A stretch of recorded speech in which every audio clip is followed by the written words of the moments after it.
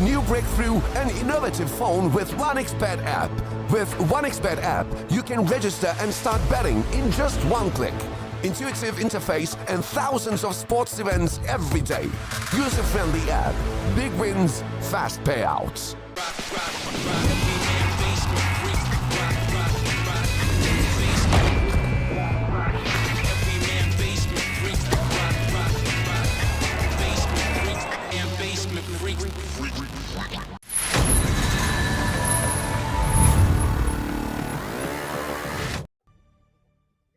Hello, everybody, and welcome to the Blast Qualifiers here for SEA. It's Math and Automo united again, man. You excited for some games today?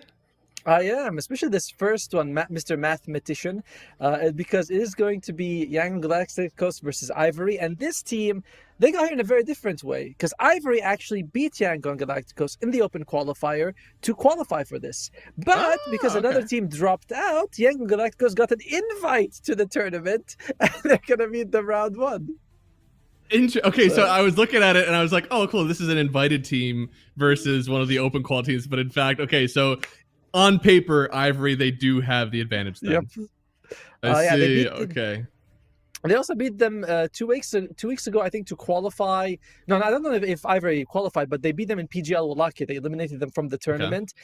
So these two teams have been butting heads quite a lot. I think this is like the 4th or 5th time they've encountered each other in the last 2 weeks. And from what I know, it generally favors Ivory. So we'll see how it's going to go for YG on this one. Yeah, it looks like every once in a while, Yangon Galacticos is able to pull out like a super stomp a little bit. So they obviously have like the power to get themselves a good game, but we'll see if they're able to pull that out today. It looks like during the series last time, it was 2 Mars games that Ivory was able to use prolifically. That was the only, that's the only common thing I see between both games. Whether or not that guy played well, who knows, but they picked it twice. The last one you mentioned, the stomp, is actually it wasn't even a tournament. It's like one of those daily tournaments that's like for, kind of like a scrim session. It wasn't like a big thing that they were joining. Okay. So, I don't know how seriously we're going to take that one because it doesn't fit my narrative. So I'm like, true. Fake news on that one. Fake news. Yeah, well, I mean, we'll see if they're able to get that sort of, stomp magic in this game, because this is, it's upper bracket, you got a chance, but I know that in these SEA qualifiers it's different for me. I'm used to some NA qualifiers sometimes where you go to lower bracket and the teams down there, they're fine, you can make it through, but not in SEA, man. There's competition all over. Yeah, we had like 4 different teams attending TI and International. I know that also recently, like, we're seeing very different teams coming out for all the qualifiers, the Fissure, the PGL, the Blast, stuff that's happening. So we're going to go to the lobby. We're going to go in the draft in just a little bit. But I feel like Ivory, I want them to win just because they're like, we beat you and you guys still show up. You know that meme where he throws the guy out of the door and he's like, and then he turns around, they're right there. You're like, what? But we knocked you out. So it would be weird, right? Like I don't know how it would feel as a team. Like there's a team that you beat in the open qualifiers. It's like you earned the slot. They come back anyways. Like if you lose, is it kind of your fault? Like you already showed you could beat these guys. Like surely you should be able to do it twice in a row. It's not like that, right? Every time we see a team go up against it's completely different results. Every time the match begins as we are in the draft, right? Okay, cool. Oh yeah, we have one, and we can go to the draft. No, we don't. No, we're gonna stay here for a while. This poor guy, we're not ready yet. There are a few heroes. Okay. There are a few heroes that are actually interesting for Ivory. That their carry style. For Rupido and KSH is very different. Rupido's playing things like the Mars, the Razor, the Void Spirit, the Pangolier as a carry. Whereas KSH is very different. Completely, the farm-heavy, old-school type. The Sven, the Templar Assassin, Medusa. So you're a carry player. I know you're a Medusa spammer also. Do you ever think maybe I should be a little bit more active? I was like, nah. Yeah, I have a few heroes that I've been trying out actually more in that active role. I think Dawnbreaker is one of the ones that whenever there's something that's meta, Double King, a player that plays a lot in the NA qual stuff, he makes the Dawnbreaker carry work a lot. I feel like some of those things with like big ulti timings that allow you to show up to a fight easily, and kind of participate well without feeding your ass off, and then you get to go back and farm again. Those are the things that are pretty good. So Mars actually does fit that, right? Like Soul Rain and God's Rebuke, you're able to farm up as much as you want, and with an arena, you can easily participate in the fight and help out your team. So I think it checks those boxes. It just doesn't kind of go as well as, if you're an Ursa, right? You feel more comfortable as an Ursa at 60 minutes than you do as a Mars.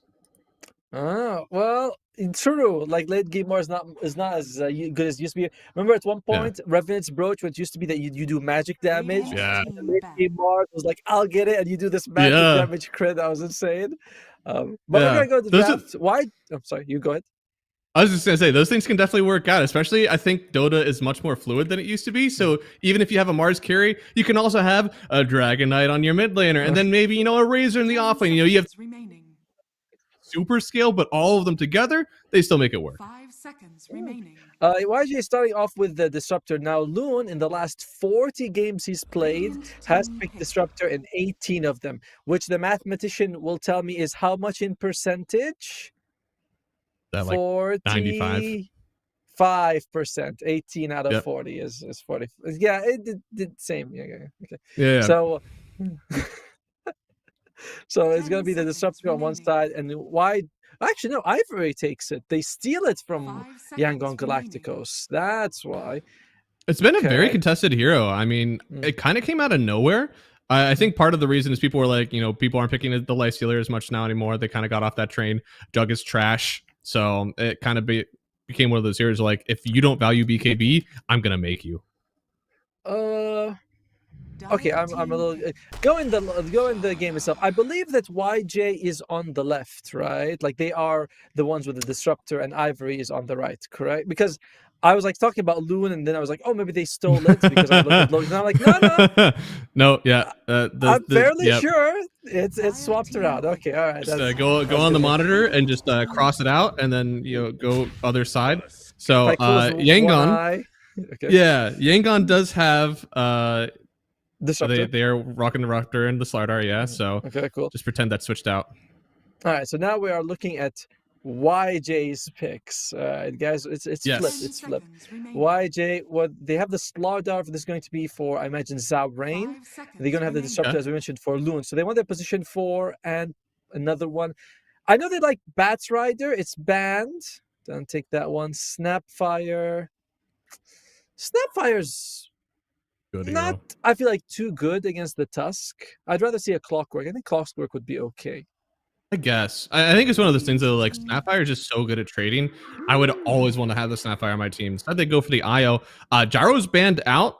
So in terms of like those typical combos, Luna's still in pool, Medusa is still in pool, but AM is also in pool. So if I were going to pick one of these super combos, I'd rather go with that. But Lesh coming out, so they're going with one of those fabled mid combos with the IO that work well, right? Like we've seen this happen with Storm. Hey, we are on the Never mind. We're doing it. We're doing it. Yeah. When I saw the IO, I was like, well, there's no Marcy and there's no Gyro because you're pointing that out. I was like, okay, it's probably going to be the Lesh Rack mid coming out. Now we're going to see to Ivy Troll Warlord. Very, I expect this is going to be a bit of an active carry because I think the Dragon Knight's going to go mid. They're both YJ. We take that. It is. There we go. Thank you very much, production. Dude, system issues hurt. I feel your pain, guys. Thank you so much for fixing that. So the Troll Warlord coming out here. Obviously, great matchup versus a Slardar already. And they're able to pick this now. They didn't feel as comfortable picking up early because technically the Slardar has been picked mid. But now that you show the Lesh Rack, you know it has to be Slardar off lane. You have the matchup you want. And you're probably going to be running that on it. You could just stick the Tusk on 5, run the 4 Jakiro if you want, and really make this a powerful lane against the Slardar. But I think Jakiro already is enough to have with your Troll Warlord. Yeah, I think either one of them would work really well, honestly. Like the Tusk or the Jakiro with the Troll is pretty insane. Troll himself is just a strong carry in the lane. As now, Ivory probably an offlaner. I do imagine that this Ken's going to be taking the Dragon Knight. Obviously, Dragon Knight is very flexible, but I think it's going to go to Ken, and Madar is going to have the last pick. For YJ, they need a carry for KSH. We mentioned he's a very farm-heavy kind of guy. What does he want here? Okay, if you're farm heavy versus a troll, you want something that doesn't have to hard commit. Troll loves being able to just like sit, hit, and you don't have anything to say about it, right? So I wouldn't even want to play Ursa in this game. I think that PA in another life is kind of the hero that I'm thinking of. I don't think their hero is good enough right now, though. I think it's going to be either a Sven or a Faceless Void or a Medusa, something in that line for KSH. Hey, but for Ivory, kill him first is real. That's something you can do. Let's see what the Ivory is going to go for right now. Isn't it the most annoying thing in the world when they pick a flexible hero at the end of the draft and you're like, well, it could be now and off, it could be a mid. Yeah. It's some teams are really good at it. We've also, like, I know through these qualifiers, you and I have both seen people who flex way too hard, and you're like, every hero can go everywhere, and honestly, I don't know where they're best at now. But Yangon believes that this is going to be a Dragon Knight mid because they banned offlane heroes. You know, the Centaur for sure, Pango, very flexible. Ivory, my worry for them right now is that there's a lot of magic damage. You want to get someone who can get Blade Mail. Blade Mail is amazing against Leshrac, right? You just get Blade Mail, all this AoE damage, you reflect it back, you can kill him. If you get 2 Blade Mail heroes, that's by itself also very strong. Could also look at a Mage Slayer builder, you know, like the Ember is still in pool. So if you want to go that route, it's okay, right? I actually don't think this is like the greatest Mage Slayer game just because it is purely the Leshrac. Slardar is largely that physical damage. Disruptor's control. You don't really care about his outgoing damage. Oh, come on. You know, you get that 15 static storm damage. You're like, in 6 seconds, that's going to hurt. Or 5, right? That was like 5 seconds, that's going to hurt you real bad. Yeah. But Ivory taking their time with this last ban. I like the Razor ban because Razor is really good against heroes like Gyro and Troll who don't buy Manta and tend to do a lot of damage, but also it's like lots of damage, but it tends to be either from Troll like fast attacks or Gyro's an AoE. It's not the one hit itself that does like millions of damage. There's also sort of mitigating factor. So I really like the Razor ban from Ivory. Walking the dog. You always hate that whenever you're the Troll Warlord. It's never a fun time. Because you don't actually, like, as a troll, despite being half ranged, Hurricane Pike isn't always in your repertoire. You don't usually go for that. No. I mean, it's like you said, you're half range, right? It's like the same thing with the Dragon Knight. For Dragon Knight, you want to be ranged. They take an Underlord. Okay, so going for that very heavy damage mitigation. Pipe could be Guardian Greaves. Some people go for that fast Ags for control as well. I like meeting the mobility, you know, like having that ulti to kind of step up to where is your IO located? Well, now my Underlord's coming, you know? You don't own the map like that with IO anymore.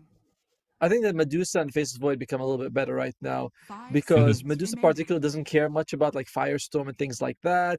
There's no one who really builds Diffusal. Troll kind of doesn't want to. Faceless Void, just the control is really solid, but you know, who I am as a person, I would want the Medusa here. I think Stonegaze is a huge part of this. Whenever the troll pops his ult, you get to pop yours, and you are free. It's a BKB Piercing Disable. So I think that's something that you can hinge on as the Medusa, and kind of helps you like not get caught in this, you know, kind of rough spot you usually get into versus a troll. I feel like it would be pretty solid. Faceless Void might be a bit harder to pull off because of, you know, if he's going to use Time Walk. There's still a Templar Assassin, but generally, I think you're going to use your refraction charges very quick. And of course, we mentioned this event earlier for KSH. As we're down to the last 10 seconds, I feel Medusa. Yeah. Mostly. Come on. Yep. It's going to be Ursa. Ooh, that's one of the heroes I didn't want to see, actually. I mean, great versus the Underlord. That's somebody that maybe they felt they didn't have the damage for the Underlord. They're like, we need somebody who's just going to swipe him down. You know, Medusa will take a while before she has that kind of damage. I worry about the Ursa as well because while he's more mobile than before, you have to go through Ice Path, Pit of Malice, shards. It's not the easiest, you know, game for the for the Ursa to walk in, but that's what KSH wants. I don't know though. This draft, it's hard to tell. Like, how good is IO, right? Like, usually you see great IO performances. That's always like, not so much.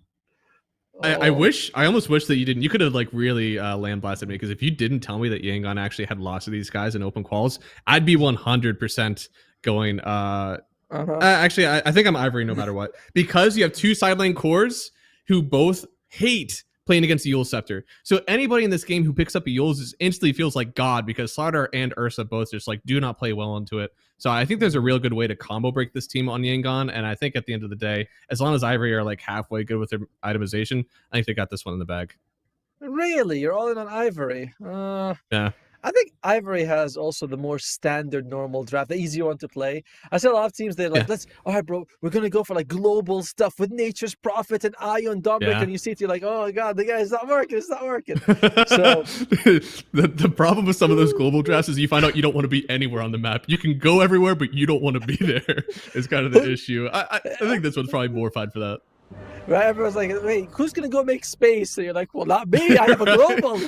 I don't want to be first in. I'll go behind them. And you're like, yeah, me too, me too. And then that's how it's gonna be in the game. But we're gonna go in just a second. So we're both kind of not all in, but we both believe in Ivory having a sort of easier draft. And they did come here fairly. They earned their spots the right way. Yeah, I've heard that a lot lately, actually. So we'll see. I think at the end of the day, like also the laning stage feels really good for Ivory. They have the Jakiro and the Tusk that I think are really strong side laners.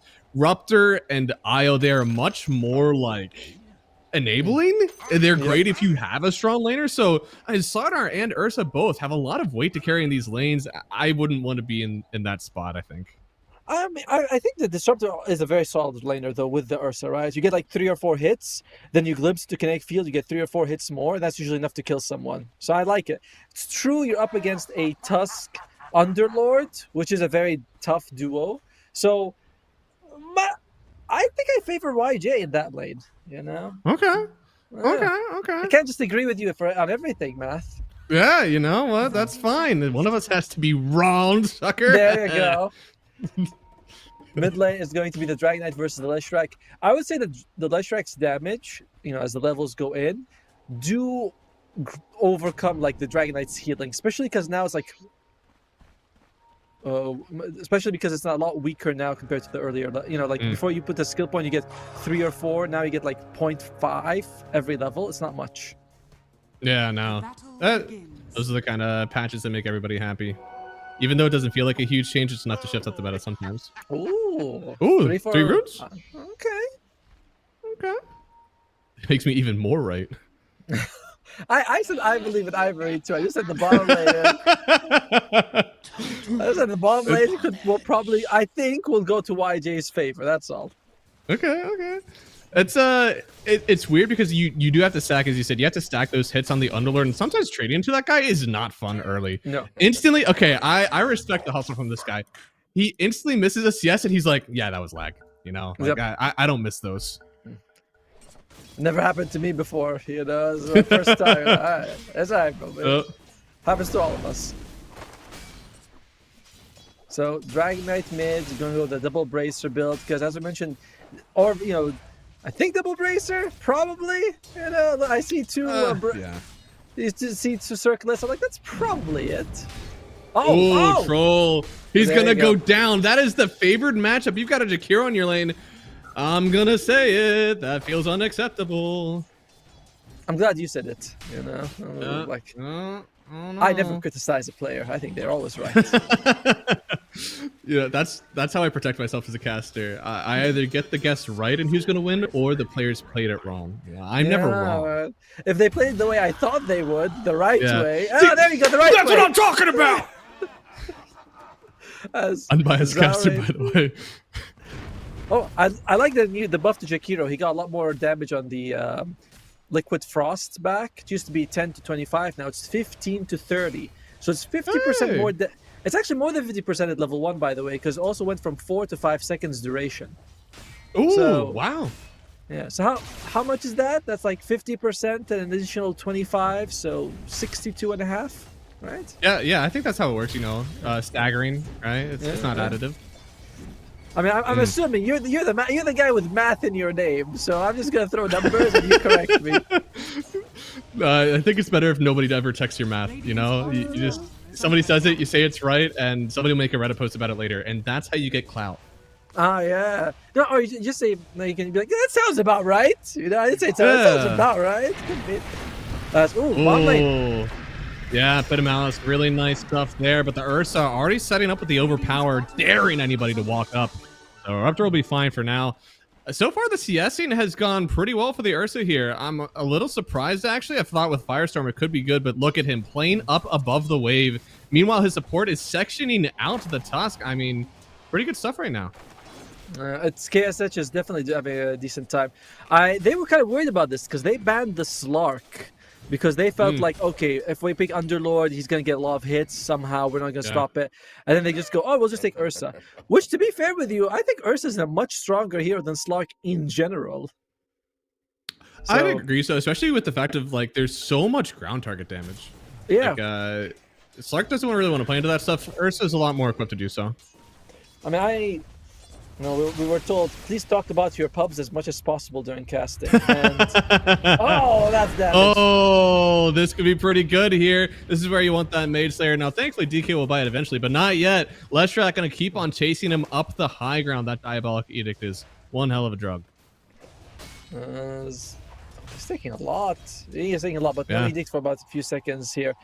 Yeah, generally when you play against Slark in your position 4, you like Slark as an enemy because he's really low health. You know, it's kind of easy to rest. I know some people say, oh, but he has that Barracuda thing, but early levels is garbage. And as a carry, you never want to be off the lane for 10 seconds healing up 5 HP. It's not ideal. It's great for the first 10 minutes and then just like the worst experience of your life for the next 50 because you can also never ward. Oh, you're assuming that the Slark carry even knows about like. That's what? Fair.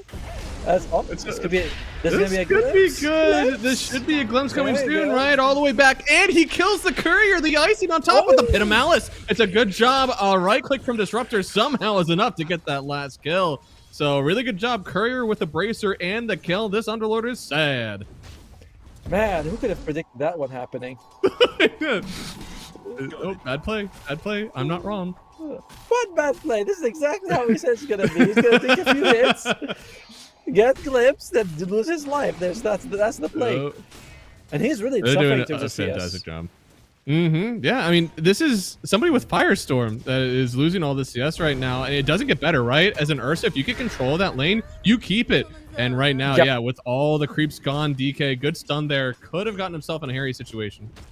And this is a problem because it forces Derek to stay bottom lane with Madara, you know, because he's like, listen, dude, I need your help. You know, you need to snowball me out of stuff and whatever. And you're like, oh, okay. And that's fine for a Tusk, but it's not super ideal. I mean, it'll change the mid lane, especially as you get into 6 minutes, right? Like, I wonder if they are going to make those rotations in for the runes. This stuff can, in a way, snowball away from you, right? Because it's 6-minute runes into the 7-minute wisdoms. If you don't have lane control, if you're not able to leave an Underlord, you're going to lose a lot of the map quickly. Yeah, like 6 minutes, you take the haste ruin, 640, you pop it, and your mid laner, he goes to, you know, contest the wisdom, so he doesn't lose that much time. It makes a big difference for sure. Absolutely. But so and he's not the only one struggling on the CS, right? Like, this starter is also not having the greatest of time, but he did get a first blood, right? So I'm sure he's somewhat better. Yeah, it's not really Zaurain's best time so far.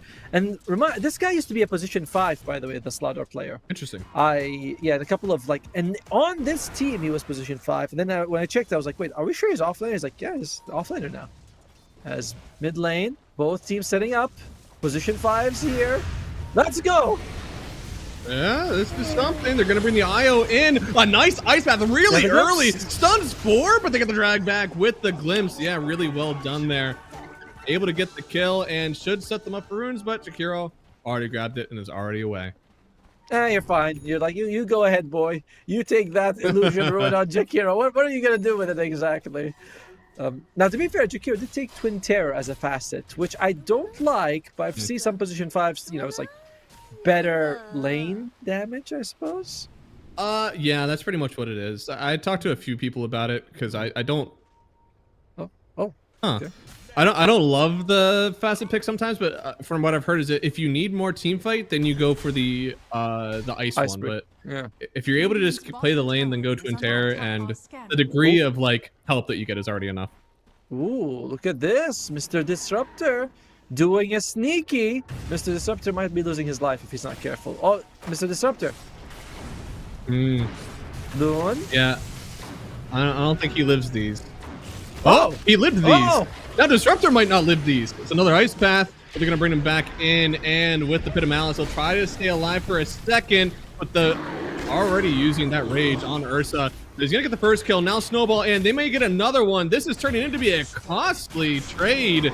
But I think the Ursa is the one that's getting all of it. Yeah, he gets another kill here. Jakiro, he could be in danger. There's another jump through. He's going to get 3 more hits. 1, 2, 3. Where's the 3? There he gets it.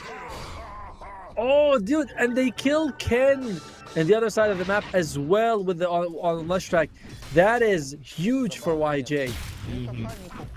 That's so much trading going around across the map. Now, they didn't get that wisdom, but everything else that followed was theirs. I like how you know exactly how many hits to take to kill him. You know, you're like, 3 more! I was really guessing, and I was really hoping I was correct. Because I looked at the last one, I was like, he's got like a decent amount of health. You know, that there's a little bit of thick green right there. Man. You're like, I was like, 2 more! Fury Swipes are one hell of a jug, and actually, because of that, it's even more of a reason to get the Mage Slayer now on DK, because it decreases the outgoing damage on Fury Swipes. It's all spell damage, ladies and gentlemen, so it's not magic damage, it's spell damage. So even like Bristleback's Quill Spray gets reduced, Leshrac's Edict, things like that do pure. Or physical, sorry. That's something I sure hope the DK ends up going for that, because I do believe a lot of their early damage will be severely hurt. I mean, hey, you pair that up with a pipe on the Underlord, I don't think he has the option to go for anything else. You can really make yourself invincible for at least, 20 minutes.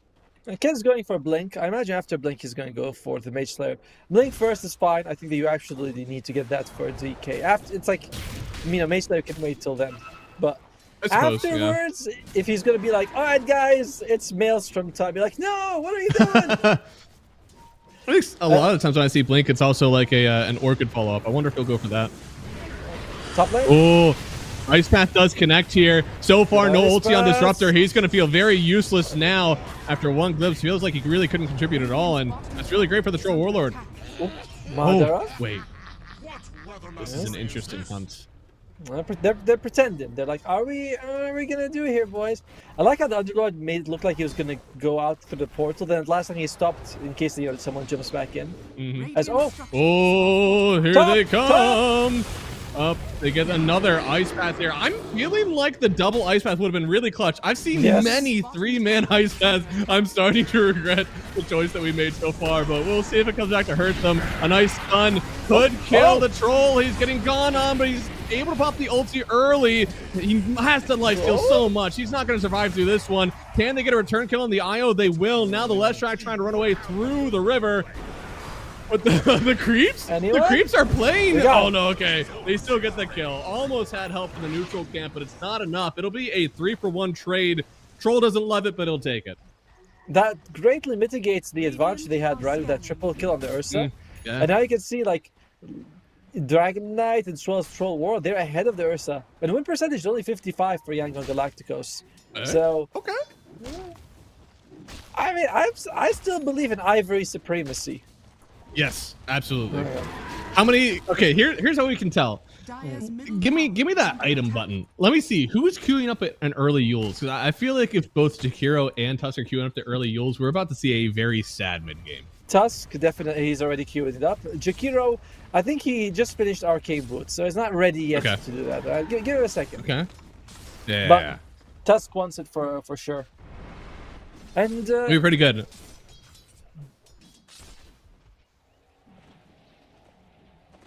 Oh, look at that. Another big stack. Have they? I feel like I've already seen a large amount of stacks here. So they've definitely cleared a few already. This is part of the reason why we have such a kind of even game, even though it feels like there's been a lot of brawling going on. Just lots of stacks all over.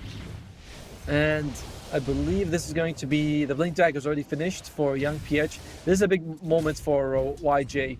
What Leshrac can achieve with this Blink Dagger, like he has to sort of run around the map, make a lot of space, and if he doesn't, it's kind of scary because Leshrac does scale late game, but I feel like he's the scariest in that mid game section of the with Edict Max, level 2 Pulse Nova, that sort of thing. It's not even like a levels thing. It's more just like the raw HP that is on enemy heroes. It's just not enough to deal with Diabolic Edict. Like it's not like a BKB is going to help you. It's that you need this raw HP to help out. They are trying to take the fight early in the Rever Lesh already done. Ruh-roh. We didn't really jinx him. We didn't say he was going to do a lot, right? We said that he has to do a lot, and then he died. That's not our fault. Oh, snowball. Okay, that was needed. He's Gonna kill him this way. Doesn't really need it right now. Maybe wishes that he used it though, because I think this disruptor could get away. Gonna drag everybody in to try to get the IO big punch up. They'll still get it. Ken on a killing spree. But yeah, did the Leshrac have the blink in the inventory yet whenever that fight went down? Maybe that was the issue. I believe he might. Yeah, he blinked into that. I think he blinked into that fight, but I'm not quite sure. Oh, okay. So he chose that fight, huh? He chose poorly. Yeah. Nice kill there. Can they get the Underlord in return here? The Glimpse is going to send him all the way back, and now that's something that the Leshrac can get behind. So that's going to be another kill here. Samadara out of the water. What's his next item queued up? Because I feel like he could use a little bit more resist as well. He's got. Well, he finished. He's going just for the Rod of Atos on this Underlord. Afterwards, we don't know. I would like him to go for honestly like Mech or Guardian Greaves. I think YJ could have damage issues if you are able to like sustain, but no damage issues there. No, that good chain stun, really good chain stun. Honestly, to get a Troll Warlord down that fast without using his ulti, that's impressive. Didn't even need the static storm for it either. All right. Okay. Classic. Carry could die on the other side after watching the other carry die, but TP is going to get canceled, and there it is. I tell you what, if I had a nickel for every time this happened to me, I would be rich and not have to play Dota anymore. But you still want to play Dota because it's the best game I would ever. still want to, yeah. Yes. Like whenever people say like, oh, if I win the lottery, I'm still going to work a retail job just to keep me grounded. Yeah, that's me playing, that's me queuing pubs, just keeping me grounded. Playing with the Mr. carrying more animals than Noah, right? That's one of my favorite days in pubs. I'm like, like, I bet, yes, you are. Oh, actually, there's another one I read recently. It's like you really know, like you really understand Dota when you realize that every game isn't 9 idiots; it's 10 idiots playing the game. Amen. I was like, "Oh, right, that's true," because I'm here with all of these people. Oh yeah, you're always you always think that you're separated, but you're not. We're all in it together. That day gone first, bounty hunter. That's your teammate. You're doing it next game. But on the flip side, we have the selfless Yule's Tusk and the Solar Crest hero, and I'm kind of about this one as well. Even though I really want the Yules desperately, there's a lot of physical damage on this team, and you can feel how much they really fear the physical damage output way more than the Leshrac for some reason, right? You're going Atos on the Underlord, refusing to get yourself even more magic res. You have Yules on one, Solar on the other. Are they right to not fear this Leshrac? I was more like, you can only solve so many problems. And reminder, there is a Mage Slayer on the Dragon Knight. So, there we go. This looks like that disrupted to me. Oh yeah. One thing that can make you a better player in Dota is realizing that you're not supposed to solve every problem on an enemy team. Ooh. So it's like Dragon Knight, you're handling Lesh damage rate, that's on you. And there's like, I'm saving people from glimpses. I got Yules. Like, what more do you want me to do? So I like what they're doing in Ivor. Everyone's kind of solving another person's problem. No, it's really nice. Never want to double commit on anything like that, especially like whenever you go too far in for it, right? All of a sudden, everybody is worrying about the magic resist of the Leshrac, and then an Ursa comes through with absolutely no physical resist on your team and has a really good time. It can hurt. No resistance there. Yeah. No, none at all. This is going to be the Slardar going down. This is part of that global lineup that we saw. Technically, both teams have access to, but I haven't seen a reload from the IO that has really caught anybody off guard. Same. I think it hasn't really been working out for them. And that's a problem because YJ is the more snowbally one. We kind of talked about the supports. I feel like the supports are real supports on YJ. Oh, dear. Good TP away this time. Yeah. Oh! Hello, darling. See, this is why you never help your teammates. That was an odd one, right? That's a little bit of a That was definitely one of those, like, your Ursa's going, help, and he's like pressing the TP button, you're a good support, and you're like, I'm gonna TP in to save you, and then like as your TP is completing, your Ursa's like, oh, actually, I'm actually out of this one. And then you're left on an island there, buddy. It says a bit of kind of like on Ken because he uses the stun super early. Well, it's like it's like he's got BKB. You don't have to worry about that. But tiny bit of a misplay by Ken, but they still got an IO kill out of it. Oh yeah, you got something, and it's one of those things that you don't realize it yet, but like Ursa is not that mobile. You know, you are able to just like right click him, hit him with your breathe fire, and all of a sudden this guy feels pretty rough right now without a BKB or any sort of status. It really is. This play. Oh. Yeah. Another guy. They are just finding picks all over the map on Ivory. It's like if you show on a wave, you're liable to just die if you're YG. This is scary. YG is supposed to be snowballing right now. Yeah. And they're just going to go for the Roshan as well. Okay. Yeah. It's a good enough Roche lineup. I mean, again, Mage Slayer, definitely something that can help you out here, plus all the tankability of this DK. So they are smoking up.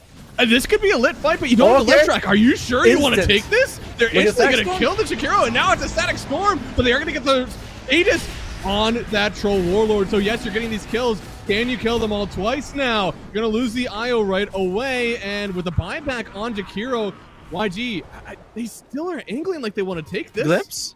Oof. No cooldown. Honestly, I think you walk away pretty happy with this on YJ. You're able to get 2 kills. You kill Roshan itself. Yeah. You don't pick up the Aegis, but they get the Roshan kill and a buyback coming out of Jakiro. That's pretty good. Not bad for YJ at all. You got a lot of good timings, yeah. Literally everything but the Aegis, right? Like that's the only thing you wish you could have gotten it. But it's also a Troll Warlord who has been struggling a little bit. I don't see this guy hitting tier 2 towers. I think this is going to be a farming Aegis sprint, though. I don't think you even feel that bad about losing the Aegis, other than the fact that you would have liked to have it crush your own towers. You're a very critical carry. The man's top of the net worth and he's still struggling. If I was playing, I'd be at 12,000 gold right now. Give me the controls. Let me play on the ping. Show you how it's done. This is how a man presses buttons. You know? Meanwhile, this is another game where both carries have the opportunity to solo kill Tormentor if they want to try it. That's true. In general, it's crazy to me that we're like at this stage of the game, it's super even with how much has happened, right? Like 26 kills, Roshan's fallen, but neither team has gotten more than like I think a 3,000 net worth advantage. Yeah, it hasn't been that much for anybody around, and I'll say like this BKB coming on the Ursa, like this is gonna be a really important timing for them. And wait, okay, yeah, thank God. He had the Basher queued up too, but once he has the BKB right, these Yules start to matter less and less. You're able to face up on this, you know, Troll Warlord a little bit more, but you do need the full combo, right? You need BKB, you need an Ags, you need a Bash before you really outcarry this Troll. Right now, I think you still have the upper hand on Ivory.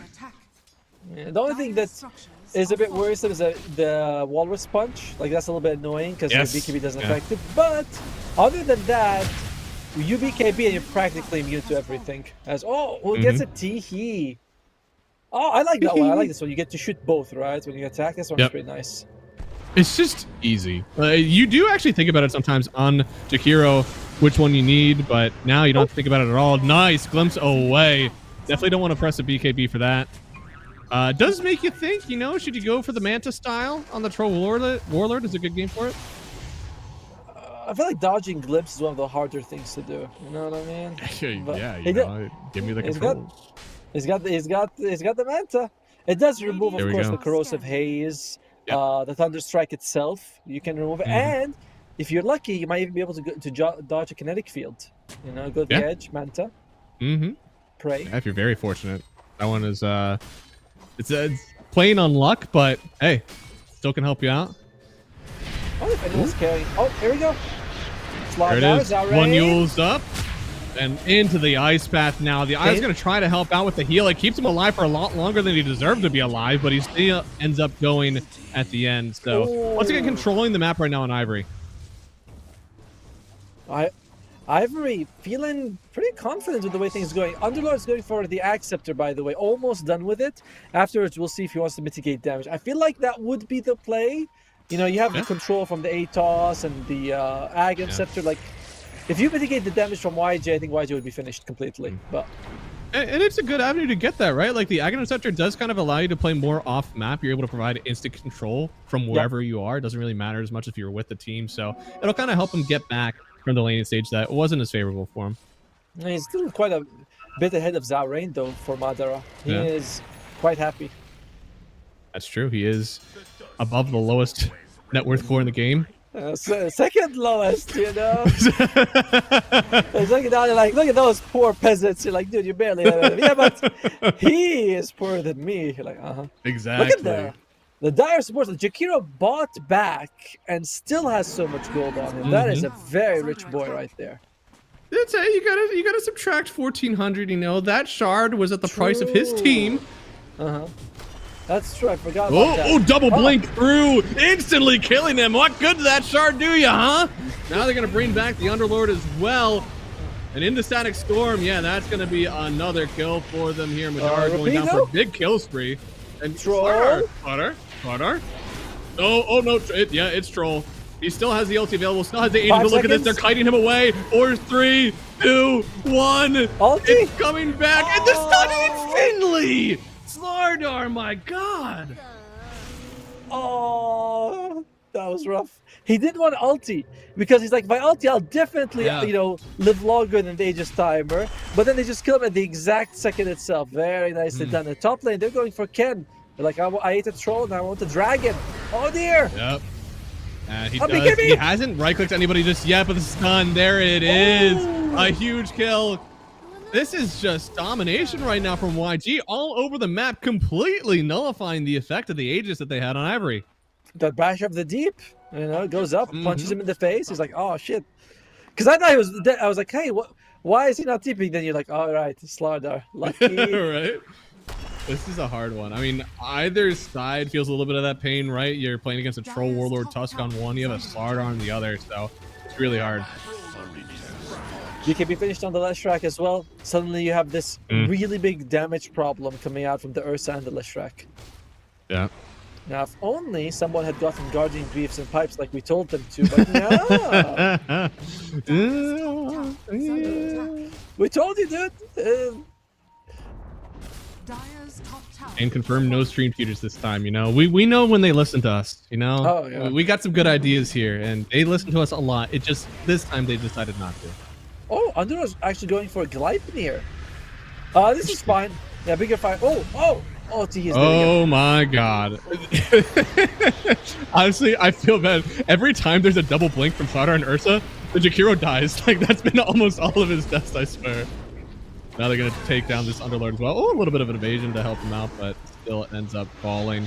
Now another blink forward. Getting the Tusk, and yeah, Ursa. Can you get the blink away? No. It's going to be a triple for the Ursa here. A 5,000 net worth lead in YG. Man, coming back from the open qualifier, death in the open qualifier, and now a lead in game 1 in the upper bracket. A very convincing lead as well. This is crazy. Look at the top lane. Ken is not even showing himself in the lane on this Dragon Knight. He's like, dude, I don't want to show up. What if there's a Slardar nearby? It feels like now the IO mobility is really like coming in full force. We didn't have it for a while, but now just this raw like move speed allowing this Ursa to chain farm around. He's always available to be with his team. And while I'm not a big fan, I feel like, I know we were saying the supports on the Yangon guy feel like supports. Once Disruptor gets an Aghanim Scepter, you know, I mean, he's not quite there yet. He's going for Blink first, but that's the scary thing for Ivory to worry about. As smoke. This is gonna break. Oh, here we go. Breaks. Yeah, this is a hard target to go on, but hell, they won it. Slardar with all the heal, the IO finally gets used up on the second, and I mean, this is a fight happening on two different sides of the river. The Disruptor's gonna fall on one side, on the other side, the IO will fall. Both supports out for YG. A little bit of a split fight for them. I don't think that's at all what they wanted to happen. They still get, I mean, for YG, it's like you lose supports. For Ivory, like, oh, we exert a little bit of map control. I don't think it's too bad for either side. You know, it's like, all right, we got something out of it at least, or didn't lose anything of value. I mean, it is IO, right? That one you're kind of like, we can lose that one. Raptor, we're talking about, like, you know, the Blink, the Aghanim Scepter. He has some important items coming up, so hurts a little bit. Luan feeding again. Tell him not to. I want to go back to the couple of things. Firstly, the Gleipnir on the makes your pit much bigger, makes your Firestorm bigger as well. So it's a nice little bit of extra AoE for your abilities. As for the Jakiro shard, I like it, but I don't think as a support you get a whole lot of value out of it. Like, how often as a Jakiro do you go like, I'm gonna hit him? You know, like, no, please don't hit him. Just...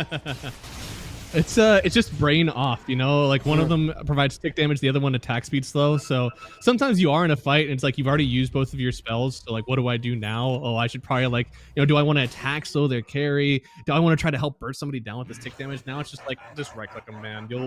You'll be fine. The thing is, even with the talent that he took at 10, the 150 attack range, he's still under 600. He's only 550. So you're not hitting anyone. That's Jakiro. It just doesn't happen. He just needs to queue up that Dragonlance. And maybe also toggle the abilities off. He's kind of saving it. No, what? No, toggle them, brother. It's a 4-second cooldown. Well, don't worry about it. Right? You know, if you misuse, you'll have the next one available in like a second. There's no way somebody on your team is going, where's the liquid fire? We would kill this guy if we just had the liquid fire. The smoked up Ivory. Might walk into an IO. Skill lays a kill. Oh! Big blink has the BKB. Gonna use it here, but on the other side, gonna blink with the tusk. Get a big punch up as well. I mean, Leshrac, he's fine cutting away, but the rest of his team, yeah, he doesn't want to fight these. They actually just leave the tusk to die. Classic. There's no BKB on Leshrac, but they still want to fight it. But I mean, it is 5 versus 4. You know, and Ursa has a BKB. They're going for it. Yeah, and that's going to be another time where double blink results in a Jakiro death. Poor guy. Oh, are we? Looks like Mother was kind of going back in as almost. The glimpse was on cooldown. Would have been a kill for them. He's still diving into the tower, man. Jakiro with the minus armor as well. Madara should fall now. All this extra attack speed as well from the Solar Crest. So this Ursa, man, he is godlike. And I tell you what, at this stage, it feels like he could 1v5 the game. The win percentage agrees with you mostly. 65% in favor of YJ. So 2 out of 3 games, they would be winning this one. Good. Can't pick a couple bounty ruins, but it's looking rough right now for Ivory. Yeah, I guess I say 1v5, but like that was a fight started by the Slardar. Nice job with the BKB pierce from the table, giving that minus armor as well. Really helping out. Leshrac is going to go for the Shiva's Guard. Nice bit of attack slow and as well just armor overall. Yeah, it's deceptive, but it helps with the kite on the troll as well. I mean, one of the things that I don't think the Ursa could do well this game, depending on what position he's in, is facing up against the Troll Warlord. I still do think that, like, you know, slot for slot, if you have 2 equally farmed carries here, it should be troll advantage. But it's not that kind of a vacuum, you know? There's plenty of other stuff going on. It's not like 2 guys at the river bashing each other. The other 4 are just like, I think our guy's going to win. You know? It's like, should there be a penalty kick system in Dota? You know, your team is sitting on the high ground while 2 guys go into the river and duke it out. I'd love it if we had something like that, because sometimes the players, like, you know, like they lose the mid lane, they complain. The supports didn't rotate. You're like, well, you solo died. You know, how about, can't we just... Right. Like, we should be able to lock the mid lane in like this box that no one can go in. Only 1 hero at a time from each side. I think a cage match ability would be better for everybody in Dota. Yes. Then if it gets really bad, you're like, let's have a real life cage match. That's what should go. Yeah, I love this disperser pickup here from the Ursa. I think this is one of the things that does allow you to kind of face up against Troll. You get yourself with a root, then you have at least 3 now dispels for yourself. You have your ulti, you have the disperser, and then you can also have a satanic. So a lot of ways that you can kind of like get away from this Troll, especially if it doesn't have basher. And it's all just 150 oh my mana. lord. Oh. They're like all around this DK. He knows. They all know, but they don't know if they want to take this fight. That's the only thing. You're literally sitting on top of heroes invisible, and you still don't want to go on them. But it looks like they'll finally start here. Ursa getting involved in well, and there's the Jakiro going down as God intended. Now, Disruptor, he'll at least get his ulti out before he goes, and Troll right on top of the Ursa here. He has the Aegis. They'll take away the first life of it. They're feeling pretty confident. They want to go for it again. Ice Bat's going to connect here. They're also going to have the tag team. So they're going to try to disrupt this a little bit, and there it is. He gets 2 kills. You thought you could tame the Ursa, but this beast is way too wild to handle. And he's going to chase down this Underlord as well. A double for him immediately after losing the Aegis. Trying to chase down the DK as well. Yule's up. And he gets another one here. Well done from YG, cracking open the game for them. The Zarain with that crash on 3 people, he blinks in, catches them with his Slithering Crush, and that wins them the fight because Ursa was kind of dead to rights in that situation. So really well played by them. It was so precise too because the ice path was down. He had to overblink the ice path to get that crush. Really well done. And he had to go into a pit of malice as well because it was all under there. He's like, "That's okay, guys. Watch this, everybody." Like, oh. You could feel that he didn't get liquid fired in that fight. If he had liquid fire, he would have been able to blink like that, right? You're like, Or if we had Icebreaker, we could have maybe got a little bit thicker on that ice path. I don't know. Just a little bit. Oh man, that is another fight where Troll doesn't get off his ulti, huh? Man, this is his 25 talent is going to be life changing for him if he's able to get the strong dispel. But it's another thing I want to mention is that Troll doesn't have a whole lot of mana, by the way. 600. His ultimate costs 150. Ursa has 900 mana. You remember BKB costs 50. All your spells, like they're not very expensive spells, but if you're facing off against an Ursa with Diffusal and he's burning your mana, you could not. You know, in a couple of seconds you'll have enough mana to ulti. It makes it very tough to be the Troll. You can see though now, like the Troll or the Ursa does have a somewhat of an item issue, right? You see a lot of Ursas, they want Satanic, you know? Maybe there's a Vision on the other side. They need an MKB, right? Ursa is kind of landlocked. He's going to get this Swift Blink, and then you have to make the choice for Satanic, Nullifier, or MKB. You can put this guy in a situation where this Disperser actually ends up hurting him, but you have to get there, right? There has to be some sort of evasion on your team. There has to be like Ghost Scepters, Force Staffs to kite him away. You got to force him into one of these items. I don't know if they have that sort of map controller gold to kind of force that out of him. Exactly. And another thing we mentioned is like earlier is like maybe Ursa will have a problem with the Troll and the mischance, but he can just hit other people. You know, it's like doesn't have to be like we mentioned 2 carries fighting each other in the corner and the rest of the 4 all dancing around. It's like nah, we're just you kill the Underlord. Oh, kill the Jakiro. One of the hardest conversations to have with your teammates sometimes in Dota. I think we should be hitting other people.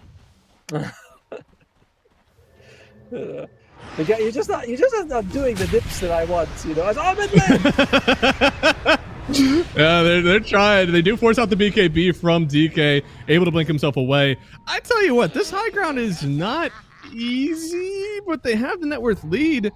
I feel like they could try it, but obviously you can feel the caution. They want to wait for ages before they try to crack this high ground. Look at Io, by the way. Aeon Disc on this hero. Wow. Okay. Aeon Disc, I've been seeing a slight resurgence. Particularly when I watch Southeast Asia tournaments, there's another team. I think his name it's Bob from I don't know which team he's on, but anyway, he plays a lot of Puck and he gets first item Aeon Disc, not first item Blink, Witchblade Aeon Disc, and he plays super aggressive. I'm like, that's brilliant to me. That got a little bit nerfed in last patch, right? Now whenever you reassemble or just assemble, I guess the Aeon Disc, it immediately gets put on a 6-second cooldown, so a little bit harder to get that first really good Aeon Disc now. True. But it was also kind of bullshit the way it was before as well. You're you're holding the vitality booster. Oh, will I make it? Will I not? Like, no. Just be a normal item. There's been a few changes like that. Wraith King, you're not able to skill your ulti when you're in Wraith form anymore. Like, that's another thing that got changed. Dota's kind of cracking down on these like little gimmicks to get yourself a little bit of extra life. All these edge cases where someone was like, oh, I was playing the system. You're like, no, not anymore. Yeah. It's unfortunate because I loved. Never mind. So, on to what is the Jakiro building? Oh, never mind. We got to just the instant death, and now the glimpse. He's all the way back. Gonna get a stun, but man, that bash from Slaughter is gonna hit hard, keeping him in here, and the Ursa will also chase him down. That's a team just not walking over to help him here because they're in fear, and it's the Jakiro. Another time where he just gets Blink eliminated. I don't think I've seen a guy cast a spell in these team fights for a long time. Cocaine Bear's coming at you. Oh, Mother has been as well. Nope, this is... they might have one more hurrah Library, but if it was a fight, the game is feeling very over. There's a nice banner there as well. Ivory, can you muster up the defense? Feel like you're definitely gonna lose at least one lane of racks, and the Electrac's already going top as well. Yep. No, they smell the blood in the water. This is one of the only times you can really tack this high ground, knowing that the Jakiro is down, so there's no macro to kind of keep you off of it as well. And I think if they push the advantage here, there's a lot of late game items that you're still worried about if you're playing against Ivory. So they want to take as much as they can right now and make sure those items never come out. Well, at this point, we'll see if Ivory themselves come out. Still 10 more seconds on Ken, but you're going to be losing your melee racks by the time he's up. Oh, dear. And the range. Oh, they're leaving the range. That's nice. Okay. But I'm really feeling the effect of no Sanj item right now on the Troll Warlord. His HP is just a little bit low, and it's part of the reason he is getting bursted. That he's not really living long enough to get to press his buttons. It's like we got what, Basher on Ursa. We have the BKB piercing bash from the start anyway. Leshrac, we mentioned the damage from him was always high. Look at that, they're just waiting. Yango's like, anyone steps off. Oh, here we go. This is a huge kill if they can get it, and they will. But they do trade away for the Troll Warlord. I'll say it, probably not worth. He's gonna have to buy back now, and you can see the two BKB cores instantly trying to run away from this one, but they get caught up by the Aghanim Scepter and the Underlord. Could this be a turnaround that they needed here? Drafting the shards, your BKB won't help you there. The Troll Warlord, he's gonna get himself a kill here, but it was with the BKB still ulti available. I don't think Ursa's going to test the waters, especially not... Well, he's not room, but looks like they're run away. Happy with the kills they've gotten so far on Ivory. I mean, it was still a buyback from Troll. That opens up a big win condition. The problem for Ivory is that even though Leshrac is down for 70 seconds, there's no Roshan to take in that time. Roshan is just a little bit after the Leshrac comes back to life. And unfortunate, yeah. You're not gonna, you're not gonna be threatening high ground at the same time. So Ivory, they buy back and they defend, but their situation in the game is still bad. Oh. Yeah, they definitely were hoping for a little bit more out of this buyback. Would have been nice to get the extra life, and then it's as if your buyback never really happened. But instead, they certainly feel it, and he's gonna be feeling it too. Trying to get the Satanic, that's one way to get raw HP. I'd honestly consider just going right in for the Reaver. Not even waiting to get that like raw life steal from the Morbid Mass. Just get that HP. Sell the Wraith Band. It's not doing you any good, brother. Right. Well, yep, definitely the Wraith Band's gonna go. He also took the Outworld Staff with the attack speed. Oh, and it does have it. I didn't realize it gives you 100 attack range. Alert. That's pretty cool. Yeah, no, it's there's a few of those that surprise me sometimes. There's one of them that also provides evasion, I think, in the later stages. Yeah, movement speed, the fleet-footed. I pick it up on Spirit Breaker a lot, but I never pick alerts because you're like, attack speed as a support is useless. Then you're like, what? Yeah. It gives you attack range too? Right. One of them gives a lot of like night vision as well. And I'm just like, man, that... I believe that is alert, 300 night vision. Yeah. It's like, okay, I'll pick it up. I'll look like the weirdo in Warlock who's like hitting really fast, but like I got that vision. There's another one that gives you like armor and damage. Like, okay, armor, damage, armor. Then they're like 40% knockback resistance. You're like, what? Okay. Yeah. Which, by the way, in this game, very good against the Tusk if you do end up picking that up. I'm unsure if he's ever going to get an Nags in this game, but it's still a good counter. He just finished his BKB, 9 seconds. He is queuing up for the Ags, but he's got literally no gold and no item for it, the neutral. Has triple bounty runes for Zarain, 1,500 gold in total for the team. Insane. Meanwhile, Roshan has spawned. I believe it is going to be a... I recently realized how to know if Roshan's up or bottom, I'm like, day down, DD. There you go, there it is. There you go. Did you know that there's actually 5 couriers for each player now? No. I think that's 5 per... I think there's 1 per player. That's, you're right. That was in the last patch. You could have had 5 separate tangos coming out to you from 5 different directions. You could... I know it's late where you are, but have you been hitting the drink again? Always ahead. Put down the bottle, Matt. Enough is enough. Look, I'm getting my beer belly with pride. Well, in the meantime, I don't know if there's any item Ivory's going to get that's going to fill them with pride right now. There is a Ghost Scepter on Teehee, but... I like it. Yeah, I mean, we'll see how much it does for them. Both teams just literally no one's been hit a creep for like a minute. They're just waiting. Oh, yeah, well, somebody's about to get hit. Look at the blink dagger in, and immediately Sardar, he's gonna get used up, but the BKB forced out from Troll already. He's trying to stick on the Sardar, but Sardar knows he didn't kill him while he had the BKB up. You certainly aren't doing it without. And now this is going to be Roche for Young Galacticos. Because, all right, there it is. It's open for you. You can just take it right now. Ivory. Oh, this is the third buyback from the Jakiro, by the way. You can. His net worth definitely shows it too. I mean, he has had to buy back in so many of these fights. I feel so bad for him because it feels like he's just not able to play the game in so many of these. True. He's the first guy to go in. They kill him, and then he's like, "Oh, come on, here we go again." There's so much damage on this team. This tricore of Blink Assassination. They're going to try for it again here. Oh, no. All three of them. You're going to snowball to save. I don't know if it's much of a save, though. They're going to kill Madara. That is an Underlord going down so quickly. Now the Troll in danger. They're trying to lock in on the Leshrac, but you don't have the damage. They're going to get another kill, and GG comes out. Game 1.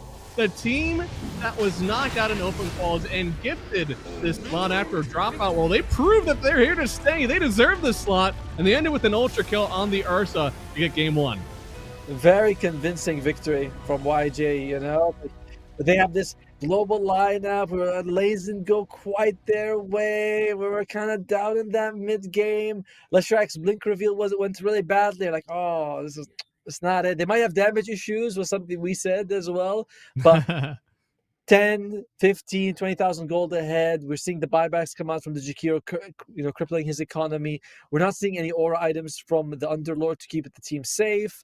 Like Gleipnir, I thought that was a little bit, I was like, I don't need a Gleipnir right there. Yeah. Man, I feel like there was an opportunity for Ivory to kind of run a little bit more of that early game. I mean, they definitely kept the Sardar out for a while. He felt pretty sad. The Underlord had a farming mechanism to get back into it. So I think your team was in a good spot, but this mid game was just terrifying from YG. I feel like they played it just about as good as you can, especially after that first Aegis, right? The Troll Warlord with 6 seconds left. You're able to kite that out perfectly, get the kill. I feel like there was a real turn there. Yeah, I mean, if you look at the graph, it's like the first 23, 24 minutes is very even. It's actually in favor of Ivory. Then it just goes straight up. Not, ultra fast, but somebody's like, boop, boop, boop, boop, and then it's 30,000 gold. But that's going to be game 1, YJ versus Ivory. The defeated, invited team taking on the rivals who took them out of the open qualifiers. But that's only game 1. It's a best of 3. So we're going to go back for a little break, and we're going to come back with YJ versus Ivory and see how game 2 is going to go.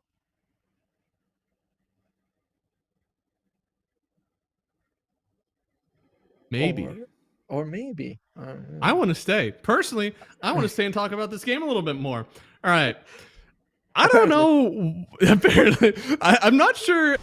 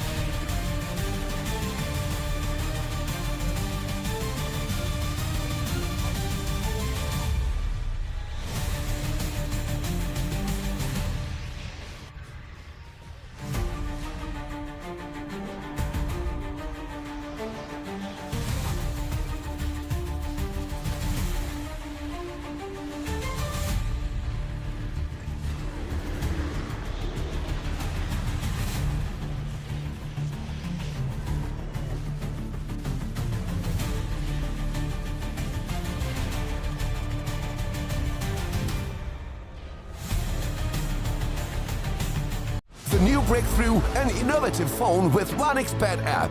With 1xBet app, you can register and start betting in just one click. Intuitive interface and thousands of sports events every day. User-friendly app. Big wins, fast payouts.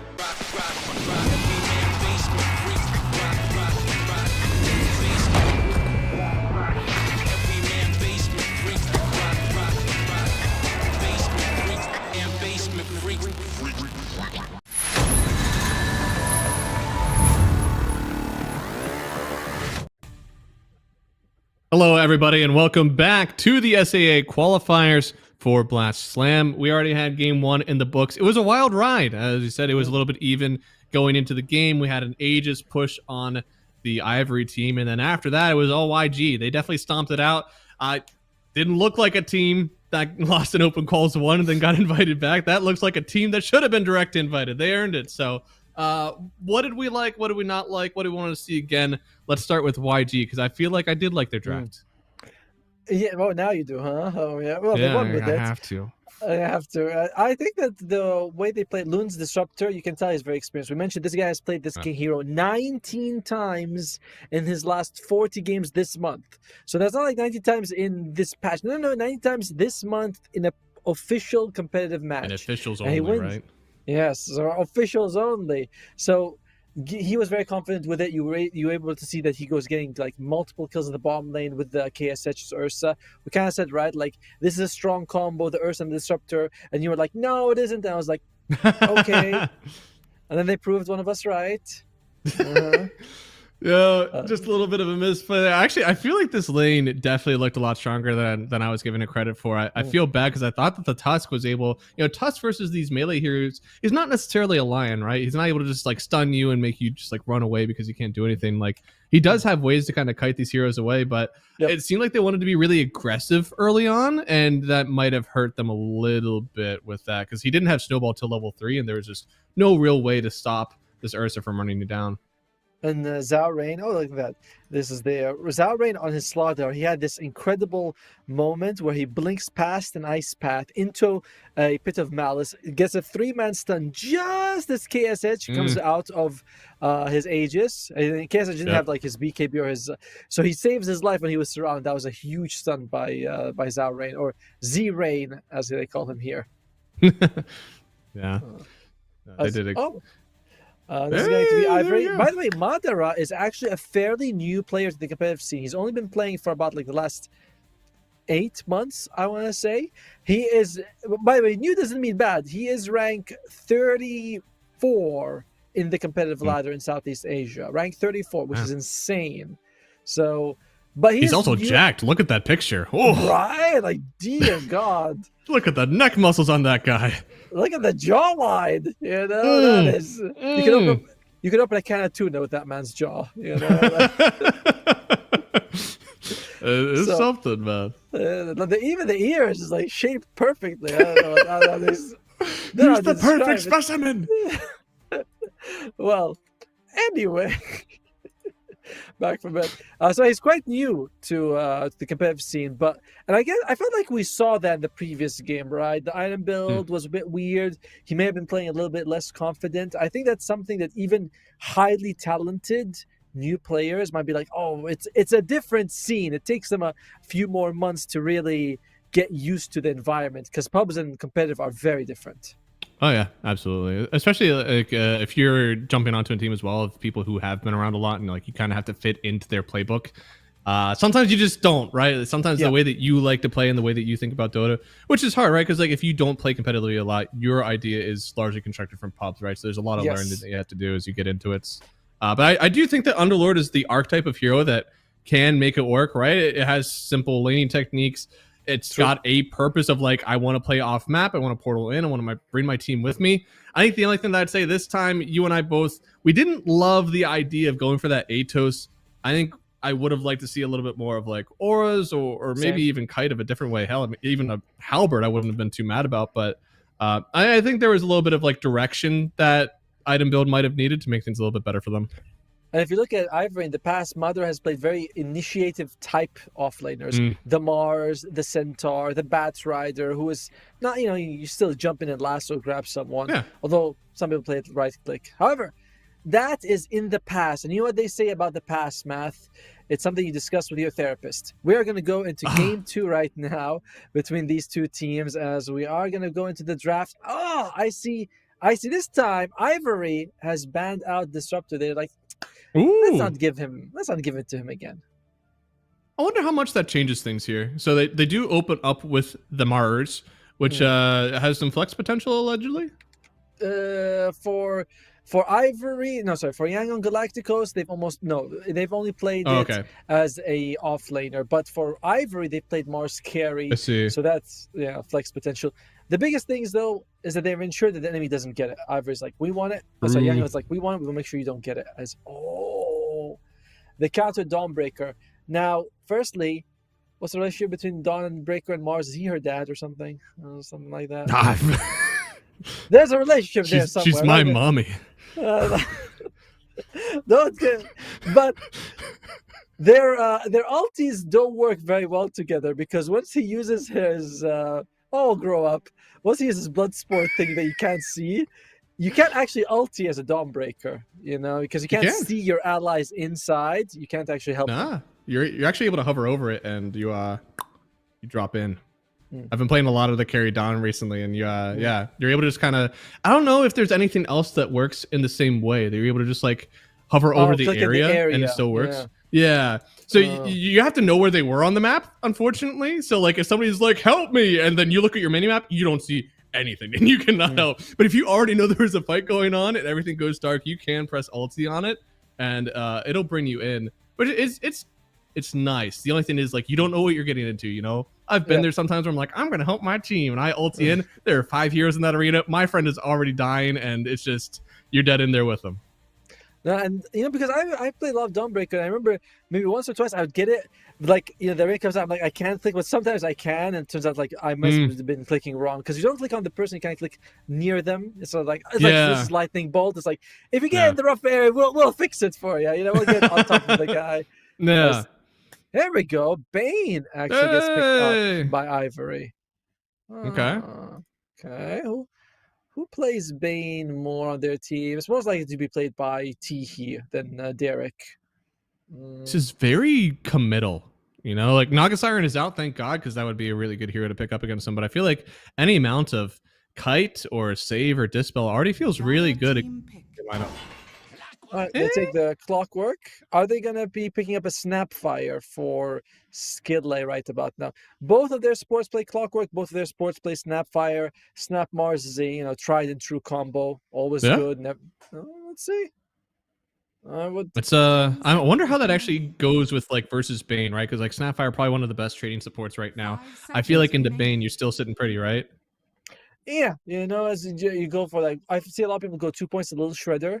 That's by itself is like so much damage. Bane is he's all right. And mind, it's not just going to be you and Bane. You're going to have the Mars. I think the Snapfire will still work. And I wonder if you're.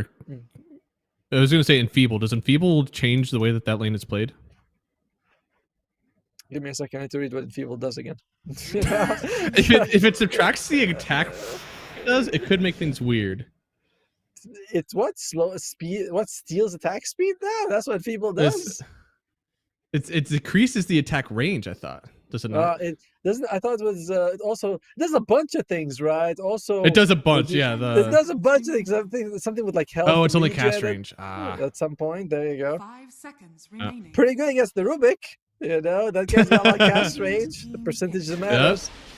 I don't know if I want to be the Bane playing into Rubik though. That sometimes can get a little bit hairy, but I do like. I don't know. Actually, do I like that? Not the greatest into the Mars sometimes. I think that could be a hard matchup since you're not able. You kind of have to BKB to flak in, and even if you're already in the arena, you can't flak out of arena. Like your projectiles are trapped in. I think it's actually support gyro. They might flex it later for Rupee though, because looking at it, Derek plays the gyro a little bit more, and support gyro for me is like legitimate, completely fine, always pretty solid. You just get that 15-minute shard with Rocket Barrage, and it's like oh, you ever throw a homing missile that does 1,500 damage along the way? You're like, oh, this is perfect. Oh, yeah. Okay. Along the way, maybe, but yeah. It's definitely a fine enough ability, right? But also, I have to ask why, right? Was that really the best pick of what you're getting into here? Because the spells that you're using as a gyrocopter, you now have something else that Rubik kind of likes to steal on low cooldown. And Morphling also, if something that YJ can take, this could be a bait, right? Oh, you pick it up, you're thinking it's gonna be, guys, it's Gyro Core, and then you pick a Morphling, the Gyro plays a support, and you keep your flat can level 0. He transforms into you like, surprise, it's a boy. So that's we'll see. Is it going to be flexing too hard, or is it going to be just enough mysticism? No, yeah. Okay, it's not flexing. Okay, now, I mean, they clearly did this to help them protect a little bit versus the Morphling, as you said, is it doesn't play as well into the Shaman, but still feel like it could be really good. I mean, I kind of would want the Morphling still, but we'll see if YG wants to go, because the Gyro is gonna be like, oh, whoopsie, sorry boys, that was my bad on that one. We'll see if that's something that YG wants to go for, because Morphling, I feel like you wouldn't stay in the draft too long in this situation. Yeah, yeah, for sure. I think you got to drop that now. KSH hasn't played a whole lot of Morphling recently, so it might be like, I'm not confident. Morphling is a very specialist kind of. There you go. Goes for the Terrorblade. They go for the Terrorblade. I wouldn't think of him as being that particularly good against the Gyro, to be fair with you. Right? This Gyro didn't have good matchups, and then it's like, well, let's give him one, I guess. It's clearly got to be like a comfortability thing, right? Like, this is a hero that you just feel like you want to play into heavy physical damage anyways. So that is one thing you have going for you, that the Gyro does have to get a solid amount of items for. He does really take it to the Terrorblade. And KSH, he does like the farming cores really much. Like you mentioned, the Sven, the TB, Medusa. And late game, this hero crushes Gyro. To be fair, like later in the game, he does do very well against him. Early on, I favor the, first 35 minutes, I'm favoring Gyro. 40 plus, it goes very much in Terrorblade's favor. We'll see how much they're able to do in the lane, right? Because one of the things they can do to help themselves out is get a lane advantage, get this Gyro a crit 6 so he's able to participate early, and then your ulti has power, your flak actually does stuff. You can kind of help your team. You will run down these lanes, especially with a Dawnbreaker behind you. One problem I don't like about Ivory is very similar to last game. Who's going first in the fight? Is it going to be like Blink Shaman, catch someone, and then Dawnbreaker Solar? Because you want Ivory to play with a hero like a Spirit Breaker or some sort of maybe Storm Spirit, maybe, or a Puck. You need something like that. I would like to see a Puck for Ivory. Yeah, whenever I was playing Dawn on it was the 7K league, I was playing Dawn. They said we need a delivery system. We need somebody to get on in and allow this Dawnbreaker to actually ulti in on someone, because right now none of us want to do that. So yeah, I want to see a delivery system. Somebody who's like, look, I'll start it. I'm okay getting healed. One of the worst ones that we found was Medusa. Turns out that Solar Guardian does not help. Medusa does not care. It used to be okay before it used to grant evasion, but the new one's like, no, it just does nothing. So Ivory, they're going to have to be thinking along that line. I feel like you want to ban out Puck. I like the Earthshaker ban, because also very similar idea. But YJ, they're going to be picking their mid first. What do they want? Invoker is gone. That's Young PH's most played hero. Dragon Knight. Do they? I feel like they have an early damage issue, right? Like without meta, Rubik isn't necessarily doing a ton. Clockwork is more control. Mars even is a lot of control. I think you need something to dump that damage in. Do we see a run back of that? Yeah, I was gonna say, do we see the Lesh run back? I mean, I think you ban Puck. You take the Leshrac, or is Nature's Prophet? No, Nature's Prophet's also gone. Yeah, I feel like Puck and Leshrac are the. There you go. The Puck you had to take the Puck into the Shaman. I don't think it's that. Remember, you have like your supports going in. There's going to be a lot of. Are they going to be able to kill you in time as a Puck? I don't mind the Puck. I like the Puck as well a lot. Ivory. Okay. Do you want to take Leshrac? Can 5 seconds remaining. He might go for. Will he go for a Shadow Fiend, the Magic Shadow Fiend in a game like this? I don't think that's too risky. Yeah. He the storm. We the storm. We the Sand King type. Sand King is already banned, of course. But we the going inner kind of guy. Timbersaw. Oh, they go for Leshrac. Okay.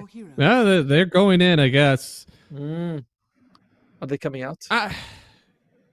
No.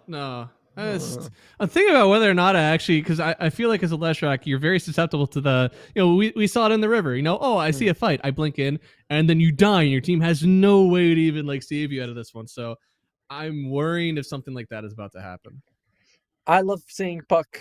I always like when I'm like Puck. Puck is really good, and I know that Zarain, he's very comfortable on the Mars. Ooh. So I'm gonna go with YJ. I'm gonna go for a 2-0 on this one. I think that's how it's gonna be. And you are gonna disagree, right? Because we can't both be wrong again. We might be hedging our bets. I'm looking at this Gyro and another hero that I quite like, and I don't really like it here. I feel like you gave them a little bit of a gimme maybe with that Leshrac, but at the end of the day, I think your hero in this game still wants to kind of like farm up a little bit, maybe even go for like a quick, almost the Parker build where you're going for Falcon Blade, Ags. You're not really stopping away for the crit stick, just getting as much farm as you can because your BKB is very important in this game. You feel a little bit of a liability actually if you fight without it. So I don't love the timing for that because you said you lose late to the Terrorblade anyways. Yep. I'm kind of in for YG2O.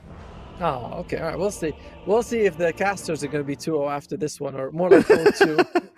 Yeah, maybe. I like the YJ supports a little bit more as well. Firstly, I don't like Bane as a hero in general. Every time I see Bane, I'm always like, yeah, I don't like him. I'm sure you love him because you're a carry. Yeah, Bane secures the raid, and then he does speed script, and I hit the enemy carry. Like, yeah. Congratulations. Yeah, he's been better just because like people have been using Feeble level 1 to kind of trade with people. I think trading supports are back on the menu. Anything you can do to kind of just like take it to that enemy offlaner. I don't think it's great this game. I mean, we're looking at a hook shot. We're looking at a Rubik. It is hard to get a full duration grip this game.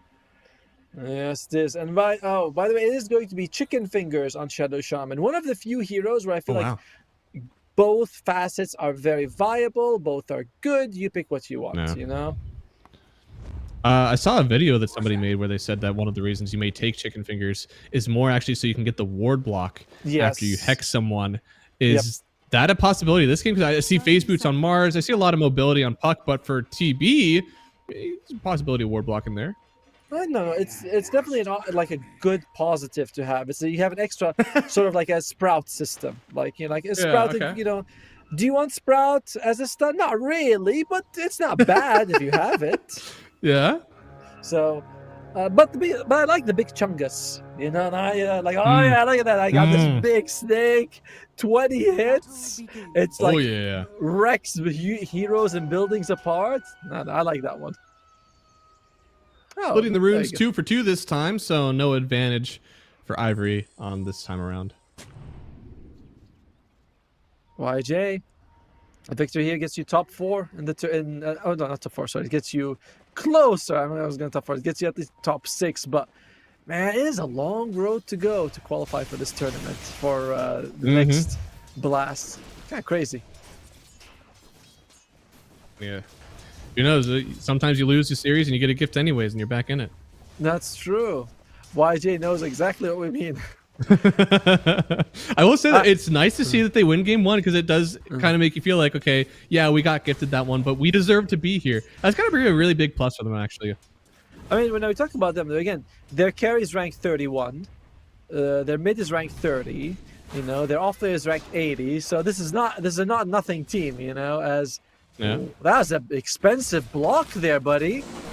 Yeah. Okay. I mean, do they turn this around? Dawnbreaker not able to close the gap. They'll get the first blood. She didn't have her W off cooldown, I suppose. So chasing dead weight. Yep, he's got Q. Okay.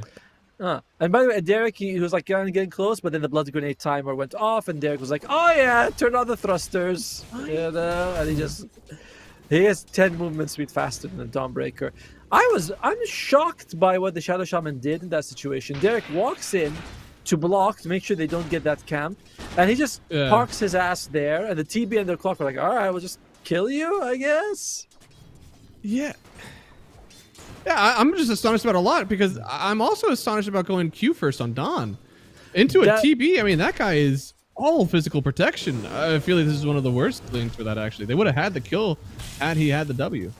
And it's not like Dawn likes taking Starbreaker against the Clockwork either, right? Between the cogs and the battery assault, it's, you know, it's an interesting one. It's an interesting one. Yeah. Listen, I could get behind like maxing it if that's what you want to do, but I still think your level 1 is in W. Are you questioning a pro? Is that what you're doing? Right Always. That's my charm. Is that I'm actually better than everybody that I ever watch. That's what I thought. Wait, I mean, there has to be a certain amount of arrogance to come here on these rank, 50 players in the region. I'd be like, that was a mistake. What rank are you? Yeah. What rank is Herald? I'm always able to cope it up. Like I have full vision of the map. If you saw what I saw, you'd be making the same decisions. Something we always forget when we're actually casting. Oh, yep. That's a lot of damage. That's very much damage. Nice toss back. He did go for the move speed on Q facet there for Gyro, which I do like versus the Rubik in general. You don't want to give him the double call down, or else that's just an absurd amount of damage that he's dishing out. I mean, in general, right? In a lot of fights, someone's gonna get close to the Gyro. You put on the Q. It's like, all right, then now we got extra movement speed. It's nice. Helps you chase. There's a lot of value to it. It's also sneakily good for the late game, right? Whenever you're finally getting rid of your boots. Yeah. I never think of the late game, but I'm like selling boots. When you're a support, you never think about boots. Too valuable. Some days I'm like, I'm just glad I can upgrade my boots. Meanwhile, mid is looking very tasty for Ivory right now, as young PH is struggling at the moment. I think it's no, it's not even going to come back after this wave. Yeah, a little bit rough, and this isn't a matchup that you'd think is like that bad for the puck, given that you're able to dodge so much of what the Leshrac is doing. You're also too mobile for him to get on top of you with the W, so I'm a little surprised. I am a little bit too, but to be fair, I see a lot of pucks do come back afterwards. Like I see puck versus not Ember specifically, but like Earthshaker. Earthshaker does really well the first like 3 or 4 levels. Then by the time puck's level 5, he's like, yeah, I have enough magic damage to get what I need. So I think young PH will recover. He's only 4 CS, 5 CS behind right now. Yeah. Now it's going to matter a little bit when we get to the next, those 6-minute runes. We'll see if there's any rotations. Once again, it looks like side lanes are pretty low variance for your dire side, but man, this DB, he is farming up on this top safe lane. A worrisome thing, I feel like he's the strongest hero in the game, like late game, and he's having a good time, man. Yeah. This isn't your TB in League of Lads or whatever. My TB, he farms up for a solid 40 and then dies 3 times. It's not great. One of the worst things about the Gyro when you're playing against him is if you're a support, he puts on flat can, he hits your core, your offlaner, and he hits you too. You're like, what did I do? I was just standing in the area. Paying for the sins. It hurts. There's nothing you can do. I just free harass. Now this is something I can get behind, but it's still a full wave. He's trying to section himself away from the creeps for the Malik to do the damage, and it does. And now the Rubik tried to go in and save his friend once again. Do not help your team. You will only die afterwards. Don't think that this Shasham is even trouble. Just walks out there, no problem. Oh dear. That was so good. And that's what the rune's coming up too. If they win the rune 50-50, although they don't, it's okay. Oh! Yeah, that's what Lune wants. Like he steals it from the Leshrac, prevents him from getting it. He's not going to be like, I'll cog it and let the puck be here. He's like, no, I want it. Ooh, they also get Sour That's a kill. I wouldn't have expected that actually, but he dove the whole way. It's a really weird time. Sometimes you get to this point as a carry and you're like, hey, I'm dominating the lane, and I know that Wisdom's coming up in 30, but I think a lot of the times as a carry, if you don't have ulti, do not contest that rune. Only danger will you find. Baropi does like, I may not have my ultimate, I have Afterburner as, Right. Oh no.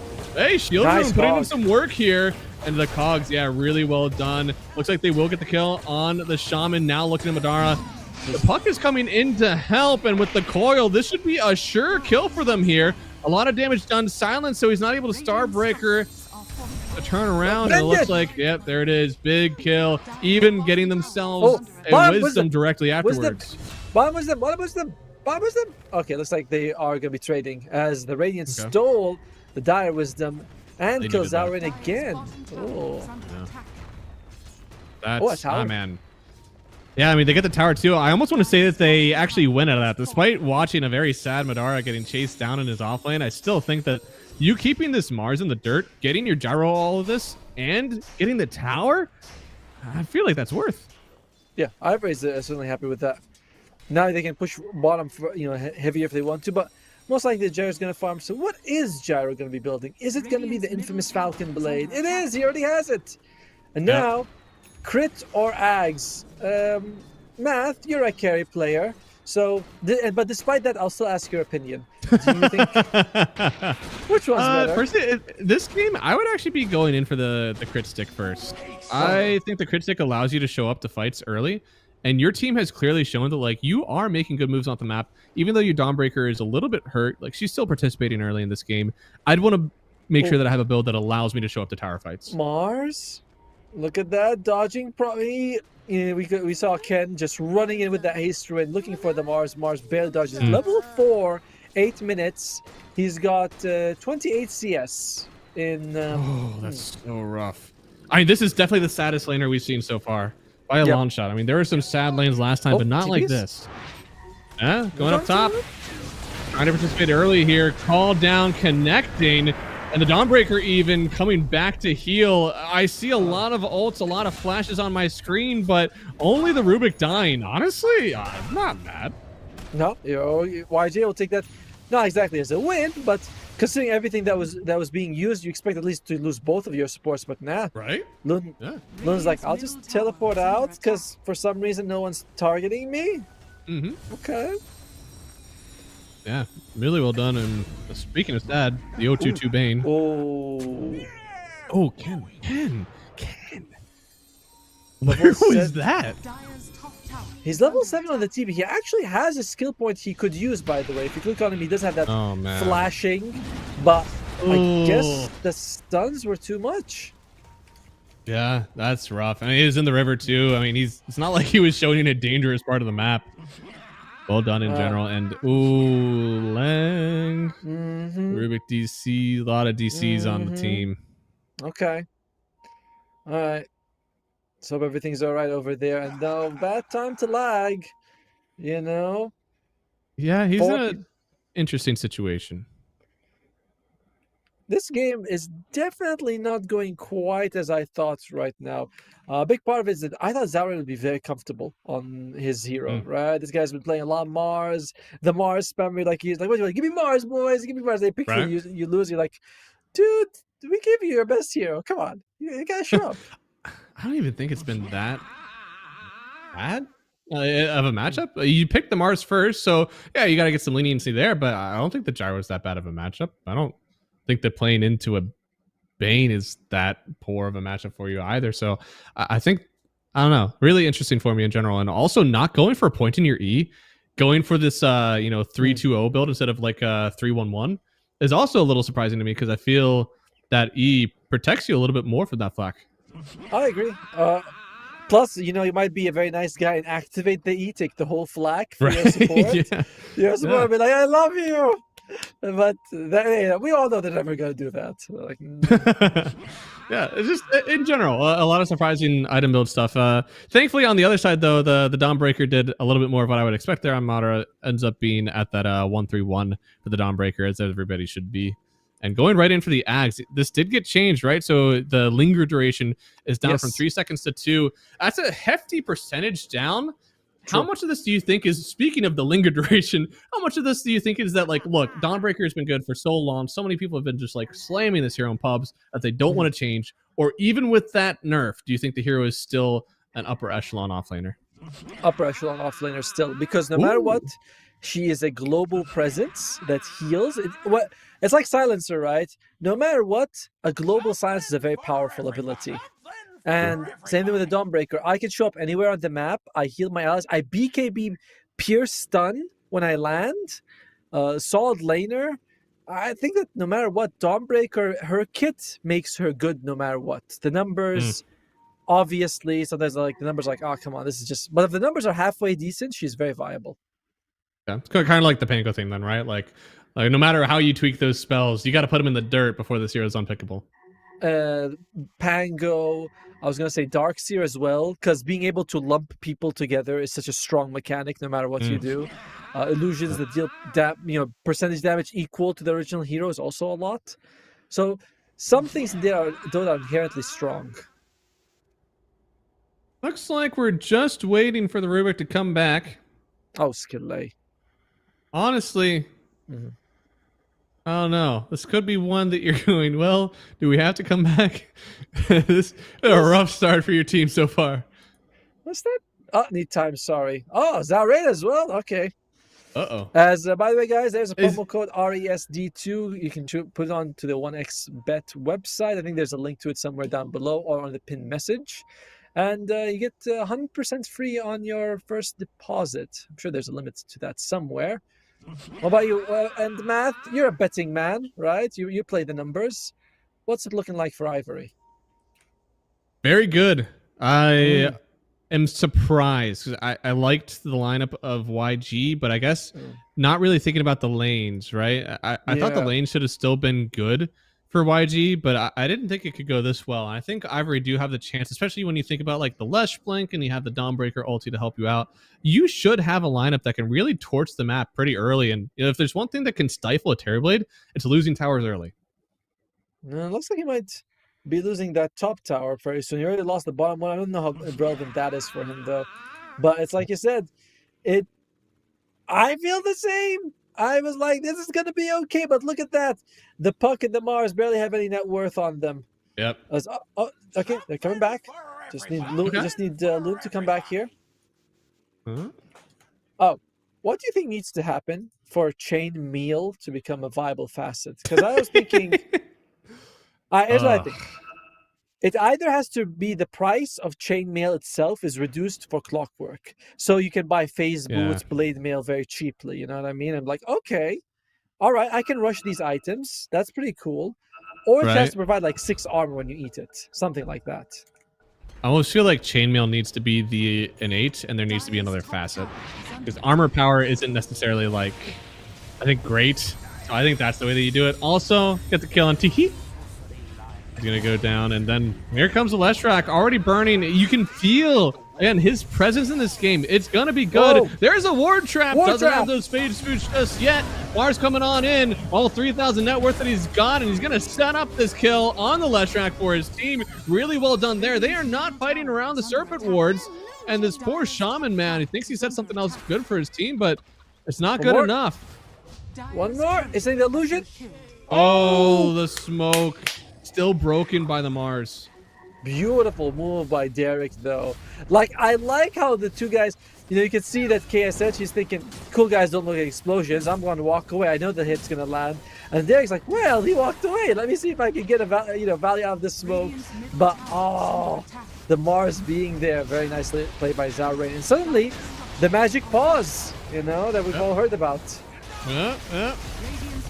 Sorry, guys, it was in the script that there was supposed to be a comeback, so had to get it somehow. Now, to be fair, Gyro wasn't exactly in that fight, so... And Leshrac did a lot. Like, he was out of resources. He had gotten kills. At that point, there was a lot that was going to kill him there. A big sort of thing for Young Galacticos, a big thing for Young is going to be what Zarate builds, Will he go for a Yule Scepter or Blink Dagger? Oh, boy. We'll see. Oh, I hear Cog.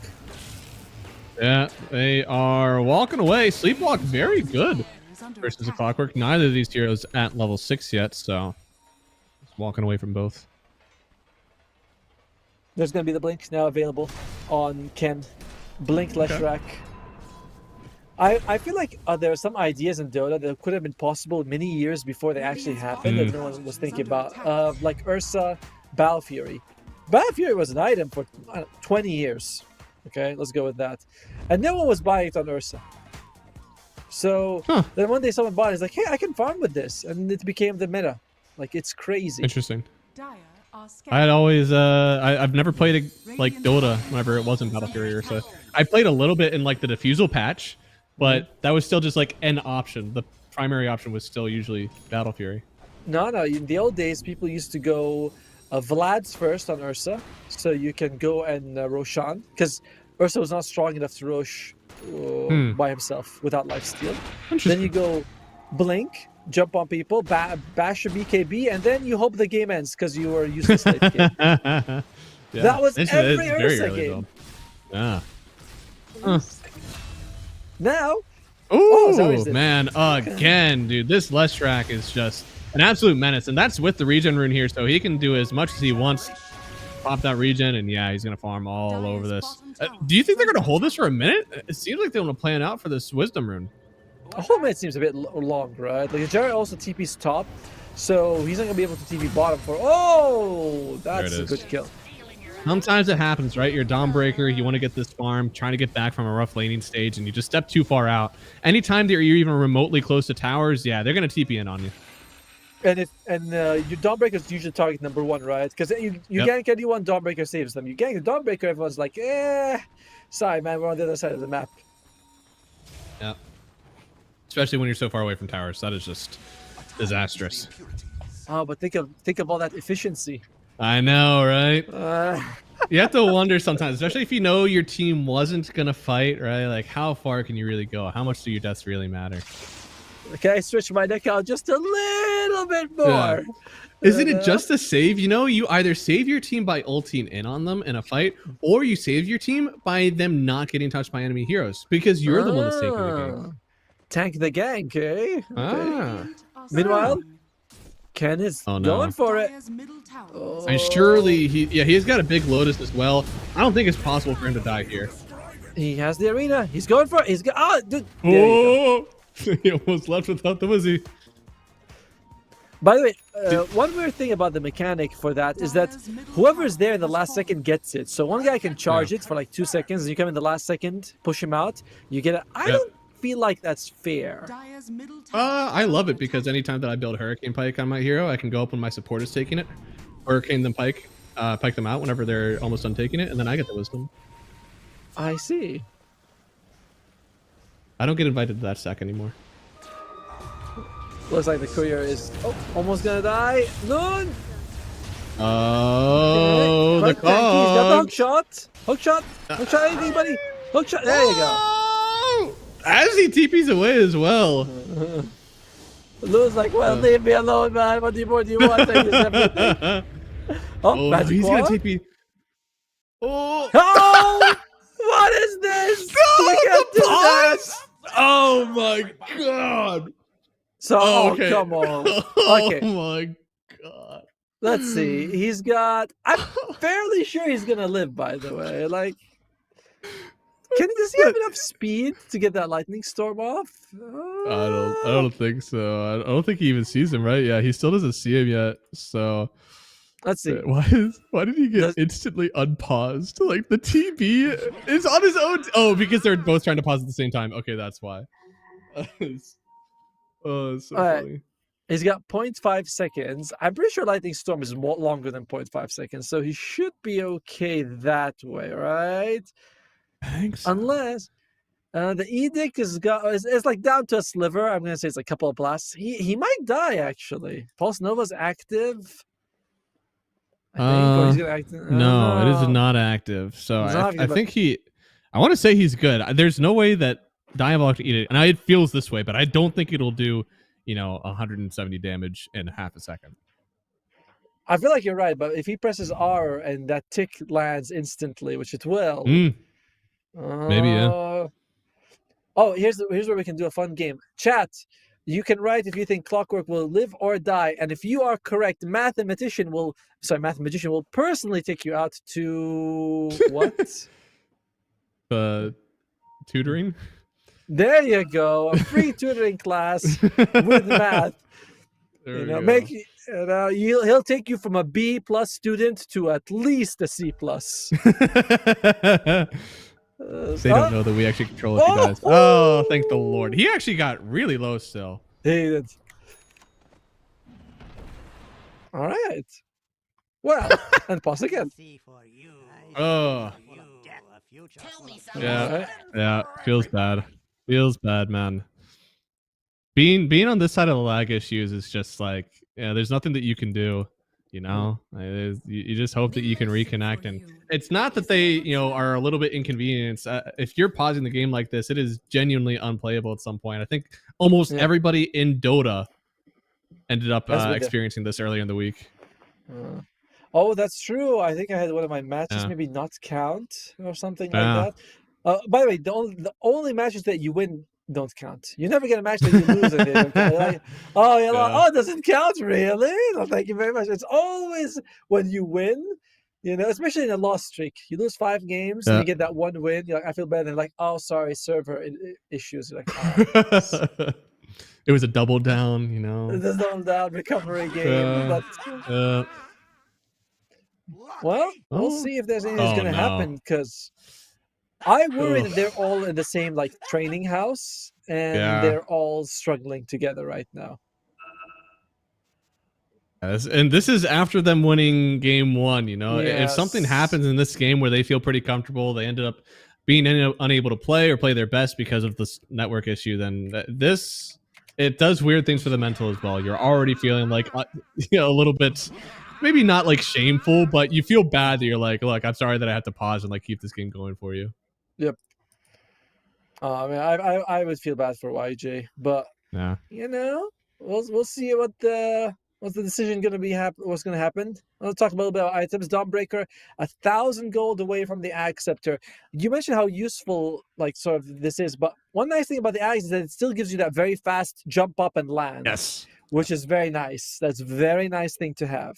So the Ag still has a lot of value. 3 minutes to dinner. Pause left. Okay. I think one of the biggest parts actually the chain stun factor. Whenever you're talking about into a Terrorblade, right? Even with BKB, you have an option. You will have a Manta soon, so there is, if you know that the Aghanim Scepter is there, you can maybe dodge it. But at the end of the day, that chain stun versus a hero like this that has a big ulti to get off, it's definitely important. You land Starbreaker right after, you can definitely work with it. Yeah. Leshrac going for the Kaya. Gyrocopter has the crit stick. He's been involved in 3 kills, but I don't think. But Rupido's mostly on farm mode. Not hyper involved. Let's go with that. Yeah. No, I could have seen him get a little bit more involved. I'm fine with this anyways. And one of the fun things about going for this, crit stick before the Ags is that for most heroes or most people playing the Gyrocopter, crit stick is your first item after the Aghanim Scepter anyways. There's a very minimal farm difference between going one or the other first. It's like I kind of like the Ags more myself just because I like the stats if I'm fighting, a lot more durable. But it's like you mentioned, whether you get the crit or the Ags, I don't think it makes much of a difference. Rubik has a stolen Celestial Hammer, level 4. Oh, very nice. Good for him. Okay.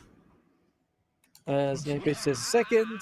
I believe that leaves them with 2 minutes of pause time minus that second. Can you wait, Derek? I've been dreaming of this moment. Okay. Wait for what? I'm like, why Derek? Is he a brother or something? So I wonder if MM is matchmaking or Myanmar internet. So I think that they are, because Yangalekos are all Myanmar team, so they might, like I mentioned, be in the same same house. And Derek, he's poking fun at them. He's like, aha. Kicking him while they're 1 minute. Oh, the doctor. Man, don't shame. mess with him. He is not gonna let that. Now the question for Ivory becomes: do you give them your pause timer? I'm a firm believer in no. I'm gonna be real. I mean, first, it's like for some reason, sometimes when teams don't do that, people get like, "Why are they not doing it?" Like, well, why should they? It's their own pause time. There's, it's nice when they do it, but it's not rude not to do it. No, yeah. I think that's part of the match is like having their pause time. Now, if it's like, hey, do you want to wait? Like, as long as I can keep my pause time, like, I think that's more of a discussion, you know? But Yeah. giving the pause time away, no, very, very much not a fan of that. Because especially whenever we get into like these weird server issues, you know, Enigma got DDoSed like 3 times in the main tournaments. Ooh. Network issues can happen to anybody, man. You need that pause time in your back pocket.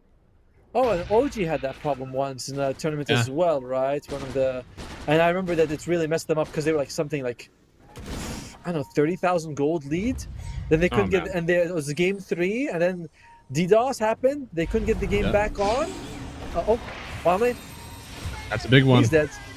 Mm-hmm. Yeah, really nice job. And you know, Don did have the ulti available, but yeah, that's not worth it. I don't think there's any way that you're saving him through that. Don's like, do I give them the +1 now or later? Like, oh,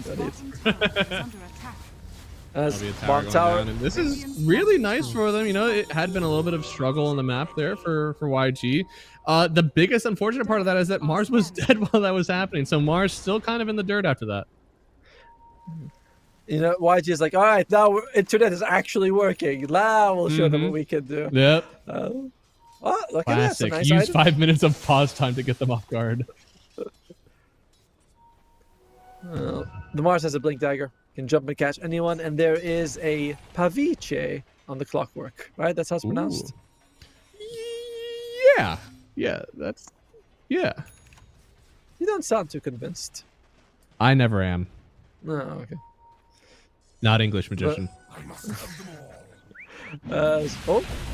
Rubik. There you go. Rubik might need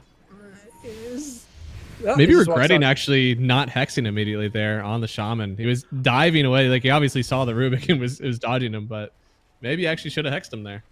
I thought the same, right? I was like, he looks pretty dead, you know. Ken's roughly in the area. We'll see if he's gonna catch him, but Derek, he's a nice guy. But, not so nice. Not at all. Big kill there. And Ken, once again, this blink dagger has felt very strong for them.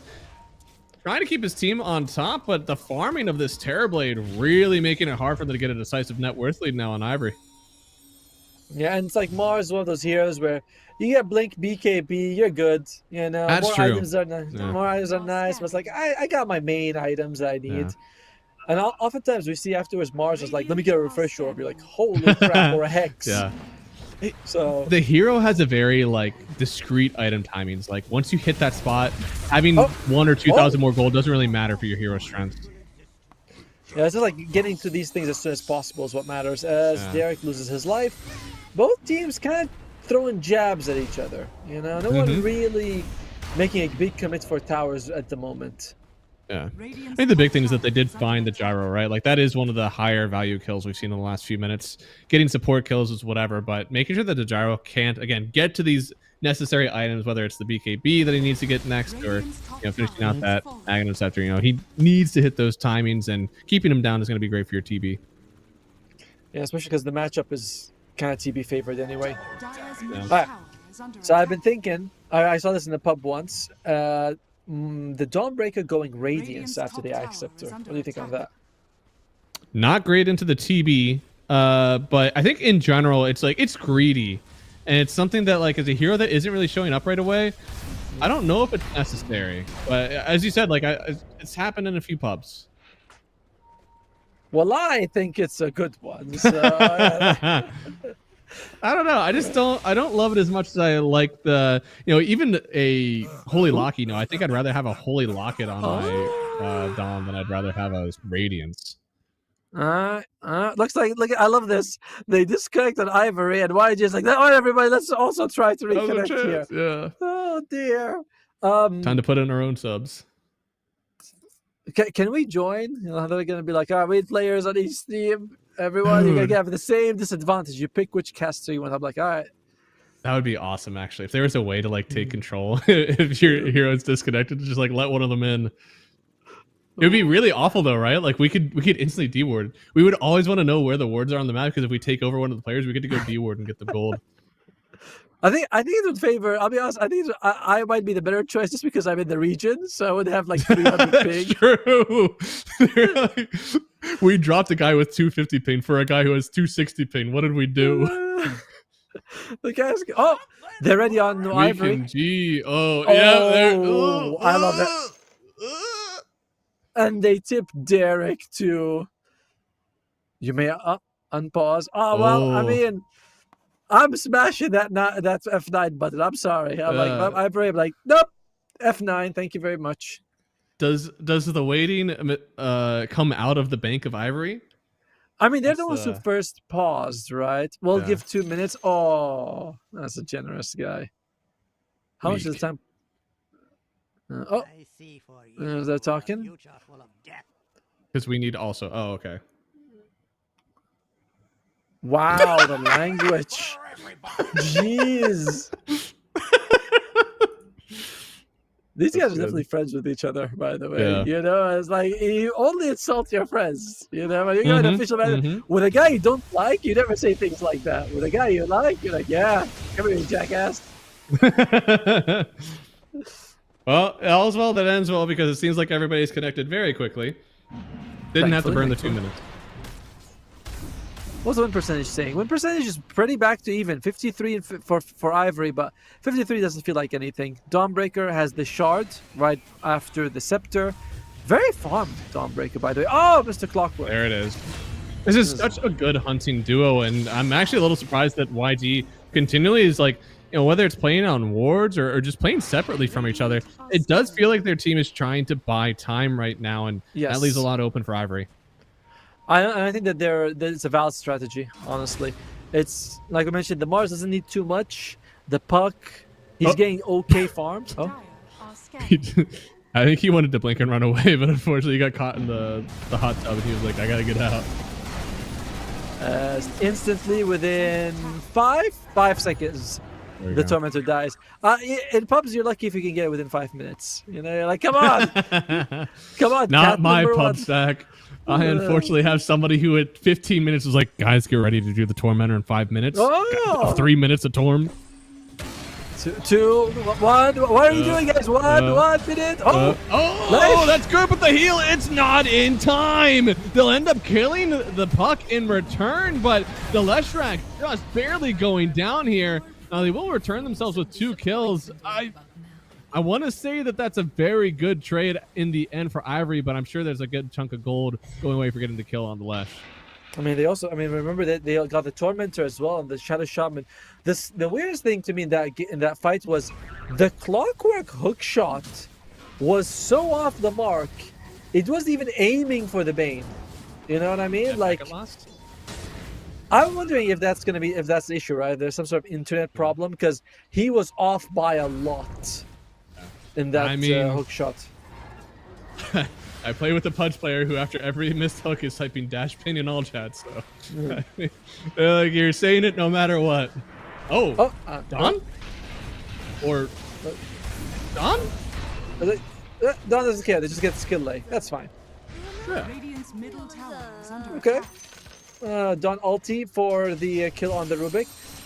I like Don. I feel like Don's facet. This one is a bit too good somehow. They need to make the others better. You know, I never see anyone take the other 2 facets. They're fine, but I think that was the Rubik using the Don ult, though. I just don't know what he was. I don't know what he was using it on, but unfortunately, it did lead to his death because I think he tried to go like to one of his friends, wasn't able to. Looks like we do have. Oh yeah. I was gonna say Rubik's Axe this game is pretty good, right? You can get the Bane Fiend script, upgrade one, which is nice. Dawnbreaker's ulti, although that's a hard steal, but wouldn't be so bad. And he got it once somehow. I mean, it's not. I don't want to say that it's like impossible to do, but yes, Dawnbreaker is able to queue up a Q immediately on landing, so you have a very small fraction of time. It's basically the cast time of Starbreaker. There's gonna be 3 triple BKB time in Ivory. Jai already has it. Leshrac, I think, basically has it right about now, and Dawnbreaker is 1,000 gold from it. So this is going to be quite scary for YJ because apart from hookshot, they don't have anything that does anything. Oh! There it is. Farming Poverty Row on Madara, and unfortunately, I mean, there's not a whole lot of dodging that. I mean, they did smoke to the very furthest corner of the map that they could find. Meanwhile, the rest of your team is taking a tier 2 top. They even get to fort out their own tower to protect. So it looks like still overall, again, Ivory, they'll trade away a Dawnbreaker for basically a save. You know, they're living on the other side of the map and they're happy. But, you know, that was Dawnbreaker dying while she's the last person getting the BKB. It makes you feel like Ivory is going to be like, oh, yeah, our timing is delayed by another minute. Thanks a lot, Madara, you know, dying in that situation. Yeah, could be. I mean, especially with Roche up right now, you know, there's going to be a fight very soon. I wonder how important it is. You know, Dawnbreaker might be the hero that needs the BKB the least, though, right? Because you're not necessarily in the pits whenever the coil comes out or the arena comes out. Fair point. And Rubik is going for the lift damage town. Oh, no! Oh, is that That's a lot of damage. That's a lot of damage. See, now that's his problem. He let his health go to 0. That's not good for you. I wonder. So I was playing with Purge a few days ago, and he was playing into a lot of pure damage. And he's like, I just need this raw HP. He's going like a heart on Tidehunter. I wonder if that is at all a viable strat. If you are getting like kind of nuked down by the Leshrac, if that's what you want to do. Or the budget version, fluffy hats. Yeah. But I mean, that is the only way to play against pure damage, or a Mage Slayer. You know, could be. That's all. Works well against pretty much everything Ivory has, by the way. Yeah, there are a lot of spell damage. Does the Aegis gone on? Sorry, Aegis on Rapido. His BKB on the right side has been there for a while, hasn't it? That icon. Yeah. Yep. And it'll continue to show us he's got a BKB, and it's really cool. Whoop. Okay. What connects here should be a very dead Zane. Again, save just a little bit off the mark. In fact, landing into the Cogs. Rubik stole the Solar because he landed on Cogs, meaning his team has an opportunity to really fight this one away.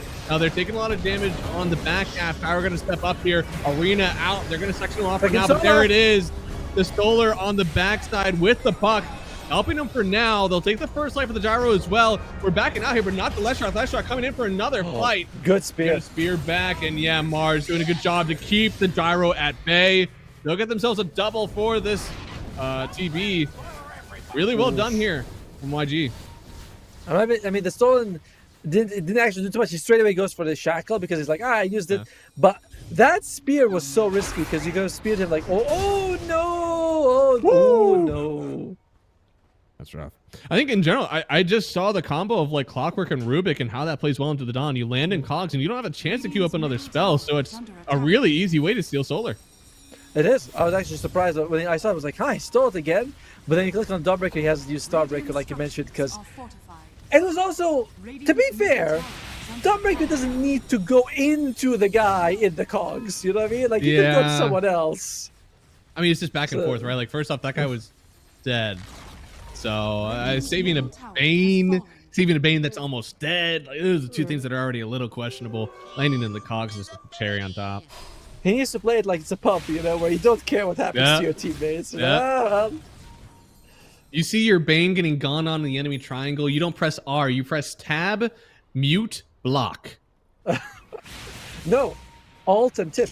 That's a better one. You keep them unmuted for that.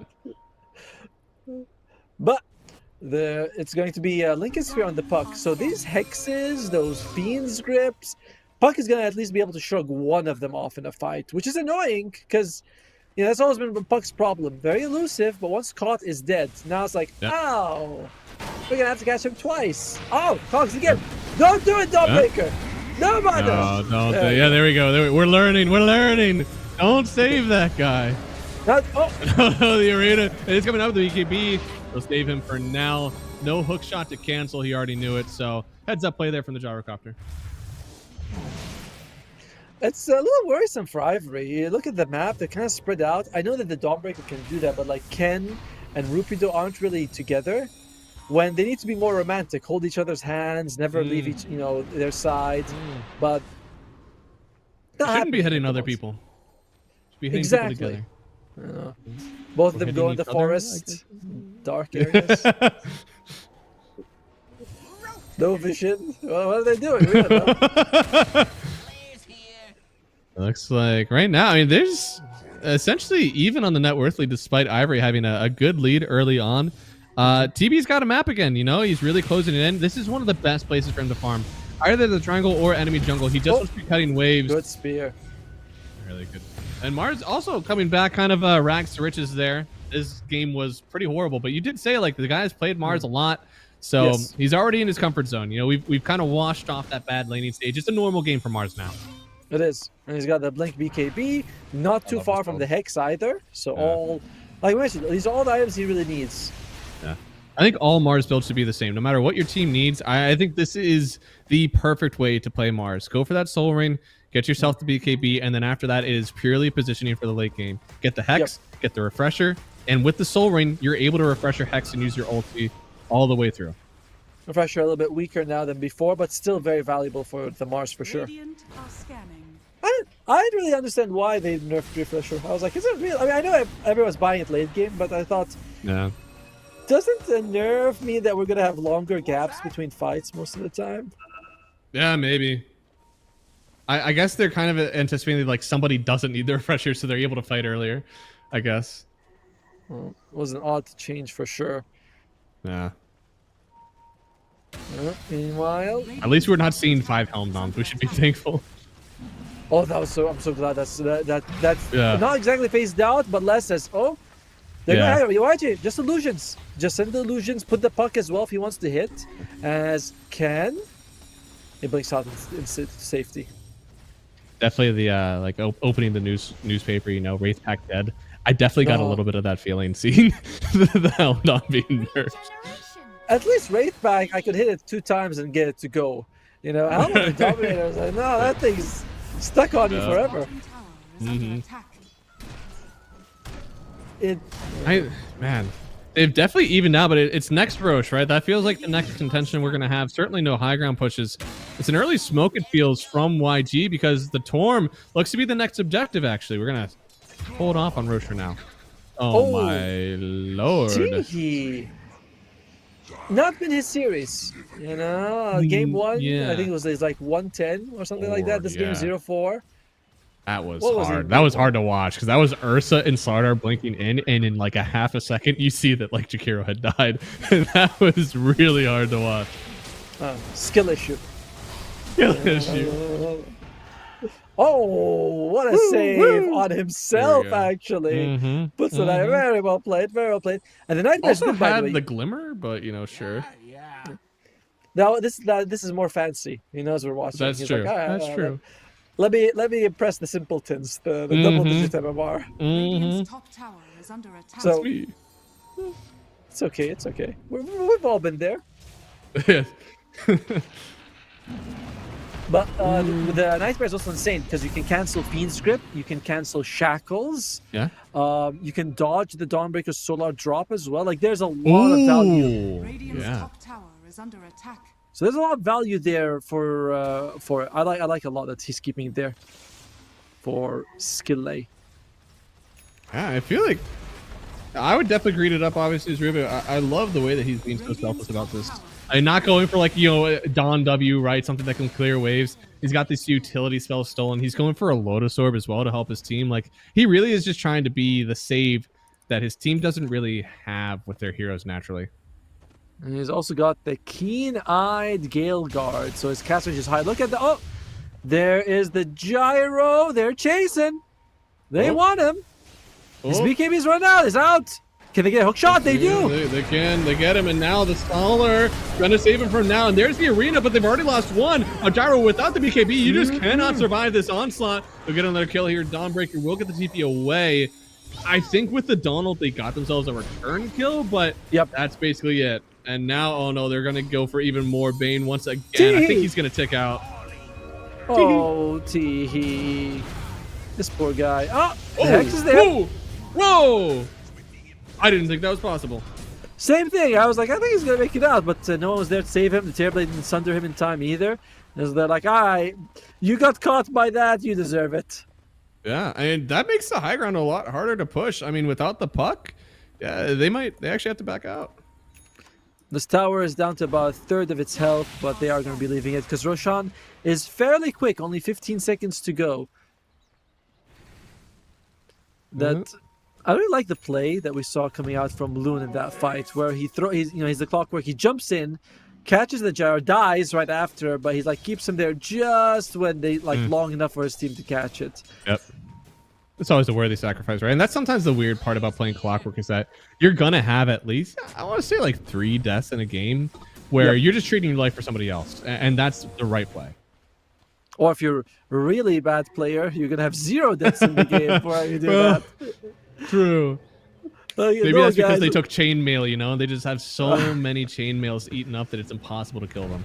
I believe that facet has the biggest win discrepancy between it and everything else because it's so bad. It's just the worst. I definitely feel like there has to be some sort of like you get it and like you earn GPM or something similar to like Alchemist. And I also like that. I was looking at Rubik, and I know that he got buffed recently, that the level 10 talent went from 150 plus damage to 165. Now, I was thinking how careful there are at nerfing and buffing heroes, you know what I mean? Like 15 damage, not too much. Just give it level 10. Anything more than that's a problem. Yeah, it looks like there's about to be some problems here, too. Jump in. Yeah. Now, next up, it might not be in time. No, the Lotus actually fine for now. Dawnbreaker did come in with the heal, and immediately the Solar again! Stolen by the Rubik here, but the BKB wearing out for the TP. They smell blood on the water, trying to go up the high ground, and there it is, chasing with the Afterburner. Probably the BKB late. Doesn't want to let him get the Sunder off, but he might have enough time. No! Vito able to get the kill. Lucky as he gets the 10 kill streak on the Terrorblade, yoinking his team a 6K net worth lead. And Mother, I love what he does there. He just backs off. He's like, what timing as well from Rapido in that situation to just get the kill off. And not any of the BKB like later, as we mentioned. I was looking at the TP, I'm like, he's half health. It's like, nah, he's not going to use it now, but then they've held on too long. And now with that, I mean, this is a really nice lead farm gyrocopter, right? Butterfly heading up the high ground. This should at least be one set of rack. I think. Will the what's his name? What's the backdoor protection come online? Range rack. My God, takes forever. Holy crap! I swear it is an agent. Backdoor protection never comes up when you need it to, but when you are pushing a high ground, it is like a half a second before it procs. They got the kill on the puck as well. Again. Oh dear. By the way, it's something like I don't know if it's 15 or 20 seconds for backdoor protection to reactivate. And I'm like, 20 seconds is so long. Like forever in Dota. 20 seconds, and there comes the Satanic. Woo! And Roshad. Oh. Dawnbreaker's working towards that refresher orb. Double Solar is going to be a problem. Ken has a Hex on this Flesh Rack. I think I've seen him use it before on the puck. Yeah. No, really good anime. The fact that they're able to kind of just like itemize for that, right? They're not feeling this pressure. He's not having to itemize specifically for the Terrorblade. Clockwork gets caught, but the Force Staff keeps him alive. Here, this is what I was saying. Is if he was itemizing specifically for Terrorblade, it would have been the Shivas, but he's going to go for that next. So, still able to go for that, but really nice that he's able to go for this still, like kind of solo killing the puck kind of way. Oh. We haven't mentioned it, but Mars also has a Hex as well. Yeah, but his is definitely, I feel like, will actually hit a little bit harder at some point because, again, it's going to be paired with a refresher at some point. So, Leshrax, not as much. Yeah, but Leshrax's having such a good game, you know? He's like 7,000 gold ahead of the Mars. Oh, what a play. There we go. Just with the ward, getting him off the high ground. Does get the Force Staff away. Yeah, I think the Hex is going to feel better on the 23,000 net worth hero. Maybe not as well on the 15,000 net worth hero, but it's still good. Bomb lane! Bomb lane! Dawnbreaker's dead. Oh, that's a big kill. No save for this top push that they're making because he's also getting a tower. I mean, it's more than just kills. It might be a Rax. Yeah, he's giving his illusions. His bomb lane, the Rax is gonna fall for Young on Galacticos. Okay. They do lose, but they do trade barracks in the end as well. Next up. It's fine for now. I mean, you're 1 racks away from megas is the only thing that is like different, right? If Yes. it was an even trade, sure, go for it. But you're still down to mid racks. Thankfully, Terrorblade is kind of making something out of nothing right now. And it's like you lost half your remaining barracks. They lost 33%. Yeah. Oh, math, huh? That's good. That's good. That's also. And the Shiva is now completed from the last track as well, so he even got a big buff. He also hits the level 20 where the Edict hits an extra target, so that Ooh. doubles his damage. Yeah. And then you get to 25, you get 20 additional Edicts. Ooh, that's good. delicious. That's But you good know what's more delicious than that? Using Ooh, that promo tricks. code on Oh, the, yeah. the link. Yeah. What was your thing? Tricks. Twix. Tricks. Is there a cereal sponsor? Am I allowed to say Tricks? I don't know, but he said it, not me. So if someone's gonna get in trouble, If you guys see another play-by-play for next series, I just want to let you know I had a good time. oh wait, production sending me a message. Find another cast. Oh, sorry. Is under attack. You know, dude, the battle that carries for this one is pretty wild. We already have the Yep. MKB completed on the Terrorblade with the Butterfly completed on the Gyro. So it felt like there was obviously like an unkillable moment for Gyro, but it's gone now. There is a way to burst this guy down. But killing the gyro twice is the issue, right? And I think that Ivory is like, they're kind of aware that this is a really good timing for them to try and end the game, right? One set of barracks left, you all in push, you have the Aegis, the Gyro has buyback, the Dawnbreaker has buyback, I think your sports, at least the Shadow Shaman does, so I don't know. I mean, we I kind of feel like the late game for YG, right? So if they Yes. take too long, doesn't this swing around? It does. I mean, 12,000 gold at 40 minutes is a lot. Wow. It's A not, lot to swing. it's very mountable though, it's not insurmountable. Yeah. I think the good part is, right, is Terrorblade still has the net worth to do it, right? Like, your team is able to enable him with this, Blink, Hex, Arena on the Mars, Yep. and the Puck still having her spells to kind of dance around with. Your team does have a way to make it so that Terrorblade can hit and be effective versus the Gyro. Puck, if they can hit level 25, that's going to be a big deal though. Young PH, nearly 24, but that 25 Dream Coil pierces is insane. However, he's also taking a lot of the Waning Rift talents, which might mean that he might consider taking the other one. I've seen it happen. I don't like it. It's but a I've misclick if he does. I'll tell you, there's no way in this game you want to go for anything else. Especially knowing that, like, there's no Wind Wakers, right, on enemy team. No. So there's not a good way to get out of Coil. Oh, there is. You can Nightmare with the Bane. You know, someone walks to the edge, you Nightmare and make them break it. I see. Okay, but they have to be at the edge, right? Like, you They can't have to be start at it too far in because you have to be within the vulnerability period. And to be fair, it's kind of hard to gauge exactly what is the edge of the Puck, you know, coil. Allegedly. So if you have a Yules and you alt right-click the Yules, the distance to break the coil is at the edge of the Yules. Oh. So you're able to just, even just with Yules, you break it with that. Huh. Okay. I think I've seen people break a coil with Yules and not get stunned. Like, I've seen it happen. Yeah. I just don't know that that's how it's done. Yeah. Yeah, I saw a guy, I was casting an amateur league game, and the guy was consistently breaking, and I was like, what the hell is your secret? And that was it. He just alt right-clicks the Yules to see the range. Oh, and, you know, dash. Oh, wait! That's a risky jump! Yeah, Ooh. and this time Dawnbreaker does go in, still has the availability to use the ulti. There it is. And yeah, Bane already dead. T-He, unfortunate for him. Now Rubik is able to steal the hammer. That's all that he'll get. And this gyrocopter is getting chased on down.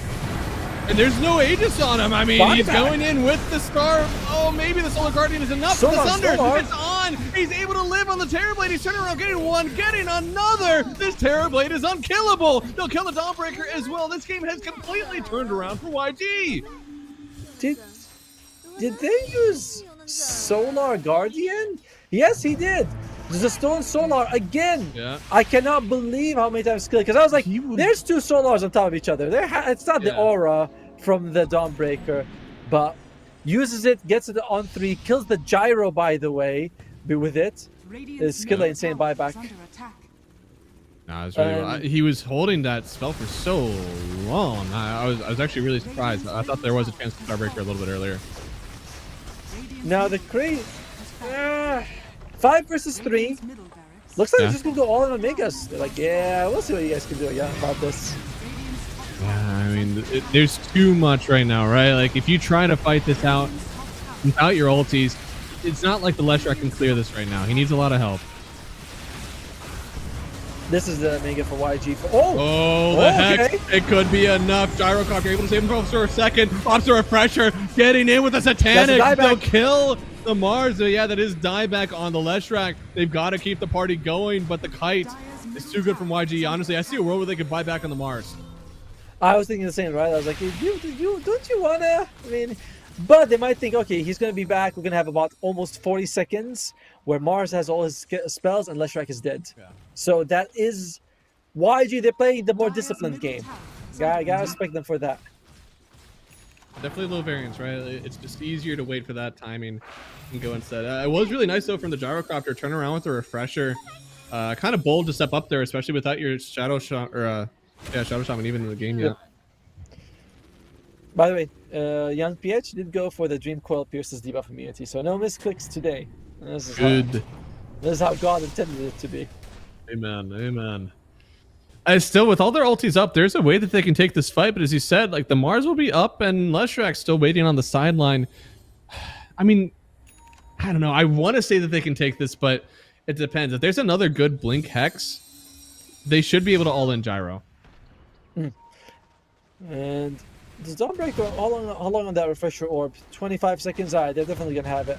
At least the double solar. But as we've seen in the past, double solar doesn't seem to guarantee anything. No, it guarantees that Rubik will have 2 chances to steal it, apparently. I wanted to say that. It's a very good Rubik game in general. And honestly, as this game keeps on going, you know, Rubik having the Aghanim Scepter will be really nice for them as well. Rubik, yeah, we mentioned, right? The Fiend's Grip, the Solar Guardian, Steel. These are all really good. Yeah. These have all been base Solar Guardians that he's stealing, right? It's not even with the lingering or the early drop. He's been doing it with just that base spell. I was looking at Leshrac. I was like, oh, you have to wait for him to use Nihilism. Getting Axe doesn't actually help you in any way against Leshrac. Yeah. Oh, look at that. Roche. Do you know that this game was 84% in favor of Ivory at one point with a 15,000 gold lead? Yeah. It was good. And it was that... you know, kind of the mid push, right? A little bit of the chase down there. Gyrocopter staying too long without the Aegis. And this TB, man, he's big. He's not the only one. Mars can buy his refresher orb if he wants to. We will see if he wants to stay for buyback or not, but he has the gold to finish a refresher orb. Double Arena is a great counter to double Solar. Yeah. There's a refresher orb on Gyrocopter. Is also going to be ready. He's queuing up a Divine Rapier. Like, I'm all in. Correct. Yeah. But his game gets harder, right? Like, the whole time, you're not able to shoot through Arena. You have this Terrorblade that's just, like, feeding into you. This is such a hard Gyro game, and overwhelming damage is the only way you're getting out of it. To be fair, I feel like Gyro is a very reliable carry to have late game, though. You know, it's not like a Morphling who can be caught, or Medusa, where it's like, oh, suddenly your mana's burned, and you're like, what the hell happened? But Gyro with farm, you give him a Divine Rapier, it ups Ivory in my eyes a little bit. They go from like a 10% chance to win to like 25. You know, I see you guys can take this. It helps that he's got this nice strength gain and this panic, right? Like, he does get a good amount of HP. Very hard to burst this guy late game. Me and Tultras we played a pub the other day where we had to go up against a Gyro late game with Divine Regalia, Divine Rapier. We were like, oh, for the love of God. We actually had the Mega, but we couldn't go high ground. And YJ, a little bit in the same boat. You know? A little bit. Oh, I missed the third Leshrac stun. I like that one. That was a good one. They're just slow sieging this one right now. They have the Aegis. What do you think they're waiting for right now on YG? It's really hard to tell. Is there any big item? Maybe they're trying to save for buybacks. Like Mars sees a shield ruin. Okay, maybe he's gonna go in with that. He's got refresher orb and 1,000. I don't. Radiant's courier has been killed. Oh, Clockwork has Agam Scepter. I think that's what they were waiting for. Just finished. Okay. Oh, and there's a refresher shot on the puck. So double coil, 25. Double coil, double arena, and Agam Scepter on Clockwork. Big items. Yeah, I'll give you this. You have buyback on the TB, which is of course an astronomical amount of gold. You don't have buyback on any core right now on Radiant. This 5,000 net worth lead is null. It kind of is even. Yes. I think that might be why they're like they don't feel as strong. Like they don't feel like they're the team that's ahead, and I kind of agree with them. I mean, at the same time, we mentioned that, but Gyrocopter is also walking around with 5,000 gold. Until he spends it, Yeah, it's that's not true. in. But I'm still waiting for that rapier. I know your argument, right? Oh, here we go. There it is, Save. and once again, he now this time he could get saved. Dawnbreaker, he doesn't get the Q off in time. It's another stolen solar. So now this Gyrocopter trying to just do as much damage as possible. He finally drops here, and the Hex. Maybe they're able to kill the Mars, Nice but the save. follow-up Hex from Shaman not in time, so they'll lose the Bane. They're just gonna reset here on Dire. Skillay picks him up. He's like, come here, Habibi. Don't go there. Don't go there. Bad place for you to be. And just brings him back to safety. Very nice. Rubik has been playing out of his mind in this game. It's insane. good. Oh! What? I thought they were going to jump in. My bad. I owed too early. He's trying to step up. This is a hard place, but Gyro has to be the one to step right now. It's underused. Need to get him out of here. The DKB forced out. Unfortunate for him, he's alive, but I do think they are going to lose their Rex, and he lost his courier. Is that the Divine Rapier courier? Oh. It wasn't, but it was going to give him that one. It looks like they're going to charge on forward still. Another Sunder. It is that low of a cooldown. Somebody help this guy. He's going to get turned around, but that is a Rubik coming in. He immediately dies, maybe regretting stealing that now. They turn on the Mars. It's another kill for them. Puck goes down too. What is happening? He's trying to DP out. Can he get a DP cancel? No! How? How is the barracks still alive? Okay. What on earth? How did they not bring down the barracks? I saw Jericho. I was like, okay, they've got enough time. What was that? I mean, I guess the fortify was more than enough time to keep it going. Okay. Yeah. Okay, so his courier didn't die with the rapier, right? It died before it was bought out. So it was on the way. And by the way, because it died, he actually bought the power treads because he was like, I need to fill up this last spot. I think he sold and he's like, all right, I'm gonna buy it again. So okay. Okay, this is kind of scary for YJ. Okay, the pause comes out. No. All right, boys. Go. Okay. All right, we're ready. G. YJ. Gyrocopter got it. He has it. There it is. Divine Rapier. Okay. New, shining, all the good stuff. This is gonna be a weird one. Now there are 4 buybacks, almost 5 from YG. As soon as you start to pressure megas, there are going to be buybacks. You cannot give that up right now. Oh god, but it's so awkward to buy back with 30 seconds on your puck. It is, but I don't know if you want to play the megas game. Do they want to? They're not glyphing. I think they are. They're like, all right, megas. What about the tier 4s game? Do you want to play that one? I'll keep you posted. I don't think you stay here. Straight up, I think this is way too risky for Ivory right now. It feels like they want to end the game. I don't think you have to do this. You have a Gyro with Rapier. Get that guy out. You will have wave control. And Roshan can be out in about 2 minutes. That TP. What is that? It's in front of their base. This better be a bait. Oh, okay. So far, so baity. Yeah, no, I'm feeling baited by somebody, but the Gyro's on the high ground. He gets a kill on this Holy Terrorblade. shit. Somehow, some way, the Rapier is doing too much damage. Back. He's still staying here. They're going to buy back now. This has become dangerous. The Letrak is in the arena. He might have to save the bird. TB? Already out from the TB. He's going to try to get a kill on the Dawnbreaker first. He gets to the Gyrocopter using the flag, trying to go around the Sunder. It gets it as an ultra kill, but he's trapped in the cogs. Now the TB trying to all in on him with the Satanic. It keeps him alive. He's standing his ground. The raid boss, Gyrocopter, he's too hot to handle. Gyro comes back to the TB. He gets the Sunder. There's a Rapier on the ground. He's going to be able to pick it up. Now the Letrak, he falls down. It's a buyback for everybody. Oh my god. Oh, they have Mars Arena. Mars is up, and they have but without the Divine, I don't think Gyros is much of a threat. Rapido is not quite the same thing. Oh So much dear. less damage. But he has the refresher up soon. The double satanic is definitely something, but it's not the oomph that you just saw. When he got that Sunder, I told you I was fully puckered. You know, I was like that. He gets it. I was like, holy moly. It was all the HP. I mean, there was 100 damage after it that killed the gyro. It is about as low as you could go. Oh, Next up, it's the double arena, but the Solar Guardian coming in to save. Very quick on the trigger there from Adara. they have left, by the way, on the Dire if they need to use it. Adara really wanted to end it, but the damage is very overwhelming. Good The PB hook hook shot as well. He's stuck in here. Turn around with the Solar, with the Satanic. Oh no! They had him. They gripped up the Terror Blade. He's dead. Without him, I don't see how the defenders with the puck. He has the rapier. He cleared They glyph, with the glyph they're available, they couldn't go for it. That's two cores dead. My man. Ken? One man again, one mid versus another mid, by the way. Ken's like, I'm out of here. I'm about to say, that guy has a rapier. I don't want to take that 1v1. Get me out of that cage match. And look at that, Rubik and Shadowshot would come up. Holy moly.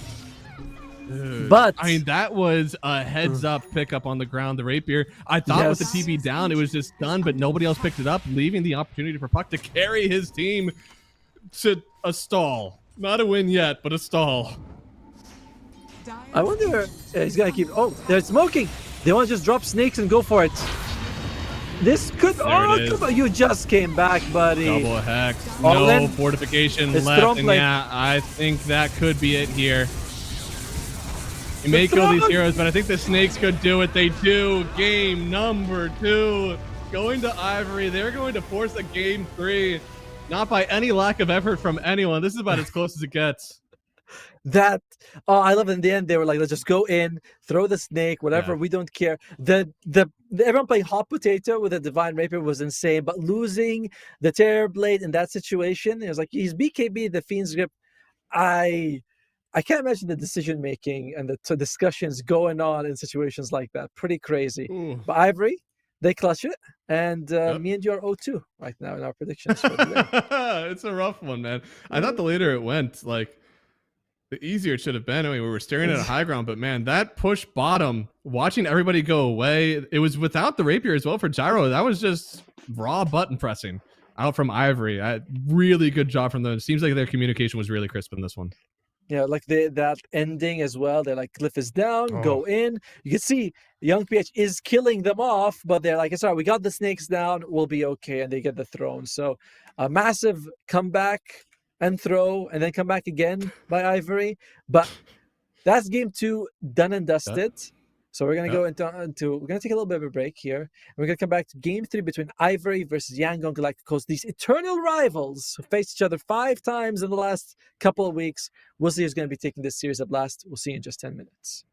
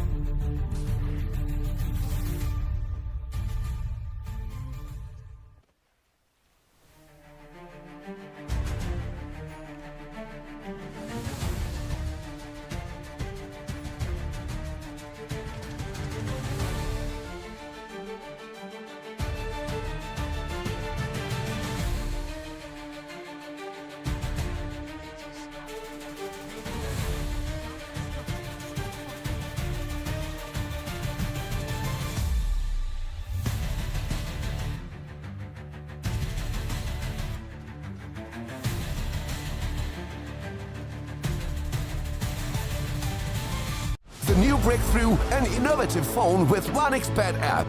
With OneXBet app, you can register and start betting in just one click. Intuitive interface and thousands of sports events every day. User-friendly app. Big wins, fast payouts.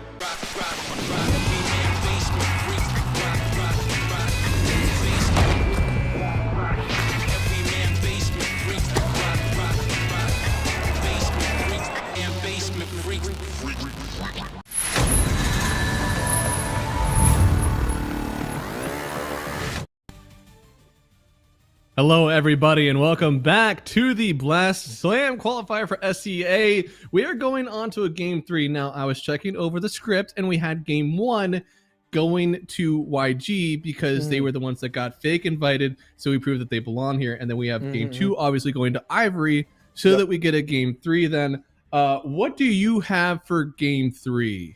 Oh, well, my script's still like on the way here, so I was kind of relying on your script, you know. Unfortunately, I think that probably, I don't know if it base race. Did it have base race at the end in script number 2? You know, that would end like that. Was that part of it? This insane comeback, divine rapier gyro, or yeah, it was described as base crawl, but I think it still counts. Base crawl. All right. Well, I don't know what's going to happen in game 3, but for anyone watching, whatever we say, pick the opposite, because we've been wrong twice. I've been wrong twice. You were right once. Was I? I told you in game 2, bet against me. But you're like, nah, well, yeah, I'll follow we your were both lead. wrong in game 2. Yeah, you were actually, you had something going. You were at least half hedging, on YG for game 1. So I don't know. I think in this one, the big factors outside of course, your draft, your play is that like we've had some system issues already for YG. Long game that you end up losing. Those things are going to tack up mentally. And I think for a team that's kind of like running through quals, you don't necessarily have that natural synergy. It can be a little bit hard to overcome those sort of just like mental blocks. True. Although I know the YG boys, they've been together forever. Like every time I've seen a lot of qualifiers, they're always together. It's like, the KSH, Rapido, KSH, Young PH, Zhao Rain, Skid. I know I've seen them. I think Loon might be new to the group. That's about it. So they probably have that camaraderie of like, yeah, come on guys, one more game. We've been there through this before. Like there's that friendship built over time of being together. Kind of like what we have, except theirs is real and ours is I believe in the power of friendship for them. They're genuinely going to need it. I mean, there's a lot of stuff that's going on in this one. I think another one is that Ivory, obviously, it feels like to them, I don't know. I want to say that they feel like they figured out a draft they want to play, but they were almost on the losing end of this one. If that bottom push goes a little bit differently, all of a sudden, like this game is completely torched. They're walking out of here going into the lower bracket. So I don't know if I'd necessarily say that they love their draft, I guess. Yeah, it's like they won by one move happening here that if they had failed or if another enemy move had succeeded, they would have lost. Like DOTA comes down to very, very little margins in most games, especially in Southeast Asia, where we're seeing constant 2-1s, 2-1s, 2-1s with comebacks on each side. But that's done, guys. All right, we're gonna go into this game number 3. This is the one where you put all your marbles on it, right? Oh, what are you drinking? I know that it is almost 2 a.m. Oh, apple cider, right? Yeah, I was thinking about going up and getting coffee. I think I might do that between the next game, and then do that for myself because unfortunately, so it is about almost 2 a.m. my time right now. Yep. I work at 9 a.m. I have not had, my night's sleep in weeks. So, it'll be there. I think I am going to have to coffee myself up at some point, and then I'm just going to crash so hard after work tomorrow. So why haven't you been sleeping at night so well recently, Matt? Is it, what have you been up to? Yeah, last night there was a lot of talking, I guess, in her sleep, and then a little bit of poking and prodding, and that wasn't even the baby. That was just Crystal. So, the baby's been doing great. We just had our 1 month weigh-in. I've got a baby. I got a 20 percentile height baby, so I'm going to test next week to see whose it is. How short? 20%? 20% is very tall, right? I was like, he's gonna say no. 20? No, we are short baby apparently. Yeah, we're looking for a soccer player. By the way, my kid was 98th percentile in weight. He came like if you see pictures, he's like big child. That's awesome. But you know, speaking of big people, we got Dawnbreaker and Centaur. You don't get much bigger on either side, you know, either. So YJ starting off with the Dawnbreaker, feeling like, you know, they don't want to give it to Ivory again. Madara was doing a little bit too much. Ivory, they take the Centaur, who has evolved recently with the Axe Scepter build. You know, you put him combined with the Gyro. It's pretty good. Could be cool. Yeah, and I have seen some fan art for this Centaur. He gets very big, but I think the escape is going to be really nice. Outside of that Dawn ulti, I think it's one of the better ways that you can counter it, but as you said, a lot of people have been centering around the cart, and that's not necessarily the ulti. Yeah, I don't know. I like the way that Centaur has been played with the cart. Makes me think I should play him as a support and be like, don't worry, guys. I'm like Tusk, but he needs a Blink Dagger. I had a Blink Dagger and an Axe. Yeah. To be fair, 9 class plays it that way. So... Yeah. 9 class plays a lot of wild stuff out there. He feels like the kind of like whenever you talk about like, oh, I just saw somebody, you know, they won that matchup of Puck versus Sniper last week, and you're like, oh, who was it? It was Smail. Never mind, don't talk to me. I cannot be on that level and do what they're doing. And like, anyways, other pros, I'm like, yeah, they make that look easy. I'll chalk it up. Like, no, not those guys.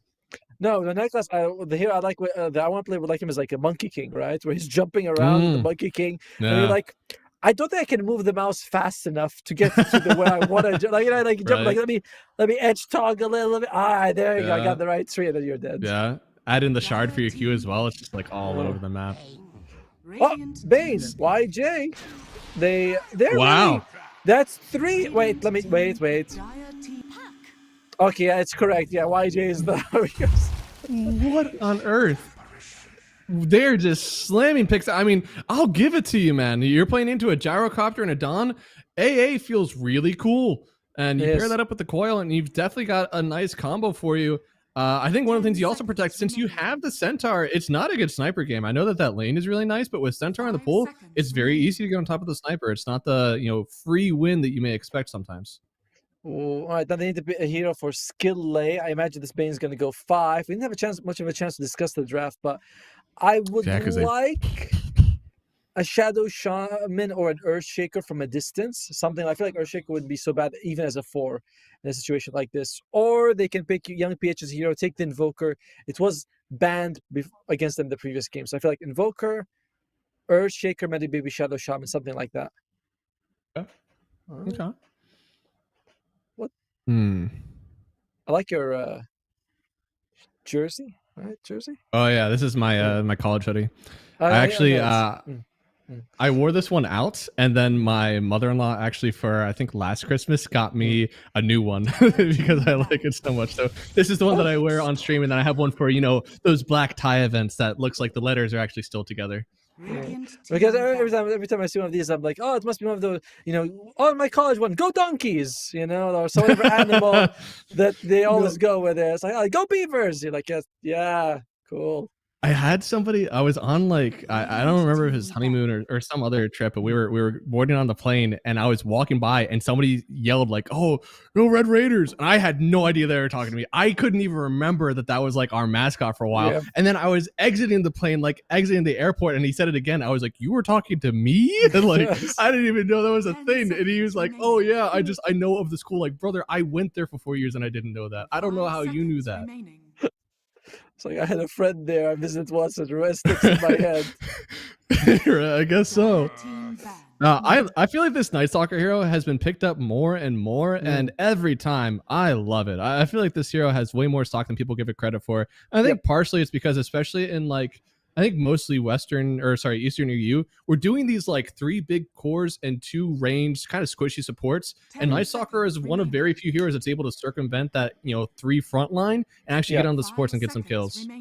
Yeah, we're also seeing a lot of times you can get like a Blink Dagger jump on the Puck with the silence from a distance, and he can't do anything. The Hoodwink is very susceptible to him because you kind of always rely not just on being ranged, but also, you know, walking through the trees. No one else can really do that. And Night Stalker's like, I don't care. But For YJ, this is interesting because I think this could be a support Gyro, could be a support Dawnbreaker, one of those two. Could be a support Night Stalker. For Ivory, they need a carry though. Yeah, it's an interesting one. I don't know. Maybe it's some sort of like Dawn mid angle or nice. Ooh, okay, I'm with you. It's Gyro support, right? It feels like the Gyro supports, carry. But then is it Night Stalker? It could be TA mid Gyro carry. That's also viable. I don't know. Ivory definitely needs a carry here. What would they like? Mars not in the pool. Terrorblade is if they want it. Oh, is Razor? Razor's in the pool. I wouldn't mind going for a Razor right now. A little bit hard into the Bane. Any sort of like BKB Pierce to disable. Like you play so much on Link as Razor right now, it's hard to get in. You need to do that. Oh my. How long has it been since this boy's been picked? This is a while. It is going to be the carry. All right, so it is the position 3 Night Stalker. Okay. It's going to be the carry TA.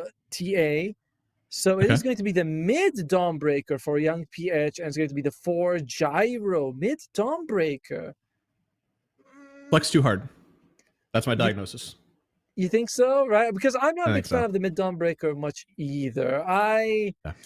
And I've been waiting to see Wraith King make a bit of a comeback. It feels like for too long people just don't pick him, and I feel like so bad. I'm like, come on, guys, he's really pickable. He's not so bad. Once you get through the green skin, he's a good guy. So I'm torn with him because I feel like his you want to go Radiance, you want to farm up, and then it feels like once you get like the AC and Blink, like it's too late. Like heroes already have more than enough farm. You're not one-hitting anybody, even though it's like somebody who should thrive on squishier supports. It doesn't feel like he's getting that amount of kills. So I'm interested to see what build. I honestly could get behind something like a Armlet Deso, go back to that where you have the natural skeleton farm and that's it. But obviously we're looking at a Night Stalker, a TA, even the Dawnbreaker. There's a lot of physical damage in the form of right clicks as well. Radiance feels really good for your team right now. I like it. I'm going to go with Ivory. I also think I'm also a big fan of the AA. Teehee has struggled this series. He's been dying a lot, but AA is one of those heroes where it's kind of like you probably won't die that much. You're kind of I know the thing is he's up against Night Stalker. I'm like, oh. Either way, it's 1-1. The winner of this day is in the upper bracket. The loser goes to the lower bracket, where it's a much more difficult run in the Blast Slam RES Unchained. This is going to be I believe this is for the tournament in Chengdu in China as well, which is going to be happening in December. So a lot on the line. We're going to go as we go into straight up pause. Okay, well, unfortunate. It is YG once again on Dire, which means it is YG once again that we are waiting on. Dawn mid into the puck. Now, I have a lot of stock in this hero. I think it's very cool, but I feel like this is a hero that into the puck should do really well. You should almost never hit a Starbreaker. I feel the same.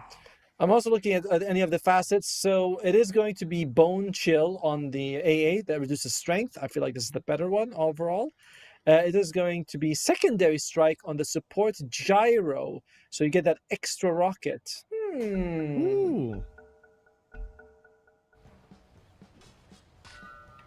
Also, the offlane duo here, the Hoodwink Centaur, this is something that we saw like whenever Hoodwink was released. This was a very common duo between the two. But Centaur in general, right? Like he loves having just that one extra stun. It feels like with Stomp Double Edge, there's already a good amount of damage, but one other stun plus nuke just makes all the difference. Yeah, I always felt like that, It's like, I can bring them to about I can do 60% of their health and damage, but not enough to kill them. Yeah. And then you get like this, Hoodwink, Dark Willow, Snapfire combo, and you're like, all right, it's pretty good. Especially because like Stick, like a lot of heroes are even starting Wand right now, right? And Wand raindrops are very good versus the Centaur because eventually he ends up doing more damage to himself than he does for you if you're always recouping regen off of it and then blocking charges with the raindrops. So I think having somebody else break that is good. So I think top lane might go pretty well for Ivory, right? And I think so. I need to see what the TA does though, right? Like our early meld strike's going to turn that around anyways. No. I feel like it's still favored the Hoodwink Centaur, Okay. As smoke up from YJ. Who's coming? Mother is like, no. By the way, his name is Madara. So shouldn't he be playing carry? I feel like if you're gonna carry, name yourself after the strongest shinobi in history, you gotta play a carry. You know, I played the Uzumaki Chronicles, but that's about as much as I had. But I do recognize the terms. This is a Naruto reference. There, yes. Well done, well done. Is Madara the one with all the sand? Is that the same one? Almost. You know, that's Damn it. That's Gaara. But you're kind of you're in the same. Yeah. You know, I'm in the same universe. Yeah. This is Night Stalker mid. They changed their around. Interesting enough, yeah. Zaurain is their offlaner, but he did go mid instead, as you mentioned. I mean, hard. To be fair, in this this night phase when he starts, all the harass from the puck does so little to the Night Stalker.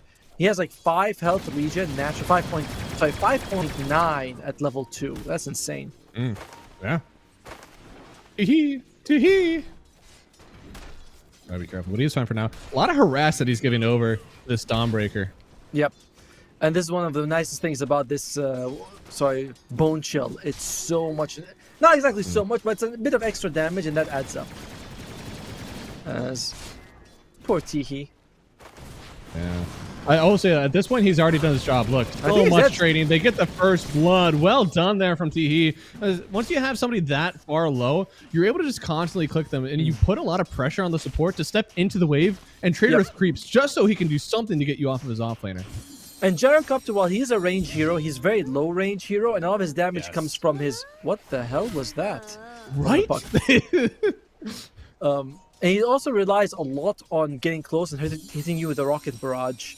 So if you're like an AA, you just, cold feet him and stand still. You're like, all right, we'll see who's gonna play chicken. It's not gonna be me, buddy. So very tough. He's playing this so well. And the silence, not letting him move away. Is this gonna be another kill for them? No, not enough CD on that void. Yeah, this top lane is turning into a bit of a disaster right now. As you can see, Young PH is really struggling. But guys, you don't have to struggle if you are into 1xbet stuff, because just take the code down and go to the website and put it in, and you get how much? How much do you get, Math? 100%. On your first deposit. Woohoo! Woo!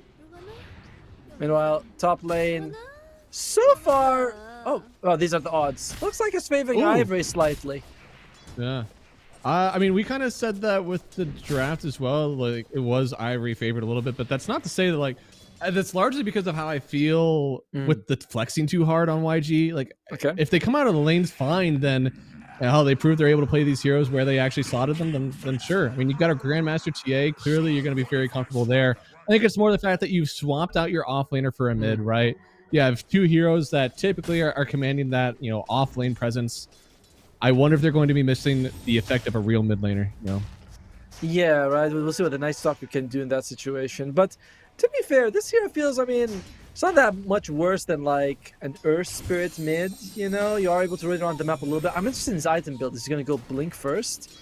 So far, it's phase double Bracer. 20. Hell, it turns out that maybe we should be worrying about the Dawnbreaker offlane. I mean, this is a real hero in a real position, and he's really struggling. Health-wise, but at least he's getting CS, so it's not that bad, right? I mean, guys, I thought that he had already ferried out 2 salves, so it's going to start to hurt in the pocket anyways.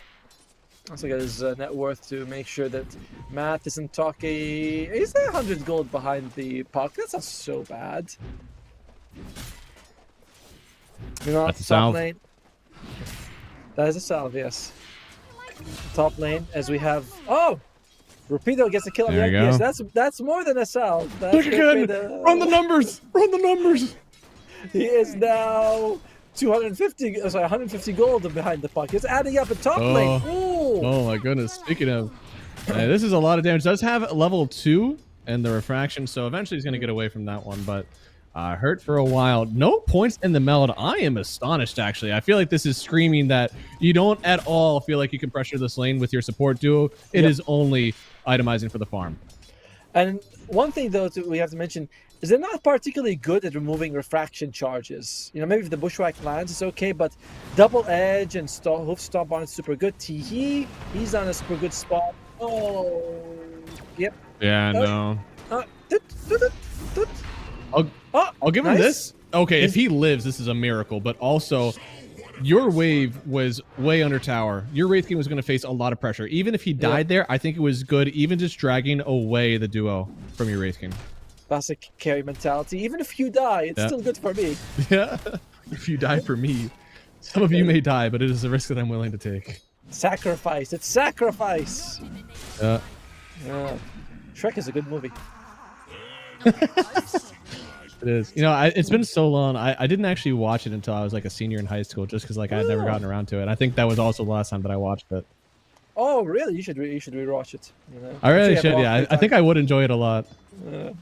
Sure, you've got nothing to do. By the way, we talk about the Helm of the Dominator meta being phased out, but Centaur still is getting it. He's like, no, I like it. Yeah. Whenever you're a hero that doesn't have to buy boots, and you're like, what do I do with this extra slot? I guess that's it. Young PH was. We didn't want to see him get too beat up. You know, yeah, no, this is good. Spare him for the viewers at home. Oh, there we go. We're gonna show him. The heroes I'm interested in their item build is going to be the Night Stalker, as well as the Gyro on the dire side, because this is gonna be like. Well, the Night Stalker considered going for Blink first. Phylactery was a point when back when it felt like a real item. No one gets Phylactery anymore. As Gyro! Yeah, Gyro! A bit of a dead item right now. Gyro goes down. And now they're going to try to force the Stormbreaker away. See, they have the Skellies. They're trying to put on a lot of pressure here, but here comes the Night Stalker. There is no ulti on this Wraith King just yet. You've made the classic blunder of feeling confident and getting rotated on under a tier 1 tower. Well, they get repeated. Madara solo dies in the top lane. Zara is able to chase down Derek, so big movement for Young Galacticos. As during the whole time, Ket was like, my team's fine. I don't need to do anything to it. Oh, with Coil as well, right? Like, that's a rough one. That's when you ping his TP scroll, right? TP scroll available. Unfortunately, if you're the Wraith King, you have no business pinging. You are under the enemy tier 1. You kind of get what's coming to you, but maybe we'll have to see where the Centaur died at, because maybe he has a prayer. So, what is Zhao building? Zhao, there you go, phase up, Blink first. I like it. Meanwhile, the Gyro still hasn't decayed anything. He did take a point in Flacken. I like this. You take it at level like, Zhao. Yeah, nice silence actually. Kind of keeping everybody at bay for now, but the chain stun looking pretty good for Ivory right now. Able to dodge the orb. This man is fast even in the daytime, but it looks like they will still get the kill. He almost lived. If he got to the high ground, a couple of hits missed, he's walking home happy. As looking at the net worth, Wraith King's quite a bit behind KS Edge, but that's because, of course, KS Edge got a solo kill. Rapido was not gifted such a nice, such a generous thing. No, that's something that's a little bit scary, actually, whenever you're playing into the TA. Like, this is a guy who, I think he had the helm at that point, too. It's not easy to get that sort of kill. And with how little points we've seen in Meld as well, if you're letting kills like that go, TA is going to get very farmed very quick, because this is a farming build. And the hero is just designed for farm anyway, right? Like Medusa, Gyro. Other heroes like Ursa, and they need a Battle Fury or something like that to get the farm. Same thing with the Wraith King. Although Wraith King does have his skeletons, so that kind of helps. Yep. Yeah, no, the skeletons are still very, very good for farming right now. And honestly, this is a game I wouldn't mind playing the Wraith King specifically. I don't know. I think the Dawnbreaker makes it weird, but you're still fine. You just want to make sure that you're chaining those skellies through the jungle, and you don't want to put them on waves as often anymore. If you were laning into the Night Stalker, though, you'd feel great about it. Top lane. Yeah. Looks like they're going to be able to get away from the Dawnbreaker ulti. A ravage from the Hoodwink. Huge. If they can make it out, send. Oh, so that's back in. Okay. Oh, that's the thing. I think that he's dead. He's just trying to tank it for his team here. Will end up falling. Huge dive, actually. And Zarain, he's actually still going. What? Okay. Ken joining the game. Fury? There we go. There we go, Ken. There we go. Big tip as well. That is worth it. I am surprised that Madara went back in, but just like in the show Naruto, which you know Matt is an expert on, he thought he can take on the 5 leaders of the village. What are their names again? The 5 Hokages. Yes, technically Kages, but close enough. By the way, you know that some people village. That's true. 1 down, 4 to go. Fuck. This is like what when you talk to your parents about the Avengers, they're like, "Hey, there he is." Radiant are scanning. Yo, Light Stalker kind of stretched himself, right? Like he got a free gank bottom and it felt amazing. And then after diving top on the tier 1, great. Tier 2, all of a sudden, like his net worth drops a little bit more. He's losing a little bit of that advantage. And in fact, maybe a turnaround here for Ivory. I don't know. It's looking pretty. The truth is, Zaure needs to have a good time and transition to this Blink Dagger, because we talk about heroes that don't farm very well. Lightstalker's kind of up there in the very good at farming heroes. Not to say he's bad, but he's certainly not good. You know, the shard helps. I mean, he's going for he's going for Midas. I was gonna say maybe Shard is gonna be what he needs to do, but it's Blink Midas. Why get Midas when you can get Helm of Dominator? It's like a Midas, but better. Right? I get the mana cost. I get that the cooldown on right clicking, but I still feel the purpose of the item can be fulfilled, with those nerfs. Dire's top tower is under You get a big creeps and it to push out lanes for you. I love that they actually had to nerf the jungle creeps, the rally ability, because so many people were using it to push them. Like, yeah, that makes sense. You know what is Gaben saying? He is 62 to 38 in favor of Ivory. Gaben's been on the good stuff lately. I feel like whenever I look at him, his percentages are all out of whack for me. Yeah, that's kind of. I mean, I think the 62, like that seems like a lot to me. Yeah. I mean, there are parts of the lineup that like you look at Ivory and you're like, hey, what? Oil? Zaurain? What? Just walks away. Why is he here? What's he doing here? But this is what he's doing. He's going back in. He's like, I don't know if you can. Oh! I mean, they use the Ice Blast as well. It's going to connect, making sure that the Donald can't actually do that much. Lona's going to die already, but they already trade out for the Wraith King here. Poor old Centaur, he's falling as well. You can see the onslaught here from YG. And Gaben, I'm sure he's going to have to do some recalculating after that one. How close are we to this Radiance? Still, we're close to the relic. We're not close to the talisman afterwards. We're about 1,500 gold. And this TA, she is getting nice and thick, with a capital C, right? Oh yeah, double C's, baby. Capital double C is my bad. Oh, Gyrocopter? Loses life. There you go. Nice I think so. He definitely should. Oh. Now, PH, he sees Drick, and there it is. Nice. And then the pause on him. Let's go. He was trying to get that ulti sharpshooter off. He does actually land it on the Dawnbreaker, but can he kill him? No, why did you? Wait, this is the first time. Was that actually a PM pause? I don't know, man.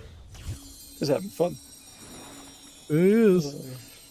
I mean, right now, YG with a very good net worth lead after that fight, and Ivory's lineup. I think part of the reason that I'm sleeping on it right now, the Wraith King hero, man, you need to get the Radiance if you're doing this, and then you need to farm up a little bit more, right? It's going to be so long before this guy is a true threat on the map. It's 4 items, right? Radiance, Blink, BKB, Assault. You're like... And I mean, sure, you can go in with just the Blink Radiance, but you feel so fragile. So many times I've seen them go in like, guys, the guy jumps in, he gets that big hit with it, and he just dies instantly. You're like, okay. It's not like the supports here are very susceptible. We talked about it last game, actually. Gyro, pretty decent strength gain on him, and then you have the Bane. He has his own ways to save himself, forcing you to pop a BKB if you really want to get that kill. It is not easy to get these assassinations right now for the Wraith King. It's good for Solar Crest as well. What is the strength gain for Jaya? 2.5 is not bad. Oh. Are scanning. I was just thinking in the previous game with Rubik, I was like, they gave him 15 damage at level 10. And you're like, 15 damage at level 10 is going to make such a little impact. But Dota has been so careful about balance. It's like 5 movement speeds, nothing more. Oh. Is he gonna, I thought he was gonna wait for the the talisman. He could really delay this ratings, but instead they're just gonna go get the kill on Hoodwink. Courier. Nice for them.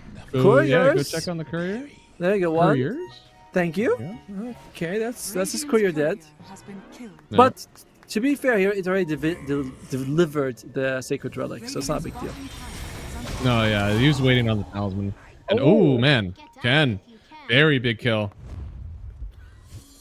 Instant smoke. But they don't have the coils. Or no, they do have coil. They didn't have. I thought they used Ice both. Blast. They only use No. Ice Blast. So man, yeah, they're definitely strong still. Ice Blast is such a nice ability when you land it, but you know, but throwing map wide. Oh, bomb lane. Yeah, they're going after the gyrocopter here. He's able to get his ulti off. Good for him. But now, yeah, they turned actually on this Night Stalker. Night Stalker, he's going to get healed up in the end there. Gyro, he's trying to keep up the damage, but he's going to have to start running away, I believe. They buy back on him, too. He wants in. They'll kill the Wraith King's second life. They're going to grip up the Centaur as well. Looks like a big turnaround here for YG. They kill 3. Looks like 4. You know, we were talking about the ice blast being used. It was able to get them that kill on Loon earlier, and then a big team fight happens. Why'd you like? We're not worried about ice blast now. Yeah. Our Dawnbreaker heal actually applies. The Brain Sap also works, and they get cleaned out. Yes, Zhao Rain falls and buys back, but so what? And I don't believe the Radiance is even finished. It's not. Oh, it's such a late Radiance. Yeah. No, it is officially very late. And yeah, the Night Stalker, despite buying back, he's still top 3 net worth, still ahead of any core on the other team. So still in a very good spot for him. The lineup for Ivory here, do we believe in them late? I believe in AA. I feel like AA late game is one of the best supports. That's like honestly fair, yeah. I mean, the anti-heal from AA could be a big factor. But yeah, I mean, the most that your Dawnbreaker skills, right? Like, there's always something that can keep her down completely. Oh, no Fiend's Grip, but oh, you have feared him into the Lotus. This is how he lives. Yeah. He didn't slot in the Lotus, you know. I'm sure he lives there. He slots it in. I don't think it would have really, right? Instead of the Iron Branch is like, but 6 seconds, you know? Okay. He still doesn't have the Radiance equipped 17 minutes, and this is terrible. I am so glad you picked YG as the winner for this match. So, okay. Oh no, they get the Ice Blast off, so Zalrain's still gonna fall. And now they're gonna turn around with the Centaur ults. I mean, you're going back on in. They really want to fight this. I just don't think you have the damage right now. I mean, Madara, he's getting turned on. Big Meld Strike's going to take him out. Well, that was the kill on Zhao Rain, which was nice because it does bring him down a little bit. He is kind of their tempo hero. I feel like if he dies now, it's not the worst thing in the world. It's like he's kind of done a lot of what his job is. Oh, Yo! Are we? Wow. Lord, that damage. Dire's bottom tower is under attack. Dude, this TA, this is the hero that you need to be worried about at all times. I mean, Blink is available, right? Honestly, Sea of War would could have tried to go in for that one as well, but yeah, this meld is starting to turn up. Blink, 14 charges on Disso, Brigand's Blade, of course, on the TA along with the Dragon Lance. So 200 damage a pop, easy. Pretty good, pretty good. And now, I mean, soaring above in the net worth, right? Like 4,000 above the next hero. I mean, that's basically a BKB on TA that nobody else can even touch. So, but, oh, he's going Manta style on Wraith King. That's new. That is new. What? Yeah, he's queuing up Manta style. I think Interesting. he's very unusual. That is more like I am dodging the map completely. I'm using my skillies on one side. I'm using my Manta on the other. I am making sure that all the waves are always taken care of. Yeah, he's got the Sword of Elven skin. No, there's Boots of Elven skin. What is the other one? The Band of Elven Skin and then the Blade of Alacrity. Blade of Alacrity. I combined 2 in 1. I'm so sorry. Dire's structures are fortified. Bad boy. Oh no. They're smoking into the Aegis. This is bold. Let's see if it works out for them. They will. Get away! We got the kill. I just realized there's a problem. Huh? All, One only? yeah, well, I mean, you know, there's many, but here's one in Dota. All the, you know, the stat items, the gauntlets, slippers, mantle, all of these ones, they're all something of something, except Ogre Axe, you know, Ogre Blade Axe, of right? They need to Alacrity, change that. Staff of Wizardry, stuff like that. Yeah. Oh, that is KSS. okay. Did she get a double meld? Okay, they just stole something. Oh no, Teehee, please don't walk over there. No, Teehee! He's All right, alive. looks like he could get away for a second. He's alive for now. Oh, The gyro's well, actually not the one anymore. to fall. Teehee finally goes down. Buyback. They're trying to lock in on TA. Yeah, I mean, do they have a chance? No. Okay, so they're going to kill Madara. That is Aghanim Scepter on the Dawn as well. Now the grip up. I mean, they're going to try to take it over to the Bane, but the Solar Crest actually doing a lot of work my here. God. Rapido, he's going to try to use the Radiance to get the kill, but it's not going to be enough. Oh, and he died without the mana, by the way. Didn't have the mana to come back. Oh, no. Oh. No, wait, really? Yeah. Oh, my God. When What he was it actually, I think because did Bane take This some of guy's his mana? close. I don't think Wasn't paying attention. Brainsop does it, right? No, Yeah, Brainsop Brainsop doesn't take it. It is literally just that he used too many spells and he didn't pop the healing lotus in time. Yep.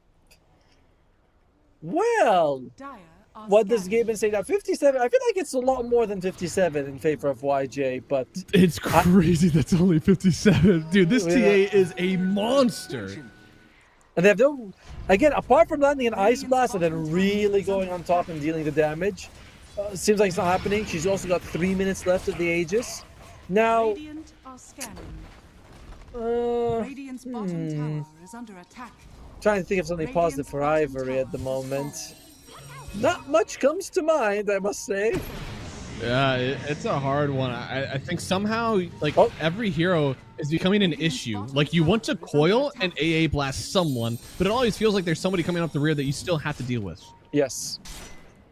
But it is becoming more and more that TA is doing all of the damage, though. So, speaking of damage, Yeah, I mean, it's a nice coil coming in with the Ice Blast as well. It's going to Solid, connect. There's solid. still an Aegis on the TA, though, so somehow if you kill her once, I mean, can you do it again? You're barely able to kill Dawnbreaker. the Night Stalker once. Not able to chase down this Dawnbreaker again. Teehee going to fall as well. Only 2 survive the onslaught here. oh dear. Only 1 survives the onslaught here. My God. And Dawnbreaker, she recognizes the AA threat and the puck, and she says, and the Radiance, and says, guys, let me give a pipe. Tower is under What are Yeah. they gonna do? Look at the odds.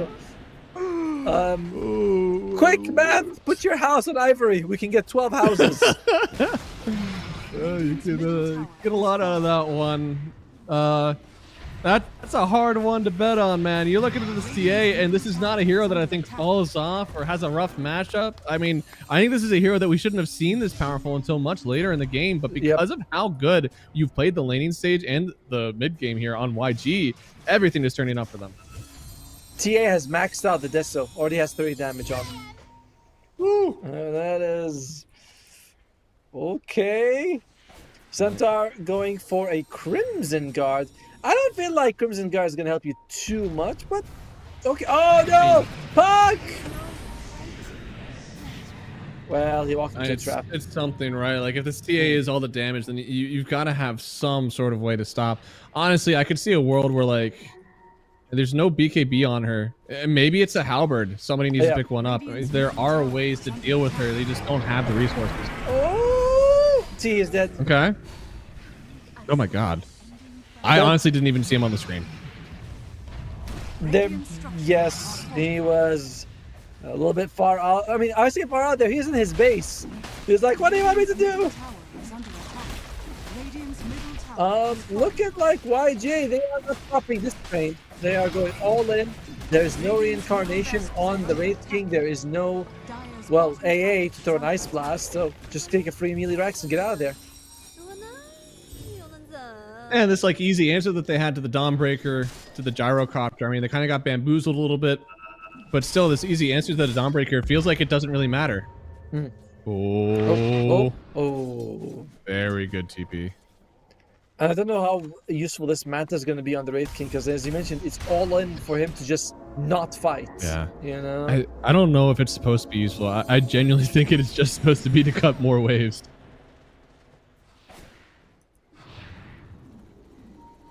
20,000. Otherwise, I don't see the issue.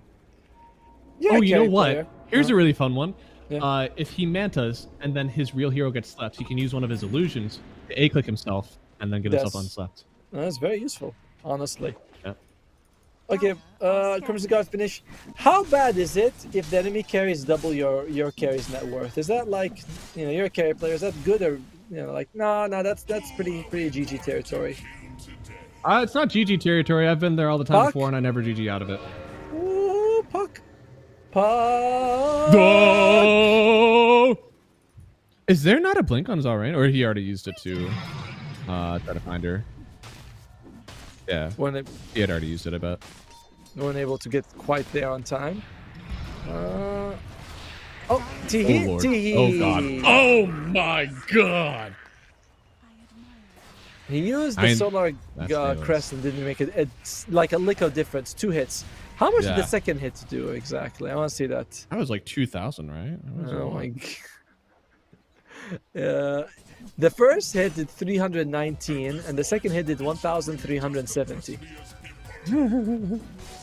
Yeah. That'll do it. Yeah, that'll kill an AA pretty good. The second hit did more damage than his life pool, basically. Oh yeah, way too much. And now, I mean, you need like a Ghost Scepter, but one of the things actually that Night Stalker does well from any core role, he's a great nullifier buyer. He doesn't have to be the one that's killing, but he is going to get on top of you. He's going to nullify you, so you'll be silenced. There'll be no force staff getting you away from that one, and the TA will definitely be able to clean up after that. I mean, he's still thinking about going for the Hand of Midas, by the way. So it's like afterwards, guys. I'll get it. 17,000 net worth lead, man. One of the biggest that we've seen in this series, and we have seen some throws before of a very large amount. It was 15,000, right? That we saw the throwaway. So hey, anything is possible. This feels less throwable than the previous one, though. To be fair with you, it does. You know, that one I feel like the high ground defense was really easy, right? This one I don't think your high ground defense is quite as straightforward. Oh, he's not going high ground. He's going up to heaven. Nope. Yep. God bless. God bless, Teehee. Dire's bottom tower is under attack. Do ancient apparitions go to heaven? Sorry, what? Well, some people say hell is actually very cold. So maybe... No. Radiant's top tower is Maybe he's like come from hell? I don't know. Radiant's middle barracks are under attack. All right, so they're going to grab mid-racks, they're going to grab top. This is just going to turn into farming time for the rest of Ivory. I mean, Wraithing's actually coming back. I think you have no business even being in this base. I think you keep on running bottom. It was an ultra quick Roche, and you have TA on the Yangon Galactus, so they instantly knew. They're like, oh yeah, it's like a 4-second Roche. Let's go get it. Why take any risk? Straight away. It's daytime, so day means Roshan is down. Yes. Oh, look at that. They get the Shrine of Wisdom. Oh, by the way, do you know that you... I was going to say, do you know that you can control alt-click an enemy spell, and it will tell you if potentially it's on cooldown or not? It's a nice way to let your allies. Yeah. Interesting. I did not know that. Yeah, so this is this was recently that I don't know when it was introduced, but I feel like fairly recently, where you can like click. Someone uses Ravage, you alt and control click the enemy Ravage. Will tell you. It won't say. It'll be like potentially on cooldown, so you can tell your team, "Oh, guys, this is not available right now." So it's not like calculating the timer. It's just that it is a quick chat, basically. Yeah. Okay. Yeah. I only ever really pin my allies' abilities, so I'd never really found that sort of stuff. I imagine, that's what you do. Oracle False Promise ready, Oracle False Promise ready. Like, I can tell you when that one's on cooldown. I know the exact cast range of it as well, so he was in range. He was just clicking that bastard. Thank you. Oh, they see the Night Stalker. This is kill. not a bad start. I mean, this is a huge kill for them. You know this guy is going to press the buyback button, though. He's not afraid. Yeah. I'm actually surprised why you did not go for Roshan a bit faster, right? It seems like they've been in the area for a while, but all right, Roshan's still there. I guess they were waiting for nighttime. It is about to change, but... Oh. Brave man walking up there. Yeah. Those illusions do nothing. No, they're adorable. Do you know Skillay bought the shard like last item? It hasn't had it recently on this Gyro Copter. He went for the Solar, the Force, and now he has the shard.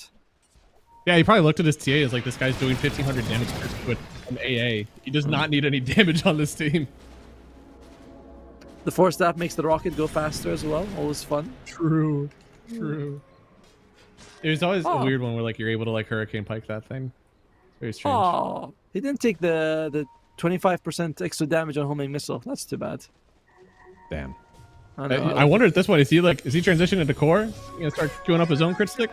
Right. We're gonna go. Let me go Hurricane Pike. All right, guys. I'm attacking from a distance. The level 15 talent is good damage. If Enchantress is allowed to go Force Staff into Hurricane Pike, then so am I. Yeah. Oh, Lord! They're coming! The dodges! That's a lot of evasion, actually. I'm surprised TA hasn't killed anybody yet. They can't... are we going to stampede? No, Derek. Take it to the face. Yeah, no, they really are. And they are going to get the grip now on the Wraith King. They're going to stop it for a second. But he's still just going to respawn once. Now, can your team save the Wraith King here? He's going to jump in. Dawnbreaker all coming in as well. He's able to dodge with the Manta. The stun from the Dawnbreaker. Well done there, but how much does it matter? The Ice Blast is going to connect on the Night Stalker here. Oh, Glimmer. And now they have a coil on the other side, but yeah, the Glimmer is going to protect him for now, it seems. He may have been in shatter range if it wasn't for that Glimmer. Beautiful save coming out there from Loon. Oh, and well, it's what, 3 for nothing, and a buyback, 2 buybacks actually, I believe. Yeah, and I mean, Wraith King without his ulti now, it's going to be harder to take this fight. Really well done from him. On God, like him Manta dodging that Dawnbreaker ulti, he was dead had he not done that. Unfortunately, it just seems like a little bit too late in that fight. I mean, I'm not seeing it. I don't feel like Ivory can take it at the moment. And all right, maybe 25 on Puck. He's level 16, so 9 levels to go. Like every part of this is like a really hard timing, right? Like you don't have ulti on Wraith King for 80 seconds. It's nighttime for another 3 minutes, plus whatever he has his ulti on afterwards. You know, like every timing is against you right now on Ivory. Itemization as well has been really rough for them. They're just so low on farm. I mean, I know Zarain's struggling, but Zarain is playing that vision. Like he's got Gem on the Night Stalker and Blink, the BKB. That's all he needs. He's just like, let me get vision, and I'll see what's going on, and that's all you guys are. You know, just get a good Dawn ulti on top of me. Oh, he took the homing missile stun duration on Gyro at level 15. I think a lot of people take the flat cannon damage because it really adds up. But all right. 0.3. Yeah, I think he's consolidating. You know, he's realized now. IQ that's all he really wants. No. I'm surprised though. Yeah, that 25% homing missile damage. Like even though you have the health taunt, you do have a full solar crest. You know, like 150 health. You're getting way more than that in solar, anyways. I mean, but homing missile 25 is what, 80 extra damage? It's not the biggest deal in the world, right? If I'm not mistaken. Just damage. It is damage. That matters more. Actually, it's not 80, sorry, it's 90. It is 90 damage. Per rocket is, okay. Stun, KSH, another stun. We're not quite sure what we're doing right now, but we're stunned. Yeah? Oh, but I see the puck silence, I thought it was actually on him. I was like, oh my god, the puck's jumping the AA. Then I was like, oh, same team actually. Never mind. Man, this is... Those are fun rockets. Oh, they're doing everything. He's getting dragged out very far. Yeah, gripping him out now. I mean, Currently, there's not enough protection in the world to help for that one. He's down for 50 seconds. Then there's a Dawn ulti on the other side. They're able to kill Ken. This poor Hoodwink in the trees. He'll go down too.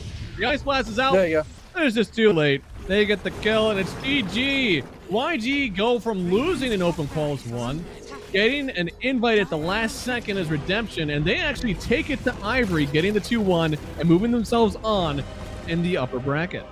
After a very exciting game 2, which Ivory did win in the end, I think we were talking about in the break. You're saying like, man, I don't know if YG how they're gonna feel about it. I told you these guys have been friends for a long time. They know each other really well. They've been through a lot of losses. I had a feeling they'd bounce back, but looking at the draft, I went with Ivory, and I'm wrong for the first time today. Yeah.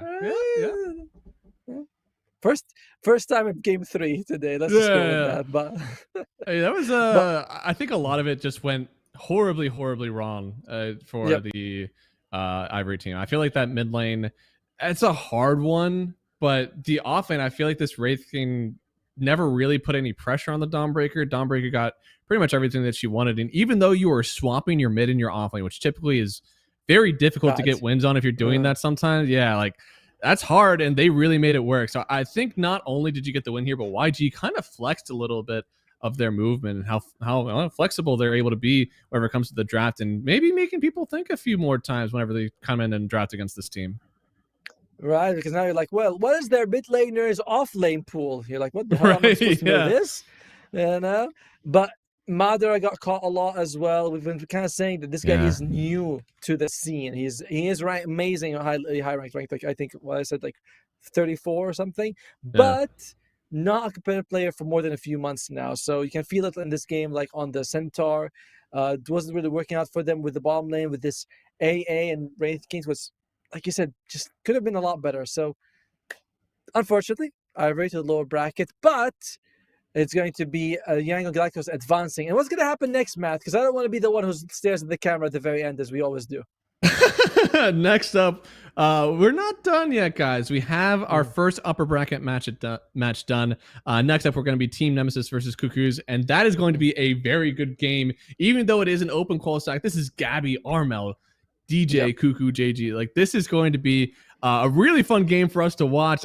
I'm typically, again, I'm used to the NA quals where there's a lot of slapping around and a lot of 20-minute games. So this is very new to me, and I tell you what, I am genuinely excited for the next matchup, guys. Please don't go away. We're taking a break because, Lord, it's been 3 matches, and I need some more drink. So we're gonna go to a break here, but we'll be back for the next series. The new breakthrough, an innovative phone with 1xBet app. With 1xBet app, you can register and start betting in just 1 click. Intuitive interface and thousands of sports events every day. User-friendly app. Big wins, fast payouts.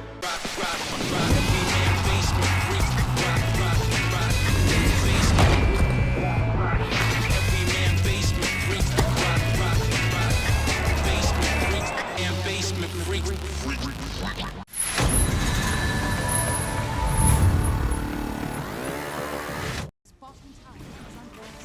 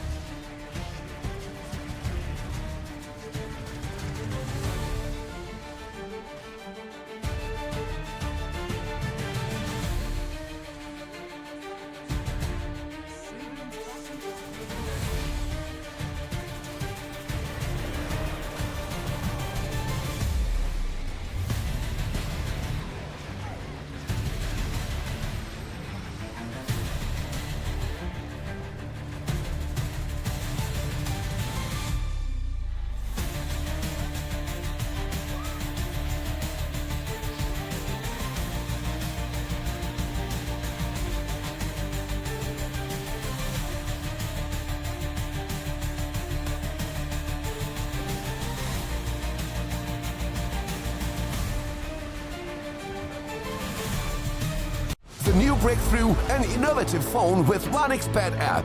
With 1xBet app, you can register and start betting in just one click. Intuitive interface and thousands of sports events every day. User-friendly app. Big wins, fast payouts.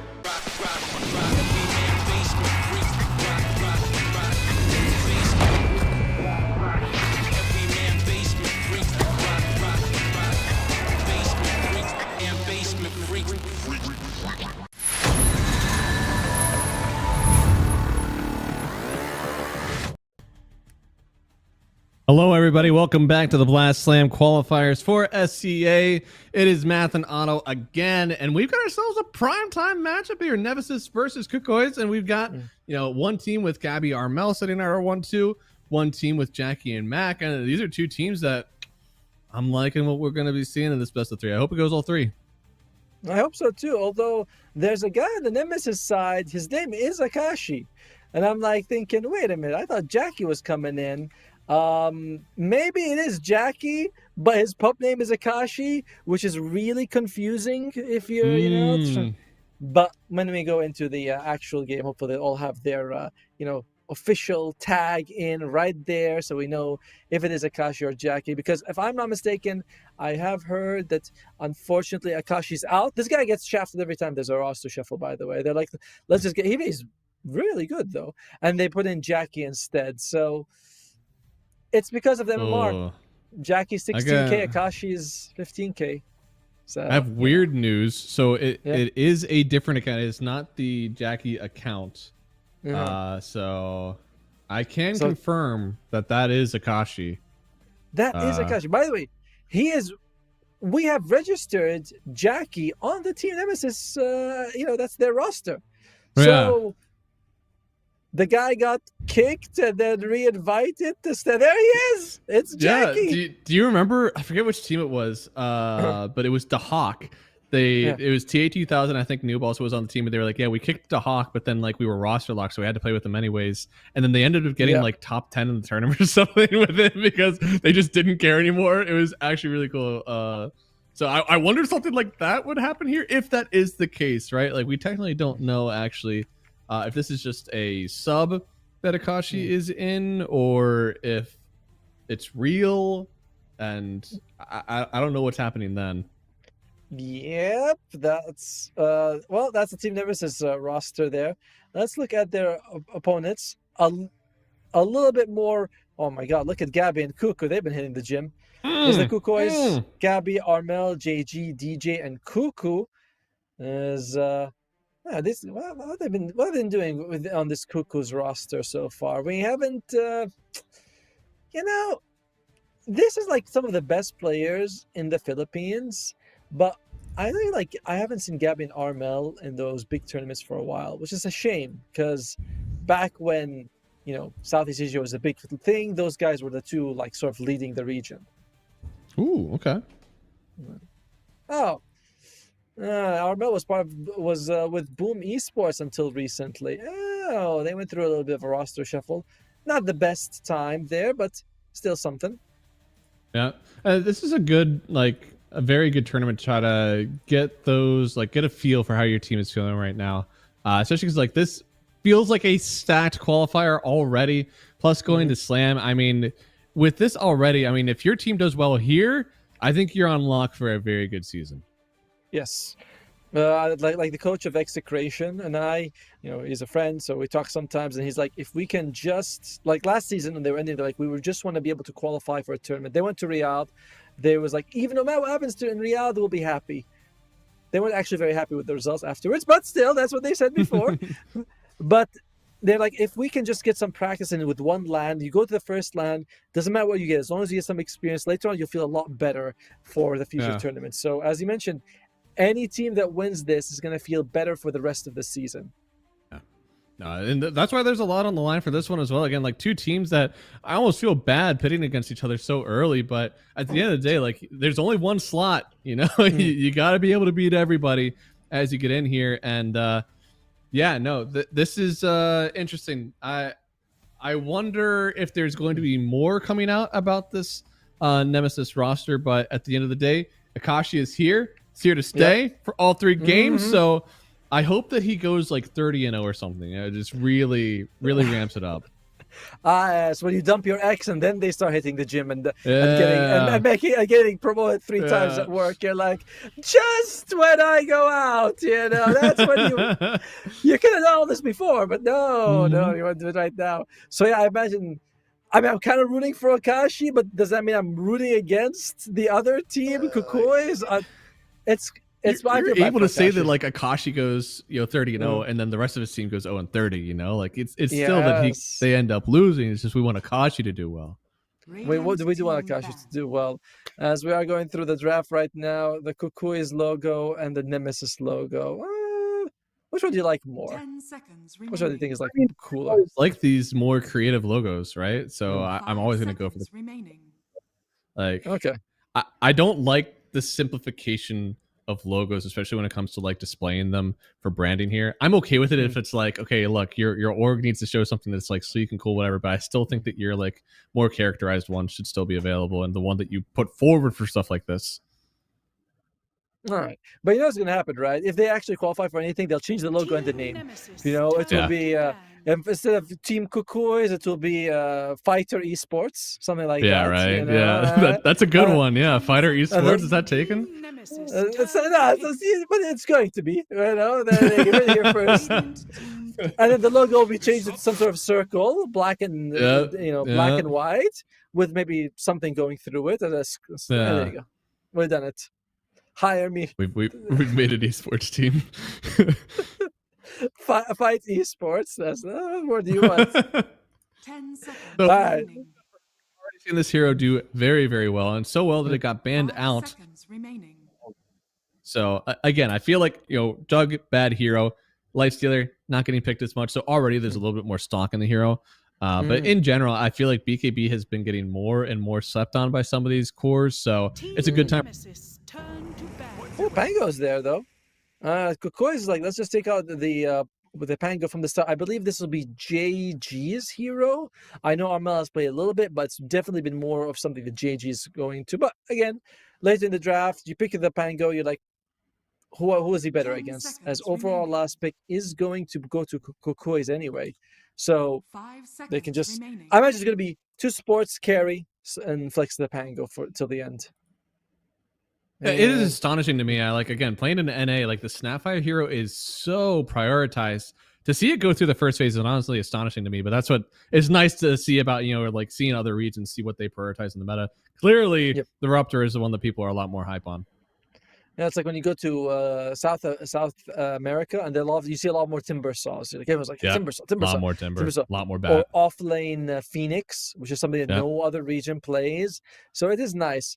Here, our specialty is throwing. We love throwing. Oh my God, we take a huge lead, 15,000. People are cashing out, and then boom, we hit you with the throw. You never saw it coming. Oh How is he diving fountain? I don't know, but he is. That's how it works, man. The fountain calls, it beckons. The sweet siren sings to me. I gotta go. I'm sorry. Nemesis, they get rid of the Beastmaster. As we mentioned, Kukui's could be playing Pango off lane, so I feel like at this point you're better off moving carries or supports because you just don't know where this Pango is going. I guess it depends on what you're angling to play in your draft. Sometimes it's nice if you know the hero can go 2 places, start banning out the one that you want it to go. All right, making sure that Pango is really the only good option there, and then hit him with your own. That way, it makes it so you can still play your own game, right? If you want to play a Bloodseeker really bad, all right, just start banning out some offlaners. Make it so that they can only put that Pango on the offlane. Slam them with that Bloodseeker, and you feel pretty happy. I don't feel like Bloodseeker does not well against the Pango in the lane. No. Hey, my hero!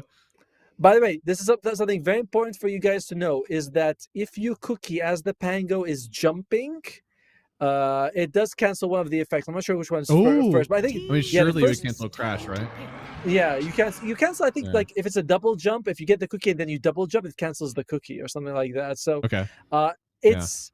You basically, if you're jumping and a cookie comes, one of them is removed. Either the shield crash or the cookie. Interesting Centaur pick here. I'm actually a little surprised that that's what they prioritized. I don't know if it's 5 seconds that remaining. great into Pango. Like, it's something, but at the end of the day, like if you're hit by the Pango roll, like you're probably staying there for a bit. So I'm not sure how much the Stampede is going to help you there, but it does help out versus the Snapfire. I like it. I like it. I don't mind against the Pango because sometimes he does, he does give you that like 0.2, 0.3 seconds where as he rolls back that you can move, but usually you can't move fast enough. But this, you're like, pow, pow. I like it. Ooh. And the Lesh. All right, so that's going to be Centaur, Leshrac, Disruptor on Nemesis, who are playing with Akashi, who they kicked. Yeah. Clearly, I will say, if they're still playing with him, the players must be happy to play with him still, I don't know. Well, and may have registered with one guy, like this is the official. He's registered. You got to play with this guy. Like you mentioned, the Hawk had to do it. But internally, the team kicks someone out. Yeah. There's some weird, there's a weird vibe then, like going into this as well. I don't know how that's going to affect Nemesis as they get into this one. It's when you get a divorce, but they're still in the same house as you. You're like, it's kind of awkward, man. Like, that's a good point. Let me call my dad and see what he thinks about this. All right. Last man, Cook. The Nemesis still has one more pick. I think they're gonna show us a support right now for Nemesis. Who would you like? Batrider's not there. Dark Willow, Shadow Shaman. 4? Yeah, right. Like those are the two that have been the biggest right now. Willow, is okay this game, right? I think Terrorize is okay. I think. Oh, Ursa. Who? They're picking Akashi's here already. I think that the problem with the Shadow Shaman is that if you are able to get like that shackle off, you're up against a Warlock who can cancel it. Dark Willow isn't that good against the Warlock either. I'm wondering, although I'm sure it won't happen, if they can somehow play the Centaur as a position 4 boys. 5 seconds Very unlikely. I think it would be more likely that they do the Lesh 4, right? That's something that we've seen a little bit more in the past. I still don't think it's great here. I think it's fine enough Lesh mid game still. Yeah, especially because he's very likely to go up against either the Dragon Knight or the Pango. We'll see what Kukui is going to go. Again, and Kukui has final pick anyway. So no matter what, they're going to get a favorable, at least choice in who goes mid against who. Oh, I like the Monkey King ban. A good hero against the Pango in the mid lane. Oh, I just know whenever so you have Warlock and Pango, it's rock and roll. Yes, it is. 10 seconds remaining. That's it. This is why I take notes. This is for this reason right here. Guys, forgive him. He recently became a dad. He's got to let it out in some way. Oh man, oh my lord. Okay. I'm surprised, honestly. So, like, we talked about 24 pick, right? And you have this Dragon Knight and the Pango already. Those are eating the same roles. I'm surprised they didn't actually go for like a carry instead on that Dragon Knight pick, and then allow this Pango to kind of be like flexed up. I thought exactly the same. I thought that they would be doing that. That's like I mentioned. I was like, after the Pango, I thought 2 supports and the carry, you flex the Pango till the end. But, and it's like you mentioned, both Dragon Knight and Pango, if they go mid, they're not, they kind of get counted by like the Huskar, for example, or a Timbersaw. He doesn't really care too much. We'll see what Nemesis wants to go with. Or, of course, the Leshrac. He also doesn't mind these two against him. We'll see what they want to go with here. Their last pick for Nemesis. As we mentioned, the Centaur or Lesh could go 4. They pick a mid laner, a different one if they want to, or a different off laner. We'll see how it works out. I wonder if there's a Lion angle just for like more raw lockdown. But clearly, I mean, you're looking at Kukois and they're like, it's gonna be a core. One of these heroes is a support in disguise, and they're picking a mid here. I don't know why you like the Lion so much. It's like it's Hanskin. Hanskin got me on it. He definitely has, because I just don't see Lion anywhere. Clearly, you've been seeing other people who you've been led astray, my friend, as the Abaddon comes out. Again, this could be a core or a support Abaddon. We don't know. Whereas Kukois definitely needs a core. Probably I would like something for Gabby. I would like to see a Razor or a Gyro's meh. Razor's pretty good. Sven is okay for that huge armor for the whole team. Yeah. It's another hard one because one of the heroes that kind of screams at me right now, if you look at 4 of the heroes, is Slark. Slark does amazingly versus the Abba. He's good at diving away from the Ursa's timings, but there's that big old Leshrac in there that makes it a really bad Slark game. So I don't think they can really go there. Raid's a little bit hard because you're playing into the Stampede, so it's not as bad as playing into like the Bane. It's still play out Bull, but it does kind of fit that like we want something that's able to take a long fight, something that kind of scales as the fight goes on. How about Timbersaw then, if you want to go for that long fight? Kukoi's, they have played for Armel mid. You put the and Gabby has played Dragon Knight a decent amount as in the carry role. So I'm feeling like Pango off, carry DK. Yeah. Now you showcase the Oh, the Slardar. You may now select okay. your heroes. Who's gonna be playing what then, my love? This is very confusing. Okay, so it is going to be the carried Dragon Knight, the mid Pango, the off lane Slardar, not too crazy there. Okay. And the other side is going to be the mid Leshrac, off lane. So this is good. Support Centaur. So, all right. So what is the build then for the support Centaur? What is he doing? Oh, well, I'm guessing you're going to be rushing Blink, and after that. I mean, sometimes we can consider going Blade Man. I'm not sure that's really ideal if you're a support role for you. I know that there's no way it's Blink Ags, right? There's just no way. No way it's Blink Ags, no. But I've seen more serious though. I've seen 9th class play with the Helm of Dominator build. Ule Scepter is an option. Of course, Blink you have to get. So these are the sort of 3 items where you build a lot of utility stuff. I don't think you go. Lost Suck and Mules. I don't think you go like. The Solar Glimmer on support Centaur. You go for a little bit different items, but we'll see how Jing does it. It's bold, and I like it. It's a bold pick for a bold caster. Oh yeah. Solar good versus what we're doing right with the Pango and the DK damage. Yep. But with Slardar, how does Slardar affect when you want to pick up Solar Crest? You give this extra physical damage barrier, but then like the Slardar is stripping your armor. So is it still worth it to get that because you're still soaking up physical damage, or is it so mitigated that you'd rather go for, again, like Yules or some sort of Dispel? I like the idea that Nemesis doesn't really care about Solar Crest because the support picks in general don't care, right? Like, Disruptors tends to be a Blink, Ag, Scepter kind of guy, right? Very rarely do you see him go for... He can get utility, but it's not really his best thing. Jing has a very nice...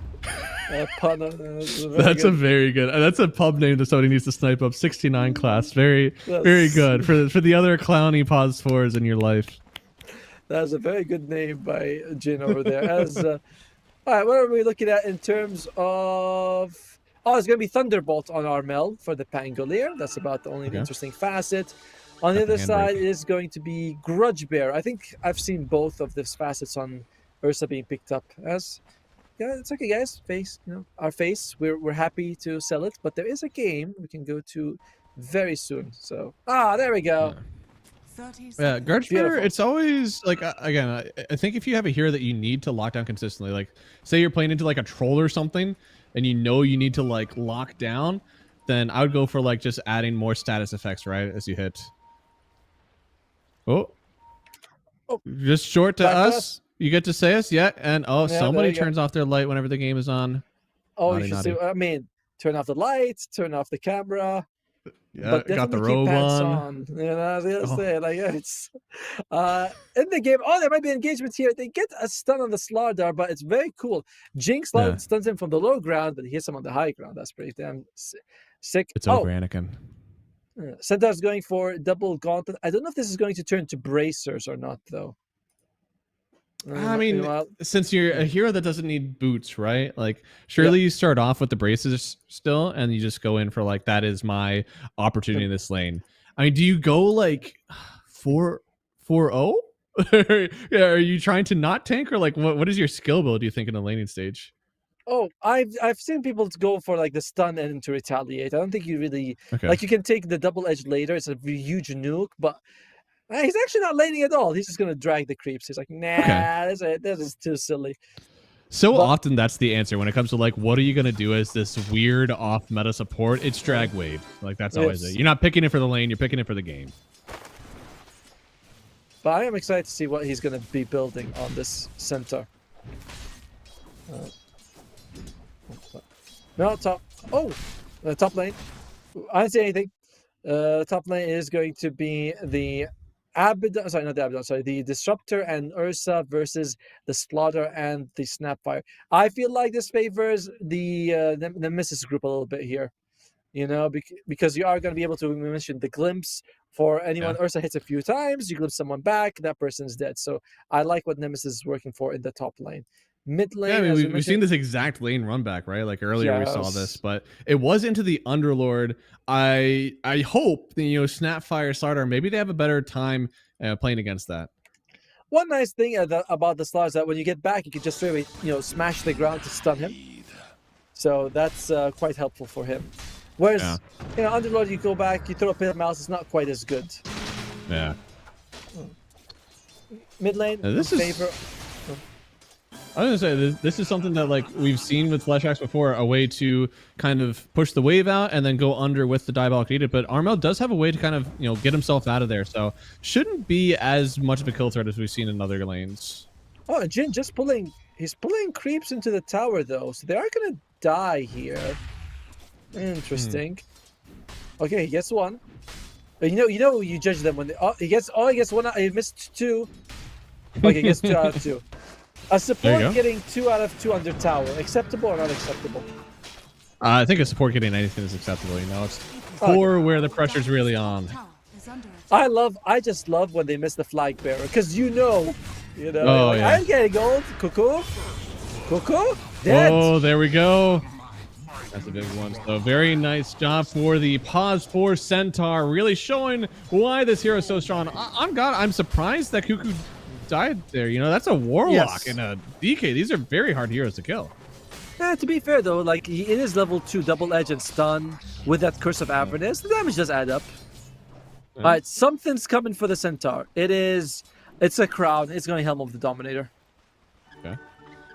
That's going to be essentially like lane pressure, which is always going to be nice for you. But I'll say, like, your lineup innately gets better with time. Now that you have a Centaur on the Pause 4 role, he's still going to end up doing what Centaur does and being a hero that's hard to initiate on, providing utility for his team. So I think the rest of the team just needs to start pulling out some damage, right? And hey, you got a Leshrac Ursa. You got plenty of that. And Leshrac's fantastic also to put into the carts, right? You just try to Pulse Nova, you roll him in, you're like, hit them. Yeah.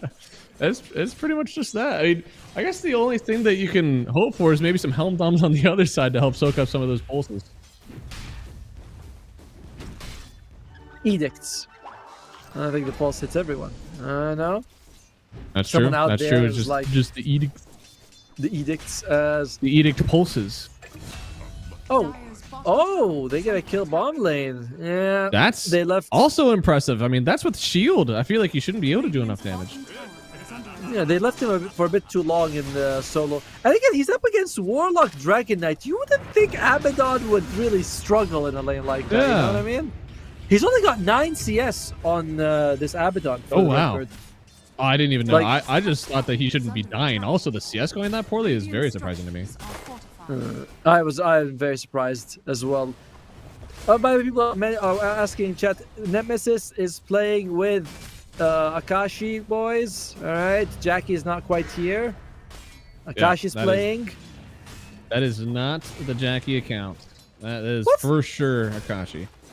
What is the opposite of a honeymoon phase? That's when something is new and exciting. What is it when something is ending but also exciting? What's that?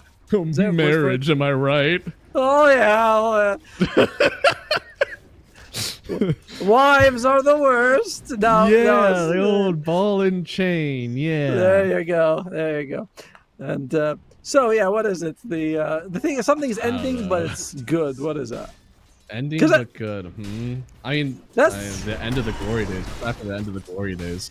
Retirement. It's not without Akashi. Oh, retirement is good. He's dead. He's retired. Very dead.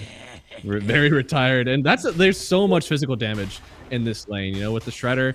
Not even level 6 just yet on the Slaughter. This is a lane that could get out of hand. And partially, you know, there wasn't a disruptor anywhere to be found. Cuckoo's got a lot of CS. This guy was, I think, what was he? A former offlaner, right? So he's like, I'm going to get CS. It's kind of, you know, I always like it when I see a core transition to support. They try to get a little bit more extra creeps, and you're like, mm-hmm. You know, you miss it, don't you? Oh, all the time. I literally one of the things one of my former teammates said, yeah, I remember watching him fatal bonds a wave, tip my mid and run away. I was like, yep, gotta get that Midas, man. Radiant's middle tower is Oh, another dive in the mid lane, and that time it was the glimpse back from Grim. So very good build from Mac here. Just so much raw damage, and now they could take this tower. Surprisingly, he had this role available. He just chose not to use it, thinking, I'm going to be fine. Meanwhile, Mac, did you go too far? No, he's okay. He's okay. Yeah. That is a level 3 Snapfire doing all that damage, by the way. Like, insanity. 2 points to the little Shredder, and apparently a Fairy Fire is all you need. Yep. Fairy Fire. That's all. It's like we are going to be the offlaners getting it. At least Raven picks up his own Shrine of Wisdom. Yep. As Raven is having an abysmal time right now. Oh Lord, the Warlock is about to out-CS him. That's not a good sign. Will it happen? All right, observers. Oh, the net worth is a bit different though, to be fair. Yeah, he's got a little bit, you know. I'm trying to think, why does Kuko have so much CS? There's no summon. There's no, like, you know, net level 1 Venom Ward that you kill or Eidolon. He's killing stuff. I think it's just pulls, right? Like, as a Warlock, you don't ever actually block pull camps. You just fatal bonds the hard and the small whenever they get pulled out. So he's probably just getting some stuff from that. You're getting lower value creeps than the Abbot, or the Abbas. Raven is not going for Radiance. He's going for Helm of the Dominator on this Abaddon. I like this. Firstly, while you do want Radiance on the hero, if you have to get Radiance on your offlaner and Battle Fury on your carry, that is an insane amount of pressure to put on your mid laner and supports. And yeah, who's going to blink right on mid, so he's got to get some help when he blinks in there. DJ, he's going to be fine. They get the Shield Druid. Good one on Mac.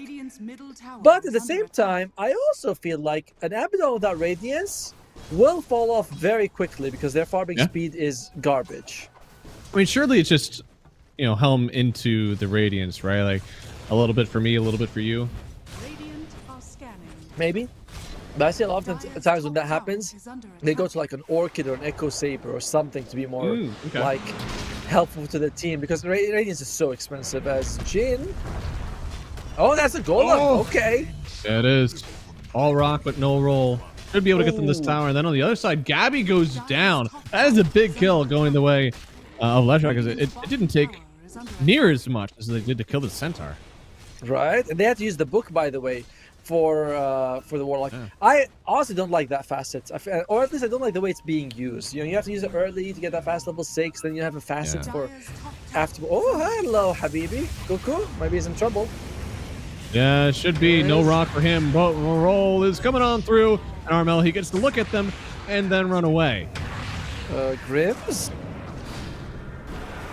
A lot of damage already now with the rock. Yeah, that's so much. He kind of just caught himself in between a rock and a very, very hard place. They are able to bring down, what, 1-for-1 position 5s? Yeah. Oh, of course we have to do this. Every few minutes we have to click on the Centaur to see what is he buying. And yes, still Helm of the Dominator. Quite expensive, by the way, the recipe. 1,100 gold. That is halfway towards your blink. Yeah, and for like a support, I mean, you're not getting that amount of gold anytime soon.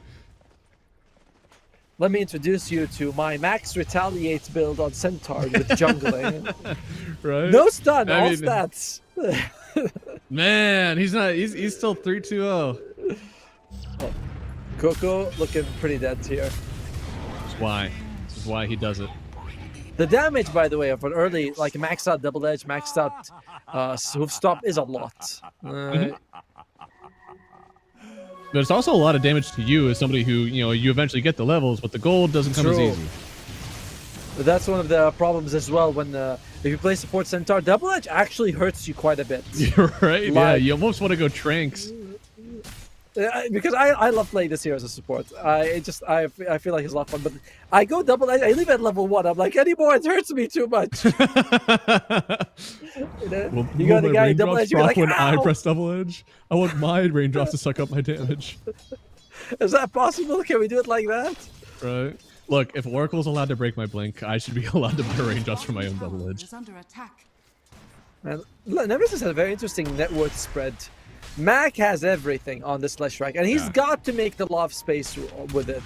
Unfortunately, Raven and Akashi are really far behind, and I'm worried more so for Raven than Akashi, because Abaddon is just... Radiant's bottom tower has fallen.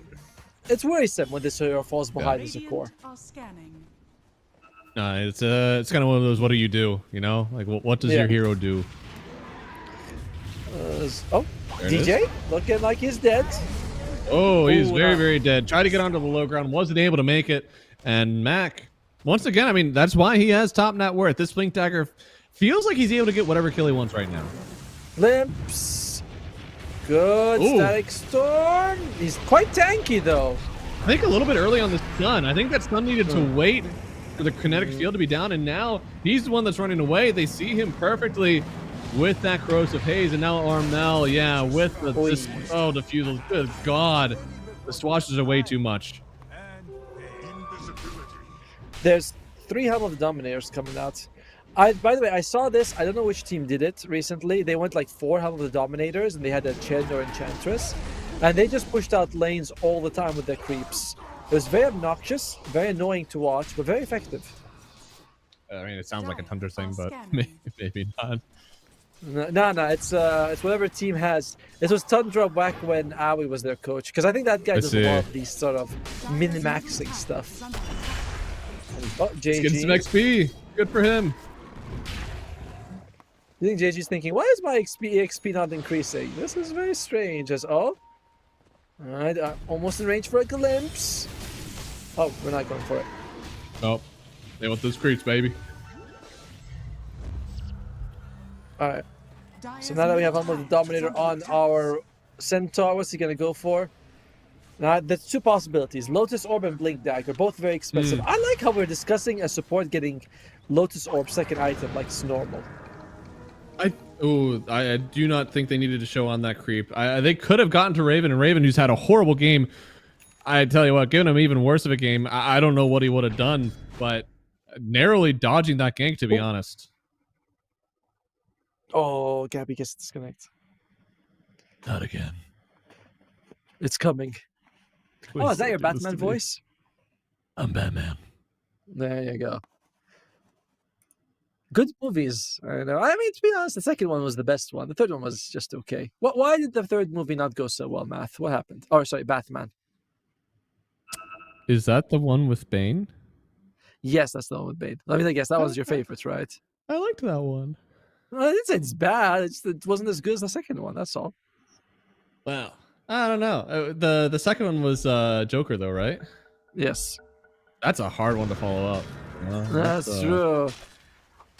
I feel like any movie that comes out, you're like, oh, it's not as good. It's not as good as the one with the Joker. Like, yeah, we know. What were we supposed to do? Not make the movie? You know, we hit it too far out of the park.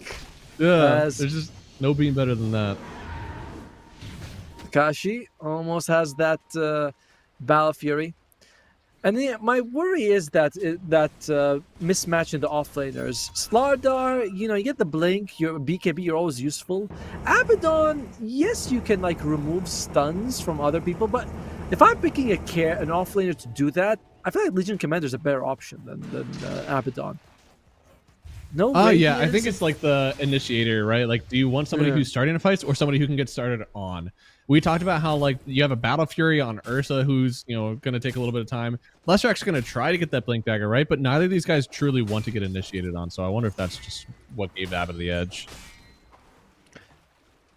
Centaur's going Soul Ring. Okay, he's got it. I didn't really feel like he was using so much mana that he needed the Soul Ring. Right, but he's like, guys, okay. This is what happens a lot now. of You need a Soul Ring for the Helm Dom with the mana cost now. Oh, God. All this to make some more Centaur work? That's what you get when you're playing a 69 class. 69 class, there you go. Gabby has got the Blink as well as the Mage Slayer. And Mage Slayer this game against the Leshrac, who's most of the damage, pretty big death blow to Kukui's. I'm assuming it feels like a slow burn right now. I mean, we're still waiting for like the Abba has actually caught up in net worth despite everything that's happened. Centaur isn't like turbo farming it out, and this is where something is finally going to happen here. Does end up popping the ulti at the last second, but the stuns will keep him around. No amount of shield is going to help you from that one. Oh, even with the fatal bonds, making sure that he goes down. Almost got away thanks to the Centaur ult, but still getting him. By the way, the exact thing we talked about is happening. He's going into the Orchid after the Helm, because you're saying it might be Radiance, and I've seen this before. They go first item Helm, then they're like, well, I gotta get an item that's useful for the team, so they go for an Orchid, which is kind of whatever, honestly, on Abaddon. By the time you get it, 23, 24 minutes, the enemy team is going to have enough dispels or heals or durability, just ignore it anyway. Yeah, I don't know. I don't love that late time, but we'll see. I mean, it is obviously really good for the Pango, especially one that doesn't have a BKB or Euros or anything like that, so can all in that guy, helps out the Ursa. Yeah, or he's actually saving his gold. He's got 1500, maybe he's going to go straight up Blink. But that presents another problem. I mean, what exactly do you need to blink to most of the time? Yeah, especially if you don't have really anything else in the pack, right? Like you're a blink and a helm. What are you blinking for? What you gonna do? You see him about to last hit a creep. You jump in, take it from him. Haha! Cuckoo! Oh yeah, in danger here. Drops the rock and helps them kill Mac. Thanks to the fatal bonds, they actually put in a good amount of work there. Now trying to find Jane as well. JG getting visioned actually a little bit. Wasn't able to get the cross. Thunderbolt. Is he gonna be able to throw him in the low ground? No. Go. Armel with the kill there. These swashes have done tons of damage thanks to the amp from the Corrosive Haze. The steroid is working well for them, and they're gonna take that steroid right into the Roach Pit. Well, that's gonna be, I want to say 2 cores, but I remember the Centaurs as support, but it's a pretty damn big kill, and all they got for it in return was the Warlock. Yep. Nemesis, it says 1,000 gold lead, but I'm worried. Ursa? He wants in. Armel is the one to pick up the Aegis, and now you've used your Enrage on Ursa to get in for an Aegis you cannot claim. They'll still take down JG. How much more can they walk out with? Armel, he's the one with the Aegis. He's allowed to stay in for the fight if he wants it. Gonna get glimpsed all the way back, and that's gonna be the Aegis down. Still does not have roll. Nemesis, they take a really wonky fight, and they get so much out of it. A 3,000 net worth lead for them now. That was bold. That was bold, but it worked. Let's Track was up in time. They didn't have the pan go roll, the kisses, or the golem. So when you look at it, Kukuis may have been, sorry, there was a roll at the end. They may have been a little bit too greedy with that at the end. You know, they didn't really need to take that fight. Yeah. All the ultimates were down. Dragon form included. I don't know. Not gonna say it's like deserved or anything. It was a risky play that they made in that situation. Yeah. No, it's a really nice move from Nemesis to kind of pick up on that, getting themselves, although they don't walk away with the Aegis, you nullify the timing from them, you get a good amount of gold for your heroes. And honestly, again, we look at this lineup with the Centaur, and naturally, it feels like they're the ones that are going to be happy as it goes late. Yes. Although at the same time, like, you know, I feel like the Slaughter is going to bring more to the table than the Abaddon, but Abaddon, he's actually very close to the Orchid. He's got the Orchid. I thought he was going to get like 22 minutes. He gets it by 19. He only had the Blink Dagger like 16 minutes. So this was a very quick Orchid. Oh, no, not Blink Dagger, sorry, my bad. Helm of the Dominator only a few minutes ago. That's one hell of a drug, you know, Helm Dom. The best Midas that there is right now, and with that Orchid, again, very good for all ending heroes. The Ursa wants to do exactly that. So without any real like aura buyer, right? That's not what Pango and Slaughter do. They're not auras. They're not building a Lotus or something. So it could be a little bit hairy for them. Disruptor went for the, yeah. You might need like someone on the Radiant to get a Lotus Orb to remove some of that, but the Orchid effect. But Snapfire could maybe do it. Warlock probably doesn't want to. He's going Glimmer Cape. Okay. In the meantime, Kukui is not deterred by their recent losses. They say, now, We have all our ultis, all green. Oh, shit! No, God! Everybody's What here. a They do get the jump. stun on the Leshrac by a miracle. But there it is. The Static Storm onto. They're already diving on the backside though. JD goes down and yeah. I don't know, man. Armel, he's trying to roll around and save his team away from this one, but Team Nemesis feels like they are very much in control. Cuckoo falling as well. Akashi. Oh, Armel. This is the jump. Yeah, he's Misses, going down loses as his well. life as well. And this Ursa is really putting his body on the line, sacrificing himself for the team. This is a real team player. I can't imagine not having him on the squad. As, but to be honest, I think that Mac also, that blink, he revealed 3 people. And you can see like, DJ, there's JD, there's a lot of J's in this one. There's a lot of I saw you having problems with it as well. But yeah, DJ is correct, the Sapphire. He was like, we're about to convert over to hero names. It was like, I want to throw my kisses, but there's a Leshrac right in front of me. What do I do? So a little bit unfortunate. All right, so there's Jin, JG, and DJ. Yep. All right. I don't think we'll ever confuse them again. Nope. As long as I know that this Ursa seems to only want to kill DJ, I feel like that's the target. And JG. Well, he'd not like in to my kill mind. JG as well. Nope. But the Centaur now is thinking about a Ghost Scepter. I mean, I guess the lineup he's up against, Ghost Scepter is particularly good this game.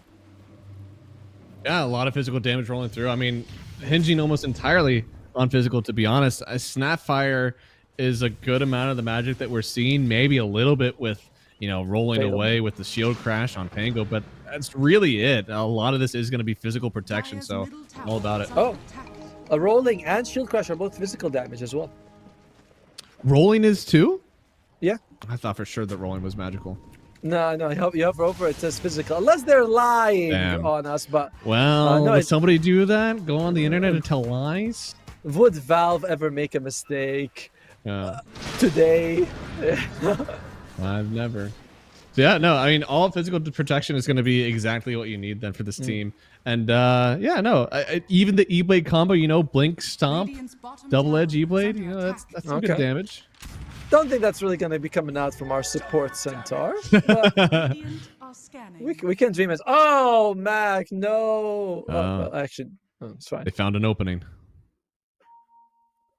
But the Cuckoo is like, maybe if we go north. But this Leshrac, he's got the BKB. He's back. He's got the BKB. This is a fresh 9-second delicious BKB, unused. Yep. Same thing. I like the Shiva's going next. It feels like sometimes they've actually gotten like vision blocked on some of these fights. So I like having the Shiva's kind of give your team more room to navigate. Akashi's got the BKB as well, and yeah, the vision from it. I wonder if the healing reduction is important. It's just like kind of good against the Dragon Knight, right? I get the cookie, the heal from the Warlock. Okay, there's some healing. There's some healing. There is. I feel like with how many heroes are actually going Vessel now, I think so much less about the healing reduction of Shivas.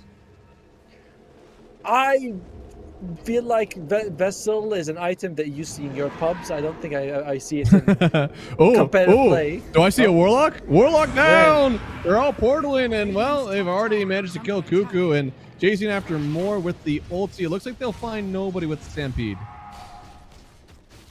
Yeah, Spirit Vessel feels a little bit too counterable with Manta, BKB, Lotus. All of these items are stuff people want anyway. So I'm not a big fan of Spirit Vessel in its current form. Well, the Void Spirits are pretty big fans. Most Void Spirits still going for that Vessel right now. I see them, and I see them lose a lot as well.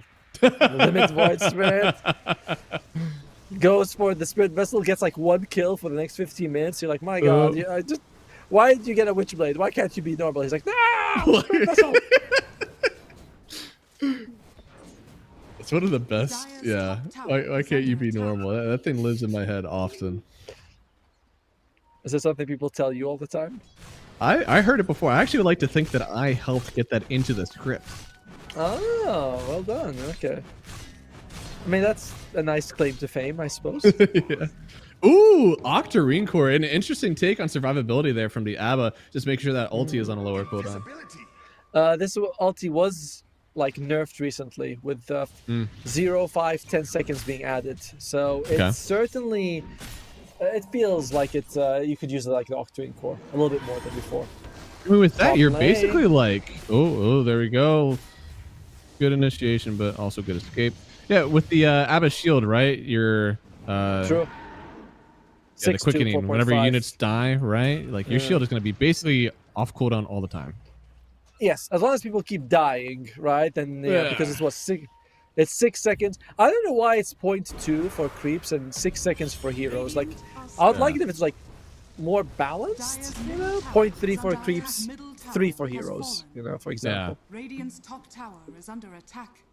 But in the meantime, the game has stalled a little bit. Definitely a slower pace than the previous series so far. But it's still not good for the Kukois, right? Like the last series, it was like all gas and the net worth was like even. This one is very slow, and now it's like they feel no pressure to do anything. Yes. It's up to Kukois to make something happen, and I don't think they should be coasting right now. Mac also, one nice thing about like these mid-Leshrac Tinkers and Zeus's is that they can go for greedy if they get his items choice. He's got that 100 GPM bonus on Leshrac on a Gale Guard. Oh. Centaur's also got greedy. And so does the Disruptor, actually. I mean, they're allowed to, right? Like, this game, you are in no pressure whatsoever. Get as much gold as you can. To be fair, the Sports and Kukois also have greedy. So... okay. Well... I don't like the second greedy enhancement, by the way. Going from -30 is okay. -30 to -60, it's like, geez, I can barely right-click now. Like, do not right-click, right? Because, like, again, supports, you're not getting those sort of stat items. You're not recouping that 30 damage. It's like sometimes, but some heroes do right. Like when I play, like, you know, Nature Prophet support, you know, you're like, you right-click a little bit, a fair amount. And you're like, then you show up, you're like, I'm tickling him. Both teams. What's Gabe been telling us about this? They're posturing it's mid. 74 for Nemesis. Roshan is up. This is going to be a nice key point for the two teams to actually go up against each other. Roshan is available right now. We have a Ursa on one side. We've got a Slaughter on the other, but unfortunately, I mean, Kukois, especially after what happened last Rosh, I don't think they're going to be excited to get into the pit.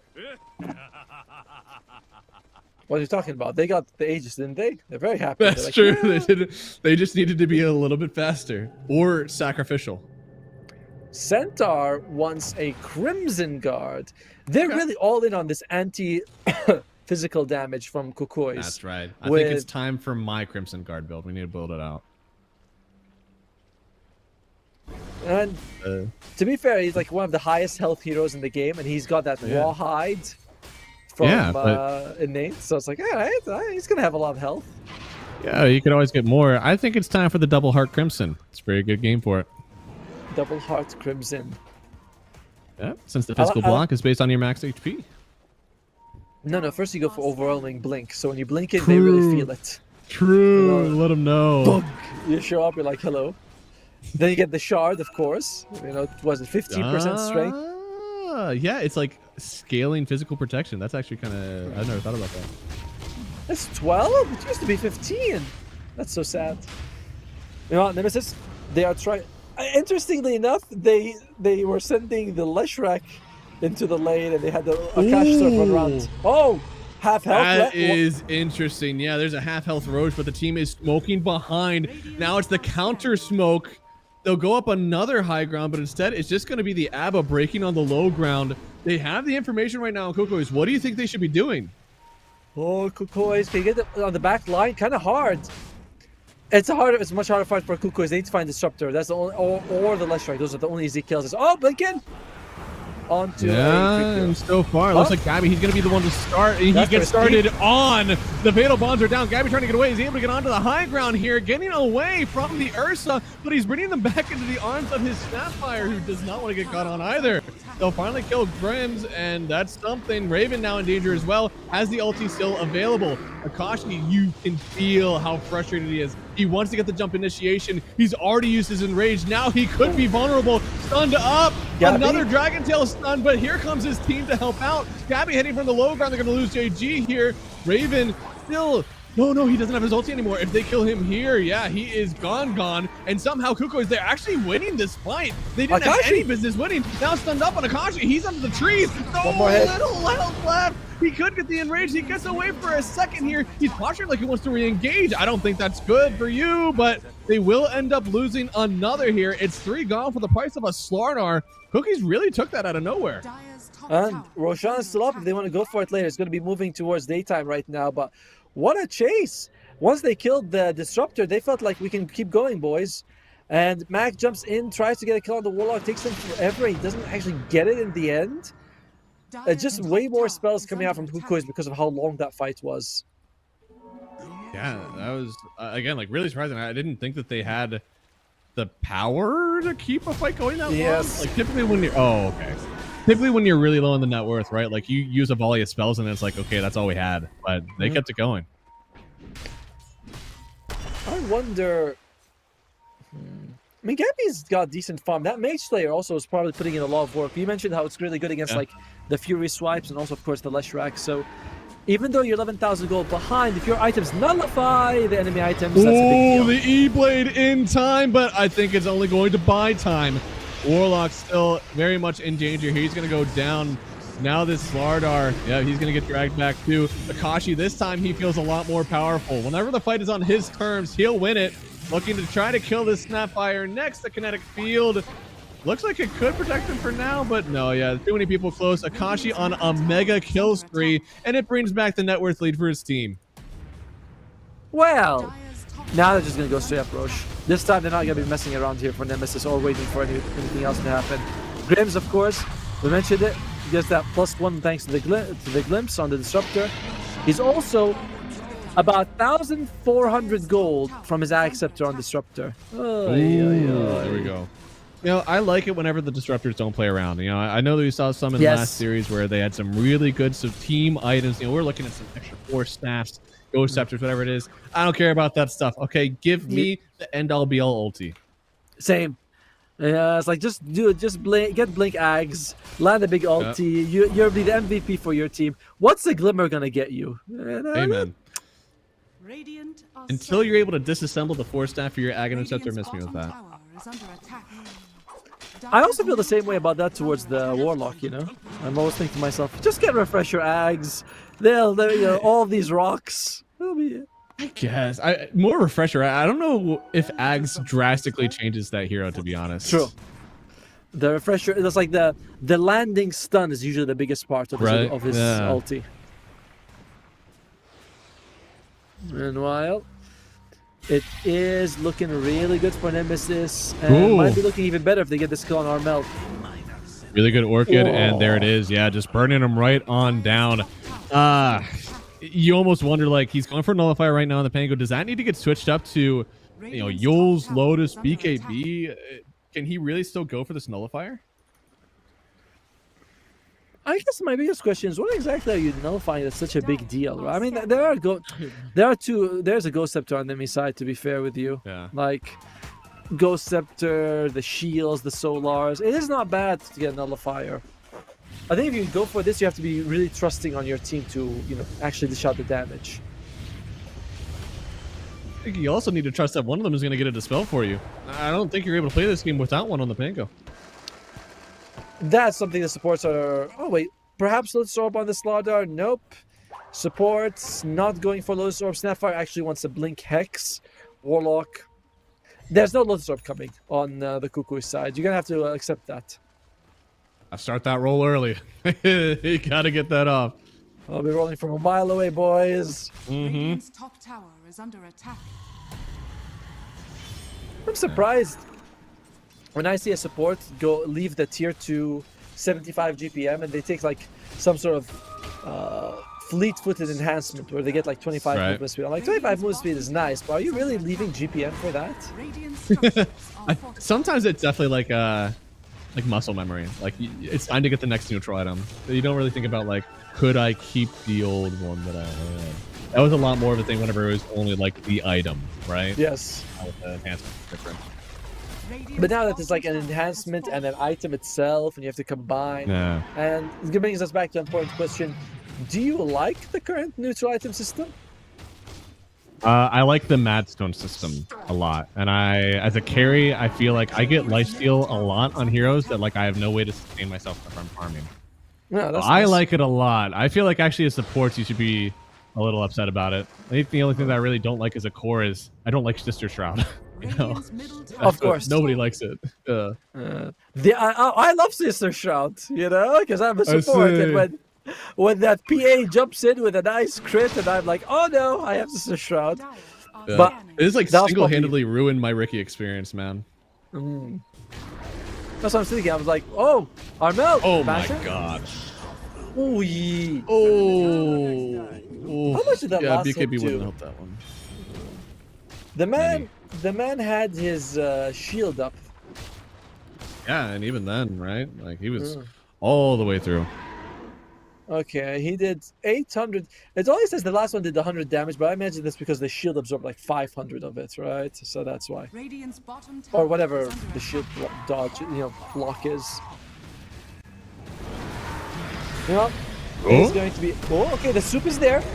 We're clicking. Yeah. They're out. Okay. They didn't commit a ton, right? That was an average amount of spells. They still have that up for another high ground push. Should be fine.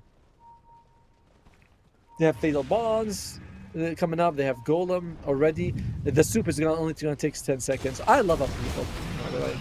Huh? Mm-hmm. All right. Interesting. That's pattern.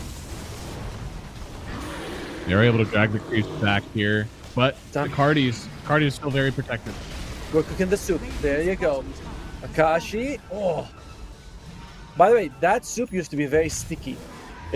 What used to be that after you leave the range of upheaval, it sticks to you for like 2 seconds. It was the worst thing ever. Yeah. So you're like, I'm free, and then you're like, no, you still got 2 seconds of this disease on you. Oh no, that would have been that sounds like something I would have liked.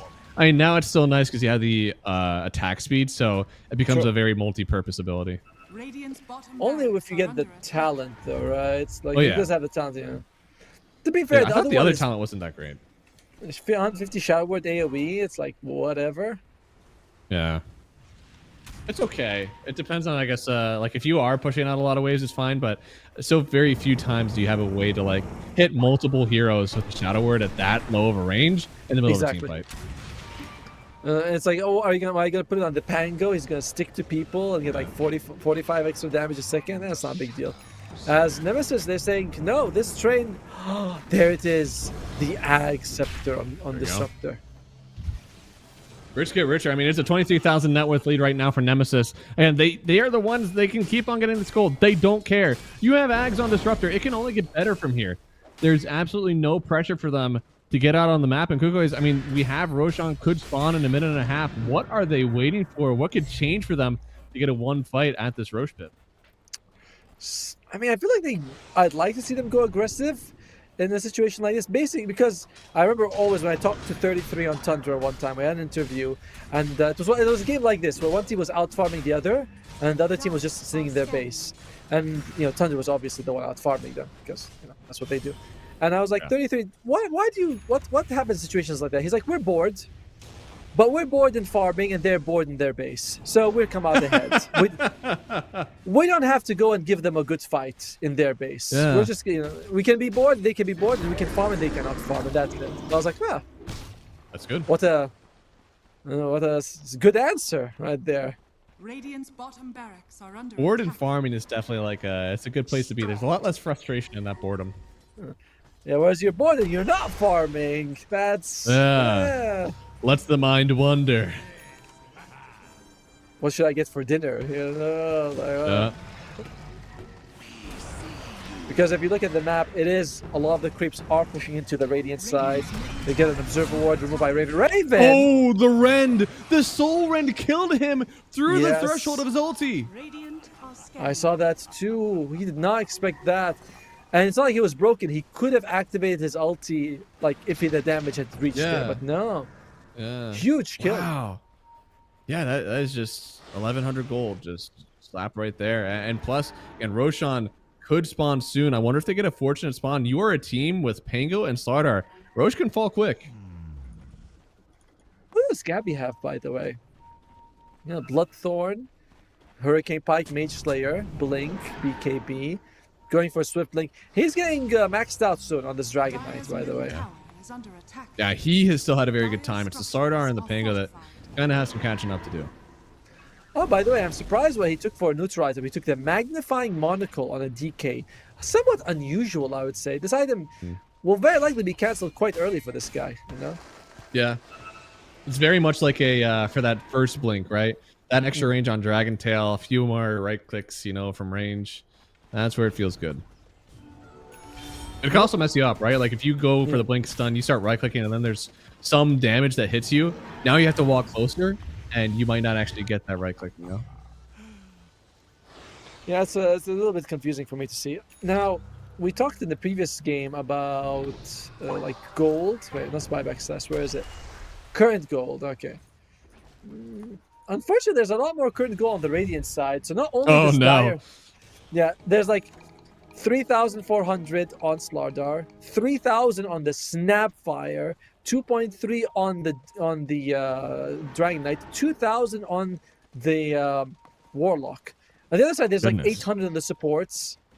You know, not super ideal. Not super ideal.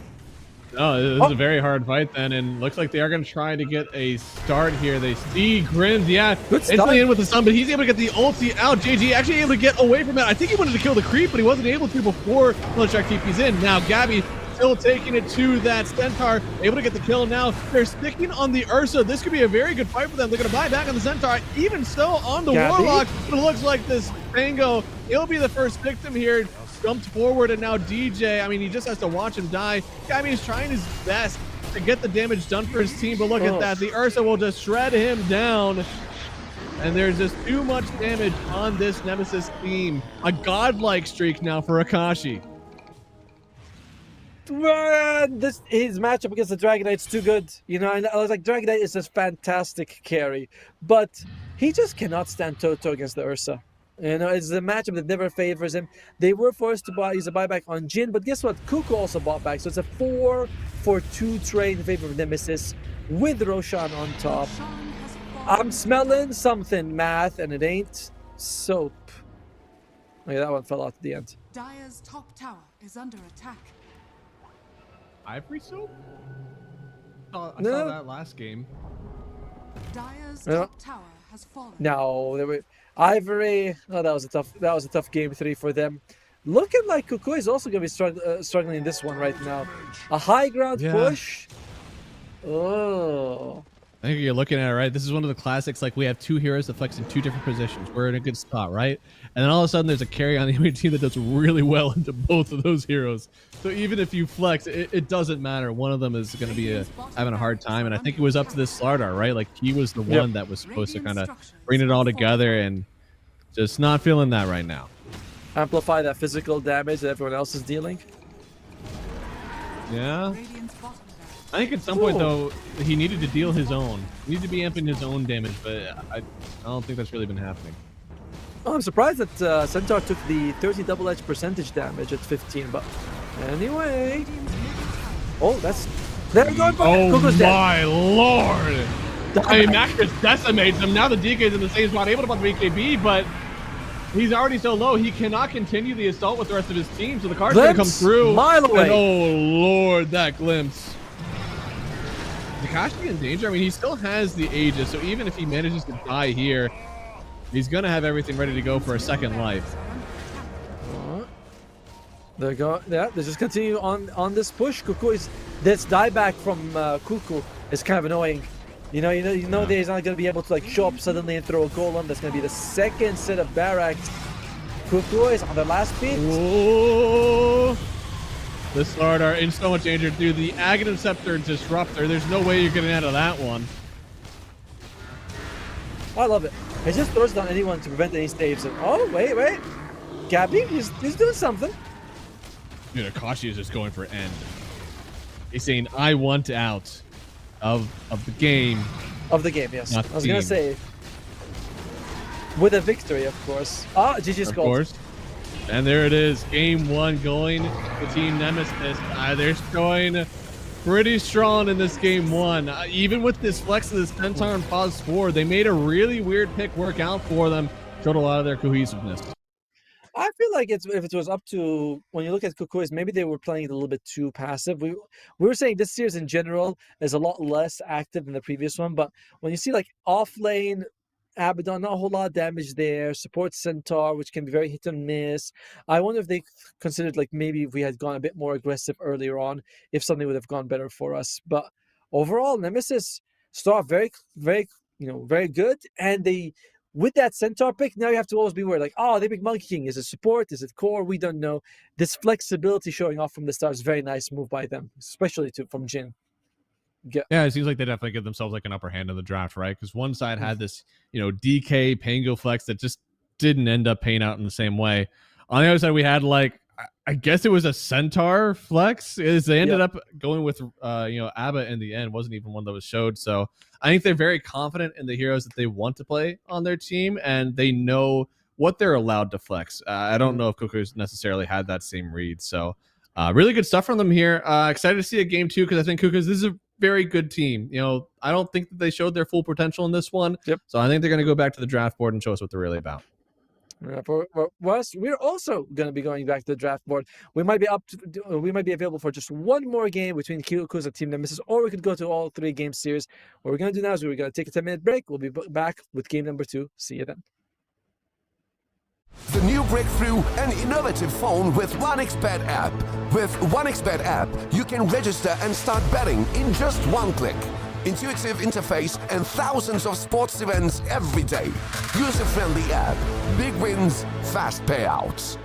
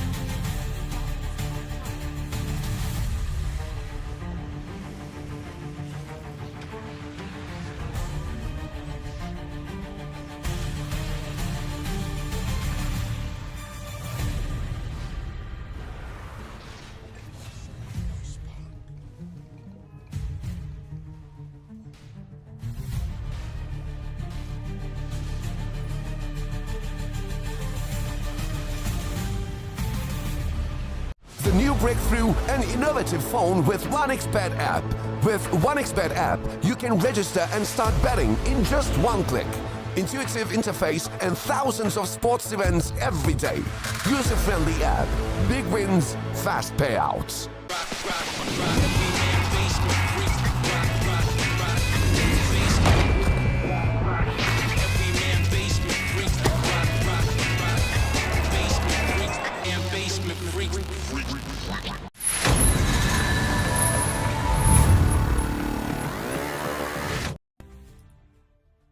Hello, everybody, and welcome back to the qualifiers here for Blast Slam. It's SEA, and I tell you what, we've had some good games today, and then we hit last game. I tell you what, that was a stomp and a half a bit, it seems, from Team Nemesis. Yeah, right. It was like there was that fight in Roche, which almost went well for Cuckoos, but then Nemesis came and cleaned out. And then it was the very fun to watch, thrilling 20 minutes of I'll farm more than you farm, and then I'll put you in the high ground. And I'm just gonna look at you for a little bit, and then the game's over. So Nemesis, to be fair, they played perfectly. It was up to Cuckoos to be a bit more aggressive. They kind of didn't, and then the game kind of went the other side. Another time where like a Roche or like Roche / Aegis play really defined the game, because we had the one that was in last series where Troll Warlord with 3 seconds left on Roshan gets perfectly kited, and then all of a sudden, he's dead. And in this one, it was another fight that obviously, like, Cuckoos was in a very good position, but that Roche fight kind of set them down. As you said, they never made a move to get back and get that foothold back. They kind of just like let it slip and slip and slip, to the point where Nemesis could literally do no wrong. I have no idea how many team fights you had to win in a row for them to lose the game. I think it was a lot. Might have been 3 or 4.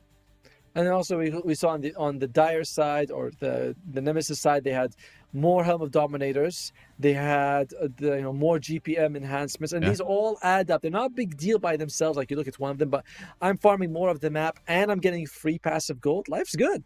But that is game one. That is in the past. And in this stream, we look only forward. We do not look backwards. We look only forward, right? Towards the future, towards when AI does our job. But that'll be fun, won't it? But should there be like a AI drafting tool that like checks out the heroes and in this one and see how many times it's like just Spectre. Yeah, it'll be like the weirdest draft ever. They're like, these 5 heroes have the highest win rates. We put them in one draft. Yeah. Maybe. Marcy, though. Now, this is a hero that for a long time has been just perma-banned. Everyone's banning Marcy. Marcy's the best thing in the world. And she makes it through 4 Cuckoos. Okay. I mean, do you have to ban out Io in second phase now? I don't feel like that's as much of a thing nowadays, but maybe. I know that a lot of Marcy's, they get help with the Dominator and they just buff up the creep itself, whereas before it was you and Io, so Io would be that thing that you buff up. But it's still a good combo.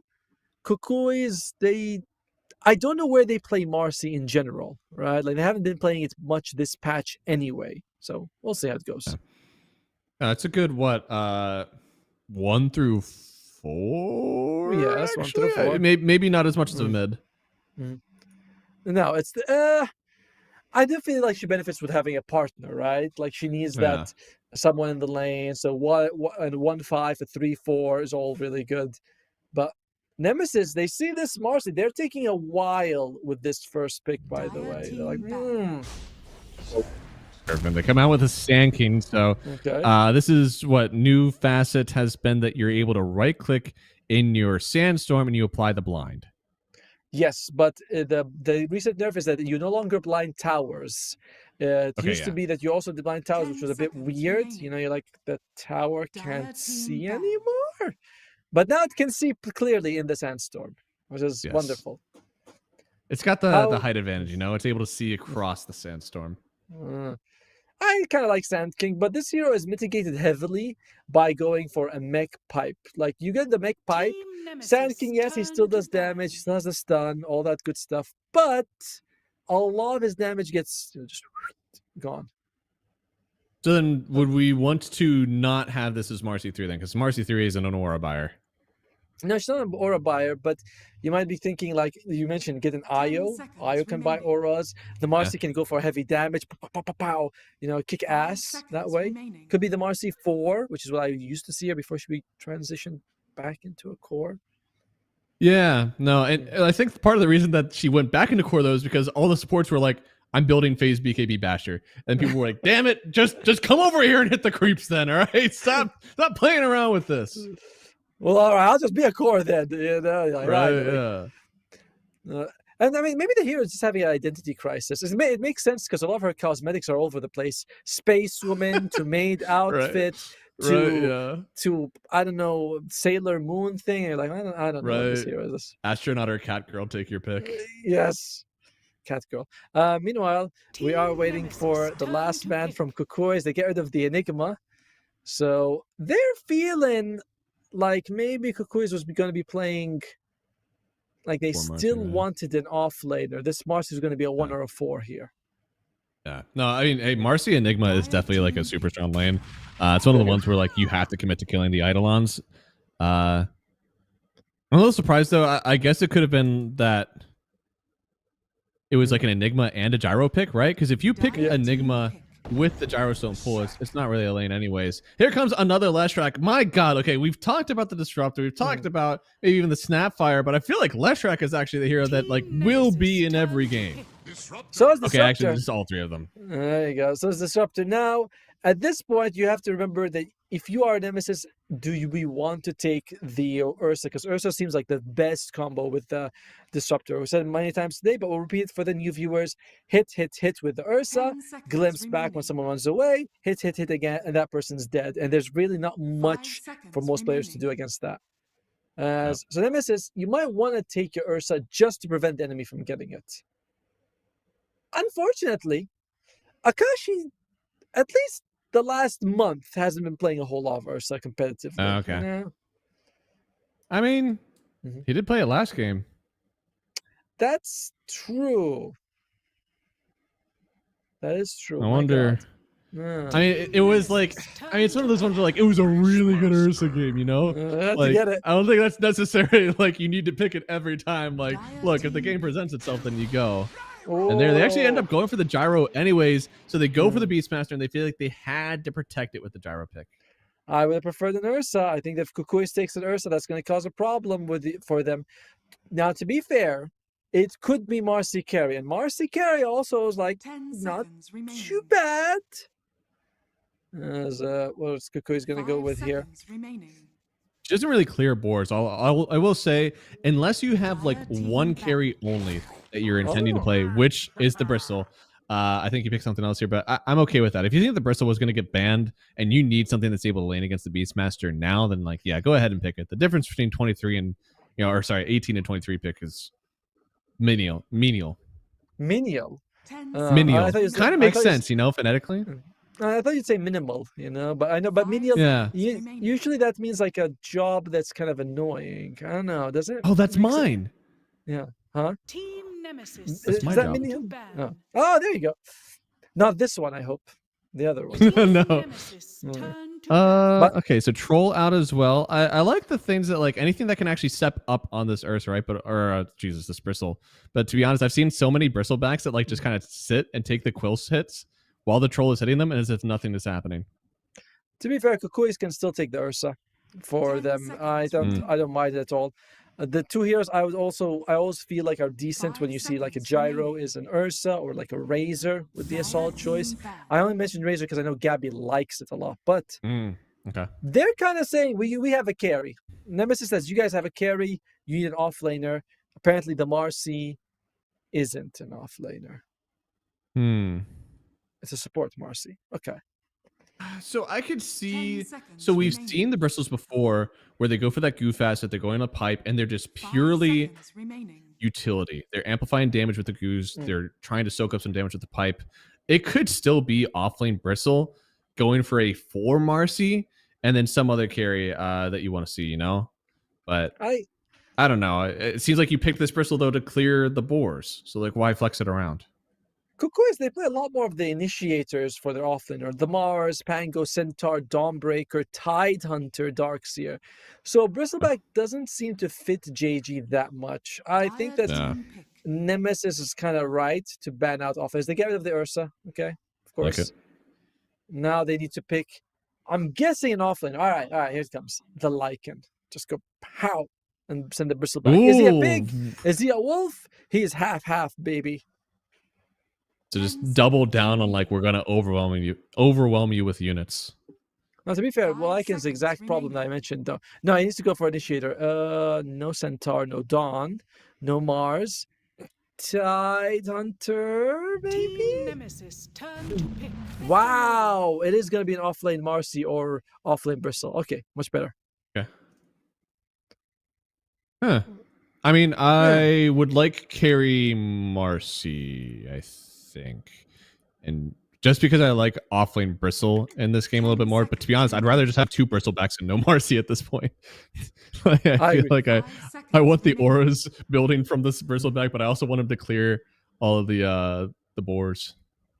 I mean, you put the Bristleback off, you put the Marcy carry, it's not so bad. As Nemesis, who are they gonna be needing at the moment? Probably, I mean, feels like a sport. I know that we saw Jin in the previous game play Centaur. Oh no! So they're gonna give him the gyro. Is it gonna be the gyro 4 or is it gonna be the snap 4? Yeah, it's gonna be the gyro 4. There you go. Not as out there as the Centaur, to be fair with you. Yeah, no, not too bad. I mean, we saw this before. There's already been some gyro supports coming through. A lot of damage to pair up with the Beastmaster. You know, roar, call down should be pretty good. And in the meantime, it's going to be the carry Bristle and it's going to be the off-lane Marcy. So Kukuis, they have a very good run-at-you draft. You know, we see the Marcy. If you're off-lane, you tend to go for like the Armlet. You don't go for Battlefield. You just want to fight very early on. Bristleback, of course, you know, he doesn't scale very well, but he, you know, Ags, BKB, Shard, Armel is the same. I do worry about Kuku's ultra-late game. I think Nemesis has the better ultra-late game. Where are you on with that one, Matt? Oh, definitely. I feel like just in general, like Sand King, Beastmaster, TA all have very high physical output scaling builds actually. So with Sand King with his Aghanim Scepter going in for like a Daedalus afterwards, kind of proc those stingers already with the attack speed on the Beastmaster. I think just in general, it's a lot harder to itemize against what they're putting in the table late game. So you've got to stomp early. I'll give him that. The like Crystal Maiden helps out with the boars, right? Like she is something that can try to put the Beastmaster down early. Jaina Proudmoore, and that's a name from back in the early 2000s. Do you remember that one? No. Early 2000s. Yeah. You didn't play Warcraft 3? The original Crystal Maiden. Oh god. I wanted to go in the game to sort of have to look at the shame of this man. I played a little bit of the Frozen Throne like on a USB whenever I was in high school, but not enough to know what was going on. Okay, well, it's a good. Honestly, go play the story mode of Warcraft 3. It's actually really good. Like, it's a very fun, good game. But I do like RTS stories. You know, I played the StarCraft 2 story mode a good few times. StarCraft 1 has the better story, to be fair. Oh, they're too blocky. Can't do it. There's a StarCraft 1 remade. It looks good. Okay. All right, get it. Enjoy the story. I don't know how you can play StarCraft 2 for the story without playing. Like, no one says, let's watch Return of the King as the first part of the trilogy. You're like, okay. Seems a bit odd to start with that one. I guess I might not get the emotional connection of, like, Kerrigan and stuff. But I still understand the characters in general. I see. Oh, well, I mean, you might be like, ooh, pretty lights and cutscene. Wow. That's all I need, baby. That's all I need. Oh, God. Looking at the facets, it is going to be Afterburner. We saw the earlier one for also supports Gyro. They took the other one. I forgot what it was, the extra call down. And Secondary Strike. And for the Dyers, that's exactly what you expect. Glacial Guard on Crystal Maiden. I've seen... Oh, up the high ground. Get you? Somebody stun them. Good. Lead with the refraction. Hit them with your sword.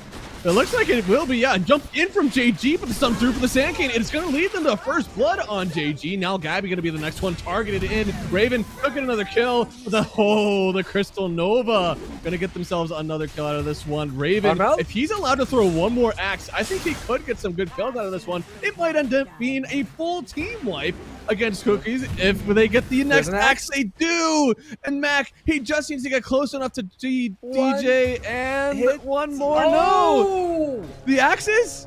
No, they don't get it. Cuckoo, can you do it? Cuckoo. He's guessing. I don't think he even has enough mana for the. Oh, does he? Oh, he does. Catches but Raven with enough. It. No, it's not enough. Who got the first kill? Jin got the first kill, and they did. It's a 4-4 throw. Oh, okay. Well, that was interesting at the end. With the pause. Yeah, I think at that point it's like they were so low resources that like there was no way that we wanted to go to lane with that. Oh no, I think that was absolutely the right thing. It's just unfortunate that they actually, they did give away a bit of gold dying to the towers because they are radiant kills, but they are also much shorter kills. If you die to neutrals, minimum time is, I believe, 23 or 26 seconds. It's so many. You could genuinely lose a game like that, and you don't get a TP back, right? I don't know that part. To be honest, I feel like you get a TP back no matter how you die, but I'm not sure. Like I can't. You definitely don't get one if you denied a Roche.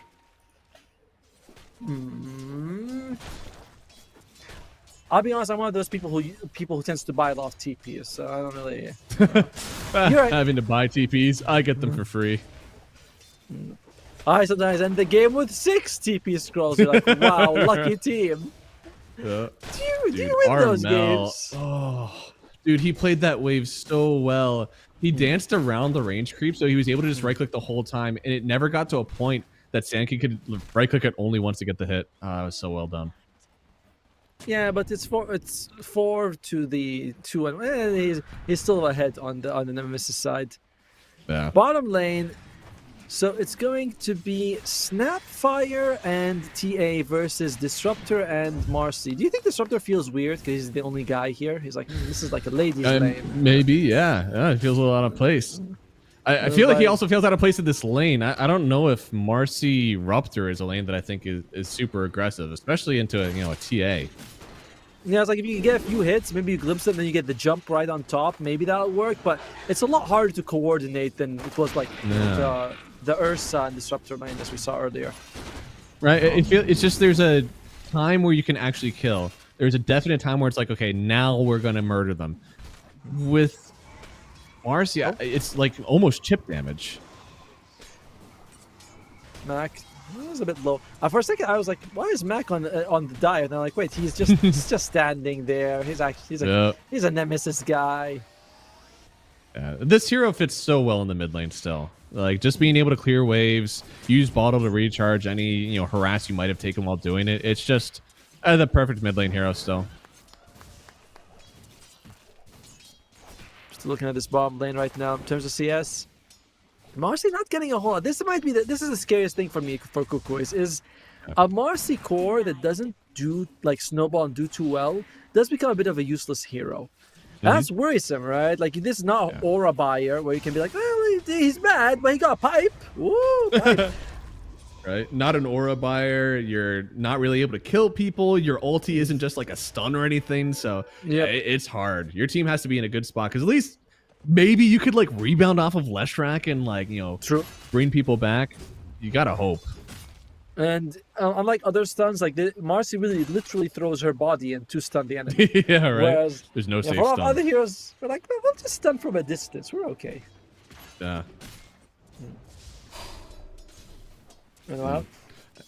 Another lane where it feels like we're no early points in the meld. Oh. Interestingly enough, Beastmaster's taken Beast Mode as his facet. This usually indicates that he's going to go for the Ags build. He might go just Helmet with Dominate. I feel like it's going to be Helmet Overload regardless, but he might go for Ags after that. Oh dear. A little bit dangerous there, but still okay right now. And yeah, I'm assuming that he just didn't want to go for all these summons into the Bristleback. Felt that they would get cleared too early, so might as well just go for the single target nuke. That's a fair point. As meanwhile, the Marcy is also going for Helm of the Dominator. I feel like we didn't get that any of those in the first series, and the second series comes, it's all Helm, and you're like, yay! Yeah.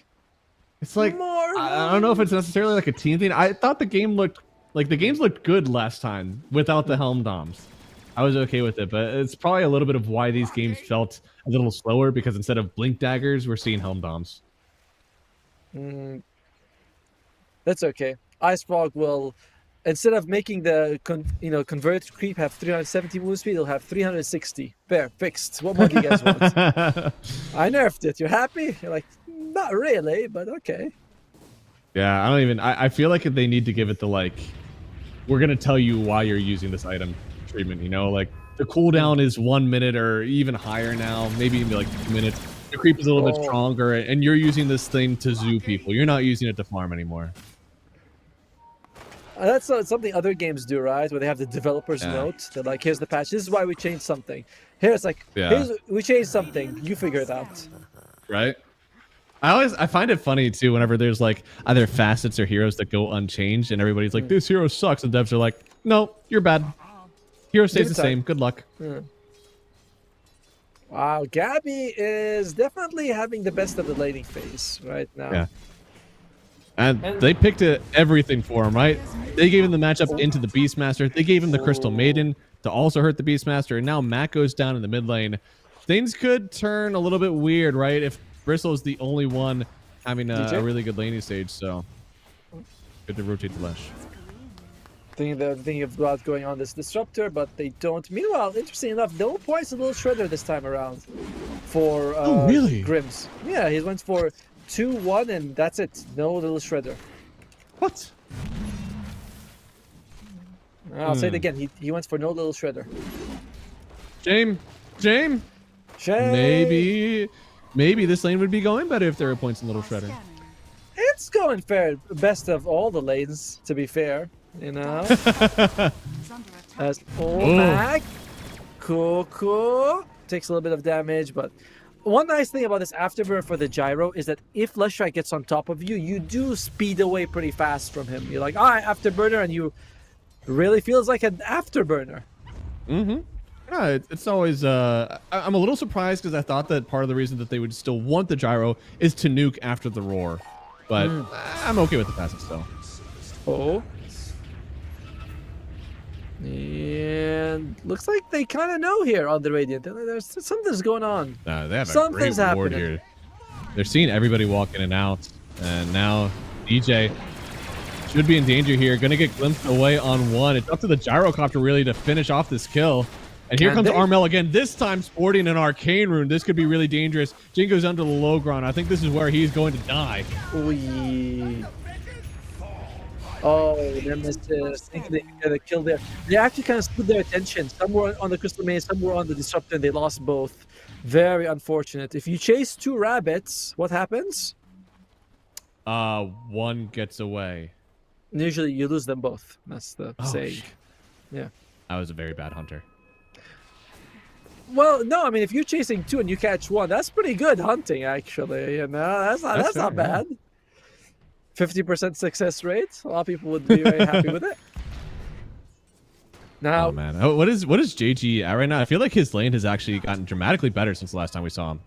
Yeah, the Marcy is actually literally the same net worth as the Beastmaster. Oh man, he got a couple of creeps. Oh, definitely better. She got a T in her pocket. Much better than the last time we looked at his lane. And then instantly calling the courier in for the Helm Dom. I mean, we're pretty happy now. This is very scary for Nemesis right now. You're up against a snowballing lineup that is snowballing, you know? And your Beastmaster, he does have Helm of the Dominator. I mean, he's going for Helm of the Dominator, so he's not going all in on this axe just yet, which I like. But it is scary.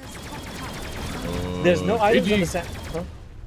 Nice, using the Fleeting Fury to take out the rocket, and now looking still at Grims, trying to get Armel close enough, giving in that drag back, and now Jin also in danger. Dude, this Leshrac eating good on Armel, getting himself a double kill, and should lead them right into the tower.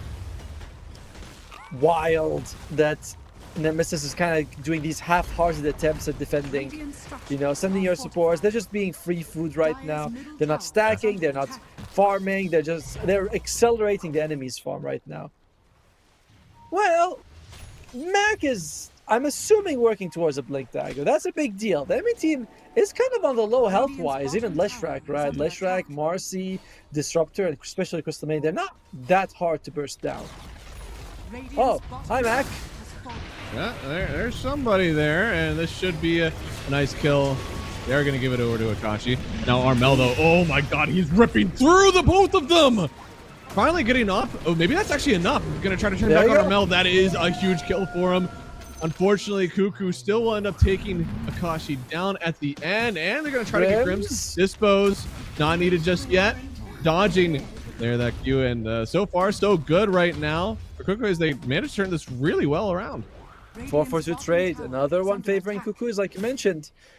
And the Cuckoo throwing out his ultimate the last second like that just to get a kill on Akashi was very nice for him.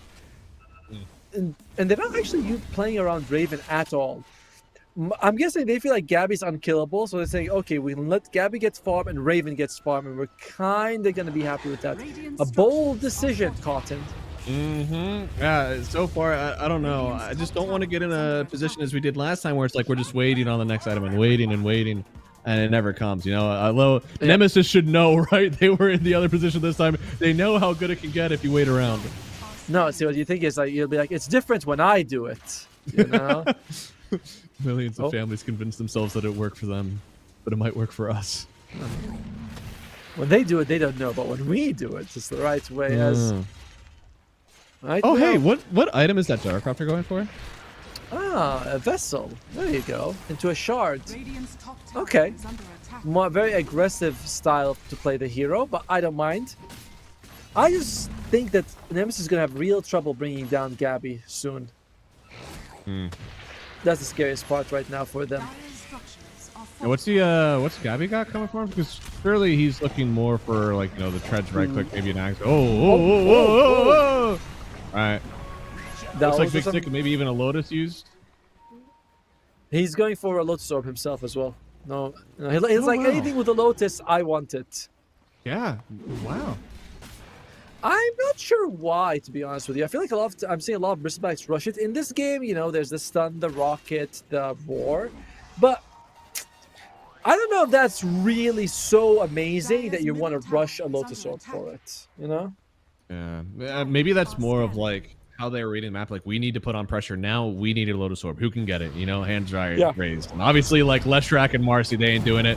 Looks like they are going to try to go on Akashi here. They have him in the Static Storm. And yeah, this is going to be a nice kill once again for JG. Not a whole lot of gold going for them at least. But Mac has his Blink Dagger finished, by the way. So on the Sand King, which means that he can jump in with a big ulti. It's finally some team fights for Nemesis, who at the moment, they're just kind of letting all this happen.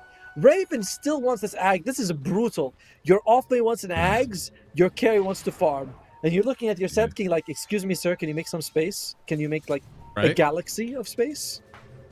You need so much. And, like, TA, I know that she got gone on down here, but she didn't have to be here, right?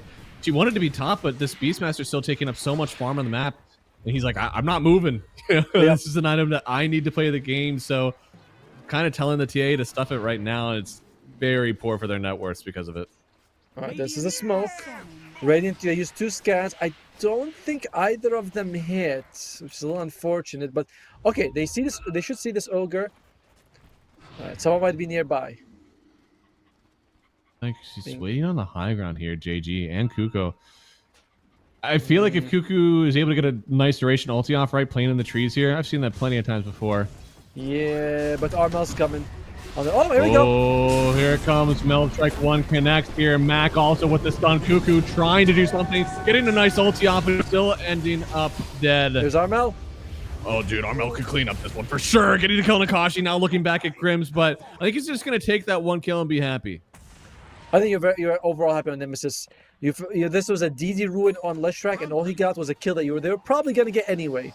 So it's not exactly a waste of the DD, but it's like, all right, we give you a kill you were going to get. We get 2 in return. One of them is a core. One of them is on your tempo guy. you're quite happy. Yeah, that was. Yeah, I'll say that you're quite happy for Nemesis. Especially the fact that like your TA was already involved in the kill, right? Like she got her gold, able to get out here, and we're closing the gap, right? The first goal is close the gap towards Marcy, and is he gonna steal the wisdom? Killable? Oh no, Raven is killable. Holy moly! Holy moly! Jump through at the fleeting fist as well. And since elsewhere, Armel, he's just where is he killing people like this? There you go. All right, they trade 1 for 1 though. That's fine for the mid lane. Unfortunately, wait, I said 1 for 1. They also lost the gyrocopter. Yep. What? Oh, dude, perfect cancel there from JG. Grim's gonna get sent back to this same corner of the map over and over and over again. So not quite that much damage. Armel just went 1 versus 3 and killed 2 of them, basically. Yeah. Yeah. Very good showing for him so far. Kashi's trying to farm. You don't often see TA so low in the net worth, but you know these happen. These happen. Yeah. I mean, at least he's getting some farm here now, but this does mean that like now your Beastmaster's getting pressured on the other side, and he's the one that wants somebody to shove out so he can get more farm. And the Beastmaster's this item build is so greedy. Ag Scepter. Oh god. And he's still 2,000 gold away from it, by the way. It's not like, oh, yeah, except he's like, no, I still need money. Ugh. Yeah, it's like usually you're waiting on this like Helm Dom creep to kind of like cut waves for you and make a little bit of space, but you know, Cookways, they're doing a very good job being aggressive on the map, getting kills where you can, and not overextending. Get that kill and make sure that they're not hitting creeps for a few minutes, and then back off and get your own farm. Look at the deep wards also they have on Cookways. Luckily, Nemesis, they have some traps. So they are able to be like, okay, we're spawning someone out here, we're spawning someone out there. It's helping. Like, it's not as bad as it could be, which is a nice way of describing something, right? Yeah. Like, this could be much worse. It could be so much worse. You know, a 6,000 net worth lead, definitely like a playable game if you win a single team fight, maybe a horrible Roche fight that turns your way. Something like that. Cool, cool. Yeah, Lord. The Disruptor's not here, otherwise someone's gonna die if the Disruptor was here with the glimpse. They got real lucky that Disruptor. Can he spot anyone? Oh dear, there you go. He's coming back. He's coming back, and Raven. Oh, I don't even know if you roar there, to be honest. It's to delay and give Akashi 3 more seconds. You know what I mean? Yeah. Like, everything's just being done for that at the moment. I mean, still bottom, still looking after that Deso, and I think the sad part is that like once we see the Deso, how much does that really change your game? Because although TA got her item, you're still waiting on so many people on your team to get their next item. Yeah, it's like you have Deso and that's it. You have a Blink BKB, so Deso by itself is what? Does he have the shard? Nope, no shard either, no silence. As the odds are saying, Kukoi's looking really good in game number 2. It's a lot closer, honestly. I don't know if I expected like 1 to 12, but it's still a lot closer than I thought. Sand King 1,500 gold from his Axe Scepter. Beastmaster 1,300 gold from his Axe Scepter. Gyrocopter gets the shard, does not have the vessel though. That's unfortunate. Sounds like in 4 minutes we're gonna be really good. Good spot here for Nemesis. Yes, but this assumes that Kukois, sit on their laurels on that time, right? They'll be like, okay, everybody take a seat, let's watch them farm. And that's not exactly what's gonna happen. I mean, so in that time, right, you're gonna hit Tormentor. That's gonna be another influx of gold for them. Could maybe hit Roche. I don't know if you really need to hit Roche. It feels like one of those things where like Roche gets you off the map and you don't want to do that. Right, like if Roche is not 5 seconds where we all are in and out in just in those few seconds, by the time we gather everyone, we use all our TPs and all that, then we have to converge, then we have to go and retake the map. Like you end up losing a lot if everyone's alive on the enemy side. There is a BKB on Jin, by the way. Sorry, JG. Marcy. This is bold, man. Like, he's just sitting here. They are going to try it, though. Pearl, DJ. Does end up getting off his spells, but it doesn't matter. That's 2 supports down. And here comes Armel. My God. That's his fight. Still a lot of damage actually done there from the gyrocopter, but you're about to lose another support here. Grimm's trying to get into the trees, but Gabby and DJG will chase him down.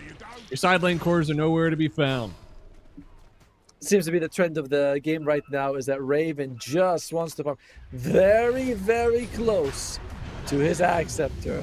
But in the meantime, Cuckoo is going to go for Roshan. Raven, will you throw the Axes of Destiny on them? I feel like the less they know about where I am, the happier I am. So, even if it meant trying to steal Roach, I wouldn't even want to. It's like, why throw the Axes? They'll know. The Disruptor or Leshrac Blake, no thanks. Alright. That is going to be probably the scariest timing in the entire game for Nemesis right now. You have a BKB on Marcy. You've got this Aegis on Bristleback. Jim on the Bristle, by the way. So they are going to be taking a lot of the vision off as well.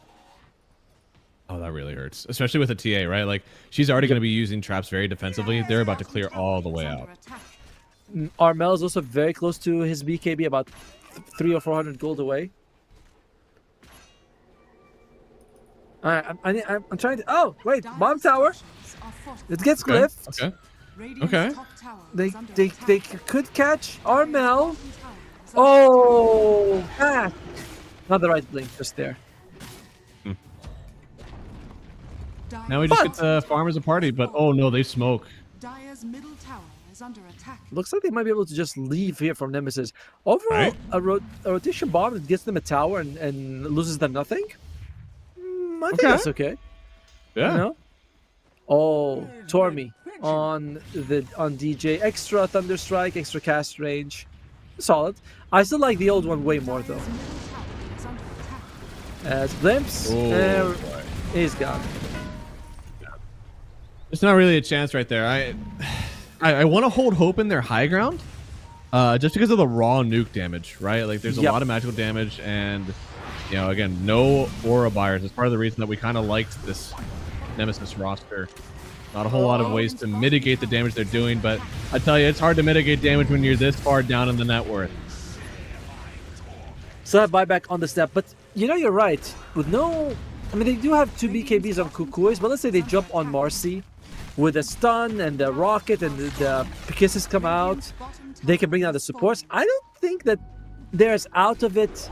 I mean, I don't think they're out of it in general, but I think the Nemesis is in an acceptable human spot. Yeah, no, I'd agree with that one. Most of the items that they're getting is like, you know, damage and or maybe like a little bit of protection, but it's like, you're already killing us. What are you gonna do? Kill us faster? Yeah, good item. You know, we're trying to play the game over here. It'll be life-changing when we get our items. Oh, poor Mac.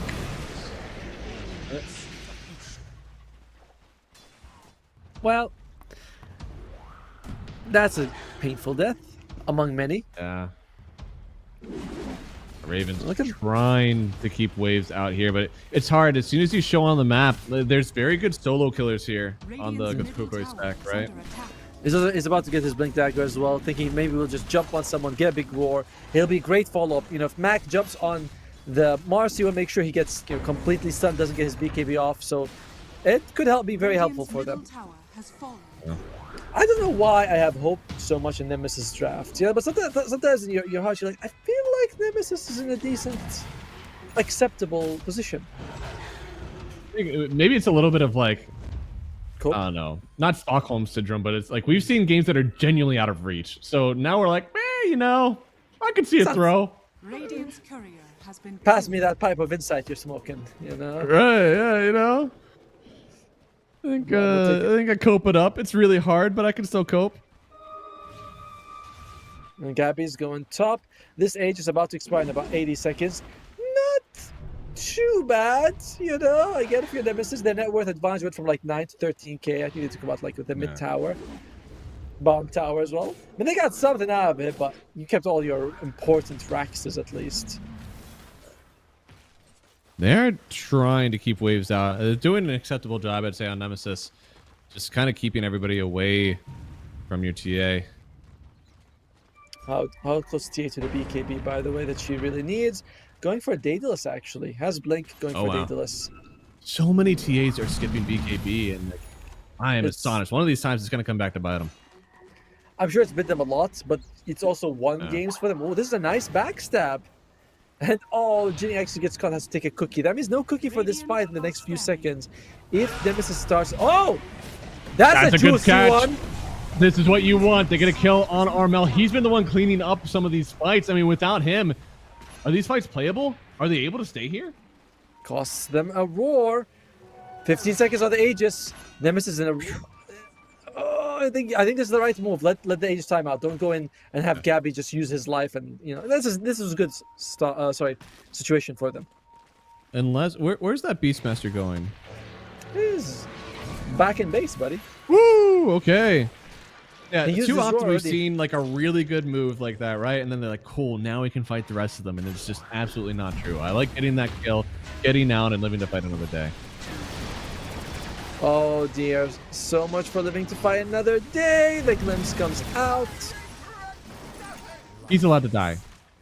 He's a support. It's like, why else would you pick him? Mm-hmm. Radiant's middle tower is under Oh! attack. I like. Whoa! I love the sound effect of the punching, by the way.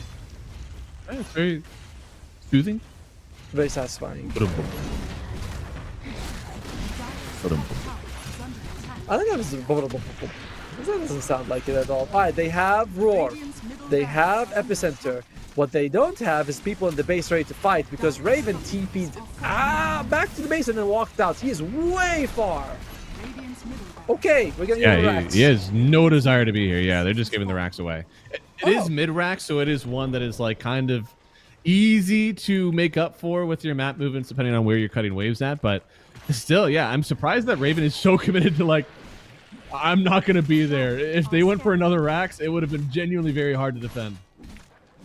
Raven was one of my favorite carries when he was playing carry. Morph Leg, Monkey King. It was just like he played in a way that made it just impossible for them to catch him while farming and keeping up with like, you know, strong farming cores. He was still ahead of them.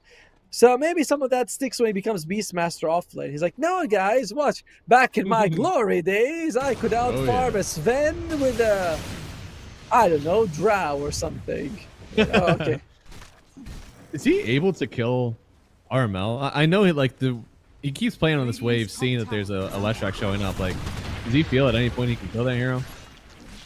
As a Beastmaster against the Leshrac like that, I wouldn't really... I feel like the Leshrac will be fine, but we'll see. Yeah. Looks like they've all moseyed down here. Issue being, your base is about to get pressed. It's not so hard, but it's enough that I don't think you really want to be down there anymore. They assume that the Dire is going to heavy push, and they're right. Look, people in the bottom lane showing up. Uh-oh. Oh, I guess the glimpse.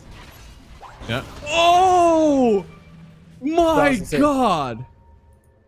He Mac, times you god gamer. He times the Burrow Strike, so it ends the moment the glimpse also lands. That's pretty insane. Yeah, that. I think that's actually harder than dodging with Mischief. I think that interval is a lot lower. I mean, I don't even. It's Mischief is what 0.1 something. Yeah. This was the very. I don't think I've ever actually seen that before. Oh. Okay, maybe I have. I don't know. I think I haven't. Yeah, you know. Could be. I've seen people try it a lot. I've seen it like, yeah. I feel like obviously you don't see it very often, but I feel like it's a good old once a year you get somebody who finally does it. Manta dodge is also a big spell. You're like, oh yeah, that's cool. Top lane. Do you want to take this fight? Akashi's not here. They're smoked up on Kukuis. They're going straight up for the wisdom. This is a good fight. There's no JG. Go for it. There's no JG. Can they go for this? But no, Nemesis. It slips through their fingers like water through fingers. Like tears in the rain. Oh, they're going. They're going. That's Lord, that was a Beastmaster. He is very, very dead. He gets the roar off again, but it just doesn't matter. What the hell, Raven? Jumps in, does not. I thought he had BKB, so I was like, oh, okay, he's jumping in. No BKB. Team is not really there. And Nemesis, huh? You had to be like set up on the wisdom to do that. I don't think you're allowed to make that sort of play where you don't really know where they are. Oh, Whoa, could be a kill, honestly. Gabby very the? low, and with the epicenter, they get the kill. Crystal Maiden, no, she's able to stay alive for just a second more. Finally, Grizz will be the one to clean it up, and Armel gonna keep on the chase. Akashi getting dragged on back. Where's the rest of the team? Nobody is here to help them. No buybacks. He'll go down as well, and yeah, they do have 3 buybacks available. I wonder if they're gonna try to pull it. They didn't use any. I'm surprised. Neither the Gyro nor the Sand, because they had fairly early. Grims, trying to delay them. Huh? But maybe you can reasonably wait for your Sand King and your Gyro, but you're not taking these fights without the TA. Beastmaster's back. He's got Roar. He might go for JG straight up. I think he can get him. Yeah. Oh! How did you get the jump away in time? Where's your team? He has a TP out. Okay, that's good. Roar used to force them to run away. I think he would have been much happier if he got the Roar, you know, on a kill. But all right. Huh. That was pretty insane. We're seeing a lot of really clutch timings. The burrow strike dodge of the glimpse, and that one just now where he jumped away as the Roar lands. Crazy. What was the gold that they got for killing that Bristol back? I mean, that had to be an insane amount of money for them. Not that much. 1,500. Yeah. That's one of the higher ones. Drop in the bucket when you're 18,000 gold behind, though. Oh, they were able to get the Sand King, the gem. I think they were able to take it from the Dire side. That is a big deal. Remember, if you're able to remove their vision, you can take a fight in the area they can't see you. Smoke up. Oh, this is a big smoke though, and you're on the low ground. You know that the Roche is rolling, and you are close. You could go for this. Needs to be very quick though. I think you have to. Oh, come on, guys. You can't loop around that long. It's right? gone, I think. I just don't think there's a way you can get into this one. I think Gabby's going to grab it. At this point, it's like whether or not you just want to take the fight anyways. They get in for it. They do end up killing the Disruptor. He has buyback, and you certainly have an outpost. Maybe they want to take this fight still. Gabby, is he even going to go down the first life?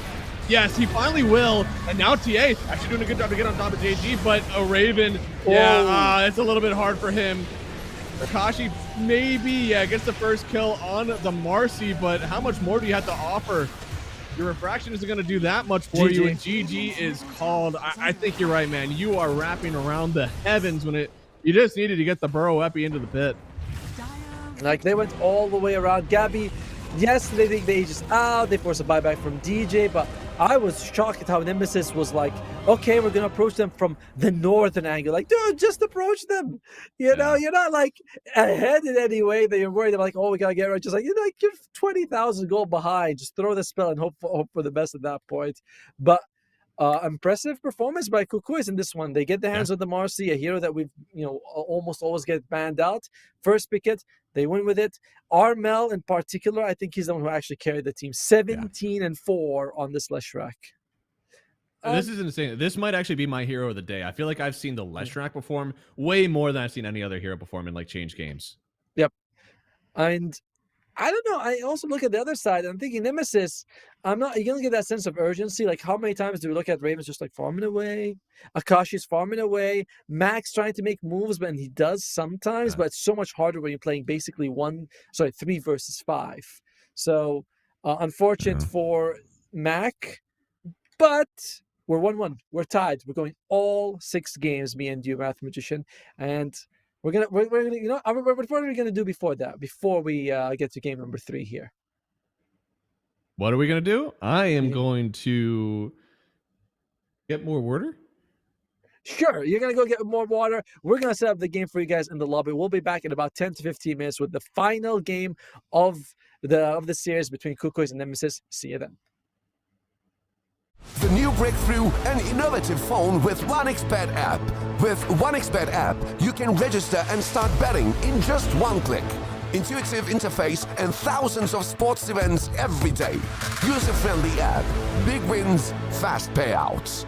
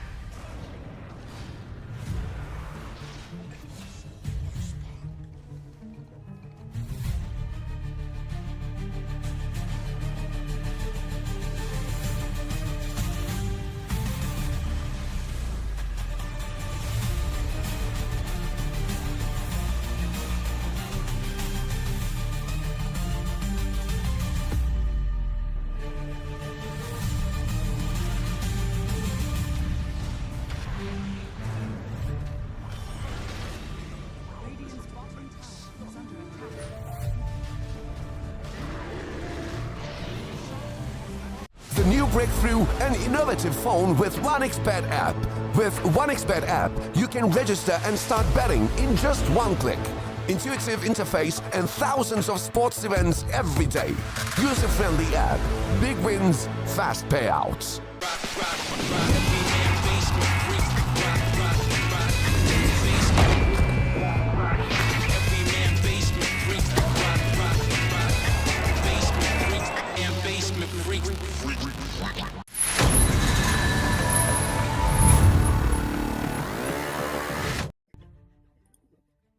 Hello, everybody, and welcome back to the qualifiers for Southeast Asia. It's Math and Otto. We are on our 6th game of the day, and we are on to the last game here of our boys here. It is Nemesis versus Cuckoos, and Otto.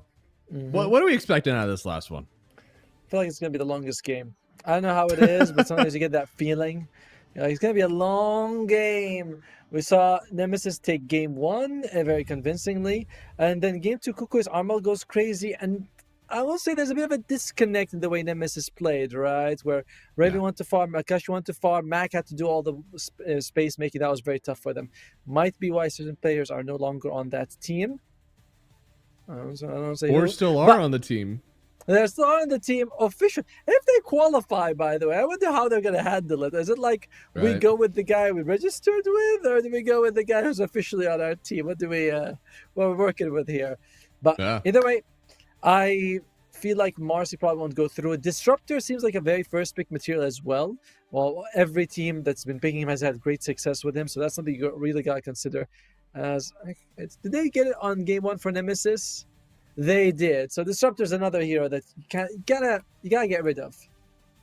So on the ticket, which is the SEA qualifiers in general, Ruptor is at a 100% win rate over 3 games. So looking pretty good.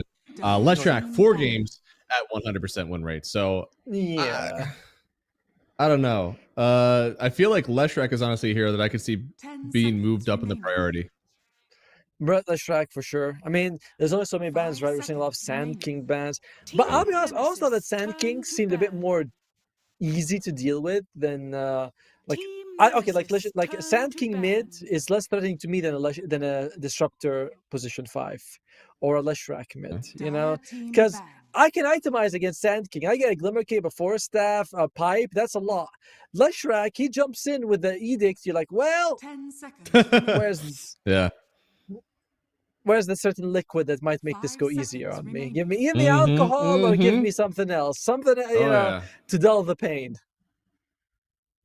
And also, the Marcy also. So both Ruptor and Marcy are contested in every single game.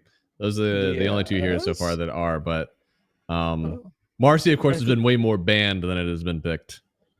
And guess what Cuckoos can do? They can ban Disruptor and take Leshrac, or do it the other way around. They ban the Bat Rider, they take the Tusk. And interesting, decision. Interesting opening. They left the Ruptor and the Leshrac in? This is one of those 5D chess moves that we're not good enough to understand, you know? Okay. I don't know what is the 5th dimension, by the way. I know the 4th dimension is time. I don't know what the 5th dimension is. It's whatever Cuckoo is doing by giving them the choice of Disruptor and Lesh. And then it's Sand King. All right. Oh, interesting. So I can see it. Tusk is like, okay, this is our theoretical counter to the Disruptor. All right. So we'll just grab the Tusk and then that'll be fine. But I feel like Leshrac isn't really answered in that way. I also know that, I think both teams are very well able to play this Leshrac. So surprising. Okay. But when you take Sand King for Nemesis, you also probably should ban the Leshrac because, we don't see Sand King offlane very much. It's not something that Raven's been playing. So it's like, just get rid of it because as you mentioned, it's won 4 out of 4 games today. Why shoot yourself in the foot is my thinking. Right? No. And then I don't know, man. The other hero that we have yet to see in this draft that's gone all wins today, the Dawnbreaker, still in pool as well. They ban Disruptor. All right, they can still take We can still take the Leshrac now if you want. You're gonna have to put it as that position 4, which we haven't seen today, but it is. I don't want to say it's very good, but it's like viable. You know, it's like, oh, that's okay. You could always Sand King off lane, Leshrac mid. That's fair too. But again, haven't seen Raven do a whole lot of Sand King off just yet. But could be an option for them. Yeah. Are they gonna let it through? Is the question. And I want if Nemesis, they're like, oh, Disco Pony. Okay. Oh, okay. That's some.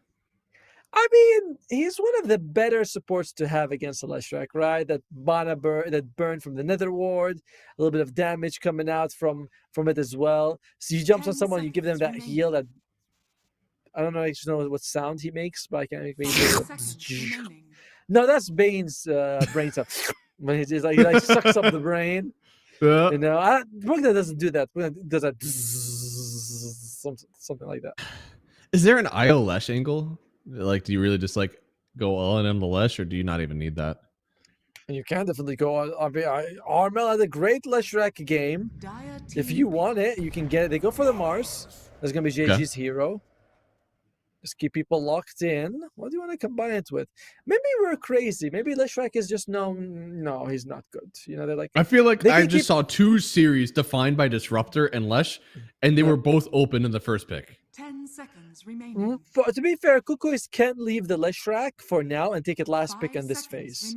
Because they might go for something a little bit more contested, like a good position 5 or carry or whatever that they feel like will fit. Because it's less likely that Nemesis will take Leshrac with the Sand King. Less, not 100% confirmed. Yeah, no, for sure.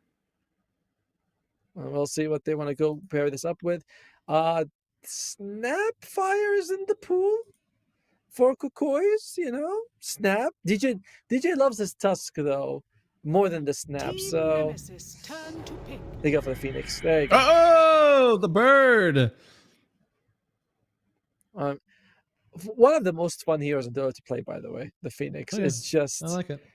Of course, what bores you or something? You play Medusa carry. What do you know about fun? I love Phoenix. That's one of the actually whenever I get sacked to support, that's one of the ones that we pull out for me every once in a while. It's very fun. It's easy to trade on that hero with the fire spirits, and it feels like you're able to kind of be a factor in every part of the map, right? Because even Roshan hates fire spirits. It's and the laser later on. It's like fire spirits your spell for the first 10 levels. Then Sunray is like this amazing scaling ability. I think whenever they change it so that you can actually farm with it, right? Like your fire spirits are on a shorter cooldown. It's way easier to farm camps now. 20-second duration, 20-second cooldown. So it's really good. Yeah. Snapfire comes out good against the Phoenix, and in general, we'll see what Nemesis is gonna do right now. If you pick an off, you're saying Sand King is mid. If you pick a carry, you can still flex the Sand King, and they go. Oh, here it comes, Kazoo. Okay, this is going to test my knowledge a lot, but I did end up playing a few games of the hero to figure out what the hell it does and kind of how to play it with the Aghanim as well. It is an incredibly weird hero, but I think it's going to be one that eventually when people figure out like more builds for it, it's going to be very fun to have in the meta. There you go. Leshrac comes out at the end. And yeah, I'm also in the figure out Lesh stage of my career. Kez phase of my career. Yeah. I'm like, you know, in the old days, a hero used to come with 4 spells. Then we had like Ringmaster come in, and he's like, "Oh, look, I also got like 3 others in my pocket." Yep. Oh, and look at my other pocket, 3 other ones with this new fast. You're like, oh, good it's God. rough. And then Kez comes, he's like, "That's a joke. I already have 8 spells from the start." Yeah. And the way that his Ags works is like obviously, so he's able to switch disciplines. So you're able to, whenever you switch discipline, the first spell is free. And or sorry, not the first spell. The first spell doesn't set the counterpart on cooldown. So you have the 2 sets, and usually they're like sharing the cooldown. So you're supposed to run around with like basically the short one that has like the bash on it. You switch, you do your dashes or whatever, and then that sets your switch off cooldown again. So you just go back and forth, and you can cast all 6 spells without actually sharing the cooldown on any of them. I just like the part when he runs fast and does the slicing. I'm like, Dude. and then he laning against him is so awful. It sucks. And then it's like, oh, you're like, why am I taking 500 damage in that debuff thing? Why is that happening? And then you and you're dead. You're like, thank you very much. All right, Kukuis, they need a carry. Team Nemesis still flexible with that mid-off combination that we don't know what exactly is working with. But does Kez flex to mid at all? I feel like I don't want to put Kez against the Leshrac. That's fair. Is the thing I'm thinking about right now. So we'll see how they feel about it. So someone named Zeblanc is saying these players are the two teams are friends. I'm like, thank you for joining us in this stream. Firstly, it's always nice to have people come in and share info of what they know. It's a good thing. No, yeah, I'm sure they're all happy with each other right now. Then guys, I mean, they've been not this game, last series. Everybody was locked in pause time with each other. This time, not so much. All right, Gyro comes up. So now we know the matchups. It's Mars off. It's going to be Leshrac mid. Gyro carry supports the Tusk. I think Tusk 4, Phoenix 5. Now on Nemesis. 10 seconds remaining. This Sand King is the scary one. Do you want to put Sand King mid against Lesh? I don't like it. No, because he wants to house up, right? But at the same time, the bottle meta is so good for Sand King. I don't think you have that amount of regen in the offlane. I just don't think your lane is as good. I would rather sack somebody in the mid lane who's able to at least clear waves and get myself an offlaner that can play well into the Gyro. No. Here's what we can do. You know what? We pick either Pango, who's in the pool, or we put a Death Prophet mid, baby. Leshrac comes in, you're like, they're pushing. You may now select your heroes. This is interesting, because if Bristleback goes for Blade Mail, there's a lot of damage you can reflect back to the Gyro and the Leshrac. You know, you're already quite tanky. These guys do uncontrollable AoE damage. Not bad. I like this Bristleback pick. It's going to be Raven offlane. It's going to be the carry, Kez, and it's going to be the mid Sand King. On the other side, as we mentioned, right, the 5 Phoenix, the 4 Tusk, and all the other lanes the same. Okay. Yeah. You first. Who do you think is going to win? There's so much uncertainty with this Nemesis lineup. I think the only thing that I can really hold on to is that Mars Spear is going to face the Bristleback forward into the Gyrocopter, who's going to get to hit a ton. This Kez hero has a lot on his shoulders for this one. I think there's too much mixed damage that you're offering here from Cookies. I think they have this game 3, especially because, I love the Gyro carry. I've already seen it once. I think it does well. I think he's going to take it for this game 3. All right. Then I'm going to go with Nemesis because I like how durable they are. They have decent heal and from their supports, the Cookie Shard, the Life Drain. They're very durable. Even, Akashi's Kez, you have that life steal with his ultimate when he swings around. If you're able to get Blade Mails on at least Raven, but maybe Raven +1, that's going to be very nice. I'm glad we're split. I'm going to be the coach for Nemesis. You're going to be something for Kukois, right? I like to think of myself as a motivator. Well, hopefully you can motivate them to victory. Well, I'm interested to see what the Phoenix go for. He does go for the Dying Light. Oh, I kind of like the other one more, but it's interesting to see how people prioritize Dying Light. Meanwhile, it's I don't know. It's a very good laning facet, but I have seen some people. I don't know. Whenever this facet first got released, and I was like, "Oh, cool! Hotspot seems so cool because it's like it provides some way for you to play in the mid and late game and really be great." But every single HMR person I talked to was like, "But the gold, right? You know what's better than having one spell that's really good in the late game? Having like 4 items on you." So it was always that that one was good, but for some reason there are some people who are swinging back into Hotspot now and really seeing just how much you can help out your team with that. It does have that double evasion, right? The missed chance it gives you more when you use the Sunray, which is nice. But yeah, the gold and Dying Light much better in the lane, by the way. People come up to you to hit you, like, come here, buddy. I'll hold you. Yeah. The only downside of this lane is that sometimes you might screw up that CSing for your carry. That's their fault. And, Amen. It's like what my 3 damage a second messed you up. Maybe you're just not. It's on you, buddy. Looks like they nice ward. Kokois, they are begins. They're ready to defend this bounty. It's going to be 2 for 2 in the end. Let's see. Looks like all of the facets that we've been expecting here. The third afterburner, I believe, that we've seen. Yes, we only saw one of the other one. I don't know what its name is, but we only saw one of it. The secondary strike. Secondary strike, maybe.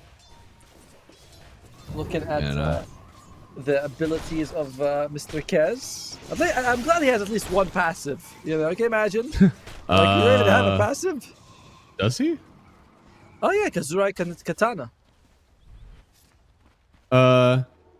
You actually select somebody with that. I know, but oh dear. Yeah, I guess it does have a passive component to it still. Yes, but I know you can activate to impale, but at least it has some passive, you know. Yeah. Oh well. I'm interested. I mean, this is a fun hero. You know, I started playing some Invoker recently because I like the opportunity to cast more spells. I think Kez is probably going to scratch that same itch at some point. Something has been stopping me from Chain Puppy though. He seems fun. I don't know what his voice actor is like though. You know, like because some heroes you feel like you get a lot of personality with them, like Clockwork. Clockwork's hilarious. Yeah. And, Ogre as well. But I think Kez also seems kind of cool. All right, so top lane, what we're looking at, Gabby having an okay time versus Raven.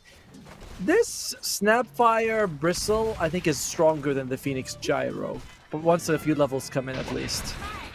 Yeah, I'd agree with that one. Especially I don't actually love this laning setup. I would have rather them had the Tusk here and then put the Phoenix with Mars. But I think overall it's going to be like a lot of long-range harass that maybe allows the Gyro to CS well anyways. True. He just activates Flat Cannon, zones them out just by doing that. Mid lane, 11-1 to the 9-0 to the 10-0. Seems like Max should be generally okay. Doesn't get the ball refill. Oh, Cuckoo steals that. Not fun. Not fun. Oof.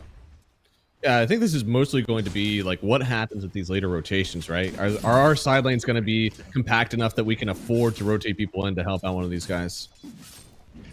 So you played a little bit of Kez. Is he I feel like he's a very active carry, but that might just be because he has so many spells. I think he should be active. But what about you? Is he more of a farming late game kind of guy, or is he more like the Bristleback where he's really good mid game? I like his mid game time, almost like an Ursa farmer, right? Because I think that a lot of people are still going for the Battle Fury on Kez. That doesn't mean that like they only have to be farming around with it. Like they're still using it to both fight and farm.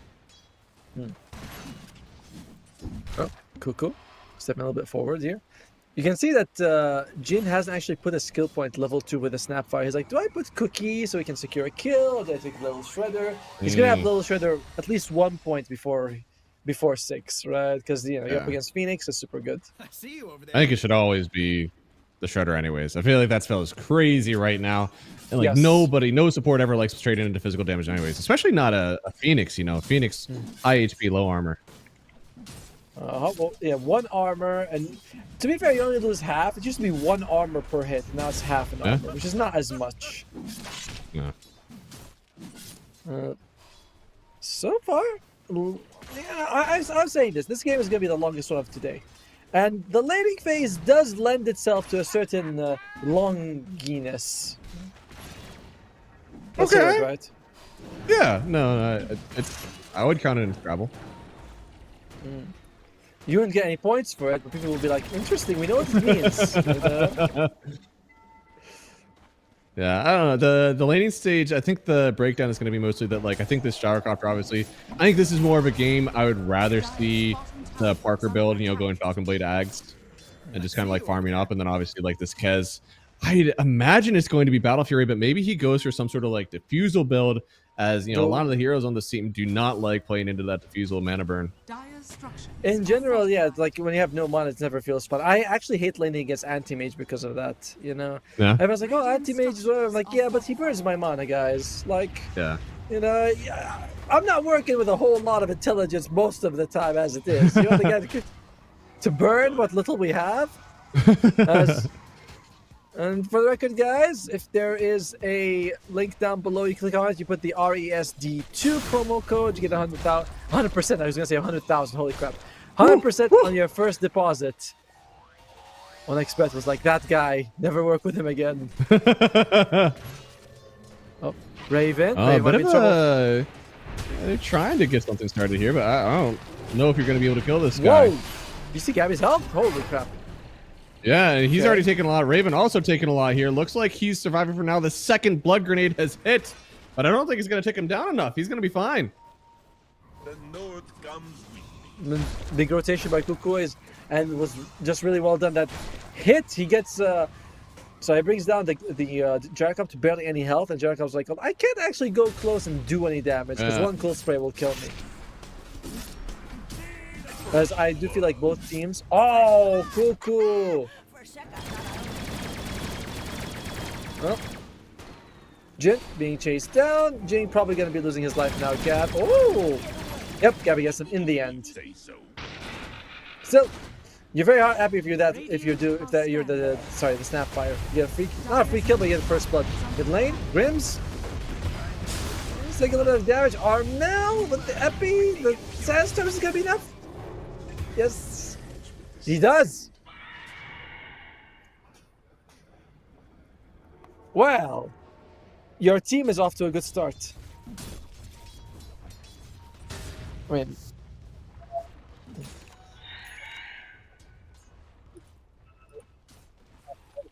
Why, thank you. Kez, just a little bit of nuke damage, a little bit of lockdown, and this bird does struggle with a lower health pool. Yes, he does.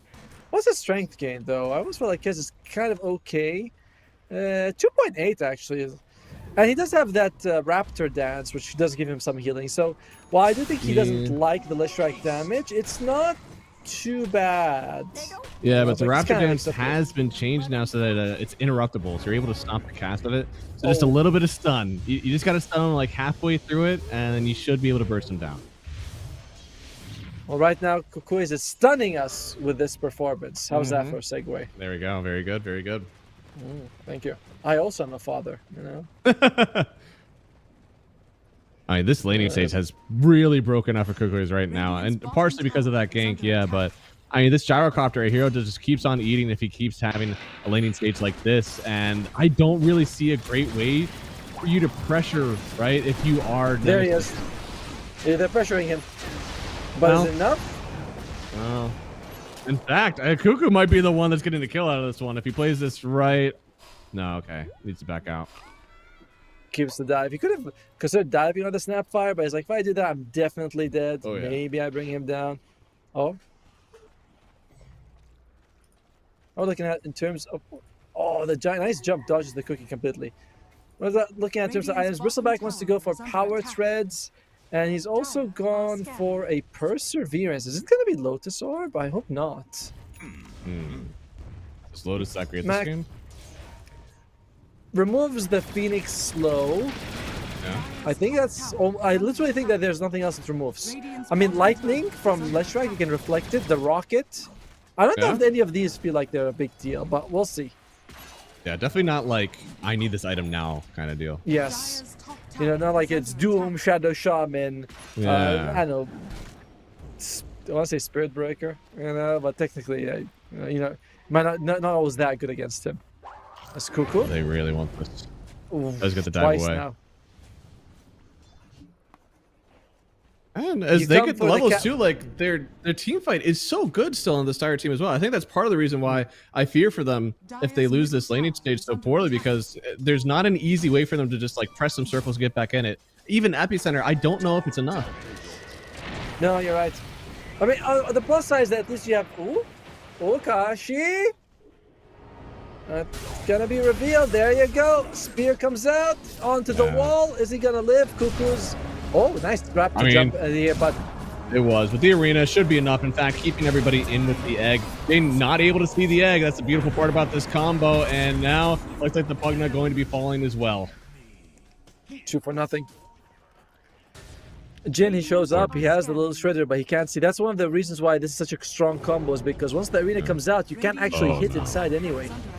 It's already kind of a hard matchup. I don't even think that Snapfire has always been that great versus the Phoenix, just because of how mobile the Phoenix is compared to a Snapfire. He wants to be, you know, sieging from far away anyway. That's always been my interpretation as well. People are like, you know, Snapfire is a counter Phoenix. I'm like, sure, she counters the egg if she can get in range for a little shredder, but there's so much more to it than just that, right? Like getting on top, you see the Snapfires go for blink, then they can't blink, they have to go for a glimmer cape, they glimmer themselves so they can blink to end up next to the Phoenix. Like, that is a pretty expensive counter. Mm-hmm. That's why I always liked, you know, like Mirana or Lena more, you know, it just felt a little bit easier. Oh, Grims is dead. And yeah. That's so sad. This is a bit stumpy. Not looking too good, buddy, for my team. No, I mean, a 3K net worth lead this early is obviously like super hard to overcome. And as usual, it's 57 for the Dire team because Gaben's like, he loves these numbers, 57, 62. He's never like, oh yeah, it's 85. Like, sorry. Oh, top lane. Oh, Raven. Oh. Who is the hunter and who is the hunted here? Yeah, I think it's still a hard kill. I mean, how many points are in the Sunray right now? Definitely not more than like 2, right? Oh, none. Yeah, that makes sense. So because he did go for, a lot of people do like to take a second point Icarus dive. It doubles the damage. It's, you know, 50% more slow. This used to be a much better slow at level 1, by the way. It used to be like 20 at level 1. Now it's 10. So far, I mean, at least the Sand King is still finding his goal. And I think it can be hard sometimes whenever your team is ulting a few different lanes for you to still get net. And now he's going to try to get on top of AG as well. A lot of nuke damage already. The only unfortunate part is that Grims is actually the one to come up with the kill. Hey, supports need gold as well. Interesting enough, what's the Mars building? He had something on the courier coming forward. Oh, I think he's going pipe first on Mars, by the way. Interesting. I mean, it is a good item, but it's fantastic this game, right? The Snapfire kisses, everything from the Pugna, everything from the Sand King. Yeah. But yeah, because he has the Ring of Tarask bot already. I mean, it's a good item. It does kind of nerf your, maybe not nerf. It changes the way that you need to play your late game then. Exactly. It also doesn't allow you to jump in and like save, either like throw out the big arena. Yeah. That's not going to be an option with this until you buy the pipe, then you buy the blink. I don't know. Which is crazy because you have a Phoenix on your team, right? Like, it feels like your whole strategy is revolving around this like blink arena. I agree, and I understand why he wants to. I feel like the pipe is 100% a good item. Yeah. But is it really better than the blink first? Maybe they think that that they're going to be jumping on us anyway. I don't need to jump on them. Sand King's going to come towards us. Then I'll just activate the pipe, arena, and Phoenix will kill him as the odds are. Oy. I don't feel that. I get it. It's 3K net. Like, that's something, but man, those odds are staggered. It's like, Gaben doesn't think so either, right? When we ask him, he's like, 55%. Right. It is literally 55%, by the way, for Cuckoos. I just said that randomly. I was like, It takes one gank, one really good gank. And again, like this bristleback, he is killable. You bring enough people to get this guy, whenever he gets speared forward, he will be facing towards you. He will not get that damage reduction. He is absolutely killable. Maybe need a few more points in your Sunray, though. Let's track. By the way, interesting enough, Armel went for Kaya first before the blink. That is not something we see from Lesh. Usually you want to go blink first, but he went for Kaya, helps him, you know, farm a little bit more because you keep your mana pool high.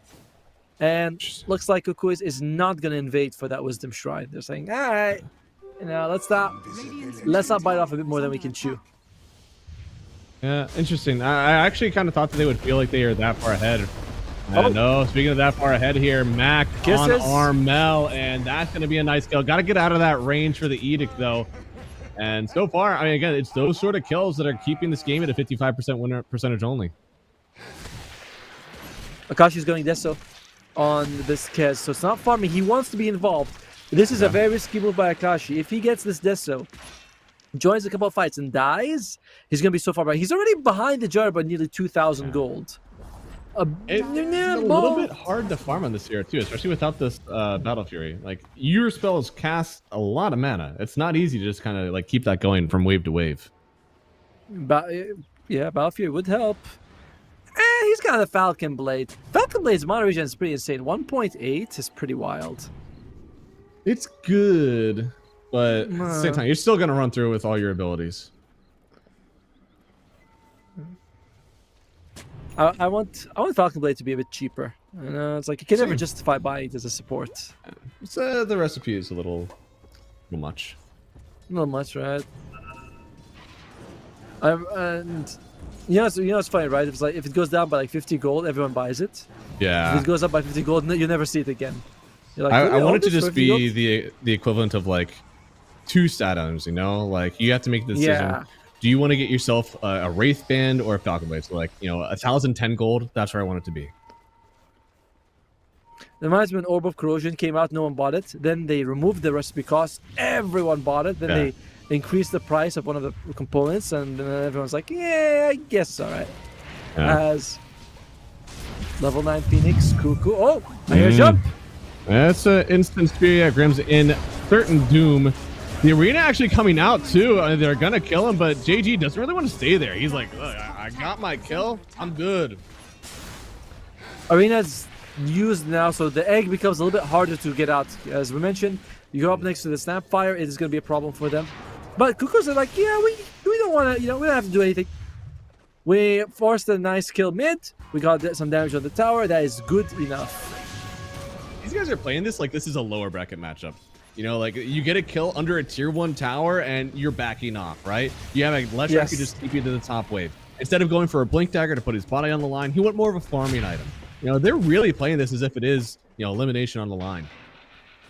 For one of these teams, it is lower bracket at least, but I know what you mean. It's not like, guys, we don't know, as the truth is. We haven't competed at this level, but you can imagine the nerves, the situation, especially for Nemesis with a player who's sort of standing in, who was a part of the team. That was also kind of awkward for them. But no one wants to make a big mistake in the decider match. Got it. I have $42 of career earnings, so I have played on that level before. Wait, how much did you make? 220? $42. $42? Oh. I'm kind of rolling in it. Well, if they were in pennies, I imagine you would be. Sad King, he's about to get his axe at $42. Okay. Oh yeah. 42. Dire are scanning. Manta style on Kez. I don't know if I like this Manta on Kez in a game like this. You're up against a lot of AoE damage coming out from the Jarrah Flag, from the Leshrac. Obviously, you want to use the Manta as sort of like a dodge. But even then, what exactly do you dodge that's super good? That's better than getting a BKB, right? Because you Manta a Fire Spirit, another Fire Spirit, and a Lasers right on top of you. Yeah, right. It's got to be that like you're all in for the egg, right? Like that's the only time that I really justify it. But at the same time, like you'd still need a BKB to do that because you're gonna have to go through the arena. Yeah, I don't get it. I don't get it. Meanwhile, you look at Gabby. Oh, good Gabby with that farm. Ags, Crystallis, go for the BKB after. He's a happy boy. It's about as good as gets, right? Like you've just been sitting around farming, and for the gyrocopter, you're playing into a lineup that makes it really easy for you to do your damage. Yes. It's like, it's, when you play a pub, it's something like that. You're like, I have to do everything. And some games like, everyone's doing their job. I just have to do my job well. And that's so much easier. Oh, they smoked under vision, I think. And Nemesis, they're pinging it out. They're like, guys, I think they're going this way.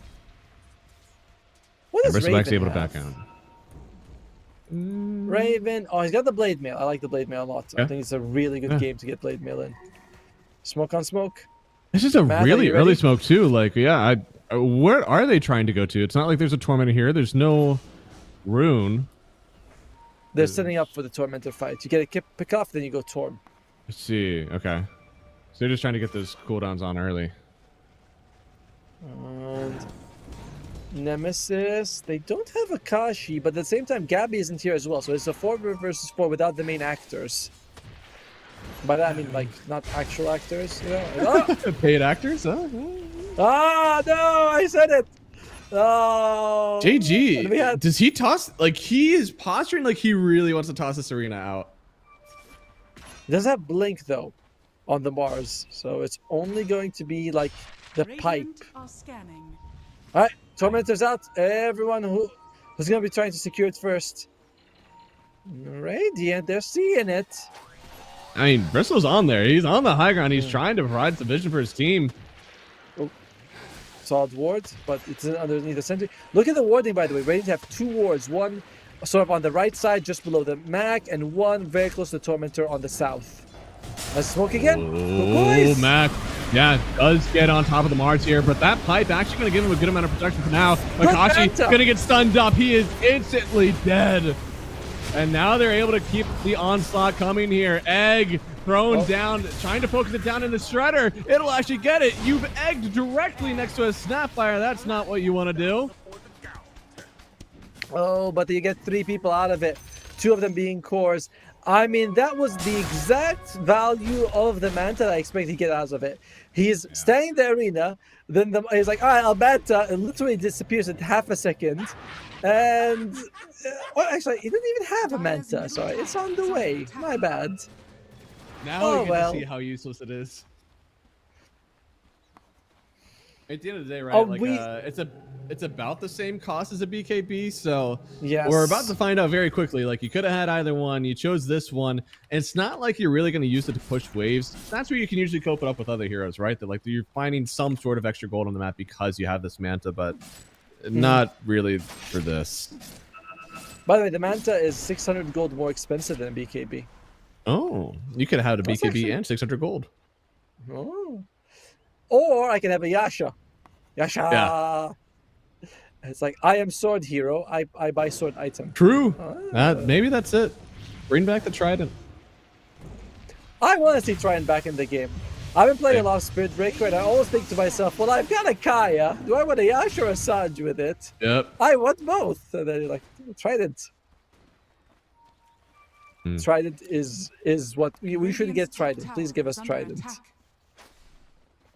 What does it? I mean, the Kez, I feel like I watched that fight and I was like, man, this Kez must be really underperformed, but he's really not.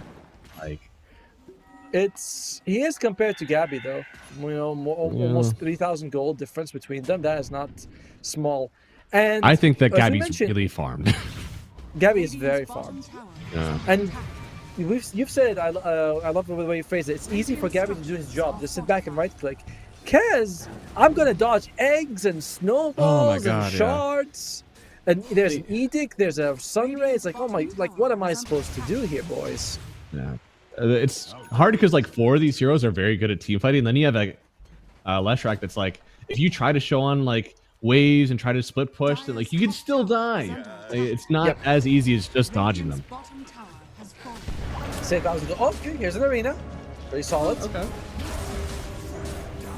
I mean, that is going to be a kill. I don't know if it matters as much that the arena is down, just because they have such a lead that they don't really need to have that one in the pocket.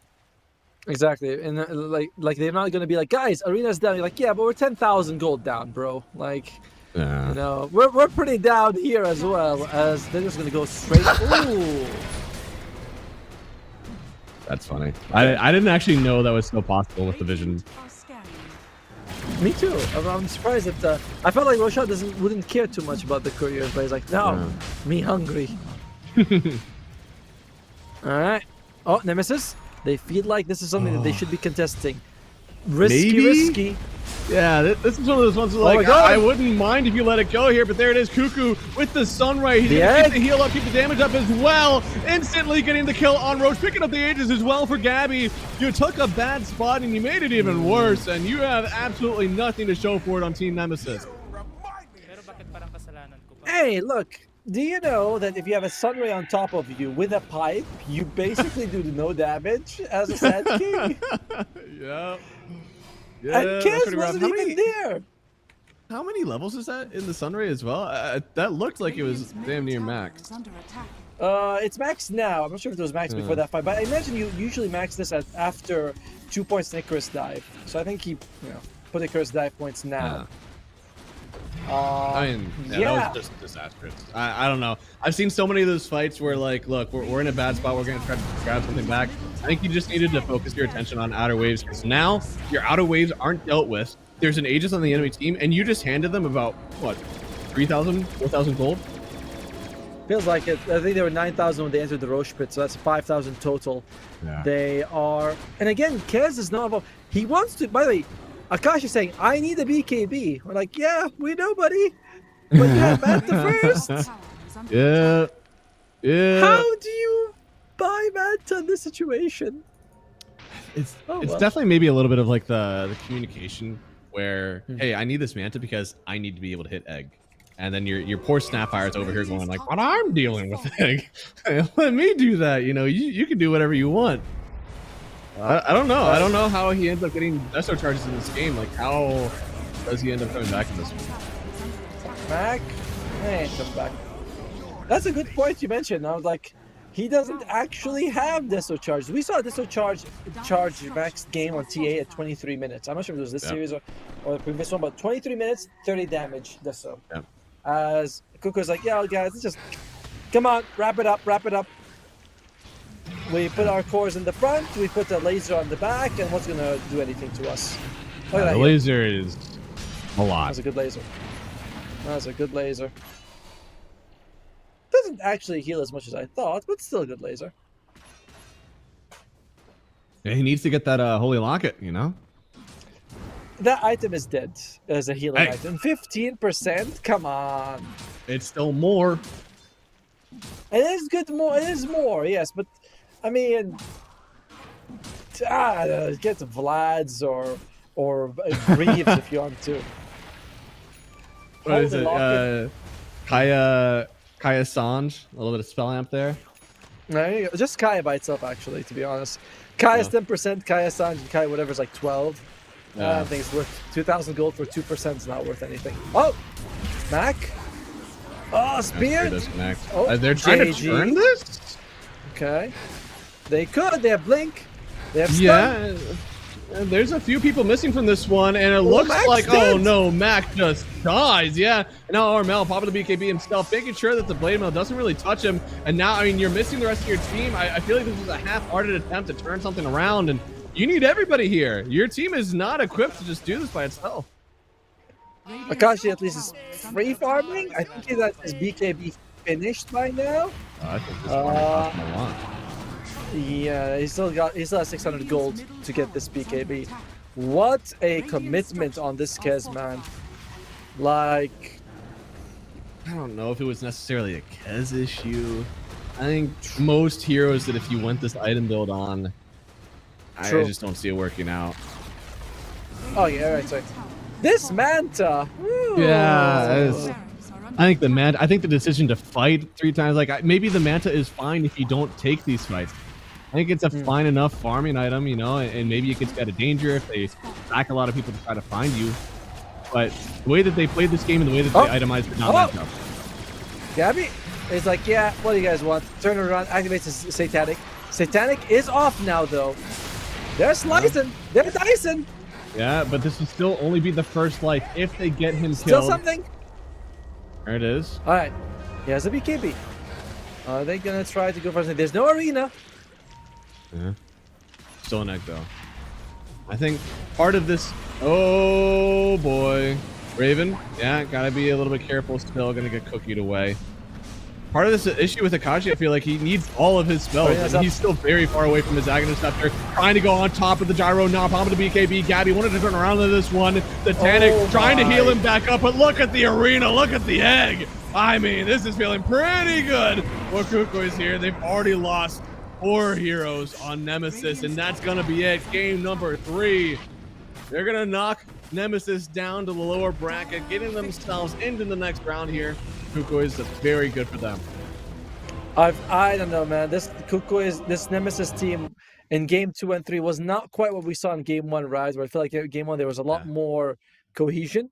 In this game as well, we're seeing Akashi's free farming by himself, going for a really weird item with the Manta, and the rest of the team is like sometimes they're taking fights. Like we saw bottom lane Raven Raven and Mac go in and they die. There's no backup. There's no one there, and you're like, well, are we not going or are we going? Team seems like we're not fully all there. So 4-24 is the score. It is, congratulations to Kukuis. They are able to go to the upper bracket. They will be facing off against either Execration or Vici Gaming, whoever won that series. I'm not going to spoil it. We actually have a winner, but they'll be facing up against that. Meanwhile, in the bomb side, it's going to be Team Nemesis going up against whoever lost that series. But that's going to be, I believe, tomorrow. Yeah. Nope. Today. Sorry, that's going to be today. But we are done, and I can tell that both of us are pretty gassed out. So you especially, man. It's 6 a.m. Oh yeah. I don't know how you can do that. That's crazy. It was rough, but it's okay. And I think the one thing that I want to say about this team and about this series, actually, as it ended out, I feel like the team identity for Kukuis was actually much better. And for an unsigned team, that's not something that you see very often. Obviously, there's some unfortunate drama surrounding the roster for Nemesis, and I think that showed itself a lot more in games 2 and 3, where everything didn't go right to start, and that just kind of like meshed with itself as we went forward. In game 2 and 3, I feel like both times we saw this, like, both my side laners need X amount of items or just this item, and we have 2 immobile forces that are like, I am not sitting from this spot, I'm not moving until we get this item. And then it's like, well, what are the other 3 people on your team supposed to do? And I don't know if that fault necessarily needs to be on one or the other, but I think in other teams that gets sorted out before game 3, and it didn't here, and this is why we see what happened. I mean, a lot of times I would see Kukuis go mid, because it's like you mentioned, the side lane cores aren't moving. They're exactly where they are. They're like, let's just focus on Mac. And Mac's like, what did I do? I'm the only one. Why me? So it did feel that way. Kukuis, they saw a weakness in the composition of players and the way that they're meshing together, and they took advantage of it. But we are behind schedule. We're actually 42 minutes behind schedule, so we need to go. Me and Math Magician, this is our only day working with Blast. We want to thank you all for having us. Thank you all for tuning in. There's going to be 2 other games here, but we are out. We'll see you guys some other time. Bye. The new breakthrough and innovative phone with OneXBet app. With OneXBet app, you can register and start betting in just 1 click. Intuitive interface and thousands of sports events every day. User-friendly app. Big wins, fast payouts.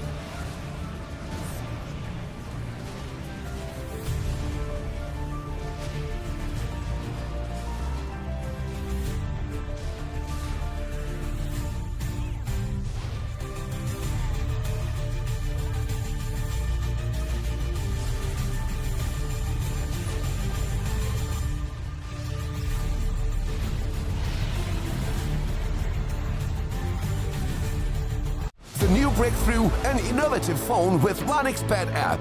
With 1xBet app, you can register and start betting in just one click. Intuitive interface and thousands of sports events every day. User-friendly app. Big wins, fast payouts.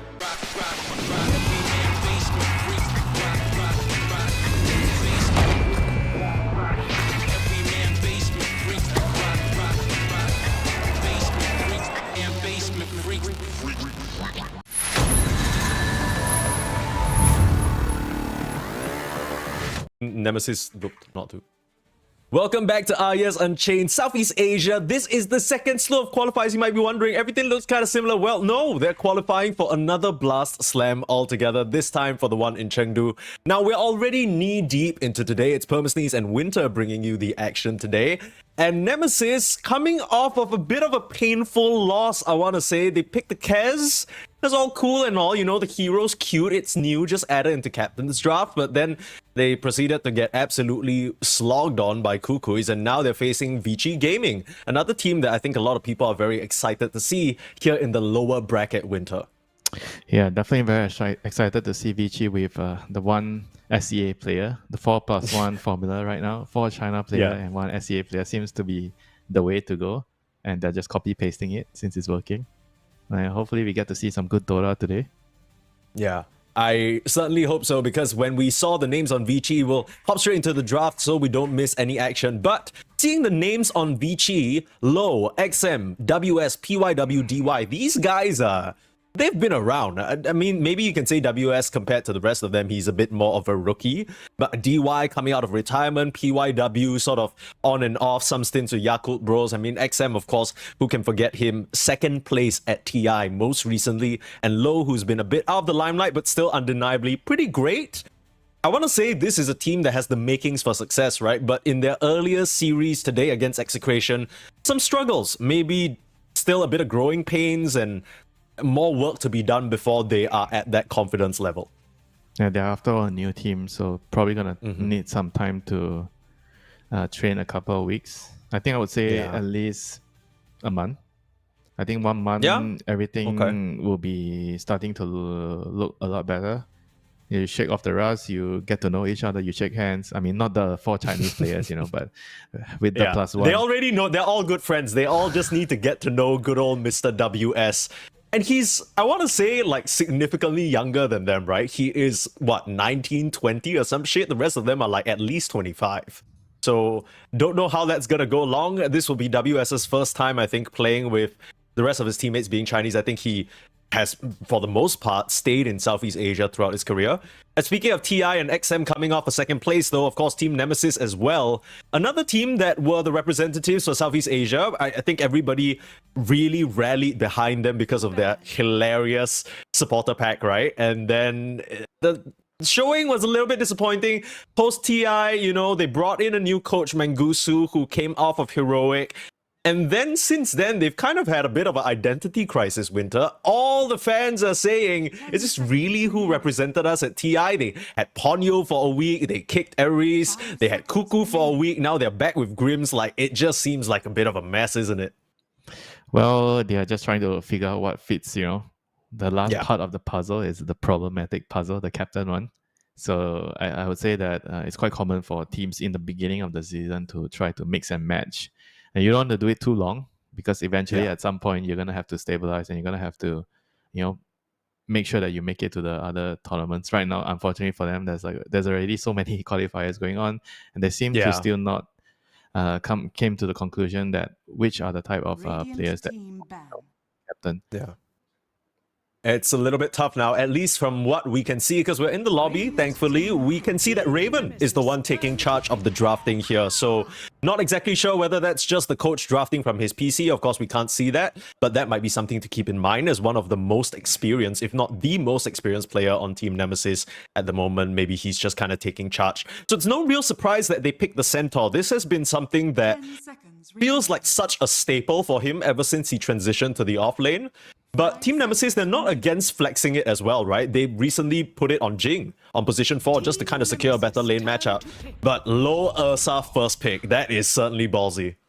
Yeah, this might trigger centaur pick to be moved around. I mean, I'm not saying like I'm the biggest fan of either centaur position 4 or centaur position 5, but I do feel like in certain games there is a reason for it, there's a room for it. But in this particular lane against Ursa, sometimes I feel like you do have ways to deal with Ursa. Like all you need to do at least is I don't know if you should go the other facet, the counter strike facet. I do feel like overall what the plan should be for the centaur is you get your Q and W max, your nukes, your spells, so you don't really get return in this particular lane because you want to use spells and you push him out of the lane with your nuke. So I think this matchup, it can be tricky for Ursa as well, even though on paper it seems like, Ursa against a melee hero, it should be a walk in the park for him, right? But I think based on what type of supports you have and based on what the centaur wants, you build braces and you max your nukes, you could actually play the lane. Is this scary at all, though? Because, I mean, with the drafts that we've seen recently, Winter, how many teams have first picked their carry? This is certainly something different from what we're used to. Does this, like, expose them at all? Because, I mean, most of the time you want to leave your carry until the very strong 18th pick, or maybe even 24 or 23, so that you can get a nice call-to-call matchup. You secure that win condition.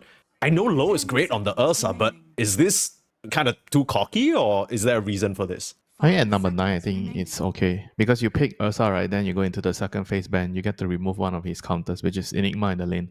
I think Ursa's main problem is you need to make sure he has the right matchup. I think this hero is one of the strongest carries right now, most stable carry, because you can kill Tormentor, you can kill Roshan. It gives you a very, very, I think, solid overall game plan to play around the hero. And on top of that, they're on the Radiant side, right? I think on the Radiant side, it's a lot easier for you to secure the Tormentor, and you can secure also the Night Roshan. So I think those are things that benefit a lot on also being on the Radiant side, right? So we'll see how they really, use their support picks to protect it. Because usually when you pick a carry early, you try to use support picks or even like at least some of the other picks to kind of help you with the weaknesses because your hero's exposed, right? I think Ursa's problem is just mostly the lane. If you can use the bans well and he doesn't go into some terrible matchup, he should be fine, Yeah.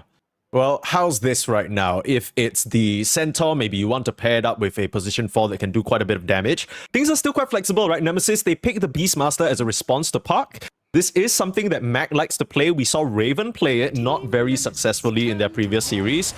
Vici are going to round things out with Jakiro, so a pretty safe position 5 to further secure the lane for this Ursa if that's where they end up going. Yeah, Jakiro Ursa. Jakiro is definitely, I think, probably the strongest position 5 right now, securing the lane of this E patch. I think the buff to the Liquid Force actually made the hero really, really strong right now in the lane. Before, I mean, it's not just the duration, it's also the damage. The slight increase in damage actually just helps you secure the lane.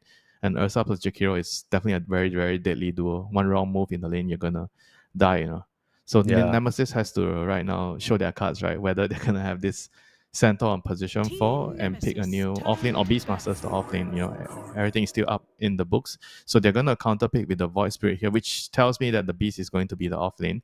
The Centaur is going to be a support. They're going to pick a new carry unless they're trying to flex Beast with to the carry role, which is not very common anymore nowadays. Yeah, I don't know how funky they want to get with it. I think Team Nemesis, this is very much a team in flux right now.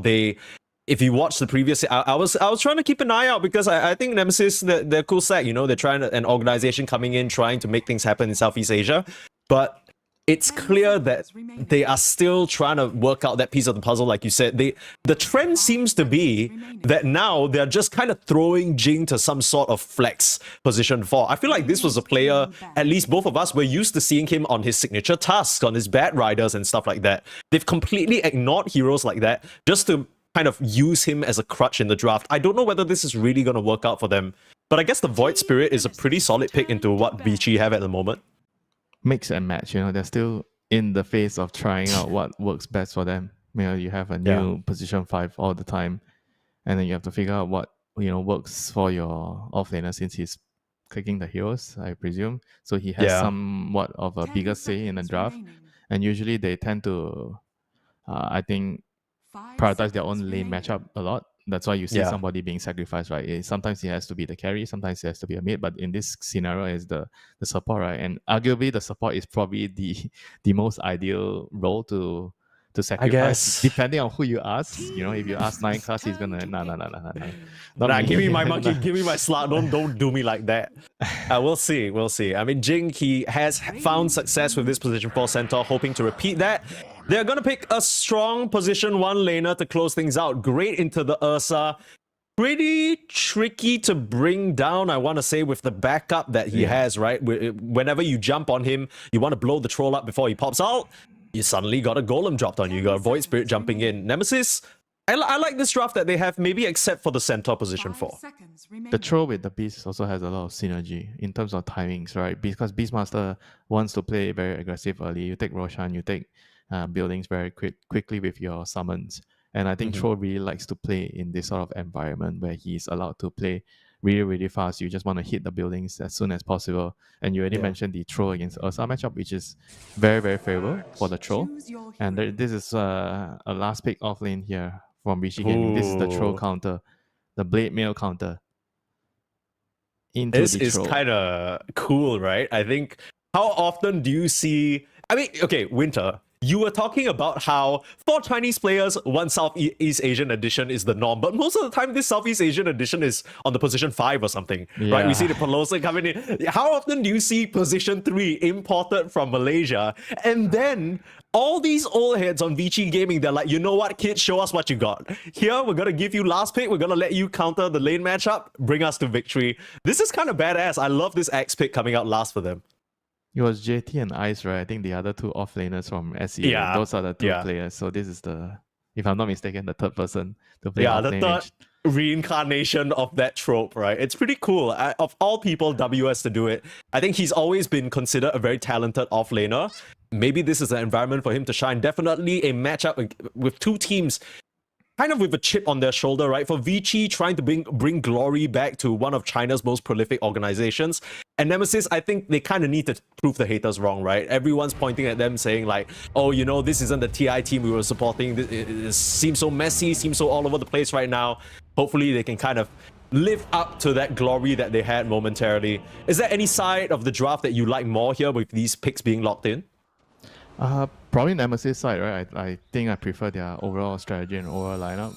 The ease of execution with the Beast and the Troll. Whereas Vichy Gaming, they have a lot more, I think a lot more eggs into this X basket. He has to do a lot in the game. He has to, you know, hit the blink calls, hit the Blade Mail into the Troll, kill the Troll, because I don't think the other heroes are going to be able to kill the Troll. And he's the main person to take this Troll down. And he is set up in the right way, and I think his laning phase is going to be very, very good with the Snap. They are very powerful laning duo. And as long as he gets a good start, gets a good timing on the Dagger plus Blade Mail, I think he can definitely do a lot this game. Yeah, this Troll, like you said, set up for success here. But if you want to set yourself up for success, if you haven't yet, you can get a 100% welcome bonus. Not sure whether you guys saw that little pop-up there on the right side of your screen, but if you didn't, you can check the pinned message in the Twitch chat. Just enter the code RESD2 on 1xBet, and you'll get a 100% welcome bonus. In case you were feeling, you know, any particular side a bit more, I know Winter thinks that Nemesis, at least in this game, they have the easier set of execution tools. They have the easier draft to play. I feel like Axe always presents this problem, regardless of how good of an Axe game it is. You need to play really well, if not perfect, to make this hero work. I mean, I want to see like the Centaur get an X at some point to save the X call. Oh, that would be cool. Yeah. That would be cool. If he can afford it, that is. He is position 4. I'm not sure how much money he's going to be able to gather for himself. Both teams grouping up around the runes, but no one really wanting to force the issue. Raven able to get a nice position in the bot lane all alone, and it'll be a 3-for-1 rune trade to start us off here. You need to make the demands, you know, the Centaur this game, because I feel like the problem of the draft for Nemesis is they need to solve the X problem, right? If the X jumps in, and they have to make sure the Troll doesn't die, right? Because the Troll, even with your ultimate, you still die to Culling Blade. So they have to make sure he doesn't take damage during the call with the Blade Mail. So it's either by lifesteal or some sort of save, you know, from the Centaur. So I would say that overall, his X has a very high priority in this game. I wonder what the build is going to be, because like surely you want to get like a blink or maybe even auras, right? Like you were talking about how this Nemesis lineup, their priority is going to be that timing, right? With the Troll, with the Beast, they want to hit a certain tempo. How does the item build for the Centaur kind of fit into that. It's gonna be tricky for sure because you need to buy Blink, and then use is kind of good into the Axe and the Ursa. I don't know if you want to consider getting the use because it's kind of a safe, right? A cheaper save if you can keep the troll alive. But it only works before the Axe has BKB. After he has BKB, then it doesn't work. Then you have to I have to upgrade my use. Get a Windmaker. Yeah. Well, we already talked a little bit about Nemesis and what they're hoping to do. What about VG Gaming? How does this lineup match into them? Like, what are we looking forward to if you're VG side?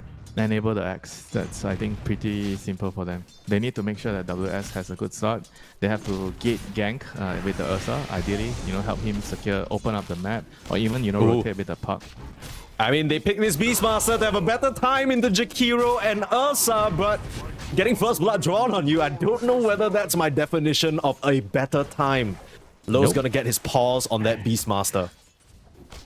I mean, that is definitely the power of the Jakiro there. You see the early trading. Like, Jakiro is just such a monster right now at level 1. Level 2 is especially oppressive, Once you get the combination of dual breath into your Liquid Frost, you can see that the Beastmaster just couldn't withstand all of that, And looking at the mid lane, this Void Spirit against Puck, I think overall should be, pretty even. Like, both sides are going to just farm. The Void Spirit is picked more towards to have a better mid game against the Puck with the silence from the Aghanims. That's usually the case where you start to be a problem for the Puck. Kind of clear to see what Nemesis want to do, right? They want to set Mac up to be the main person moving on the map, maybe connect with this Beastmaster. A Beastmaster, is he really a hero that can play from behind? You want to hit this timing, but you're already losing so much ground to the Ursa, Kashi. I don't think he's I don't really think there's a kill threat here, right? As long as the Warlock's alive behind them. Yeah, the heal plus the Fatal Bonds, you basically push out the lane, right? So it's very hard for the Axe and Snapfire to forcefully... I mean, you can try, but you're probably going to take a lot of damage and you might lose your own life, So it's always a risky proposition to do that. So this is probably going to be the lane where I feel like it's going to be played more towards controlling the creep equilibrium, like whoever can control the wave in front of the tower or just pull and get XP, especially the Warlock, right? You just want to get XP on this hero. Yeah. And maybe you can eventually look for a twin gate rotation. The Troll, another hero that can get active early on and maybe help Raven turn the tides of this rather rough start. He still is keeping up in terms of CS, but you can see the positioning of the Nemesis offlane duo. They are just being escorted very aggressively away from the wave. This is the problem of the center position 4, right? He doesn't really offer you a lot in terms of, laning presence. Oh my god, Beast is forced to TP out. This is... Dude, no, that's real not bad good. news. I mean, at least he TP'd to the tower, the tier 1 tower. Yeah, I also heard a hoof stomp coming out. I'm not exactly sure what Jing was stomping there. Maybe he was just trying to stack the camp or had to stop a creep in its tracks. I'm not too sure, but... stacking. Well, we'll see whether they can end up recovering an avenue for Raven to get back into this game, because this is not looking too promising for the Beastmaster already. Yeah, I think that this is going to be a lane where he has to accept the fact I have to play from behind, right? I cannot really, try to be aggressive, because usually Beastmaster, you want to have a very snowbally start on this hero. And at this point, you have to just accept the reality of playing from behind. And you have to just be defensive, play for your own level and XP, and that's about it, And once you get some levels, then you want to go to the jungle and just make sure that you scale, get to your helm, get to your whatever aura items you have this game. Yeah. In the previous time Raven was playing this Beastmaster, he went for the Aghs sort of semi-carry build. Not sure whether he's still going to go for that. Probably not this game. No. This game is going to be all about the troll, so you cannot be too greedy with your build, I think, overall. Mid lane, Mac doing very well into XM, is above him by a head of around 10 CS. Once we hit that level 6, I mean, WS, oh, he's making a early little rotation over. Not really sure what that was about. But a lot of presence from VG Gaming in this mid lane. Trying to get the jump onto Mac before that level 6. This is what it was about. Mac, he doesn't have any other options to escape. The Hoof Stomp's gonna slow them down, but not well enough. Grims wasn't there to help with a heal. And XM hitting that level 6 will drop a coil down. Easy second kill for him. Jaunt away. It's clean. XM makes it happen. And even though Mac was doing so well at the start, it doesn't save him in that situation. Yeah, this is the difference between the supports, right? Especially the position 4 center. Like, not really that useful, you know. And Mac was like, I think, one creep away from level 6, so rather unfortunate for him as well. Not getting the level 6 on time. Yeah, now 6-minute rune. PYW has it. Illusion rune. And things are definitely looking promising, you know, for VG, you know, to start this game off. They are in, I would say, like a pretty good position, like not a commanding lead or any sort of the things like down that line, but they are in a very, very good position after the first 5 minutes of the game. And now with the wisdom spawning, they are going to definitely think of ways if they can actually further extend the lead. The Puck's going for a reset back in base right now. Maybe this Jakiro has stepped up a bit too far, being slowed down by the balls. Not sure what he was doing up there. Yeah, that's... Low will try and help his buddy out, but that was a bit weird. That was a pretty big mistake. That was a huge giveaway. That's totally underestimating how strong the balls plus the centaur. He saw the centaur and the balls in front of him though. So that was a very, very insane move, you know, overall. Yeah, he kind of maybe thought that XM was closer than he actually was, because the puck call obviously was to come in and get that wisdom. So yes, they do lose the Jakiro. It hurts quite a bit, but 2 shrines of wisdom. If the lead before was kind of okay, this really pushes things slightly over the edge. Yeah, the wisdom is actually crazy, you know. I saw a stat. It said that the team that I think is Professional Games, the team that didn't get the runes, the 7-minute wisdom rune, is what, 65 or 67, some around that, you know, percent of losing. Oh god, that's so a really big deal to lose the game if you don't get the 7-minute wisdom shrine. I mean, it makes so much sense, right? And I mean, Vici, you can tell that that's what they were playing for the whole time. 6 minutes, PYW secures the rune, goes to reset. They know they can leave WS here on the island because he's just cutting the creeps, nothing much a Warlock can do. Now they're giving DY space in the mid lane to get his level 6 as well. Everything's coming up Vici right now, and they're trying to fight for the 8 minutes. Ends up being in the top side, it's a regen, but a coil holding Mac in place. Jing trying to pump fake the stomp, managing to catch out the puck with it. They might just be able to escape off of that maneuver. Nicely done to preserve the lives despite the presence from Vici, and Mac might even make it to the regen rune. That would be huge for him. Gonna snatch it ahead of XM. The silence not gonna stop him. Oh, PYW, he actually didn't take the rune. He thought he could have actually left it for the puck there. That was also like a very, very dangerous thing to do, you know, because he couldn't really ensure that the puck was gonna arrive there on time. He just thought that he could. And now with the rune, he's gonna rotate with the Void Spirit. Yeah, he's looking for an avenue into the bot lane, onto low. That enrage is gonna buy time, but Mac, he still has all his spells available, ready to rumble and take down the opposing carry. Small little maneuvers from the supports of Vici Gaming, causing Nemesis to be able to grab onto some sort of an advantage back, and blink and you'll miss it. Suddenly Raven's here with the helm. They're gonna pressure this tower. DY has no mana, no friends, and very soon might not have life left. He has to run and hide. He should be okay. Yeah, but this is definitely not what I expected, you know, after the first 5-6 minutes of the game. You know, Vici definitely dropped the ball the last overall 2 minutes. I think giving away the rune, not getting the rune when they already have it, and now it results in the Ursa dying because the Void Spirit was able to refill his mana and TP down to bot lane.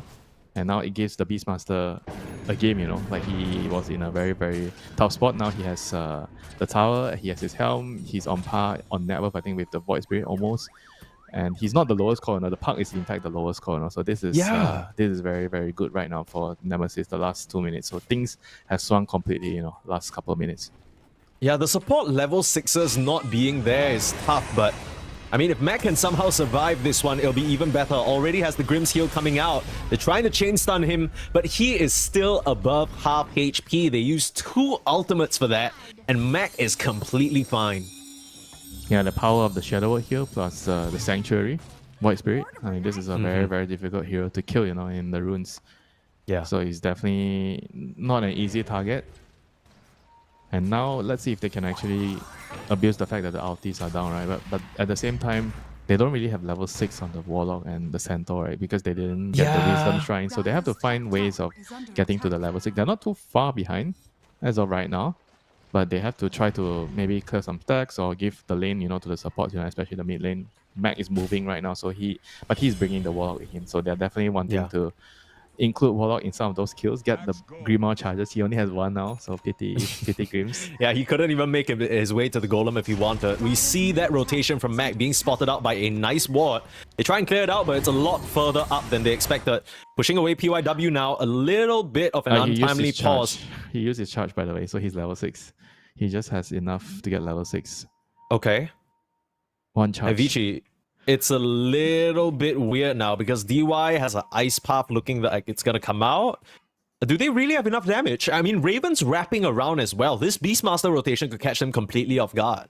This is scary stuff for Avicii. Kind of looks like they should be able to kill at least one guy. Yeah. I don't know about killing more than one, but it seems like unless they somehow get a raw onto the puck, which is going to be a hard task, getting a raw on the puck. I think maybe they kill 1 support or 2 support. That's probably the best bet here. But this all began because of the regen rune, you know. That it literally did, right? It literally did. The Void Spirit picked the regen rune when he's not supposed to. He TP's bottom, he kills the tower, unleashes the beast. Beast has the game. He comes back into the game, and now he makes this move, you know. Yeah. Again, while we have a moment, if you haven't already, be sure to register on 1xBet with the promo code RESD2 for a great start here. 100% welcome bonus, but PYW, he is going to get sent to the Nether Realm if he's not careful. A raw into the Jakiro on the backline. XM trying to dance around with him. They can't get the connection. Level 6 on PYW, raining in a lot of damage with the Mortimer's Kisses, but now being pulled back in. Mac trying to finish the job. PYW was his initial target, but with the slow, no more spells to offer. A nice cookie down to the low ground, but an Astral Step coming off cooldown. It's not enough. PYW on a sliver, but walks around the wrong way and gets auto attack down. XM was able to trade out a kill, and off screen, Akashi, did he die solo to WS? Yeah, he got soloed by the Blade Mail call. Yikes. That is like the biggest kill of the exchange so far, you know, that was not caught on screen. This means that the Axe is going to be in prime position to take over the game. He's going to have a very, very fast dagger plus blade mail timing. He was already rich before that, but now this is going to catapult him into a even further ahead position, which is what Vichy Gaming need, you know, with this last pick Axe, you know, this 24th pick Axe. He has to snowball, he has to do a lot, and right now he's on track, you know. He's going to look like a monster in this game until Nemesis finds solution to him, you know, like the Aghanim's from Centaur, the Yules, all those items are going to be very, very important in this game, you know. Somebody has to be able to buy them. Yeah, but that feels so far away, right? I mean, look at the Centaur, he's still struggling towards his own Helm of the Dominator, trying to relieve some of the pressure perhaps, and I mean, let's not even talk about a Yules. I don't know who's going to build a Yules anytime soon. Raven's trying to finish up with his Helm of Law. Looks like there's a rotation coming to him in the bot lane. Found him with a coil on the bot side of the map and nowhere for him to run, unfortunately. Raven will get swatted down. Yeah, that's a very, very good pick-off. Good move there by Low, you know, having Battle Fury, no dagger yet. You don't really often see carry players move this early without the dagger. Usually it's with the dagger on the Ursa, but netting them an all-important kill, you know, because at the same time, Nemesis, they were plotting a move on their own, you know, but it just didn't connect yet, you know, and losing the Beastmaster there. And it wasn't because of any item timing that surprised them. Vichy just made a really good move without a dagger on Ursa, and they didn't expect it, and they killed the Beastmaster. And now they're coming from behind, from the gate. It's just a Snapfire and they won't even catch her. Plotting into the tree line now, PYW with the cookie out to safety. That's 2 Astral Steps being used. Nice little remnant pulling back. Mac will at least get 1. I mean, that's gotta suck, you know, they only killed a support after wasting, I don't know, like a minute? Around a minute of their time walking from the top jungle to the gate towards the bottom side. This has got to really sting, you know. They're gonna lose even the mid tier 1 tower, you know. This is really, really unfortunate for Team Nemesis. Not really getting what they want. I don't know if you agree with me here, as we might have to hold that thought. XM, able to jaunt away. I don't know whether it's the warding winter or what is exactly helping Nemesis or Vichy, but it feels like Vichy are just reading Nemesis's moves so cleanly. Right when they make a rotation to the top lane, WS knows to back off to go to the triangle, and then they get a kill on the bot lane, and everyone already evacuates. PYW is the only one who goes down. Like, what's up? Like, are Nemesis just making moves that are way too predictable? I mean, not just that, you know. I think they're just slower, you know. I think overall they needed to be a step faster, like overall. The smoke has to come like 30 seconds. Like, it's a lot of small little macro things, right? If you don't push one wave, you're slow to go to the wave because you decided to, okay, I want my camp, I'm going to the mid lane, but I need to stop by that one camp because it's along the way, right? Small little things like this could matter a lot in high-level pro play, right? When you are 10 seconds later to clear a camp and your enemy already starts to smoke first and you lose a core because of that, So a lot of these details which we can't really, keep tabs all the time, they are definitely playing a huge toll on why is Vichy one step ahead of Nemesis right now. It's just how they're playing the map. They make a smoke, they're coming in with the axe with his blink timing, but not really gonna find anything. They're just gonna back off and probably just go through the gate, I guess, because I think they saw the Centaur bottom previously. Yeah. He's gonna show again, so they're probably gonna just take this kill. Yeah, DUI, making sure they're not spotted out. This should be a pretty easy one. No blink or anything like that. Just need to line up a nice ice path. Get the blink in with the axe. They are waiting, biding their time. Coming with the Morty's Kisses. No reason to save any of the ultimates. Just get more Code of Blood for WS. Keep him scaling. He's looking at a Lotus Orb next. He is scary, scary, scary. At 9k net worth. I mean, overall, it's a 6k gold lead, and everything's on track, right? Vichy Gaming, even though you mentioned that they have the harder to execute lineup, it doesn't seem to be a problem for them. They seem on track to be able to get that 20-minute Tormentor into the Roche if they want it. Low is very strong right now. I'm not even sure what Nemesis can really do, to be honest. Yeah, they have to try to, I think, play for the pickoffs right now. And unfortunately, with a Warlock Beastmaster lineup, that is not something you want to do, right? You want to be able to take the head-on 5v5 engagements to win them with your Fatal Bonds. But right now, it doesn't seem like it's going to be very, very easy for them, I think the other item timing they could hope to turn the tide of the game is probably the Agrims on Mac, but he's not really very near yet. He has the Vessel and Treads right now, so it's going to be a while before he completes the Agrims. But it's not even the puck that's the problem.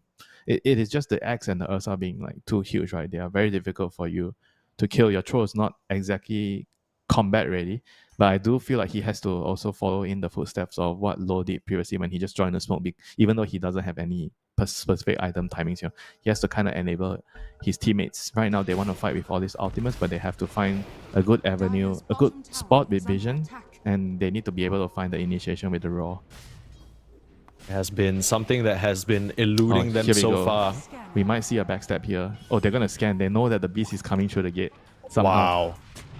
That's a very, very wise move. They might just leave PYW for dead. He TP's out. This is so clean. I guess they just predicted because they didn't have any vision, right? They didn't know if he was going to come for sure. They just felt like he might come over after shuffling out the top wave.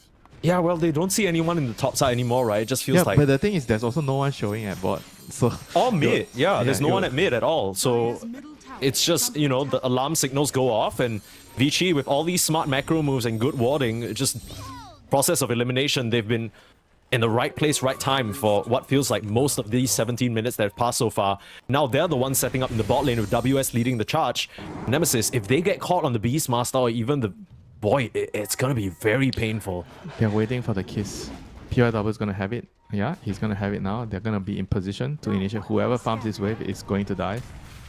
Okay, they're just going to settle with pushing out the camp. So the Tormentor's coming up and Roshan is on top. So you're definitely thinking about how are we going to be able to deal with all these objectives, right? If you're Vichy Gaming, do we just take it now? Because it's on the top side, it's easier for the Ursa to just kill it. Once it moves bot, it's going to be hard.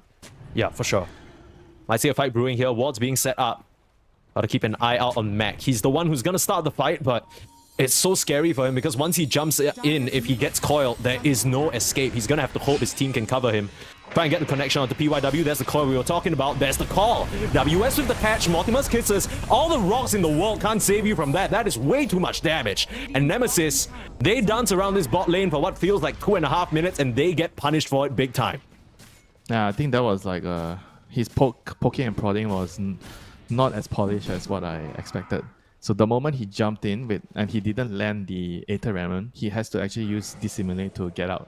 But he actually didn't do that. He was trying to, I don't know, maybe save his spells. But then, yeah, he got caught. Once he got caught by the coil, that's it. Like you are not going to be able to run away. Yeah, I mean, this whole time we've been watching the 4 members of Vichy running around, dodging moves and catching out Nemesis. We didn't even talk about this Ursa. First pick for Low, Battle Fury, Blink Dagger, Skull Basher, and would you look at what he's queuing up? Looking towards a Yules for himself. I don't know whether I'm seeing the right thing, but This could be very cool to try and counteract the Aghanim silence or something like that. Yeah, it's a very interesting idea. You know, it's also very good against Troll. Troll and Ursa, they're both cores that are very, very susceptible to getting kited when you click your R buttons, you know. You click your R buttons and then you get you. That's basically what keeps you awake at night, you know. You can't go to bed after losing a game because you get you 10 times in a game. Hey, he has so many nightmares. This guy has played so much Ursa that he's like, you know what? I'm gonna use you back. If you use me, I'll use you, and we'll both come down together and we just keep fighting like men. That's the game plan here. I mean, he is an Ursa expert. No pointing at him and laughing, guys. This is perhaps, other than Yuma, one of the best Ursa players that exists in the pro scene, I would want to say. Even though he hasn't sort of been on a tier 1 team in, I feel like, the better part of this season. More about playing with your kiting, with your shot, with your ultimate.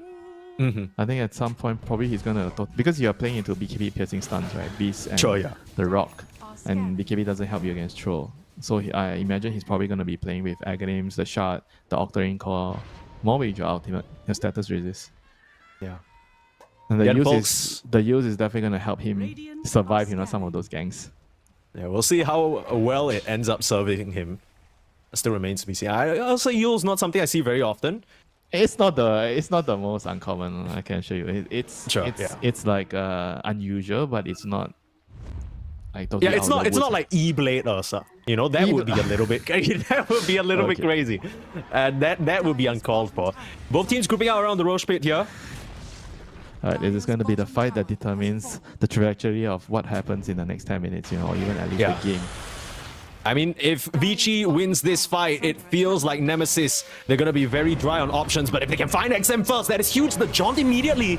He's still going to get caught though. The Kisser's trying to cover him. He's able to blink away. WS actually comes in, tanks a whole lot of damage. They're not really able to take him down. Akachi on the backline slicing away. That is significant. The Hex, he's dropping low, but the Cookie stuns all of them up, and now Low starting to lay in with the paws. Scratching them, getting one for now. They can't get their hands on Mac, looking like XM will finish him off. But Low's actually going to go down. The kiting Nemesis, it ends up paying off. And even though PYW finds a shotgun blast directly into the poor Void Spirit, it's just not enough. Nemesis, I think they're able to come out of this on top. Unless somehow XM can pull out a miracle.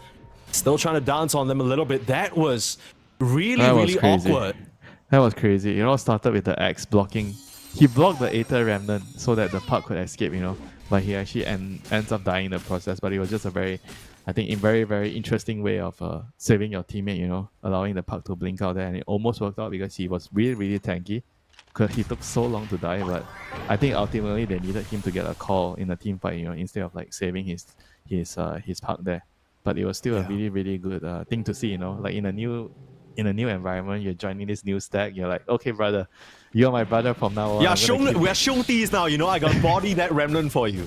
You know, XM Tucker, you know, I'm playing around. It's like when you join a secret society, you gotta like cut off your pinky to prove your loyalty. That's kind of what it's like. This is his first time, obviously. He's got to show the boys that he's one of them. Yeah, I mean, in the end, they almost got saved by that 3-man Cookie, you know, from PYW. PYW was kind of nutty for that one, but it just wasn't enough. And just because of that, Nemesis, they're able to cut the lead down just a little bit. It doesn't feel like it's too consequential just yet. Nemesis need to win like maybe 3 or 4 more fights like that. They did lose the Shrine, so that wasn't very ideal for them. But yeah, they got a couple of kills. And now they're going to be looking at the Roshan on the Ursa. I'm not sure if Nemesis knows what's up here. They probably know, I want to say, but because they don't have Rock, they're deciding not to contest the Roche. They want to finish the BKBs on Troll. Yeah. I want to say as well as WS has been playing, at least for me, this is kind of the X problem that I alluded to, right? It's not an easy hero to make work. It's not like you can always just blink in and insta-win the fight. If you don't get a call off, your impact goes down the drain. And now, with this Aghanim Scepter up, it's going to be even trickier. Almost like need a BKB. WS not even looking at that at the moment. He's going for a shard after his Lotus. I think he's playing more towards like just staying alive, doing damage with his spells. I mean, rather feeling that he just needs to allow his teammates to do the damage, right? If he's in front, he is going to allow the Puck and the Ursa, not even just the Puck and the Ursa, right? Even you look at the supports, right? Snap and Jakiro, they all just want somebody to go in front and soak up the damage and be that distraction, right? So that you can just unleash your spell damage from afar. So I think he's trying to just enable everybody, you know, just by not being too greedy in this game. But he might change his mind because he's also queuing up his BKB with the shot. So he might decide maybe I should just focus on myself, you know, get the BKB so I don't die in the team fights easily, even though there's a raw. And definitely not a hero that you can just autopilot the itemization on. Every little choice matters here. Yeah. I mean, the agonies on the Void Spirit is also very annoying, right? If you don't have a BKB, it's gonna just silence you randomly. It's so hard to play. Like, you think you can... Oh, no. Trying to jump in there, gets tagged by a Remnant. Those shard Remnants are so obnoxious, man. Bro, that is one of the best shots in the game. I will say, yeah. GPM, it's like a GPM thing. It is crazy. You just pop it on jungle camp, just auto clears it. It's free. You don't even need to be there. That's the best type of spell. Into wars, team. Alright, things starting to even out as time passes and Vici Gaming aren't able to find much action with this Aegis. It does feel like Nemesis are stabilizing, right? They managed to get Raven back into the game. Now he has an AC. He's building those auras that you need on the troll. Akashi has his BKB, SNY. You know, it's not going to be so easy to lock him down anymore. This is only going to get harder for Vici, it feels like, especially if they don't start furthering their advantage. Plus hit bash, can't even get it. That was so close. They almost That was really... Yeah. Like, he knew exactly how much time he had, you know? Like, the moment he saw... I think what tipped it off is the troll when he was farming the camp, all of a sudden tried to slow him with the axes, right? I think that kind of tipped the gank off a little bit for the axe, so he felt like he was unsafe, and then he decided to just instantly TP up. Yeah, but that was very good instincts, you know. I think a lot of players would have died there. Yeah, for sure.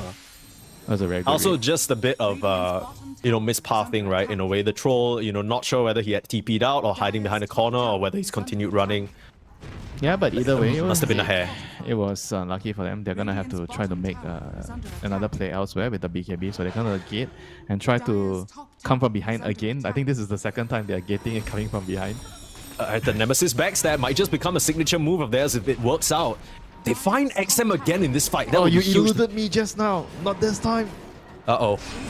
On the front lines, WS, this time he'll tank the damage, but he can't survive it. BKB popped by Akashi. Mag is in big trouble though, but the Glimmer Cape and the heals dissimulate back to safety.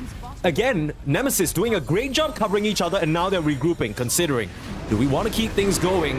In comes Low, eliminates the Warlock. He's dropped his Golem and his spells already, but meanwhile on the front lines, Akashi, he's just getting kited without his BKB. DY throwing down the Ice Path, throwing down the Slow. There's the Cookie as well. Akashi is healing up big time though, but now with the Yules, they keep him in the air and bring him back down to earth, 6 feet under. Low's gonna do the damage with a triple kill and make it a quadruple. The stun from the Bash Raven. Where you going, buddy? Not this time. Managed to get the axe, but again, his sacrifice ends up proving more than worth it as Vici Gaming come out on top. And Winter, they don't even lose the Aegis. Yeah, it all began with that smart move there, going through the gate. Because immediately they knew that the axe TP'd top, right? So he was trying to connect to his team. So I think it was a pretty smart move by them to try to gate and cut him across. And that was how the fight actually started there. But they just didn't have enough in the tank, you know, because they had to blow so much to kill off the axe, and then they couldn't really take the subsequent team fight. Like you saw the supports with the Mortimer's Kiss and the Jakiro damage, you know, they were just killing the troll. You know, the two supports were literally killing the troll. It's good stuff.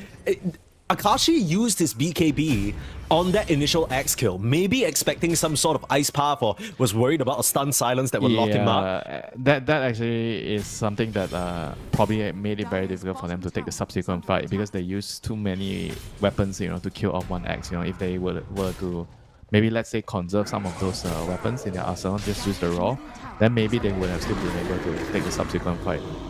Yeah, Jing is done here. Nice little setup there from WS. Yeah, he's trying, no prisoners. I think there's a chance he might make it to the axe, you know. 1.5k gold to go. He has the greedy enchantment, so 100 GPM. Even while he's dead, he's making that bank. Can't counter him entirely. Hopefully, it ends up happening. And Nemesis can try and kind of turn things around.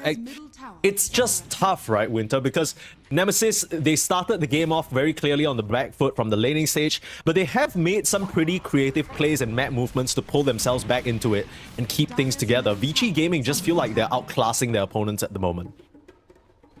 Yeah, just unfortunately for Nemesis, you know, they are just always like a little bit slower or, you know, missing in terms of execution in the team fights. Vici Gaming just showing why they are the team that right now, even though they haven't really played together for some time, but they still have the advantage of having the vast amount of experience of being teammates together in the past, you know. They know that what they need to do on the map, how they're moving. I think especially their movements. You mentioned already earlier, I think the ward placements, you know, they have very excellent vision in the map. Always in the lanes, in the places that need to be moving towards to that location. Because one thing to note that how a team plays, right, is around their vision. If they always manage to place vision before they go to the area, so they already have preemptive vision, usually it would tell you that this team actually has a pretty clear plan on where they are going to move in the next couple of minutes, right? Because you can't just place wards randomly and then move there. You know, you have to put everything into the same plan. You're gonna go there, so a few minutes before that, you have to already set up the ward there.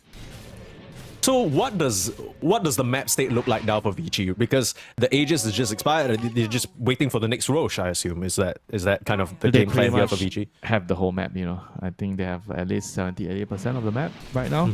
And it's all about like figuring out how are they going to push high ground. I think it's already come down to that. Whereas for Nemesis, it's all about like holding the high ground, you know. I think the last place they have to hold is this area here where they are trying to farm the triangle, which the troll is currently reclaiming the outpost. I think this is the last mansion that you have, you know, your last base. You cannot let this position fall, you know. This is like Helm's Deep for you. If this falls, it's over, you know. You have to make sure, because you have to farm ancients, right? If you can't farm ancients, there's 4 camps of ancients on the map. So if you have at least 1 or 2, you know, on the bottom area, at least you have something, you know. Even your opponent has like what, 70-80% of the map, but at least you have the 2 ancients, you know. But if you don't even have the ancients on the bottom side, then what are you realistically playing for, right? That's true. Maybe the BKB on Raven can try and help them. I'm looking at the items that might be relevant here. Manta for Mac can help him escape some of these silences or these slows. What else we got? The Agonyms of the Centaur, of course, like you said. He's one more component. Yeah, the Agonyms is probably the biggest one.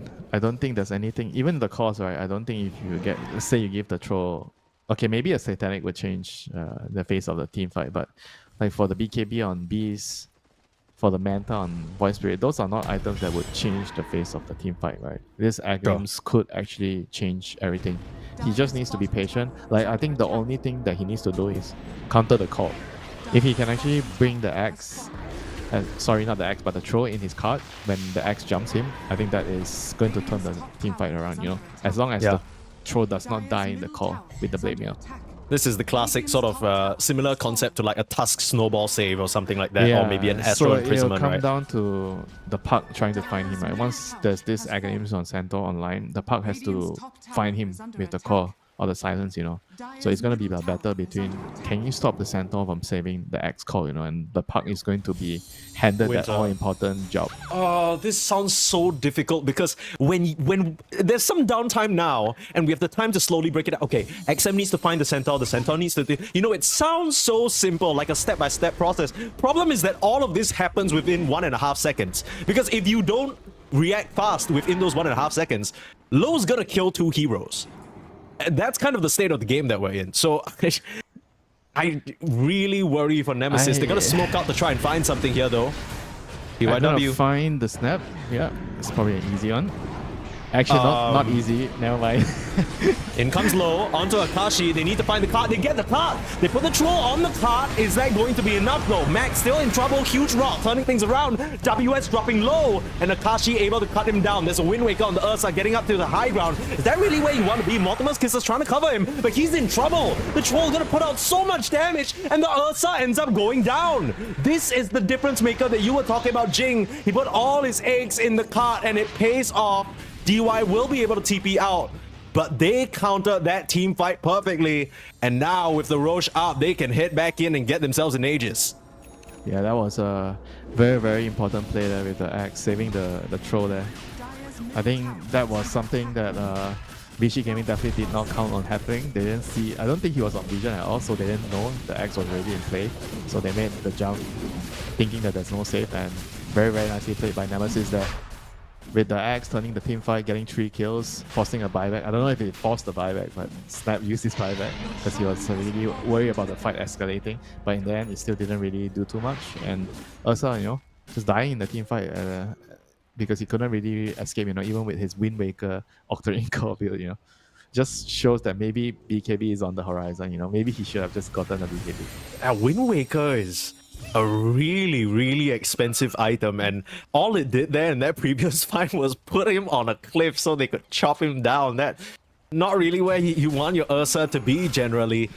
Things are starting to get trickier and trickier for Vici here. We were talking about how explosive their damage could be, but it doesn't really matter with more items on the troll. Is that Satanic flying out to him already? I mean, I think we're reaching the point where Akashi is going to be very hard to take down. Now, they do get a kill onto Jing in the bot lane. Stuck around a bit too long there. Oh, he's buying BKB on the center. I like it because he knows that the only thing that would prevent him from doing his job is the call and the silence. And if he has BKB, he's going to be able to do his job. The man knows what he needs to do. The man knows his assignment.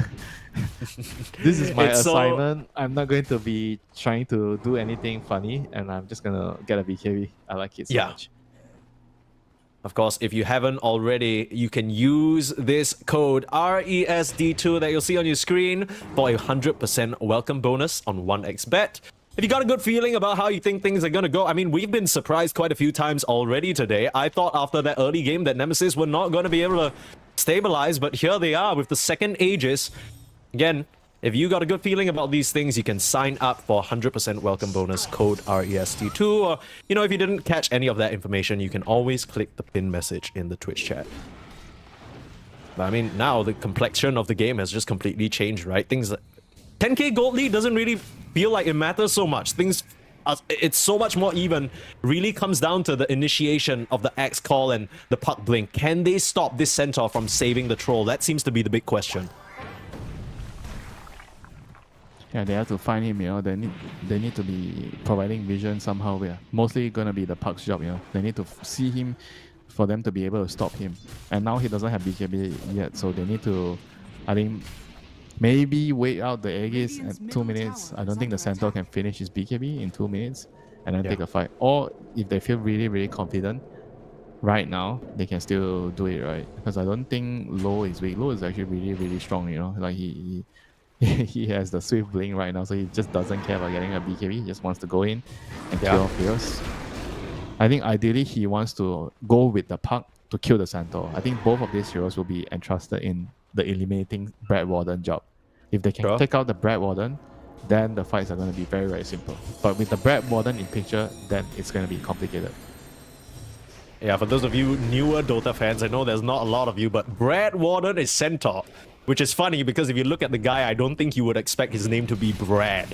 But yeah, I feel like it's so interesting because most of the time when you have an Axe and he jumps in and calls, it feels like the rest of the team wants to follow up on the same target. But it's different now for Vici Gaming where the Axe is probably going to call the Troll or maybe even the Beastmaster, somebody else like Mac. And then everybody else on Vici tries to find the other teammates, right? Like you're gonna Mortimer's Kisses to give vision for the puck and the Ursa to jump someone else. Hopefully WS can hold his own, working towards BKB. They're split pushing this part of the map though. Nice ice path to help Low escape.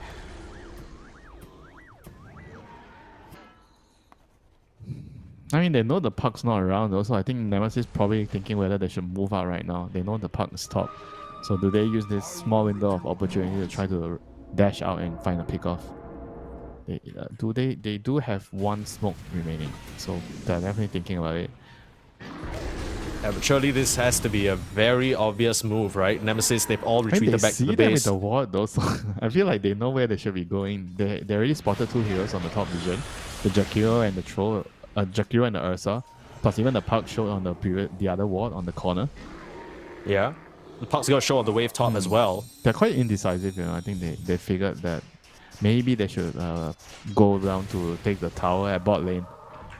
Yeah, it felt like, at least from the way the map positions were, Akashi's like, come on guys, let's go. And the Centaur's like, wait, let me get a helm creep. Oh, Found Grims. Walks under vision with the Warlock, gets eliminated, and just like that, any sort of move you were thinking of making just... Yeah, it was just... It felt like they were definitely trying to do something, but it just didn't come to fruition because people were not ready, or people were arguing, or people were just slow, Something must have went wrong there, They're gonna gate top. We've seen this so many times this game. Nemesis coming from behind with the gate, but not going to connect this time. It just definitely feels like they're not really on the same page, right? Because the moment they saw the puck TP top, he cleared a wave. I felt like that was like a really reasonable timing to just head out with your team to smoke, either with 4 or 3 heroes, because they had a ward that saw 2 people going top, actually 3 heroes going top. So they knew that no matter what, it's 3 heroes top and 2 heroes bottom, right? Either side that they move to, it's going to be a numbers advantage for them. It just kind of feels like you're not taking advantage of this insane vision that you have set up in the top side, right? You have 2 wards, one in the outer strip to the left and one directly in the middle of the triangle that Vici Gaming have not sorted out, and now because of this indecisiveness, Vici have been able to re-establish their position in this bot side. Might try and poke towards high ground now that the Aegis has expired. Low on the high ground, feeling very safe with that Wind Waker, but rest of the team on Nemesis ready to defend. Oh, we're gonna hear a lot of bear yelling, with this bear roaring. That's gonna be... It's just bear roaring simulator. If you guys have any bear-related trauma, it might be a good time to, maybe... I don't want to recommend you to listen without audio, but just a little bit of a trigger warning, There's gonna be a lot of in your ear. Well, depending on the color of the bear, you need to know whether you're safe climbing up the tree. That's true. That's true. I mean, if the Ursa's the regular brown, maybe you can try and kite him around, but if he's red, then you're gonna be dead. I think that's how the rhyme goes. And if you see a white one, GG. Yeah. Why don't... You know what? Now that you mention it, it's I know you don't care about cosmetics at all, Winter, but it's criminal that they haven't made a winter... polar bear Ursa set yet. I gotta hold that thought because more important things are very clearly about to happen. XM poking around, they got that triangle ward and they're finally gonna try and put it to use. Nemesis of Akashi leading the charge. Want to cut down 2 heads on the twin-headed dragon right now. A good way to start their fight. No ice path. WS smoke breaks. That is a big target, but he has the BKB now. They need to commit the robot against Reflector, and now low onto Akashi, bashing him up. They need to help this troll. The Centaur is being held down though. He's able to pop the troll ultimate and the Wind Waker to kite. Jakiro will be the first victim to fall. Instant buyback. Fights messy now. PYW trying to hop away, but he doesn't have any allies to help him. And Nemesis able to regroup, but they lose Jing in the process.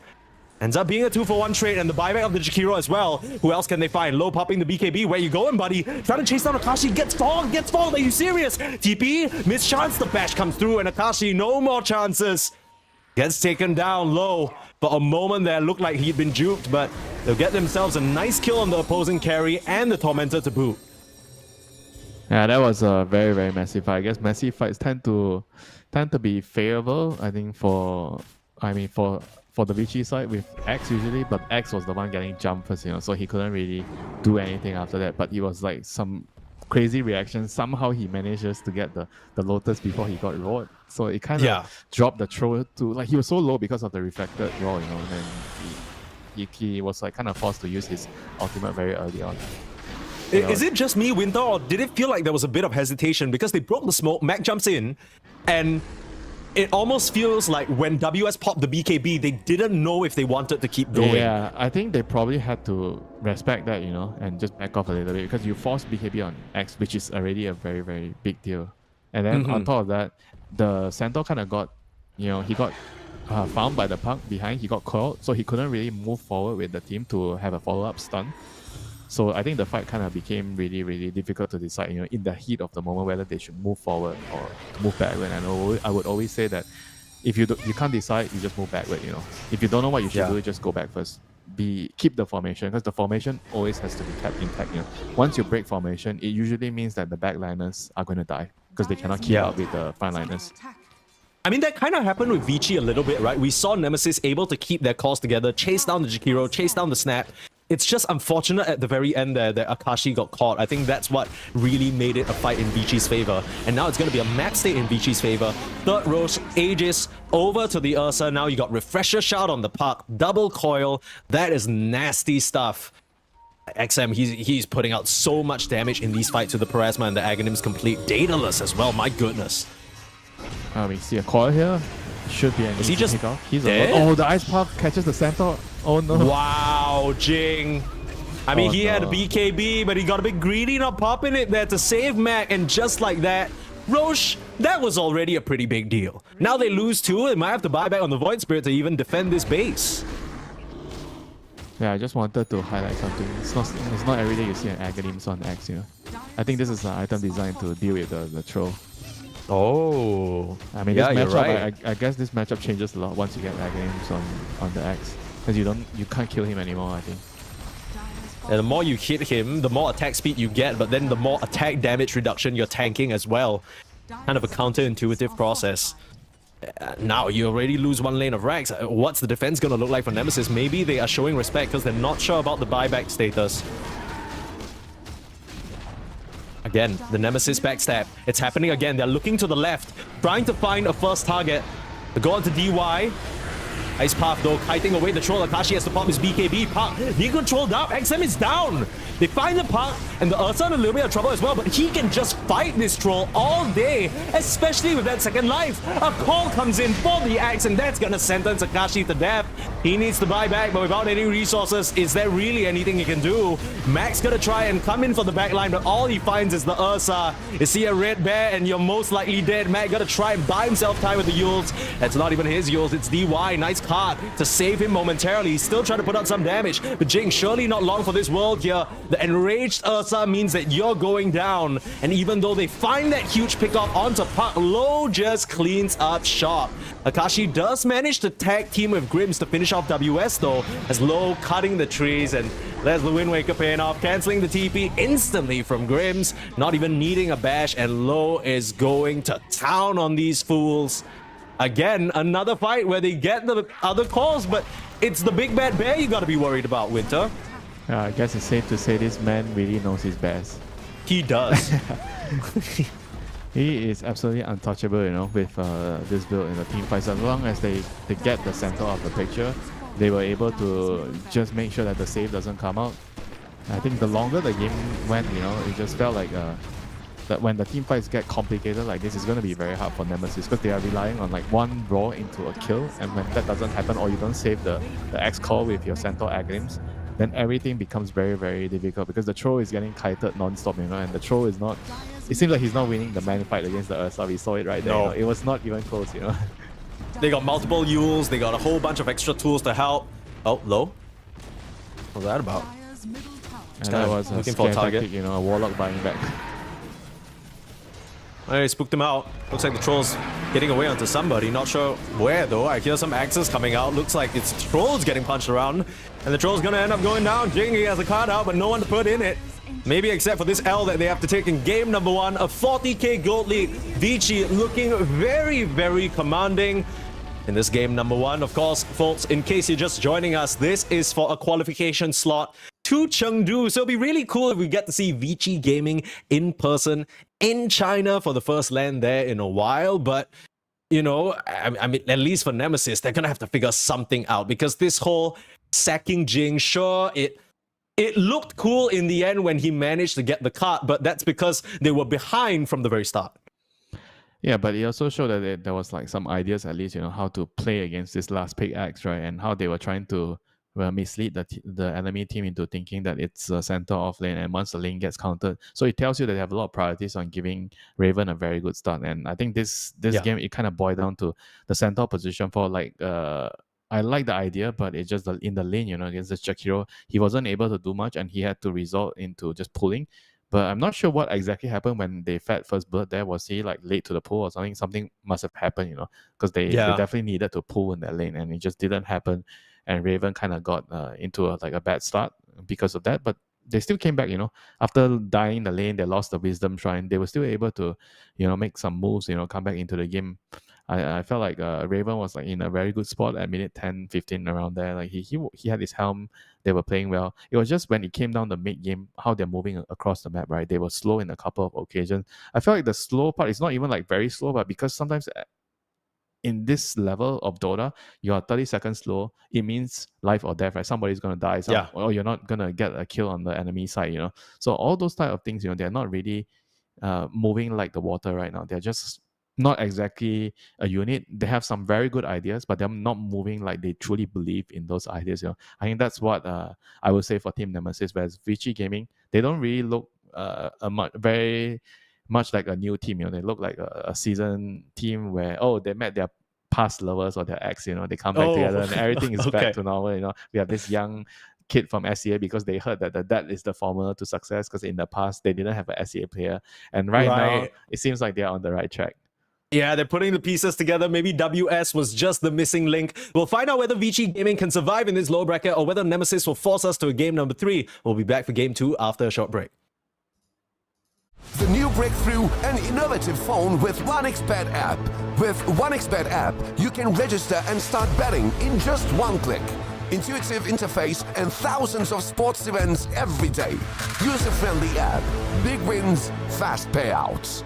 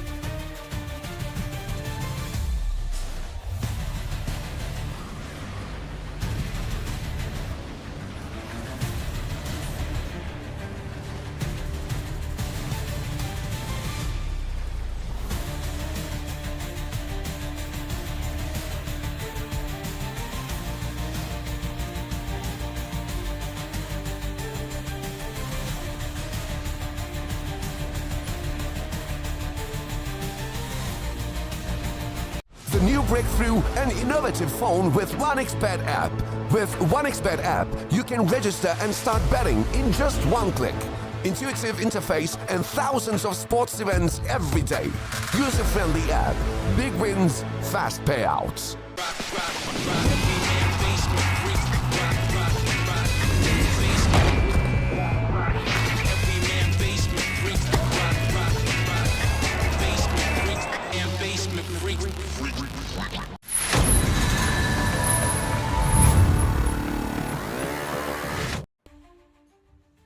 What a game number one that was between Vici Gaming and Nemesis. It looked for a moment like Vici Gaming were just going to run away with things with that Axe last pick. WS was having himself such a great start.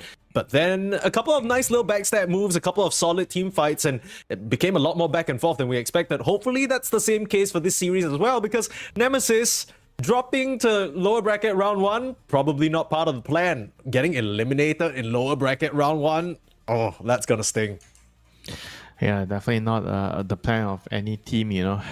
When you're playing qualifiers like this, you know, it's going to be very, very hotly contested. Nobody wants to drop down to the lower brackets right away.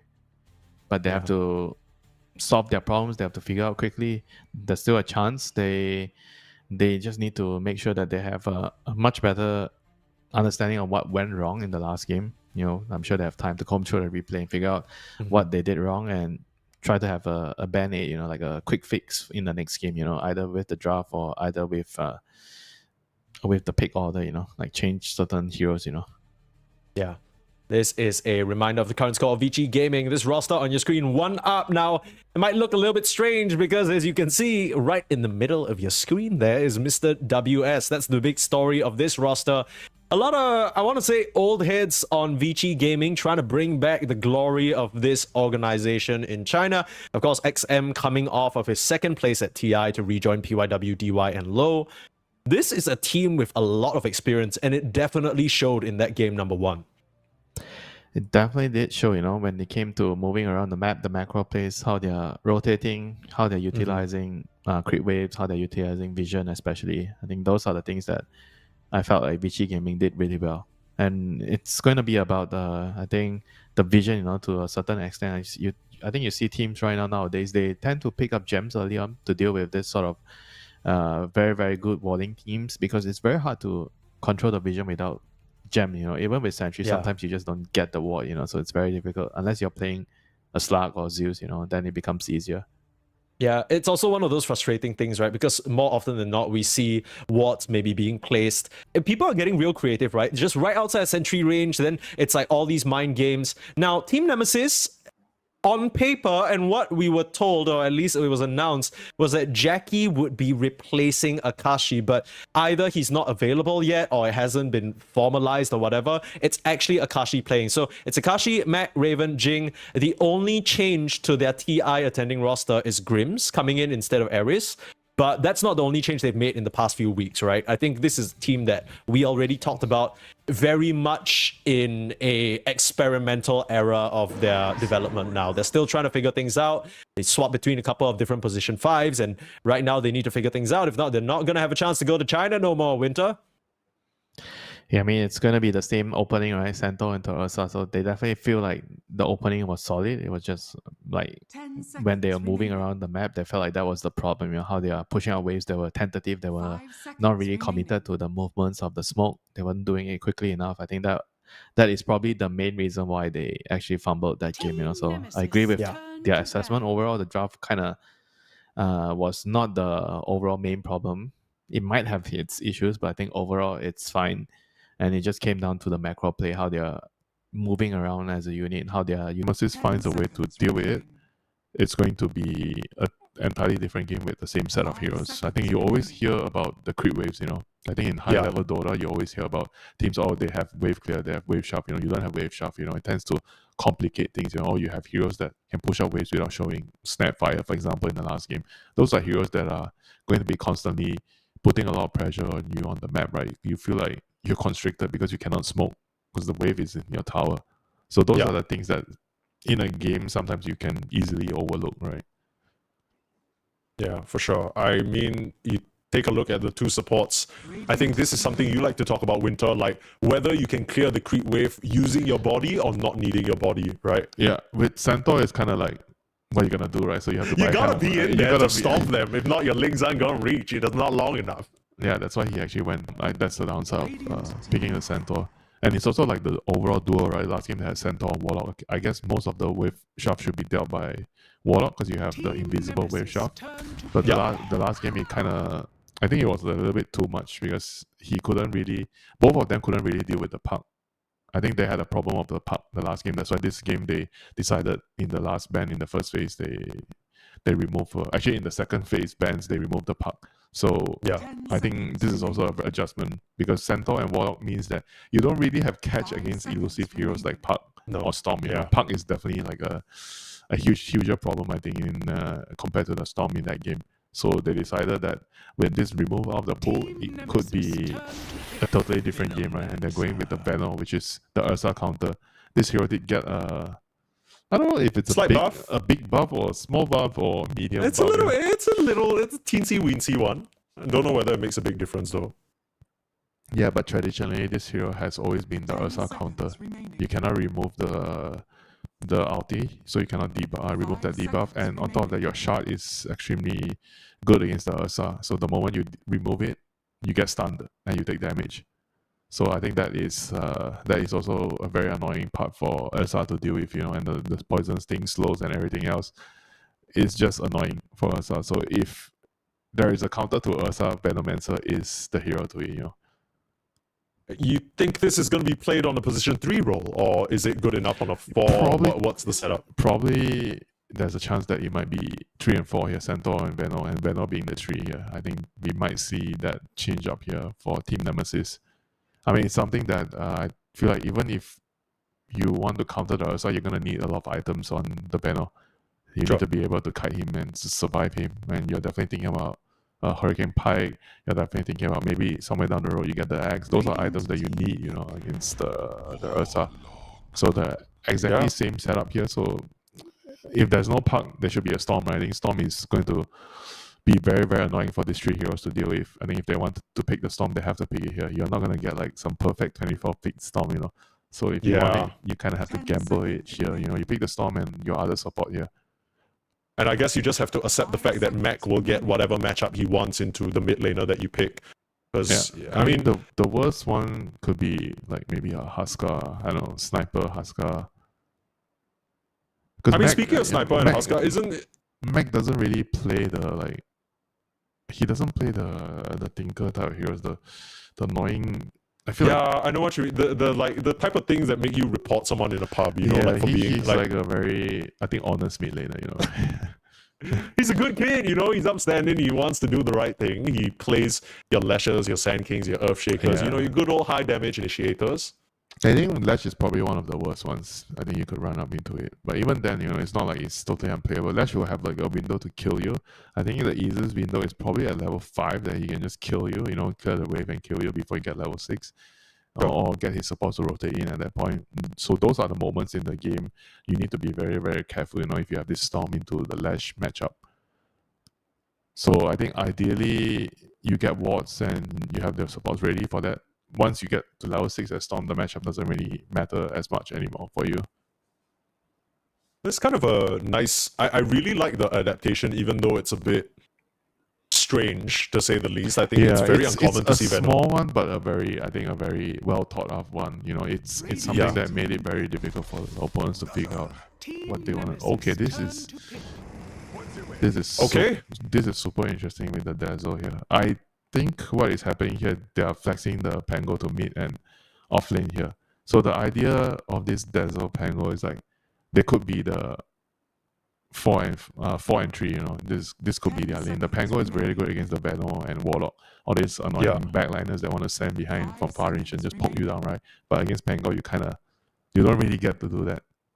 And then the Dazzle, I'm not exactly sure with what's the purpose of the Dazzle here, but I see a lot of minus armor, right, from Shredder and Dazzle. Yeah, this is an insane physical draft, right? So then Pango is physical die, so they're gonna kill you very quickly.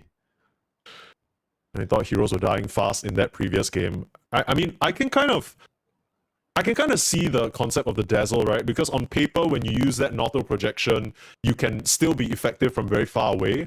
And then the Centaur has to make a decision. Does he stampede to try and close the gap on you? Because Lord knows the Veno and the Warlock are not going to do it. But then if you stampede to initiate that, you don't have that as an escape. I like this response to the Queen of Pain. Yep. Limited lockdown of VG Gaming. This is a slippery hero that Mac's going to be able to pilot to success, it feels like. Yeah, and with Park removed from the pool, Quad becomes a very strong hero right now. So I imagine the biggest question for VG Gaming side is, do we still put the Pango mid, which is probably not going to be the likely case. I think Pango is going to be moved to the off lane here, which it's going to be a very interesting game because the dynamic is going to be very different. Last game they had the overall last pick. WS had a lot of priority, and this game he won't get priority, right? So he is going to be, I think, a very, very good test to see if he can actually play well when he doesn't get priority. You know, if you play well on both sides of the coin, then it means that you're going to be a very valuable player to the team. Sure. So, I mean, this is less of a low bracket match and more of like a WS show us your worth type thing. Like, let's see what you can do for us, brother.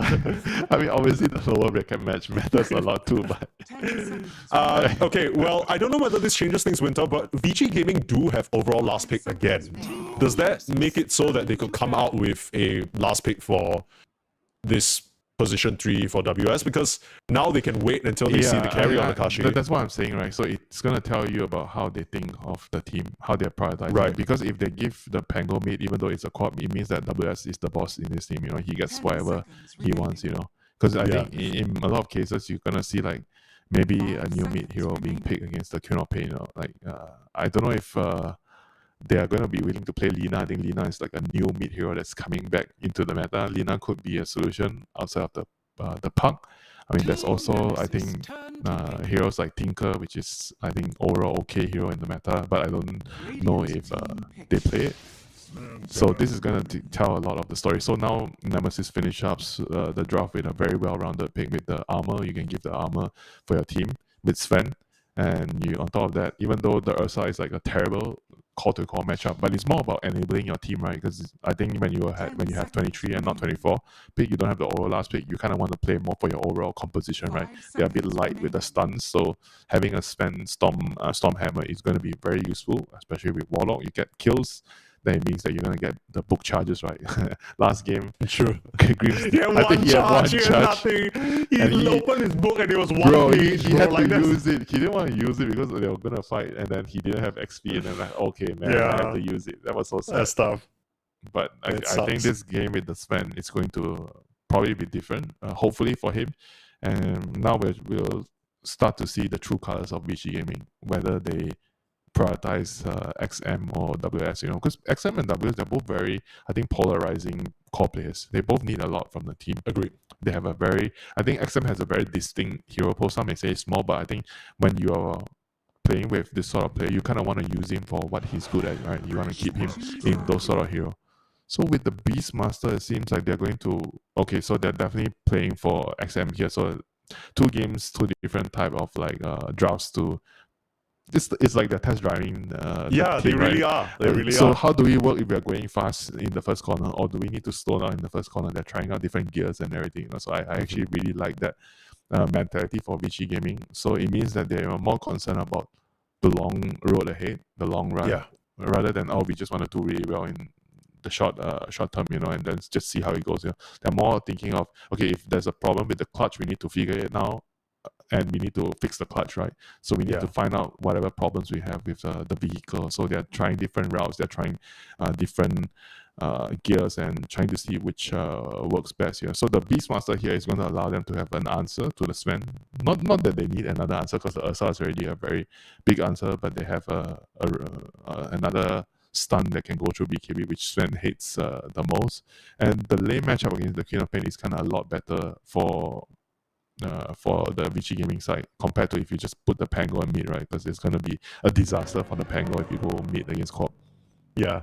I mean, how does this end up rounding out the VG Gaming draft? Because just looking at the 5 heroes on each side, Winter, I completely agree with you. Even though the Venomancer is a little bit weird, I think Nemesis have quite a lot more tools and they've answered what they saw from VG Gaming pretty well. What about VG Gaming though? Like putting this Beastmaster, it's a better matchup into Queen, but what else does it do for them? They have a lot of damage physically speaking, But does this mean they're going to play fast and try and overwhelm Nemesis? What's the plan here? It's a good hero to hold the mid tower. I think middle tower is very, very important tower to defend.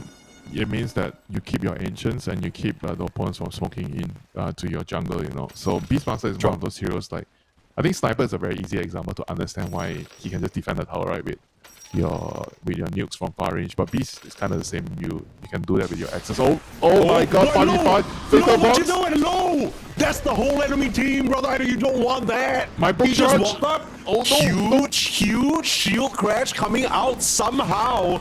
I mean, the Ursa gets denied, and they turn things around. How have they done that, VG? I thought they were sending the Ursa to his grave, and now Mag might be the next one falling. A blast time to the Axis. God. How did that happen, Winter? If I were to tell you what a disaster looks like, you just saw it in front of your screen. Oh my goodness. No. How the heck? There was a 5-man Fader Born and they just lost the fight. And he had Scream on like, what, 3 heroes at least?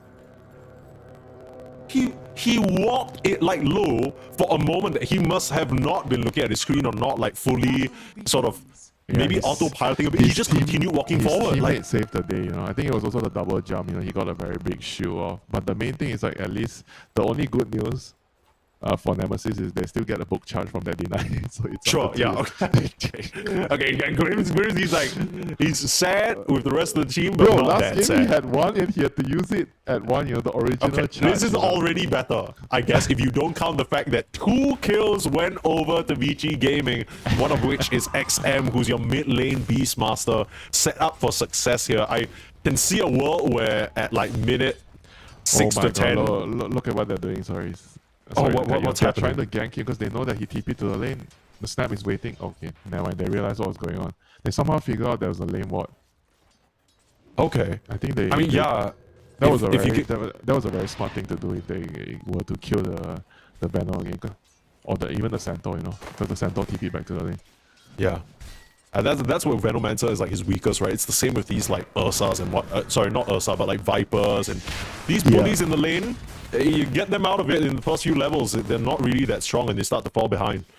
It's like also the way you deal with Huskar, right? Have you seen like Falcons when they are playing against Huskar? Oh, yeah. 3-man gank him at mid lane at level 1. I mean, these are the sort of things where you do against Huskar, Banner, Viper, the dirty heroes because they deserve it, right?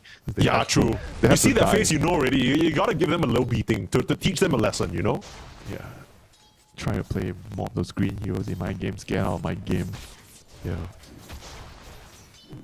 You will never feel sorry, you know, when a Banner or a Viper or Huskar gets 3-man gang level 1. Yeah, you deserve it, if anything. Like that's kind of what God had in store for you for picking that hero. And I say that even as a Venomancer player myself, because it's funny to me, like the little snake man. But if I lose games, I'm like, yeah, you know, it's my bad. I picked Venom. It's You got it coming, right? Yeah, I got it coming. Well, what about Raven then? Is he justified in picking this Veno? You said it was, if there's any game for it, it's to counter this Ursa, and this could be a good look for it. I mean, does the early start really affect him that much? He's already amassing a whole ton of wards in the bot lane, just keeping them away. Seems pretty safe, seems pretty chill. It definitely affects him a lot. This is a snowball hero. You want to do well from the get-go, right? I mean, whereas if you compare that to Pango doesn't really need to do well from the get-go, you know. He's like a hero that, okay, you have a tougher lane, you can endure the hardship, you know. He's that type of hero, and then you'll still be useful, you know. Like Venom wants to have a very good stuff from the beginning, you know. He wants to be born into a luxurious, rich family so that he doesn't have to work silver spoon in his little snake mouth, you know. It's a completely different hero, you know, compared to Pango. Sure. Pango's I guess that's why we haven't really... Pango's like the hard-working citizen, you know. Yeah. Diamond in the rough, you know, had to put in the 9 to 6 and then work 2 jobs after that, you know, buy food back home for his family with his, like, 3 younger brothers or sisters or some shit like that. Yeah, that's why he has the fastest double jump. He has 2 jobs. True. He has to jump from one to the other. If not, he's not going to make it in time. That's tough. He definitely is making it work. WS making the jump over to China. A big step for him in his career for sure. And I think after... We see this a lot, right? In South America, Southeast Asia, North America. These players, you know, sometimes they don't really get the chances just because of the limitations of the region. So, I mean, it's not like China is so much further ahead compared to maybe the Europe, sort of Western Europe, Eastern Europe. But I mean, it's also still language, right? Like, what language are you communicating in? I think a lot of this Malaysian, Singapore players, because we speak Mandarin, so it kind of makes sense, you know, for you to move to China to just play there, you know. For sure. There's no sort of hiccups in terms, like you still kind of.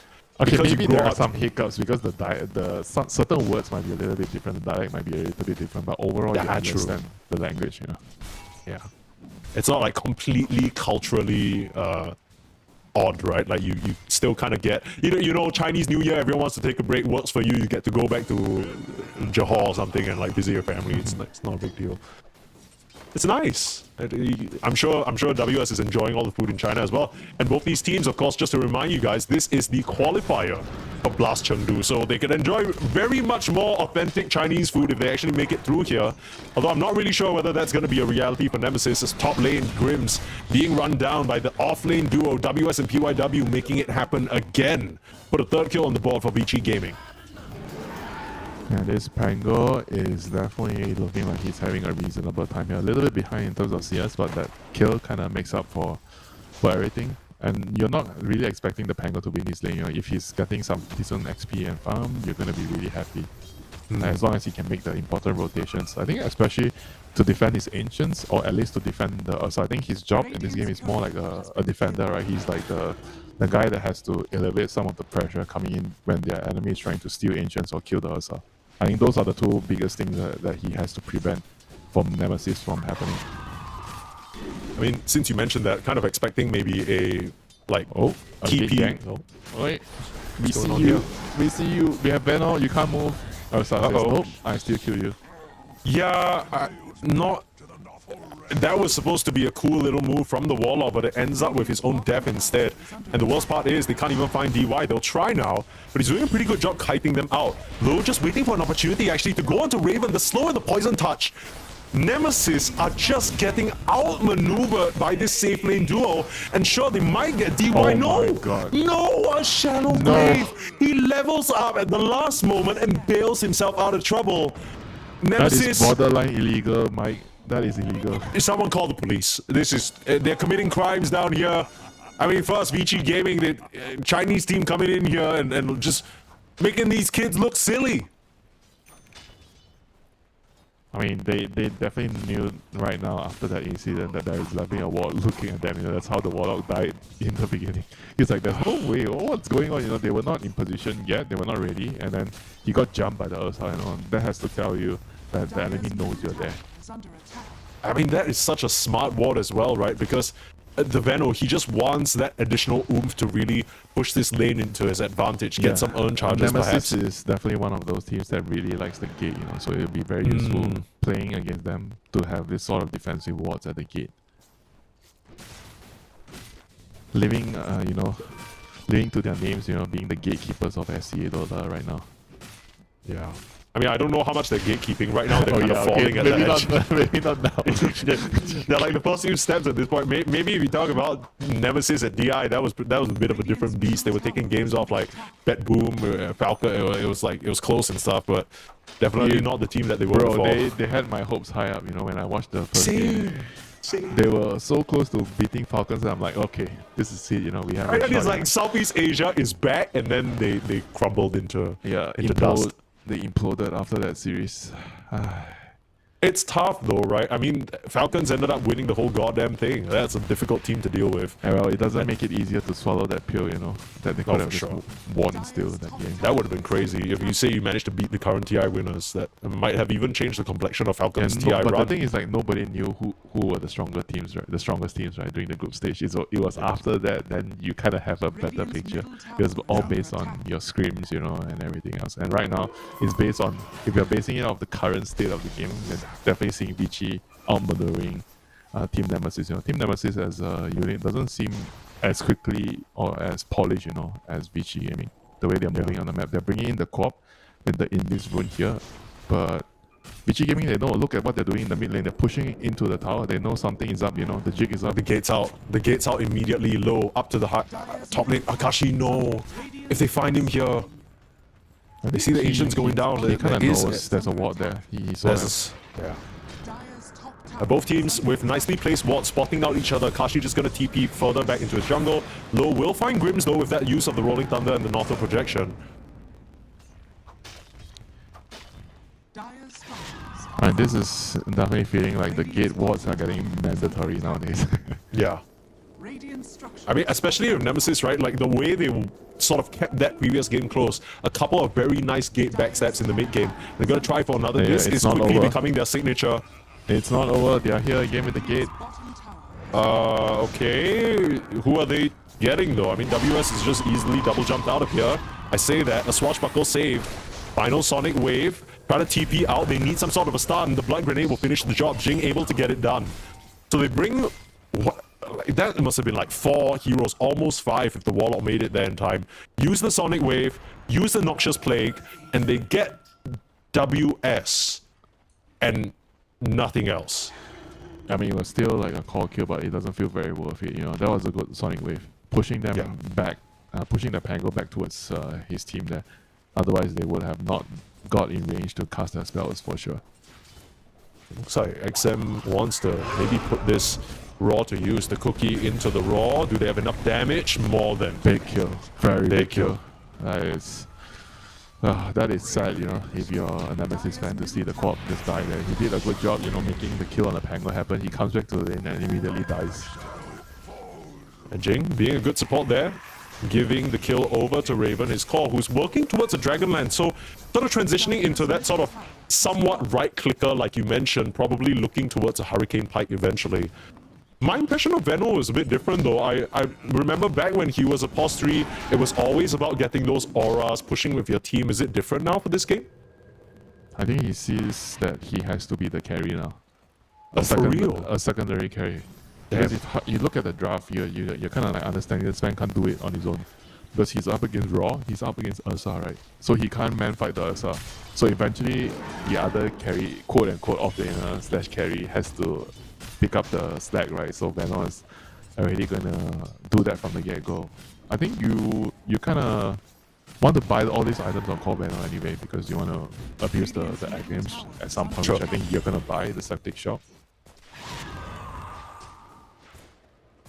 Of course, folks, if you haven't already, we've been reminding you this whole time. We're almost halfway through the day of Dota. If you haven't signed up on 1xBet, if that's your thing, use the promo code RESD2 for a 100% welcome bonus.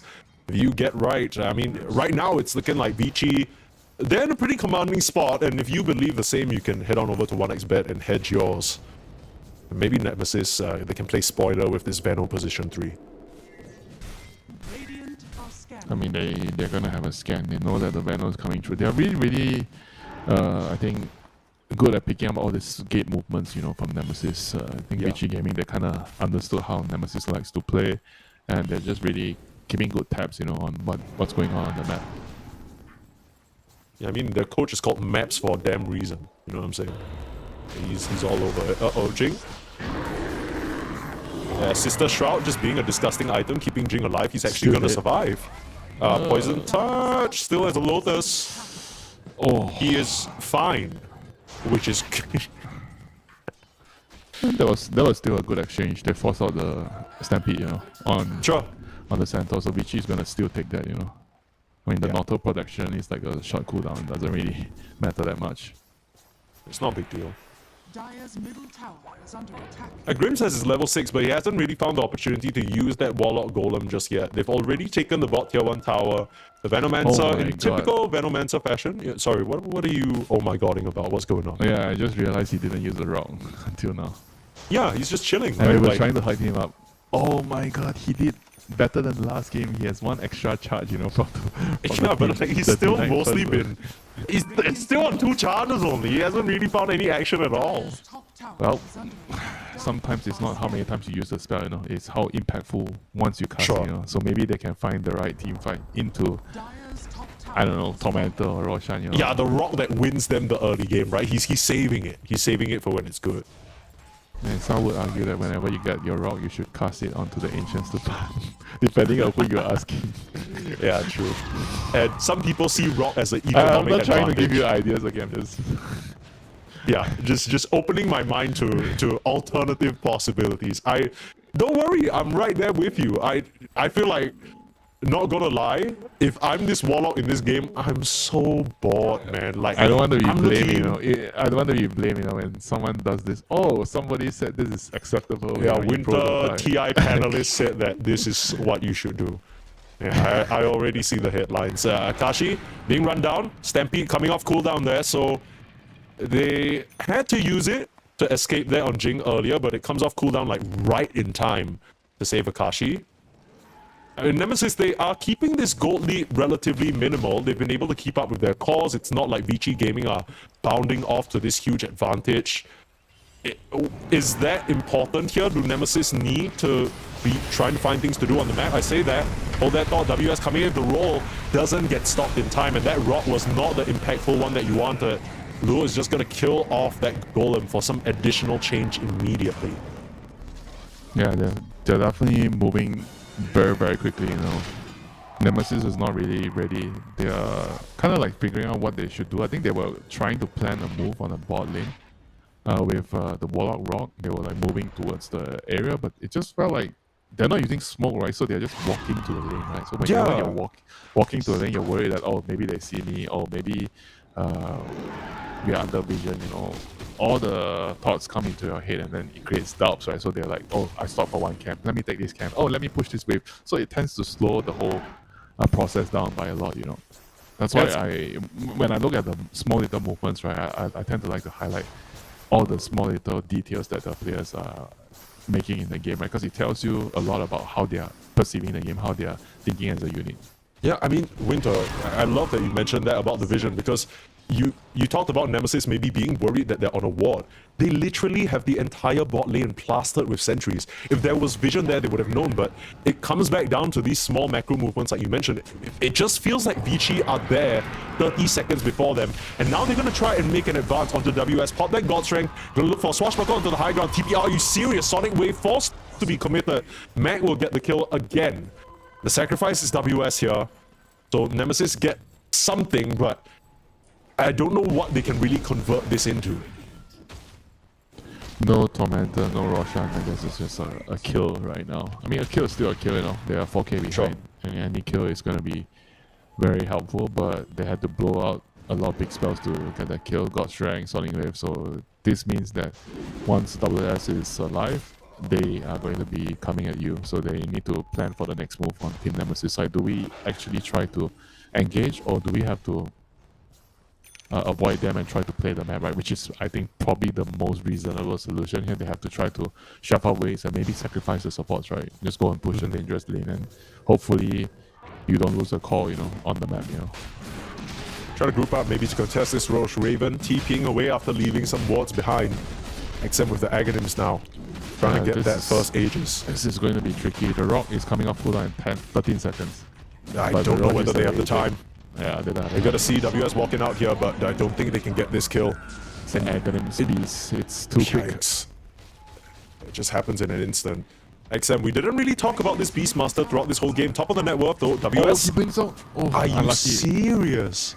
He was just trying to. I think he was just trying to get over to another position. I don't know if it was just purely instinct reacting to the blink from Centaur. I think he wanted to blink already, regardless there. Kind of got lucky there. And now they probably know the jig is up. They know there's a lot of heroes here, so they're trying to bait. Look at how XM is moving. He knows he has the Aegis, so he can stand in front. He wants them to go on him, so he's kind of trying to invite them, with a red carpet. Come, try and kill me. Yeah. I'm all yours, brothers. I'm all yours. But you have to kill me twice. Yeah. And my whole team's waiting to counter initiate. And actually, by the way, I have a Dazzle hiding all the way on the back lines who could grave me. So you'd probably have to kill me 2.5 Oh times. my god, he blinked. How? He did it again, didn't he? Yeah. He did it again. I mean, dude, like all these things are gonna start getting in your head. They're like, WS, is he like man-happing or some shit? Like, how has he seen us twice in a row? He reacted this time. The last time he was, I think, purely instinct. He just wanted to move to the other side. This one was probably he reacted to the dagger. I mean, or maybe he just wanted to go to the lane to clear the wave, because who knows? I mean, I wouldn't put it past him. I feel like he maybe reacted because the wave wasn't really meeting, just about at that moment, so he probably just reacted. A very nice place. Regardless of these specific reactions, I mean, WS has really impressed so far. It's tough that he's bottom of the net worth, but honestly, the depths that he's taken, it just feels like Nemesis have had to pour so much into him. It's allowed the rest of Vici to get everything they want out of the map. You can see it reflected in the net worth chart. This time around, might not be so lucky to dodge it out again. Will take a Sonic Wave, will take a jump. And Nemesis, they continue to basically pour every single one of their ultimates into this Pangolier. Yeah, he's been taking the brunt of the aggression from Nemesis. He's taking the dangerous farm. Maybe this one also, it's about figuring out which farm can you take, right? Because the snap is already there in position with the shot. He could clear that wave out. So I think he has to probably just learn how to be less greedy, you know. Because whenever you're playing in a situation where you're the most important hero in the map, you tend to get all the safest farm, right? And right now you're not being prioritized, so you have to sometimes pick up the leftovers. Pick up the scraps, right? Yeah, pick up the scraps, right? So you have to be careful which scraps are for you and which are not, you know. So I think he's gonna take some time to get used to this new role. If they want to keep everything flexible, right? Okay, sometimes you draw for XM, sometimes you draw for WS, right? Because you can't give the same person priority every single time. I think it is, as much as this is a lower bracket game, and as much as Vici are basically one game away from eliminating Nemesis, I think both teams, honestly, they're showing a lot of promise. Like, for two teams that, one going through a bit of an identity crisis, figuring things out, and the other trying to work in a young new player, there are clear signs that from game to game, and even within the game itself, a lot of growth and a lot of consideration and thinking and trying to perfect things here. For Vici's side, obviously for WS to adapt to a new environment, and for Nemesis, you know, they made this adjustment with the Veno. I couldn't tell you whether it's working out for them so far though yet, Winter. Well, Rolling Thunder? Sven? Trouble? He's just... I feel like he's just there. You need to try and get a rock out, but you couldn't even cast it off in time. Now Jing's gonna try and TP out. Nowhere for him to run. Swashed down by WS. Nice little response there. Just punishing that Sven for being far too far forward. I just got a bit too greedy. Way past the Why line. was he there? Why, he was like, trying what? to take that. That wave was not supposed to... I think not supposed to be his one to take. It was across the line. He was in enemy border, enemy territory. You're a Sven. You generally... Okay, as a carry, generally, you don't want to cross the lines, right, as much as you can. Yeah.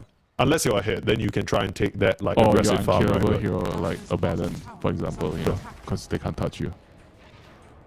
While that was happening, by the way, while they were killing the Sven in the bot lane, the Ursa was also able to get the shard for DY. So even if he gets stunned by the Rock or the Sven stun, DY can still pop that Naughty projection and protect an ally, which is a very big deal. Yeah, not some hero that you see a lot in the current patch. So this hero is definitely annoying when you get farm on him. You know, the shard, the Solar Crest. So basically, with how you're functioning as the hero, every time you get the barriers, you get the overheal, you're creating barriers, right? So you're gonna be able to block out a lot of the physical damage coming out from the Sven. So it's very hard for Sven to kind of insta kill one hero. XM does the BKB to pop. Rolling Thunder now coming out to punish Jing, the Rock to follow. They still have that Grave on the backline and the immense amount of heal. I mean, did they even do damage to this Beastmaster? Doesn't look like it. Raven will try for the chase now, but XM decides without his BKB, he's not interested in sticking around, and he just bails on out of there. So this time round, Nemesis, they throw about everything into that fight, and they get nothing. It wasn't even close. Like, it felt like they were just giving him a foot massage or something. Yeah, they were just kind of roughing him up a little bit, right? And he's just like, yeah, okay, I'll just... Okay, sure, you know. Yeah, whatever. Like, yeah, fine, I'll roll your centaur, whatever. Like, I didn't want to do this, but you made me. Just remember, 9k gold lead up at the 22-minute mark, Winter. This is looking a lot worse, I want to say, for Nemesis. Even though they were behind in that previous game, it felt like there were avenues for them. That centaur play that you were talking about, coming in with the cart. I just don't know whether it's quite the same situation this game round. Yeah, not with a Veno. A Veno off lane is like a light and day compared to a Beastmaster. Beastmaster, I think, even though I mentioned that he's a hero that you want to be ahead, but playing from behind as a Beastmaster and Veno, you easily take the Beastmaster over the Veno. Oh, 100%. I mean, for one, the one guy has a BKB piercing stun that lasts for like 4 seconds. Yeah, Veno is like, okay, you know, when the enemy is BKB, what do I do? I kind of vibe out a little bit, hope I don't die. Yeah, I hope that when I click my Hurricane Pike, I will survive. And then once they run out of BKBs, I will be able to kill them all. That is like I will be able to kill them in 45 seconds. You give me 45 seconds undisturbed of me auto-attacking them and they will die. I mean, that doesn't really sound like the best odds for him, but if you think you got a good sort of head on your shoulders about this, you know, this game, where it's going, you can use the promo code on your screen, RESD2, sign up on 1xBet for 100% welcome bonus. How much you put in, you get all of that doubled.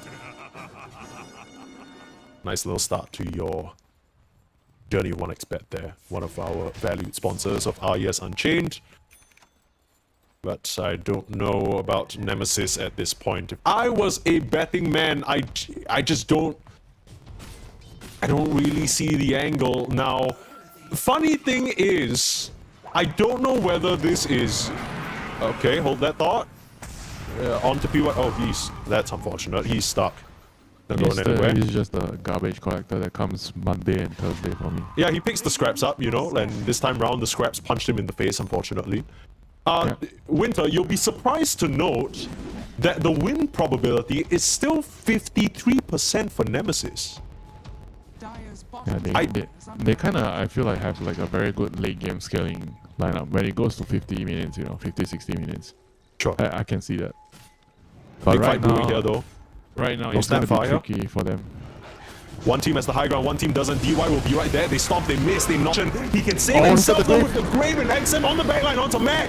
Needs to jump away but can't get out in time. And yes, you kill the Dazzle, but it costs you your whole BKB on Akashi. And he's gonna be able to TP out, thankfully. They lose the gem. Oh, no, sorry. Yeah, that's Grimm's. Was that Grimm's gem? I'm gonna have to... Oh, that would be painful. Give me a moment. Let me just click on it and check. Or did that belong to the Dazzle? I'm not too sure. I think it was Vici Gaming's gem that was on the Dazzle, but that hurts, man. That's not the trade that you want for sure. Yeah, not being able to blow up the Dazzle, that was just the nail in the coffin for that team fight, you know. The moment he gets the grave off, and you know, your heart just sinks, you know, when you see that. Jing being slowed down. Turn around for the Storm. Nice blink away. Great little maneuver there from the Centaur War Runner. Actually used the Mortimer's Kisses for that one just to try and get a pick off. Maybe open up the Roche for themselves. And that sucks, man. Like, that was your Venom BKB reveal. That was the Rock. That was like everything, basically. And yeah, I mean, this is the Dazzle against all this physical damage heroes. He doesn't easily die to physical damage because of all the barriers and overhealing. You also just don't really have enough damage to go into him, right? Because they eliminate the Queen of Pain at the start. They needed to, I don't know, throw one more spell at the Dazzle there. They needed him to not have shard, is what they needed. I guess if the game is like better for the span, right? The span is a little bit more leveled. He would have just killed him in the stun, you know? Sure. I mean, it was also just a bit of a maybe unexpected position for DY, right? Because at this point, even if you stun the Dazzle, he can just auto-project Grave himself anyway. Yeah, but if you did it quickly enough, he could have like no time. Like he doesn't even realize he's dead, right? Like it happened so fast. He still needs to click 2 buttons, right? If we can kill him before he clicks the 2 buttons. That's true.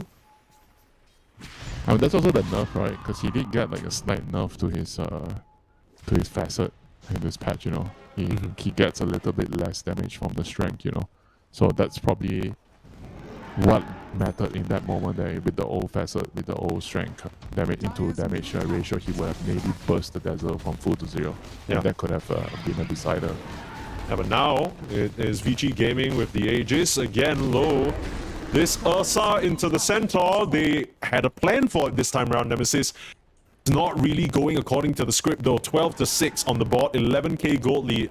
Last pick Beastmaster doing wonders. The AC, I mean, they are just physical damage maxing, and there's not a lot of auras on the side of, you know, Nemesis to really help them out. They got the Warcry, and that's about it. Solar Crest, I guess, counts. He still has his book, by the way. Don't. It's just, he's not really. He just doesn't see the point, you know what I mean? Like, yeah, I only got 4 charges, it's like nothing. He's not much of the studying type, right? He just keeps not gonna study the book yet. Look, if he was the studying type, he would probably maybe Get have more like a books. successful career in like being a lawyer or doctor or something, and not be in this situation where he is one game away from being eliminated. It's a little bit tough here for Mr. Grims. It just feels like this Veno gamble has not really worked out for them. And this feels so bad, right? Because when you're playing the Veno, it just kind of feels like there isn't really a game-changing play or item that you can make. Like, I don't really know. Like, maybe you buy a Hex or some shit, but like, you're just kind of gonna die when they pop BKBs, and I'm not really sure what the counterplay to that is. He has a Witchblade now, so he's really trying to dig into that damage. Right click, I guess. I don't know. Oh, he's gonna try. I mean, at the moment, Sven, he is going to die. His TP got cancelled. Yikes. I mean, that's pretty much like the nail in the coffin right now. When the carry dies in this sort of situation, everybody just... It's a big sigh. It's a big sigh, right? Like in your no, in it's your a mind. silent GG in everybody's heart, you know. Yeah. Oh my god, that carry just died. I mean, I feel like there were Our so only many chance. moments like that for Nemesis in this series so far, right? So many little bits. Even just now when the Dazzle got his Grave off, it just kind of feels like things are against you. WS blinks out of initiations twice in a row. You need to use like every single ultimate to even get a support kill. Even those early game trades where the Dazzle graves and TPs out. It's a really tough sort of mental uphill battle to go into, and kind of... It's definitely not an easy game, you know, and especially... Oh, hang on, they're gonna try. Stomper to XM, immediate grave out just to be conservative. The Rolling Thunder in. WS forcing the BKB out from Raven. They even Stampede just to get a bit further back. Now, they are kiting out Lows and Rage. They need the cookie to get him back down to the low ground for safety. And nobody's been able to touch that Roche banner just yet, so the creeps are protected. Everyone's healed back up to full. They're slowly getting XM there. They can keep on sieging this tower.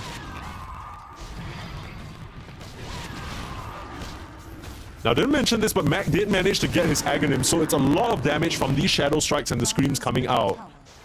Something that VG Gaming need to keep in mind. I just don't know whether it's enough right now.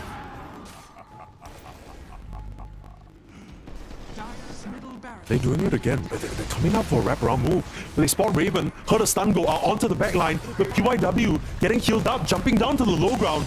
Are they gonna full commit?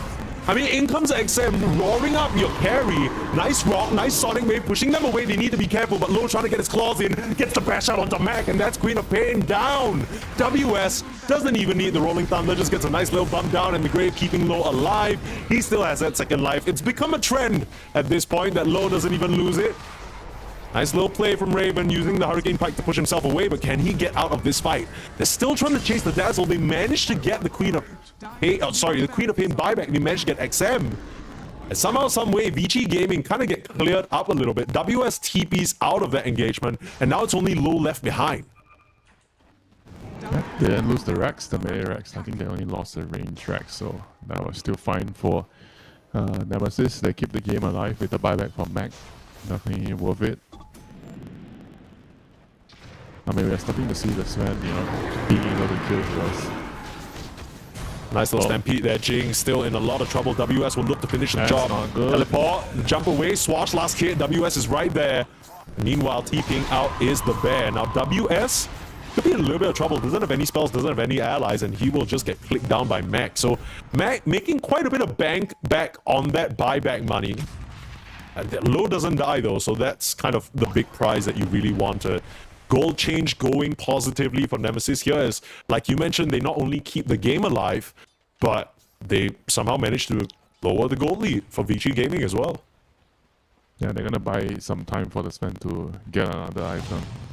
And especially get your 25, right? If you can get to the 25, then it's gonna give you even more damage. I mean, the damage is definitely an issue here. He's not bursting heroes like usually you would see a Sven do, right? You jump in and just insta-kill a hero. With the Dazzle being around the Solar Crest, the Grease from the Snapfire. The AC from all of this in tandem with the Beastmaster Roar, just making it very hard for the Sven to kill heroes. But We already saw, as long as he goes in and then the Corp has some room to cast spells, Corp can still do a substantial amount of damage in the fights, you know, especially with this build. Deep into the triangle. They see low, but it's such a difficult target. I mean, this Ursa has finished up his Disperser as well. So all the Veno little slows. I mean, he has Axe. There's no way they kill him from I full don't think zero. so, no. Also, you don't know where the Dazzle is. DY has been joined to him at the hip. Everywhere the Ursa goes, DY is right there. Your favorite buddies. Yeah. EFFs. What the hell? Okay, I mean 30-second cooldown. I guess you want to clear those Ancients, get the hell out of there.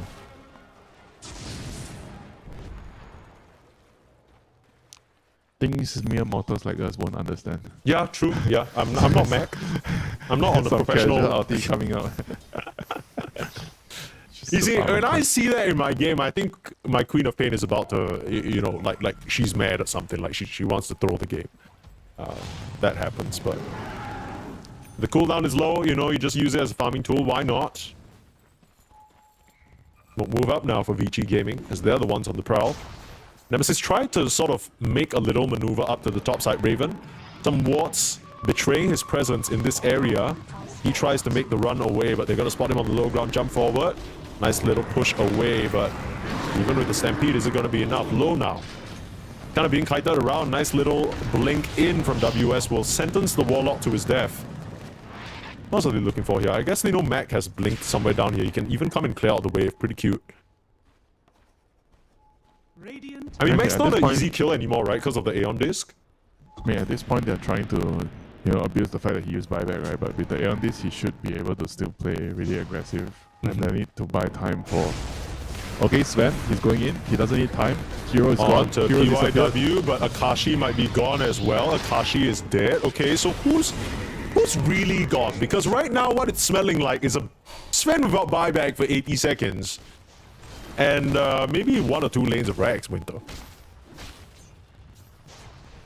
Well, he also jumped in when the Corp was like so far away. Yeah, right? Corp's playing in the bot lane. Corp and Veno, they were like in no position to join that fight, right? Sure, you killed the snap. I want to say instantly, but then how do you get out, right? It's like there's no return ticket, right? It's a one-way ticket. Yeah. There's no stampede for him to run. You just kind of agreed to sentence yourself to death there. One thing to point out is Raven, he never ended up getting that shot. Nice little Hurricane Pike away, but how is he going to get out of this one? Lowe's trying to fully chase him down. He will tank the Noxious Plague now, and Rage available. It's going to be scary. Lowe, did he overextend here? Rolling Thunder coming in to bail him out, and the Dazzle there with the heals as well. Nice little defensive maneuver. Beachy keeping the carry alive despite his aggressive posture. Ooh, well, that was all thanks to the Rolling Thunder. The Sonic Wave was about to come out. And Lu would have been in all sorts of trouble there. Maybe the Grave can delay and buy him some time a little bit, but felt like he was going to be stuck in an impossible situation. Yeah, this is kind of where, you know, we're reminded a little bit of the fact that Nemesis, they are very light on the stuns. The 2 heroes with stuns in their lineup were dead. No way of really keeping Lu in place there. Now, Nagus, again, kind of feels like Vici, they are so good at drafting these lineups that help Lu just take control of the game. Swift Blink, Disperser, Agent, oh my god. At this point, just call him Fuzzy Wuzzy, don't call him Lu. That's true. He's so damn good at Ursa. He knows exactly how much he can go, you know, with his hero. Yeah. A lot of the engagements, you tend to fear for him, you know, fear for his life, you know, but he knows, you know, he's in control. Yeah, I mean, now the fact that he has this Dazzle and WS so rate the hero a lot definitely helps you identify how strong you are. Yeah. Grandmaster Ursa showing he grinds that a lot in ranked, and obviously one of his most prolific heroes in the competitive scene as well. I mean, it was on the back of his Ursa that him along with XM, I mean, they were able to win ESL 1 Bangkok. That was just 1 year ago where we last saw this man on the main stage of Tier 1, and now they're trying to break their way back in through these close qualifiers. All that stands in their way is a couple of Raxes remaining, and the Ancient itself. Mac gonna try and blink in. Not sure whether that's what you wanted, get a bit of HP back, even throw out the Sonic Wave, but he just has the Enrage. So, I mean, they are throwing everything they can right now at this Ursa, but he just shrugs it off, starts yelling a little bit, and apparently that's good enough. come on, you got to give the Dazzle some credit. Oh, yeah, no. This Dazzle, I think DY is playing amazing this game. He's the just- doctor. He is. He's the healer, you know. They are... I don't know, like, how do you... There are a lot of Venom wards just kind of protecting this area. So it might get trickier and trickier for them to actually make this engage. Yeah, but it's like Dazzle hitting the target out full again. Yeah. Ursa's in, Rolling Thunder in as well, full commitment. They eliminate the Sven and he just doesn't stand a chance. He popped his God Strength, but he didn't pop the BKB, and even if he buys back now, he's not gonna have the damage. Looks like Nemesis, they might be out of this one. No buybacks on anyone else who's dead. 3 members out and XM will come roaring up, and just like that, Nemesis, your TI representatives from Southeast Asia just a couple of months ago, will end up dropping in round 1 of the lower bracket to Vici Gaming. A final little good luck Batman. And that's it. That's it from Nemesis. And Winter, it's a little bit unfortunate because I feel like 2 RES Unchained in a row now. We've just watched Nemesis completely biff. Like, it did not look too good from them. Yeah, unfortunately, they are kind of having an identity crisis right now. Playing with different players across the board, they have issues, you know. To put it simply, they have a lot of issues they need to sort out, and before you sort out those issues, you're definitely not going to be able to do well in the tournaments. Yeah, I mean, let's try and give them a little bit of a hand here, right? Like, what would you say that are the main issues? Like, what do they need to fix? Because it feels like there are so many little things just missing the mark for them. They're definitely not playing like a team, you know, to put it in a very, very easy to understand, you know, manner. You know, Akashi is definitely, like, he didn't play well. I mean, we know he's going to be removed from the team, so it's not in the right mindset to play this game. Like, even outside of him, right, you're talking about how they're moving as a trio, like the Co-op, the Centaur, the Venom, even with the Warlock, you know, the 4 heroes, they were not really, I think, moving fast enough for my liking. Like, it was clear in a lot of situations they needed to smoke.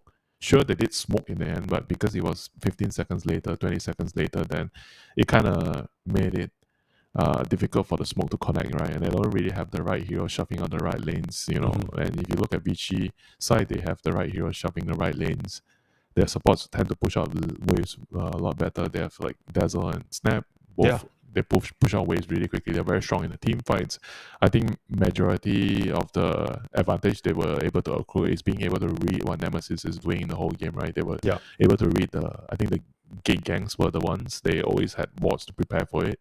They knew they were using wards, either wards or scans, you know. They knew that the moves were coming, you know. So I felt like Grims didn't study his book, but Vici Gaming definitely read Nemesis like a book that they knew the moves. That's so they were able to react every time at every single corner and outmaneuver them. Yeah, these guys don't even speak Tagalog, but they just understood everything Nemesis wanted to do. And unfortunately, that means our little bastion of Filipino Dota will fall here in the early stage as we take a look at the bracket, how their run panned out. They had a pretty close series, I want to say, against Kukuis, but by the end of that first series, it was clear that Kukuis were the better team. And coming up next on this stream, we can see Execration versus Kukuis, another Rambulan. Execration similarly had a pretty back and forth situation with Vici, so both these teams going to come off maybe brushing off some discomfort, and you got to strap yourself in for a long series because I think these two teams are pretty evenly matched. The Vici Gaming will wait for the opponents in the lower bracket as unfortunately one final goodbye to Nemesis as they miss the hurdle again. A lot of work to be done for them, but of course very promising for fans of Chinese Dota here. WS looked great. Maybe I'm a little bit biased because I've always sort of liked him since Talon days, but he looked nice in the position when he was supposed to carry the game as the Axe. He tanked a few devs, you know, that you weren't too happy with on the Pango, but other than that, I think his gameplay has been clean. It looks like they are already a very comfortable team together. Yeah, I mean, it shows that they were definitely trying to figure out what works the best for them, right? I mean, WS trying a little bit too much. I think these are the best time to try things, you know. Yeah. You need to figure out what is your role in the current setup, you know, and you also need to understand your role based on the draft, right? I think you can tank and you can play for your teammates more if you're playing on something like a Pango, right? When you're playing something on X, you definitely want to play more on your own game, right? You definitely want to focus on your own progression, your item progression, whether you have scaling potential, you know. So I think once they sort all those out, once they figure out, okay, we have to prioritize XM when we are in the first pick, when we are in second pick, we prioritize a WS, you know. Once they get all their balancing act in order, I think this is going to be a team that could be one of the very, very scary things coming into the lens, you know, in the future. Yeah, hopefully, but they still have a long way to go here. But after this break, we're going back to the upper bracket where there's comfort, there's safety, and there's execration and Cuckoo is waiting for us after a short break, so don't go anywhere. The new breakthrough, an innovative phone with 1xBet app. With 1xBet app, you can register and start betting in just one click. Intuitive interface and thousands of sports events every day. User-friendly app. Big wins, fast payouts.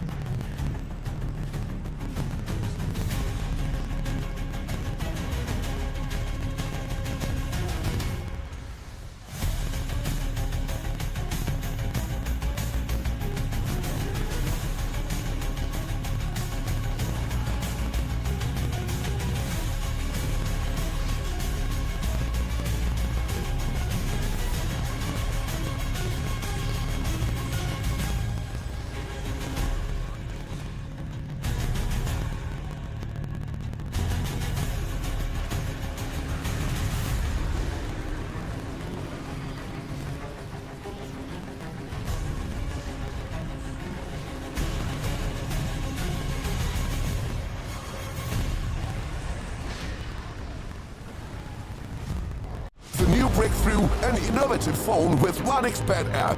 With OneXBet app, you can register and start betting in just one click. Intuitive interface and thousands of sports events every day. User-friendly app. Big wins, fast payouts.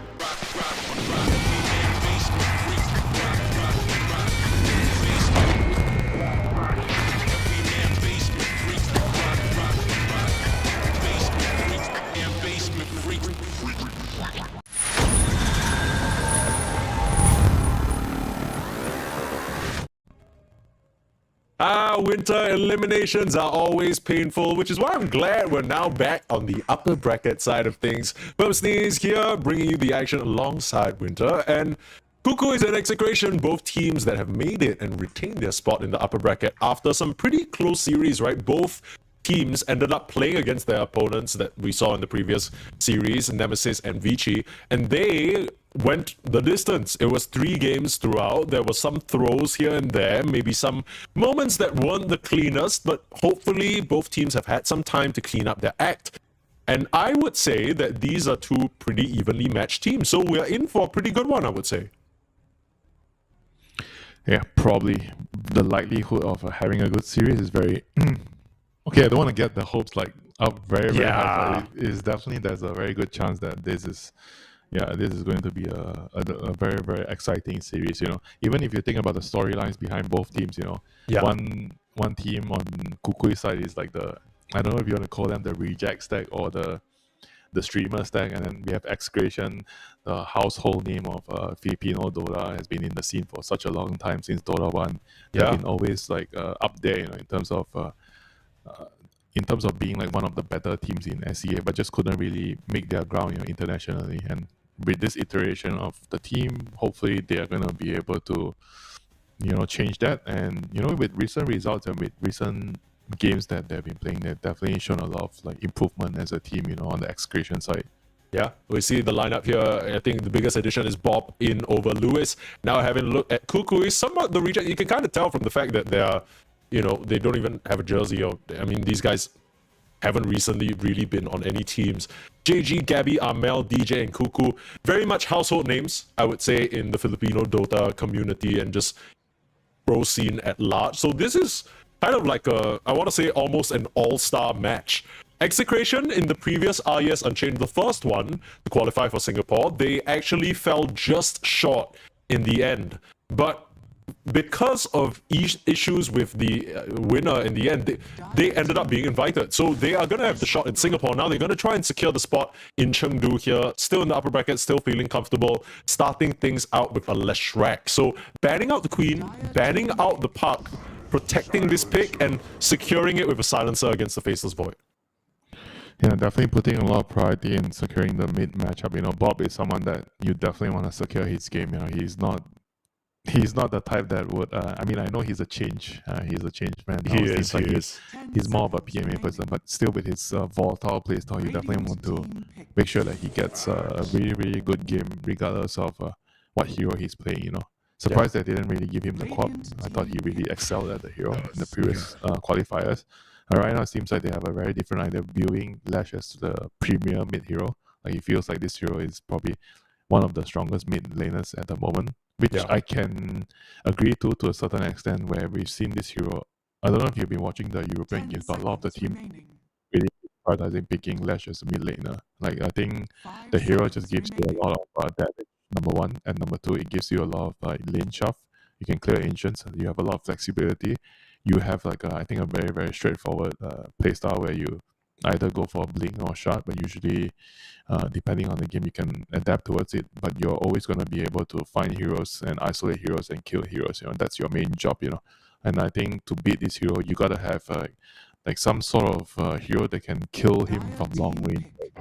Talking about I think if not from the mid row, from the carry row, there's very little heroes that have like this sort of long range artillery right now. A lot of the carries are melee heroes, right? You think about the Ursa, the Sven.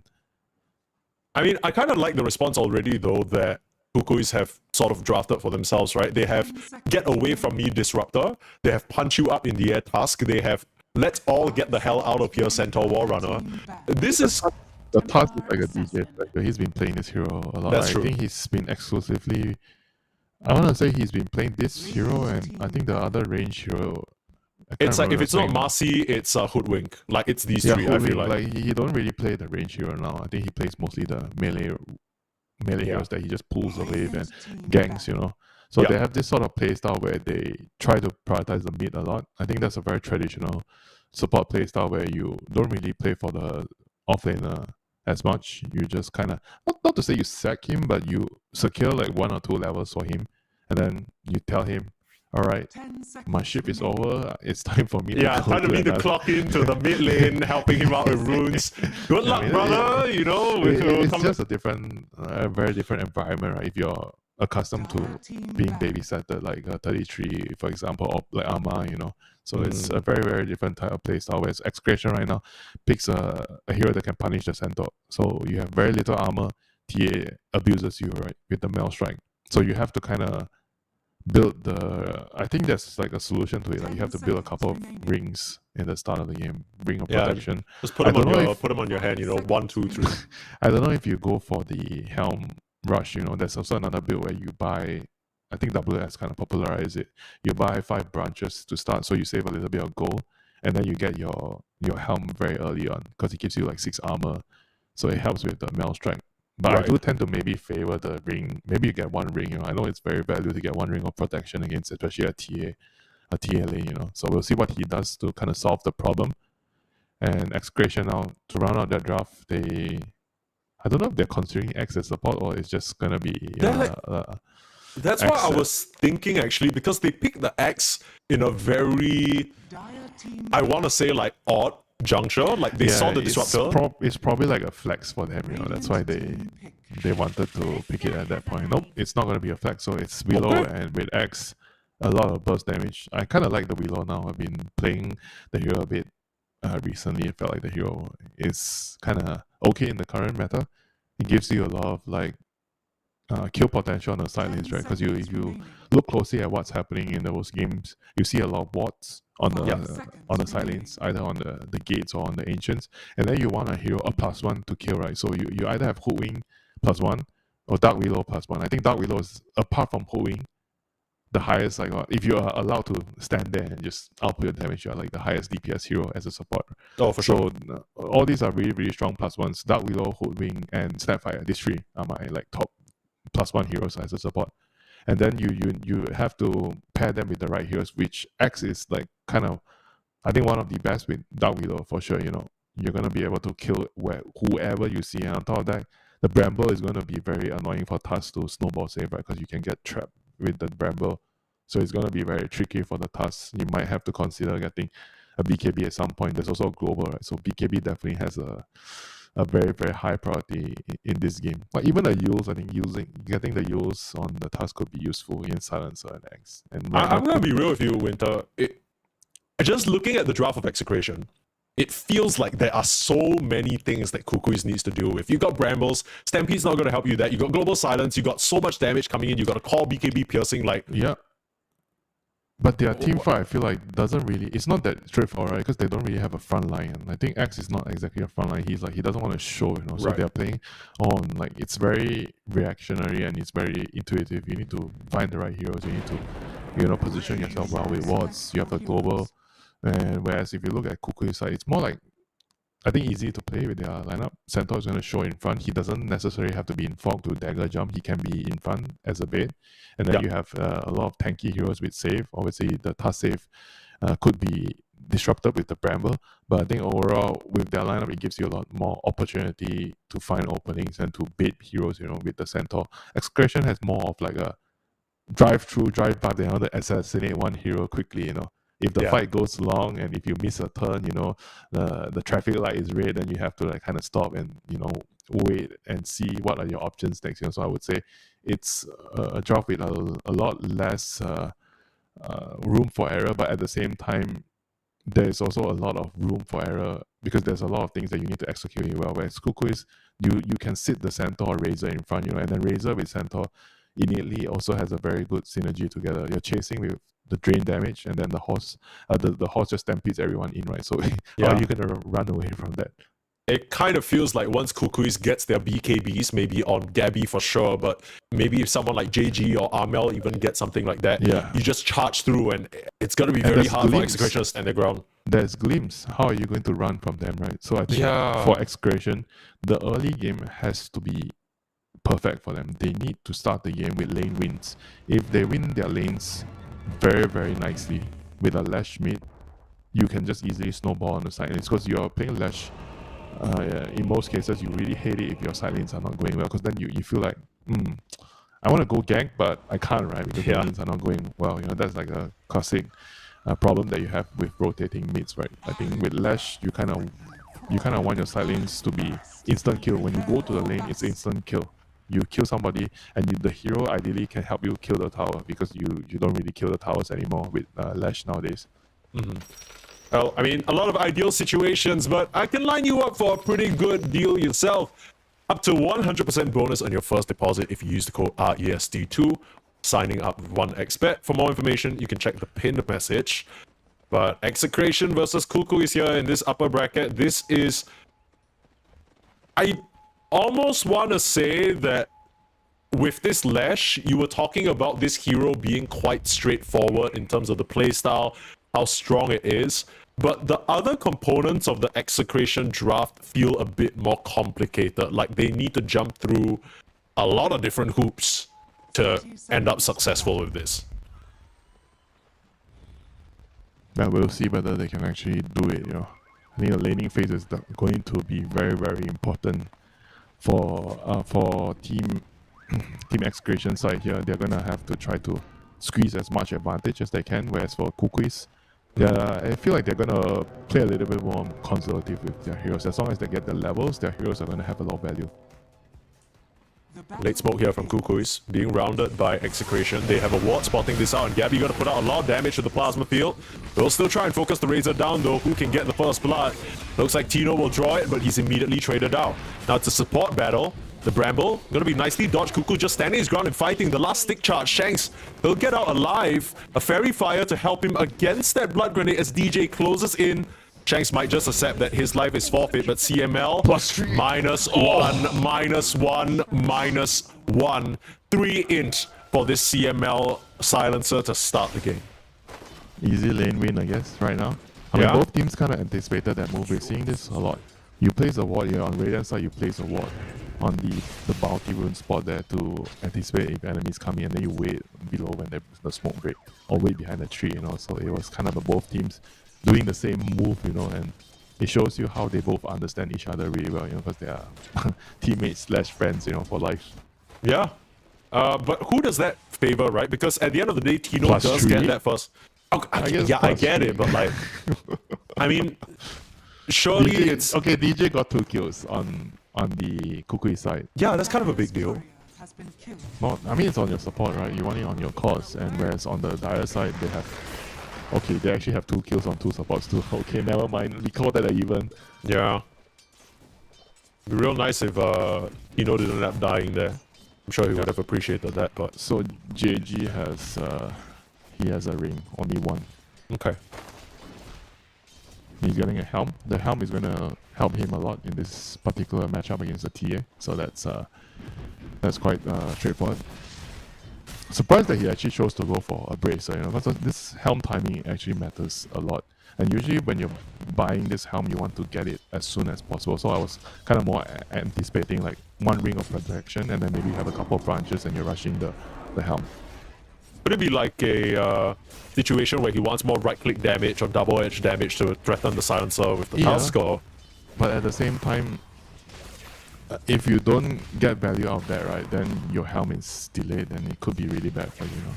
But for now, it seems like he's going to be fine. DJ's taking the brunt of everything. He pulled away, he tanked a bunch of damage. Whereas for bot lane, I think this lane is going to be about pulling wave as well for the axe. You can't really fight the Razor head-on and Disruptor, so it's all about quick manipulation. They want to play the lane by not playing the lane, you know. So these are things that is very common among Dota nowadays. Every time we talk about Dota, oh, you need to learn the laning first. But then when you watch Pro Dota, but they ain't even laning. Not even like these guys are... lane. Why do you make me learn how to play the lane when, in actual fact, the pro players don't even play the lane? Yeah, it's one of those things that's like, so relevant in pro play, but like it never really works out when you think about it. At least in your pubs. Shanks able to secure a kill as Tino continuing to drag the wave away. Sure, Gabby, you can link me all you want, brother. You got a creep wave under your tower. They're taking quite a bit of pressure, and Shanks, look at him go. He's just running directly at this Razor, trying to get auto attacks in, put the harass down. Oh, is Shanks just going for it? Oh, he needs to. Okay, doesn't have the vision. I don't think he's gonna be able to make it happen. It's a lot of damage though, and oh, are you serious? The glyph actually changes the tide of that because the battle hunger continues to tick just because that creep didn't die to the plasma field. That's kind of a big deal. Yeah, that was the small little plays, you know, we expect from pro players in the lane, you know. The laning phase, it might look simple sometimes to the rough eye, but there's a lot of things when you put the magnifying glass under it, you know, you see a lot more small little interactions happening. Yeah. Like you saw the Dark Willow, Shanks there, he was trying to get near to apply the debuff so he could deal. He actually would have insta-killed that Razor if he was next to him. Yeah, he was next to him, you know. He knew exactly how much he had, you know. And that just shows familiarity with the hero more than anything. Really promising signs from execution. He's getting run down by a glimpse here. Yeah, alright. I mean, they've taken him down to half HP, but maybe a bit too tanky for them to cut through at this early stage. I mean, all things considered, Gabby does go down here, and he did drop for first blood, but he's still doing very well in terms of the farm. Able to dodge his way through those brambles, no connection except for the one he just walks into. Yeah, calling in for backup, Mike. Guess who's here? Uh-oh, DJ. He's here to turn the tides. Yeah. How dare you pick Axe into the Tusk King, DJ? Flattens him out. So we are continuing the narrative. Like, how dare you pick Axe into the Tusk King? Did he even pick Axe into the task? I don't remember at this point. He did. Damn! That's kind of badass. We'll see whether it pays off for execration or not. Less than 1k gold lead. Lane seeming to go very well so far, I want to say, for Kukuis, right? CS-wise, Void Spirit doing pretty decently into the Lash, which is honestly not what I was expecting. The Cuckoo, uh-oh. Get the throwing shade faster, the damage M, that's a lot. Last auto attack, ooh! Close. Very, very close, Mike. That was one of the rare cases of the Disruptor transference, like, not the transference, but the electromagnetic repulsion. Kind of paying off. About the facet. I'm thinking about the facet. I keep thinking about the facet. Nobody does it now. Yet, you know, I think someday we might see it. Someday. Yeah. Not today though, Gabby. Draining a lot of damage from Shanks. Here comes CML through the Twin Gates. These moves through the Twin Gates were what dictated the previous series, and it looks like they're going to play a big part here as well. Nice last minute snowball, trying to bail Gabby out, but the tick damage, it's a bit too strong, and more int to the big brain of CML. +4. 6 minutes. Closing in to 1 per minute. Have you ever seen like that's crazy. Intelligence per minute? Like you have +10 at 10 minutes. You know what's the crazy thing? I feel like it's more likely for a silencer to be able to get 10 int at 10 minutes than 20 int at 20 minutes. Because like as the game goes on, right, it's so much harder to get these kills. I feel like when you start snowballing early as a silencer, you show up in the lane, you press Q, suddenly people are just dying left, right, and center. It's becoming more about the R button. No, for sure. And when has it not been about the R button with this hero? The good old equalizer. We're gonna try and go on to Tino again. It seems like a lot of focus being put by both these teams on the bot lane. This time round, not sure whether they can bail him out of this situation. They'll throw Brambles out. Maybe they get a return kill onto DJ. He'll already use this snowball and he will get struck down. Another +1 for CML. Okay. He's up. Shanks. He's down though. Nice glimpse. The Lotus. It's not gonna pay off. Gets shot down and Gabby with a double kill. That is not worth it at all, no matter how much int you get on the silencer. Not even +10. maybe +10. You know what? If silencer somehow got a shot at 7 minutes, I think it would be. If it was +3 per kill, you know, he's rolling in the int. But right now, you know, CML's gonna get all nice and smart just to press global silence and like probably die or something to the Void Spirit randomly. We'll see. Maybe he can prove me wrong. It's quite annoying for a hero like Tusk, right? If you die a couple of times against silencer, it can be difficult to cast your spells on certain heroes. Yeah, for sure. Bob, though, finding a kill onto DJ, was contesting for the rune. Okay. I mean, get the rune? I think he tried to preemptively be in place to contest the rune, because it's not even time for it to spawn yet. Here comes the convergence in the mid lane, forcing the Astral Step out, which means that illusion in the bot lane is going to go very comfortably over to the Lesh. Try and glimpse back Mr. Big Brain himself, CML, but he has a Sister Shroud, so he's fine. Gonna dodge out some of those tower auto attacks. Atino actually going for an early Helm Dom. What do you think of this build? On Axe? Yeah, on Axe, man. So what's the play? I guess run at these towers. You talked about how you need someone to take these objectives for you as Lash, right? Like, is that the idea? He's playing more like a frontline, because you remember I was saying that draft, they don't really have a frontline. Oh, yeah, he doesn't need to blink call. He just needs to stand there. He's not playing for that. I think he's gonna Holy shit. Aura. Kuku's just dead. But CML might be dead as well. They try for the body blocks, Amel. But the chase down, trying to juke. Gabby TPing in though, will finish off the silencer. And now they're looking at Bob. He's caught in a real bad spot. Doesn't have enough HP to survive this, and Tino, despite how front of the line he is, he can't body for his allies. Trying to run away now with Shanks. Nice little remnant to catch. Gabby needs to be careful though. Still tags him with the plasma field. Tino trying to use that creep to finish off Gabby, but they're just kind of playing around a little bit, looking for a battle hunger target. Okay, they'll be able to kite away. Shanks and Tino, the dynamic duo, but the glimpse, you ain't kiting anybody. Nice little rotation in from Kuku, TPing to that tier 2 to connect the dots. They might just have found a 4th kill in Shanks. This will be a huge turnaround for Kukuis in this mid lane if they can make it happen. There you go. Are they going to make it 5? Keeping him as well. Holy. CML's just dead again.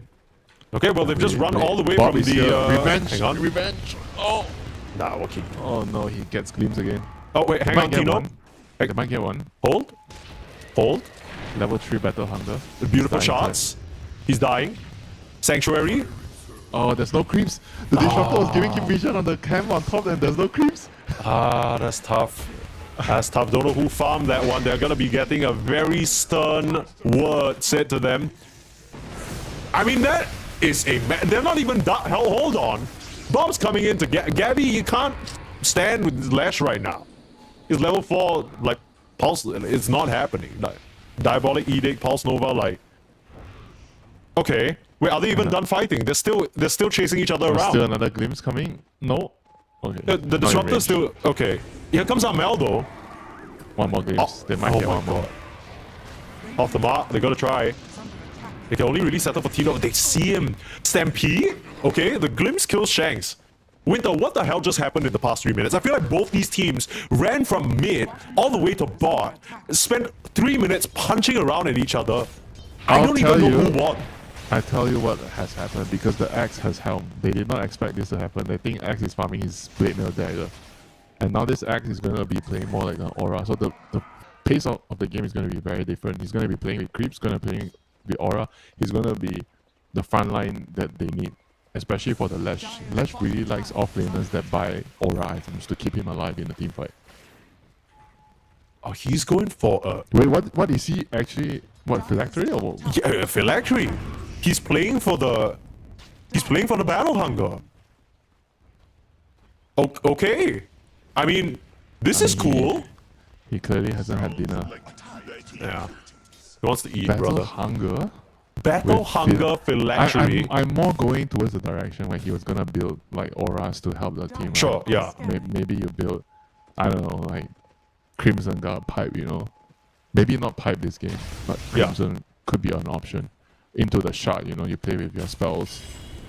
I mean, he is playing with his spells, just not really in the way that we were hoping. I mean, it's gone, okay. He's gonna do a lot of damage, that's for sure, but it still hasn't really stopped Kukuis from securing a lot of farm for their Razor there. Very interesting. This is definitely the first time I see Helm into Phylactery. I think I saw a couple of pubs where I believe 33 played an Axe with this Phylactery build as well, but he didn't have the Helm Dom. He ended up like getting a Kanda because he needed it to break an opponent hero or some shit like that. Like, but I guess you want to break like the Centaur. I mean, the only thing you're breaking is you're breaking your teammates' hearts. You know, if you get a Kanda this game on the Axe. It's 11 to 11. The game's really even. You know, Kino showing us a pretty interesting new build on the axe. He almost has his phylactery. Triple ring, Helm of the Dominator, and a nice little phylactery to boot. Global Silence coming out. Looks like there's a fight in the mid lane, but through the shield rune, they can't burst through Amel. And now Cuckoo with a Static Storm looking for a glimpse onto Bob.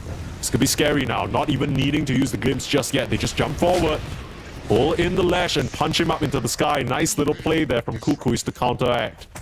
Where's the axe though? I mean, he was just kind of farming bot lane. He wasn't able to connect, and because of that, no one's punished. Okay, phylactery reveal. What now? I think the only one happy to see the phylactery are the opponents, not his teammates. That's true. Yes, this guy's bought such a useless ass. The lash is like, where is my axe to help me? And he shows up late because he doesn't have a dagger. I mean, we'll see whether it plays out. Like, what is the point? I mean, this build makes you very tanky, so you're basically playing like a frontline pseudo tank that just casts spells, right?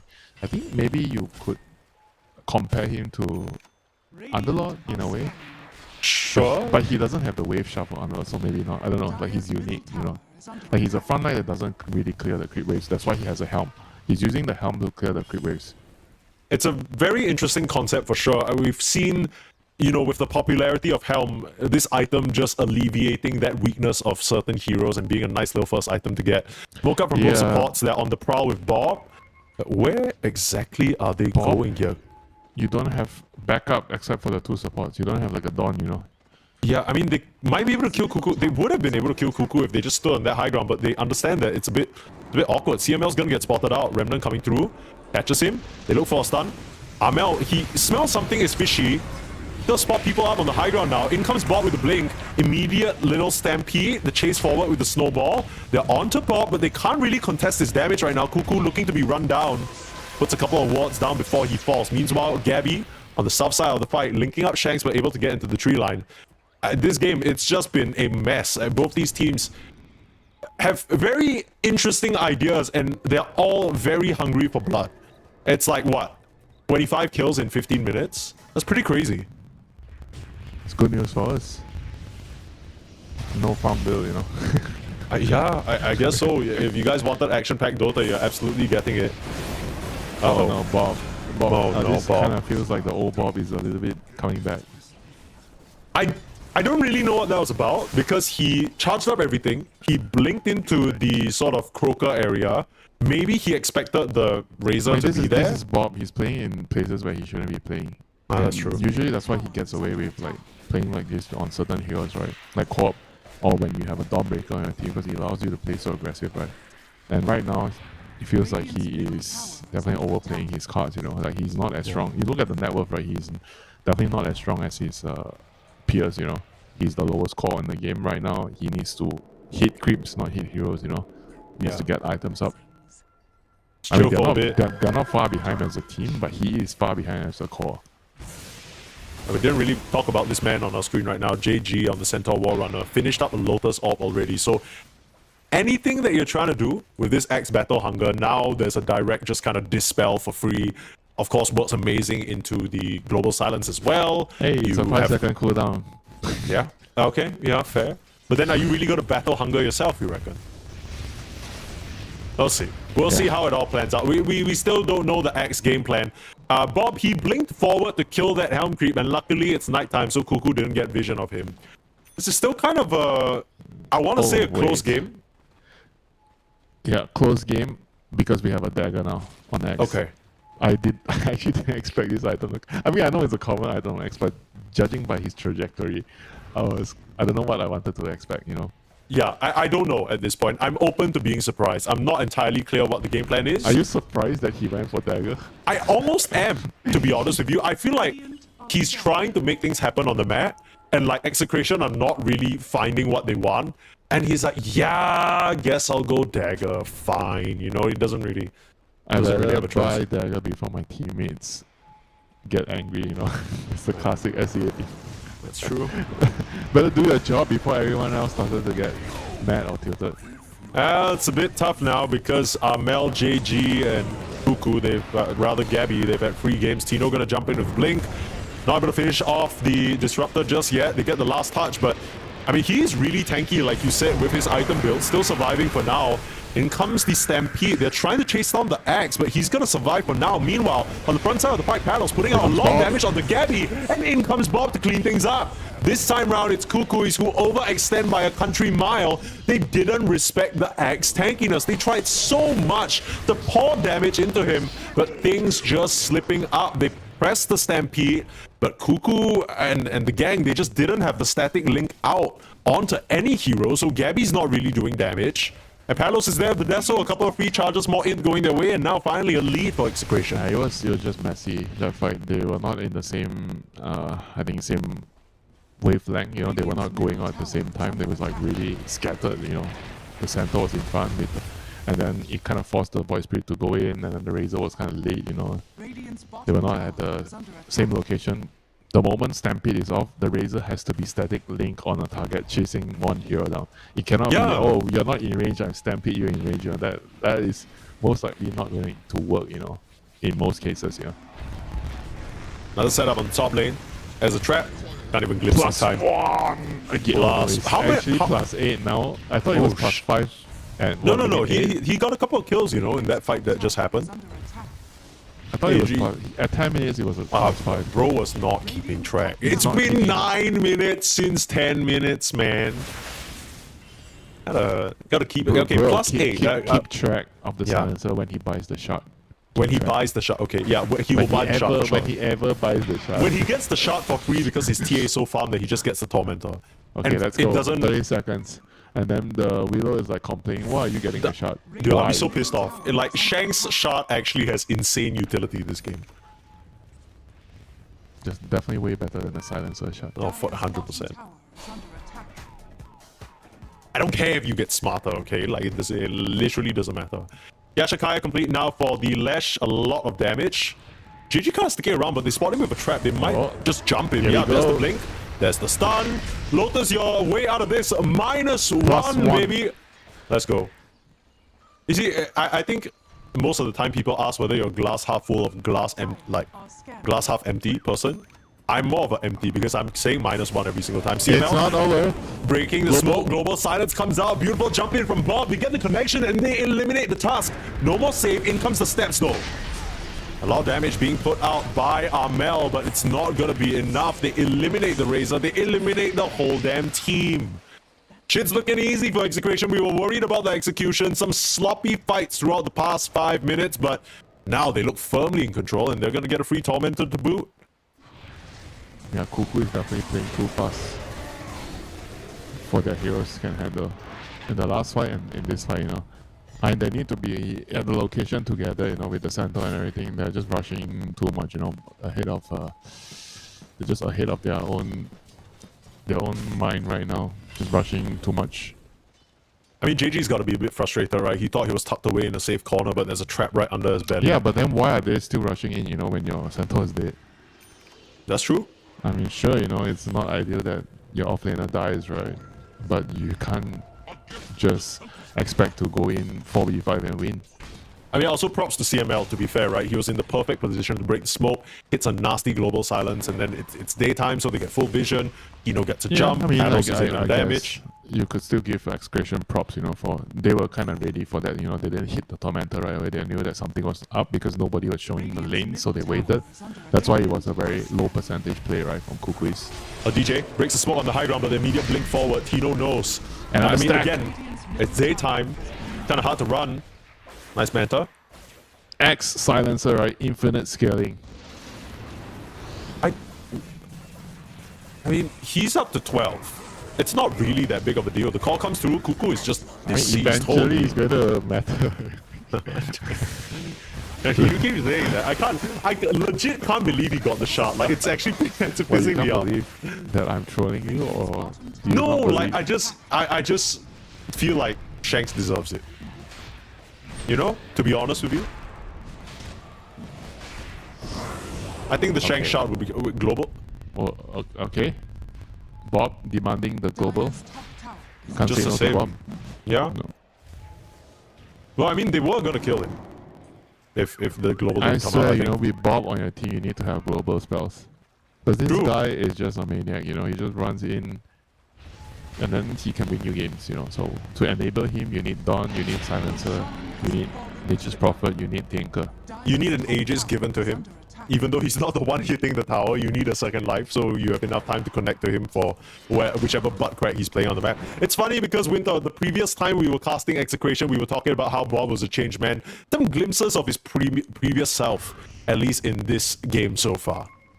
He is definitely on his way to his old self now. He's getting comfortable. He knows his team is keeping him for the long run, for the next couple of months. He knows that he can afford to be a bit loose, you know. Deranged. Okay. But we'll see, you know, maybe after the game he's gonna get some, you know, get some stern talking to.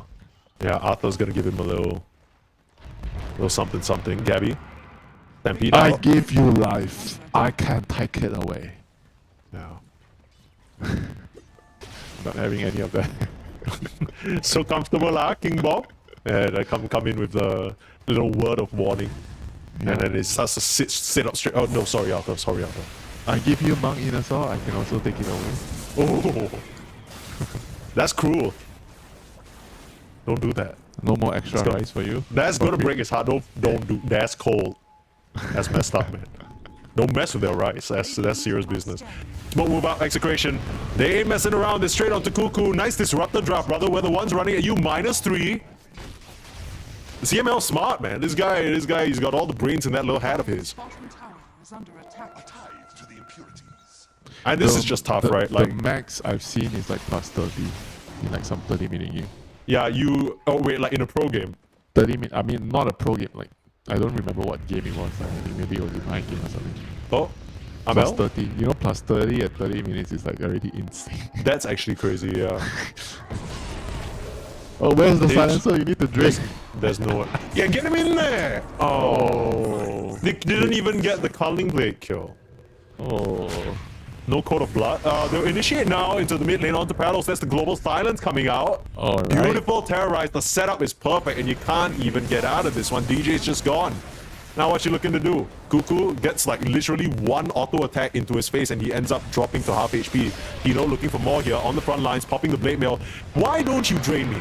Go ahead, toss the Stampede out just to retreat. Very, very sad stuff. Paddles trying for some more trap hits again, but this is looking awful for Cuckoos. I don't know how they can come back into this. Feels like everywhere they show on the map, there's just Execration heroes running at them, and there's nothing they can really do. They don't have a dagger on Centaur. Tusk has a dagger, so he's the only initiator. Razor doesn't have BKB, so I think the next thing they'll do, they'll try with a BKB fight, and it doesn't work, because they can't really farm the map very well. They don't push out waves quickly with their heroes, you know.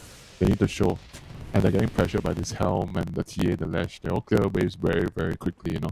So it seems like they are stuck in their base because of that. They're unable to make moves, and you see the deep wards that Execration plays because of all this wave shove, you know. When you shove the waves in, you can just walk in and place the wards. Right? So it's Holy Palos. Palos, you don't have an Aegis, brother, but you have a team, I guess. You'll Hurricane Pike away, maybe a bit too deep. Coming to the call, not going to be enough. Palos ends up dying. Bob is alright. Popping the BKB to escape a glimpse is what he's doing, and Bob is immediately writing those down. 26 minutes, that was not my fault. That was Palos. Yeah, he's gonna give a track record in case if we had scored on like. Palos was trying to impersonate me, you know, he's trying to cosplay me. Bro, what the hell was Palos thinking? Why did he go in like that? I don't know. I think you think he was just feeling that? The only logic. The only logical explanation there is maybe he felt like the axe was near enough to jump and call so he can burst the. But even then, right, even if the axe was there, right, I think if they did that move, they were going to die together anyway. Yeah, I'm surprised. I mean, the only thing that saves the axe there is his BKB TP out. If not, he was dead for sure. Now, you don't need to worry about the odds not being in your favor, because if you sign up with 1xBet with this code ISD2, you're going to get a 100% welcome bonus. Very, very nice stuff. Not so nice is what's happening to this disruptor. He has been abused this game. Where is the +3? He's not there. He's so far away. Yeah, he's playing it safe. He's a bit worried. Gotta wait for the silencer to come close before you go for those kills, you know. After all, he has the shard. He's also building into an axe. Which, you know, I mean, if you gathered that much net worth, why not, right? The richest of the supports right now. 1-on-1, I'm not a very big fan of the X, but hang on a minute. Global. Bob Gotta save Bob. in a bit of trouble. They don't have the Aegis, and he's just dead. They get the stomp. CML, no, your brains, brother. That's a shame. Bob is definitely relapsing. Oh no. Execration, not like this. He forgot he didn't have his Aegis. He just lost it. I mean, it just expires too. I think that's good timing. Oh, and they put a walk down, glimpse back in onto Tino. I mean, they're starting to get a little bit sloppy on execution, I can't lie. That's BKB, what's he gonna do? He's gonna try and call, but it's not enough of a duration.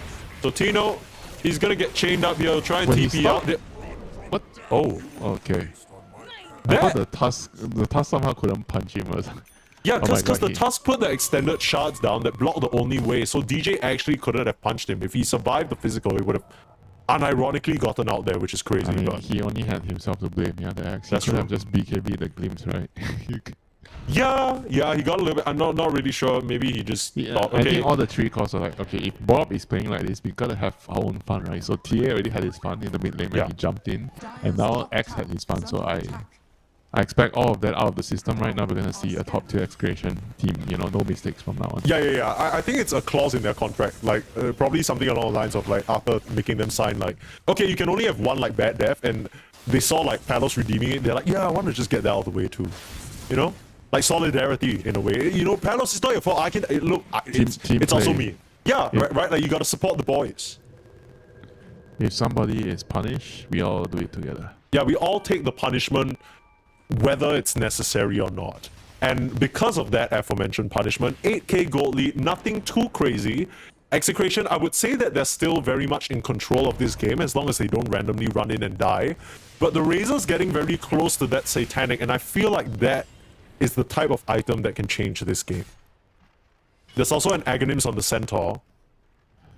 That's kind of a big deal. You talk about late game scaling. The Razor definitely feels like he's still going to be the boss in the late game. Like Razor against TA and Lash, those are very good matchups for Razor in the late game.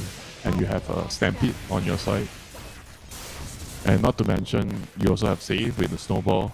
So those are, I think, weapons that would make Razor against TA and Lash very, very comfortable in the late game. Yeah, Execration, do you think they start to feel like pressure? Like they need to try and force the issue a little bit? Roche, I think they have to secure the next Roche.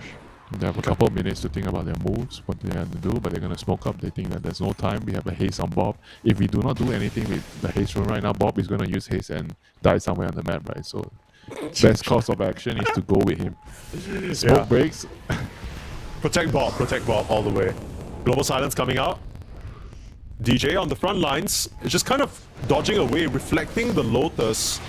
Snowballing in now. Tino gonna try and look for an angle in. Calls up the Razor, but no follow-up damage. Static Storm on the side as well. I don't think that managed to catch anyone. They killed DJ off. And because of the Yule, Shanks was able to just kind of escape from that entire setup. In comes Tino again with the call. Uh-oh, the Razor. He has a very static link, but he's dying. The physical. Oh, Bob just blows him up. That is not what you want. And the Centaur was not in position to get him out with the cut. Now Cuckoo will go down as well. That was not just Bob, Mike. That was like the TA killing him with the... Oh, the TA hit him like 3 times, right? Yeah, it's not just the eating. And that all happened so fast. There we go. They got it out of the system. Okay, yeah, you're right. Back to clean gameplay, no more messing around. I mean, the fact that Cuckoo uses the Static Storm on a solo Shanks who just proceeds to promptly Yules himself and get himself out of trouble. Click on the Tusk. Look at the Tusk, man. The Tusk has 400 mana right now. He just died again to the -3, you know. At this point, he's buying a mech, but I don't think he has mana to use his spells. Bro, you can't even... Oh my god. Can he even use all his spells? Bro. He can use all of them once. And maybe like a second or third snowball. With his arcane boots. No, with mech, he definitely doesn't have enough. No, he's not using the... If he uses the mech, I don't even know whether they can Walrus Punch, my friend. One more death, you know. Oh my god. He has 33 int! His ass is so dumb right now. Oh my goodness, DJ. How you gonna...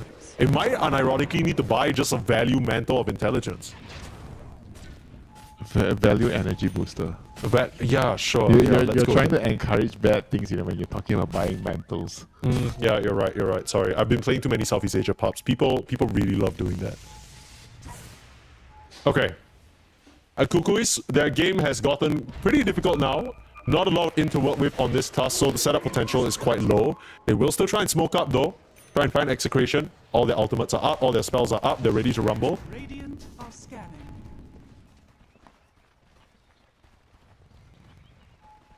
I will say this does kind of feel like the last hurrah a little bit for Kukuis here, right? Like they need to try and make something happen, because if they lose a fight, they lose that Roche, it's gonna be tough. You need some sort of second generational throw from execration again to turn things back into your favor. 15k but gold they're not lead. committing, they're not running up, but okay, they're scared as well. And no one's pushing the mid wave, right? So the wave is coming in. That's how execution know what's happening. And execution, they don't really need to do anything apart from sit on the ramp. Yeah. As much as you talk about Kukuis being that sort of late game scaling team, it's in their favor. They are not there yet. Not close to it, actually. So execution not what really do in a they rush, need? per se. What do they need? It feels like they need armor, right? On the Razor. Razor has no armor. I think he didn't build like AC or Shivas, you know. He doesn't have. Maybe the Centaur is queued up, the AC. Yeah, it feels like they need more. They need something to keep him alive in a team fight. They have a solid press, but it doesn't feel like it's gonna be enough. Like he's dying so quickly, you know. Free Tormentor for Palos up in the top lane. Swipes that down with a few hits of the side blades, and now they're coming towards the wards that have been set up by execration. There's a gem on JG, so he's starting to clear out the area. Very value pickup. Glimpse back CML, stomp out as well. Armel's gonna jump in, but a beautiful call. Standing storm to stop it, but the damage! Bob just comes in and rips them to shreds. That's Armel and JG gone. You're gonna try and link someone up, but Bob, you can't even keep it linked up. You need a TP out, you're not going anywhere. That was such a tentative move, you know. The glimpse started, that was a very outward glimpse. They didn't really want to go on it, but it felt really forced that the Centaur saw the glimpse, and then like he brings in, they stun one hero, and then the Void Spirit jumps in, and then they were like set in the choke point together, and then they got caught by the axe, and it was so bad, you know, like that was anything. I mean, you never want to run into like from low ground to high ground, right? In most cases when you're trying to initiate. That's why when the moment you saw the glimpse didn't really pull the silencer really far, it was a short glimpse, right? You had to like call it off already. You can't be like forcing the matter too much, you know. It just seems like I think the whole game so far that I've been watching, they are really rushing things and forcing the issue a lot, right? They feel like they are really strong. They just have the feeling that they are stronger than execration, and they just want to go and go and go. Seems like they're slightly mistaken here. The Yule's up, set up there from Shanks. In comes Tino, ready to punish. Gets through the kinetic field and off with his head. Oh, this is the combination that you talked about. Unfortunately, I'm not sure whether CML actually got. I think he got some in from that. Drained a bit more brain. Very cool. 33 inch now. I feel so bad for the task, you know. Literally one more death. No, for real. Like he can't really cast his spells, you know. Like. Okay, he leveled up a bit. He had 33 inch. He gained a little bit now. Because he leveled up. That's nice. That's fine. Okay, he also has the Keen Eye enchantment, right? So he has minus 10%. That's why he okay, no, that's fair. He sort of did it to himself. It's not that bad, actually. He's like, I cast one round of spells, and by the time I have my second round up, I'll be dead for like 20 more seconds, so it's fine. Talos now on the high ground, Roshan banner. Pushing the issue. Nice little swift blink out of the shards. Don't need to take that damage for no reason. Again, we haven't signed up just yet as we have a moment. RESD2, jump in. Here comes Kuku. He's looking for the final stand. Global silence to stop them. The call onto 3. It's nice. And it just doesn't feel like they have the damage. They absolutely do not. Tino, this one's done. Clean up shot. GG is called in Kukuis. That was a very ambitious last attempt there, to say the least. They run into the absolute meat grinder that is Bob and Palos. And execration take a very, very easy looking game number 1. Yeah, I mean, Kuku is definitely, like, I think they did half of this to themselves. I don't think that it was all execration, you know, doing all the right things. Sure, you know, you have to give credit to them. I think overall they played really well as a team. The Axe had, I think, pretty good itemization considering the whole situation. If he had Rush Dagger Blade, I think the game would have been entirely different, especially when they were playing around the mid tower. He wouldn't have those items that early. So I think with his build, it kind of enabled the Lash especially. And the main takeaway for execration, they have to make sure that they keep Bob on the same leash that he was, the last whole month. You know, seems like the leash is getting a little loose. You know, they have to do something about it. Whereas for Kukuis, it's more about like the direction of the team, right? They were clearly not playing as a unit. they had a good start to the game. I felt like they started the lane. They always start the lanes well. But when it comes to the mid game, they have players, the core players that they have, they don't really play around each other well. They don't enable each other. They are all playing for their own game, you know. So I think these are things are very, very important to talk about when you're making a team. You need to have players that enable each other, whether it's by force or whether they do it naturally. Sometimes they do it naturally, which is good, which is going to make your job a lot easier when naturally they play well with others. But when it doesn't, right, you need to use the power of the force, right? You need to change certain things and to pick certain heroes to enable those things, you know. And that's the tough question Kukuis are going to be asking themselves after that game. Yeah, it's also kind of one of those weird things where Execration, obviously a very structured, formal affair now that Leon Arthur is holding the reins in terms of being a coaching, like a head coach there.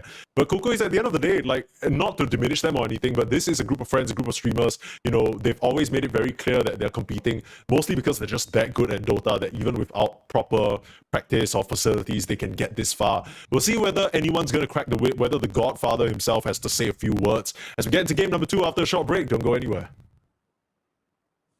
The new breakthrough and innovative phone with 1xBet app. With 1xBet app, you can register and start betting in just one click. Intuitive interface and thousands of sports events every day. User-friendly app. Big wins, fast payouts.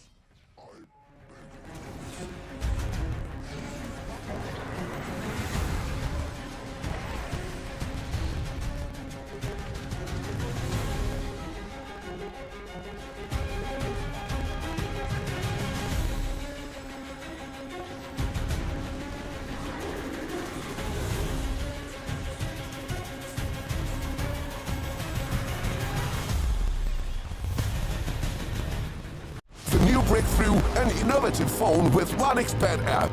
With OneXBet app, you can register and start betting in just one click.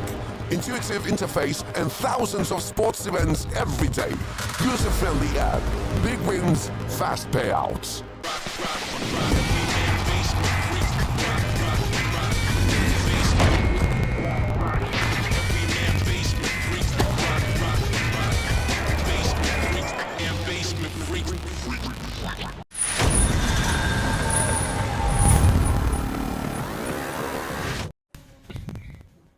Game 2 now of Execration versus Kukuis here at RES Unchained 2. This is the qualifier for Blast Slam 5 in Chengdu, and both of these teams in prime position to do a little something here. I think especially Execration, who in the previous qualifiers, they narrowly missed out on their chance to Singapore, but because of some issues with getting the qualified team to the tournament, Execration, they're hoping to make it a double, right? They're going to be in Singapore, now they're hoping to make it to Chengdu as well.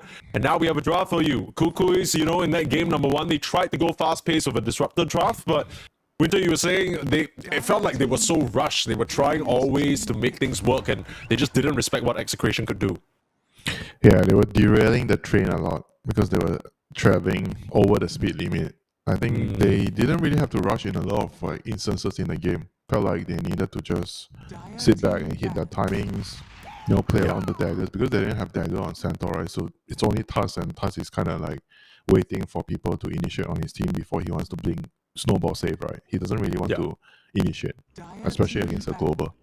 That's why I felt like the whole lineup needed a little bit more time to come together, especially after the dagger on the Centaur, right? Because Centaur got helm into Lotus and he needed to buy a dagger next, so it's going to take some time.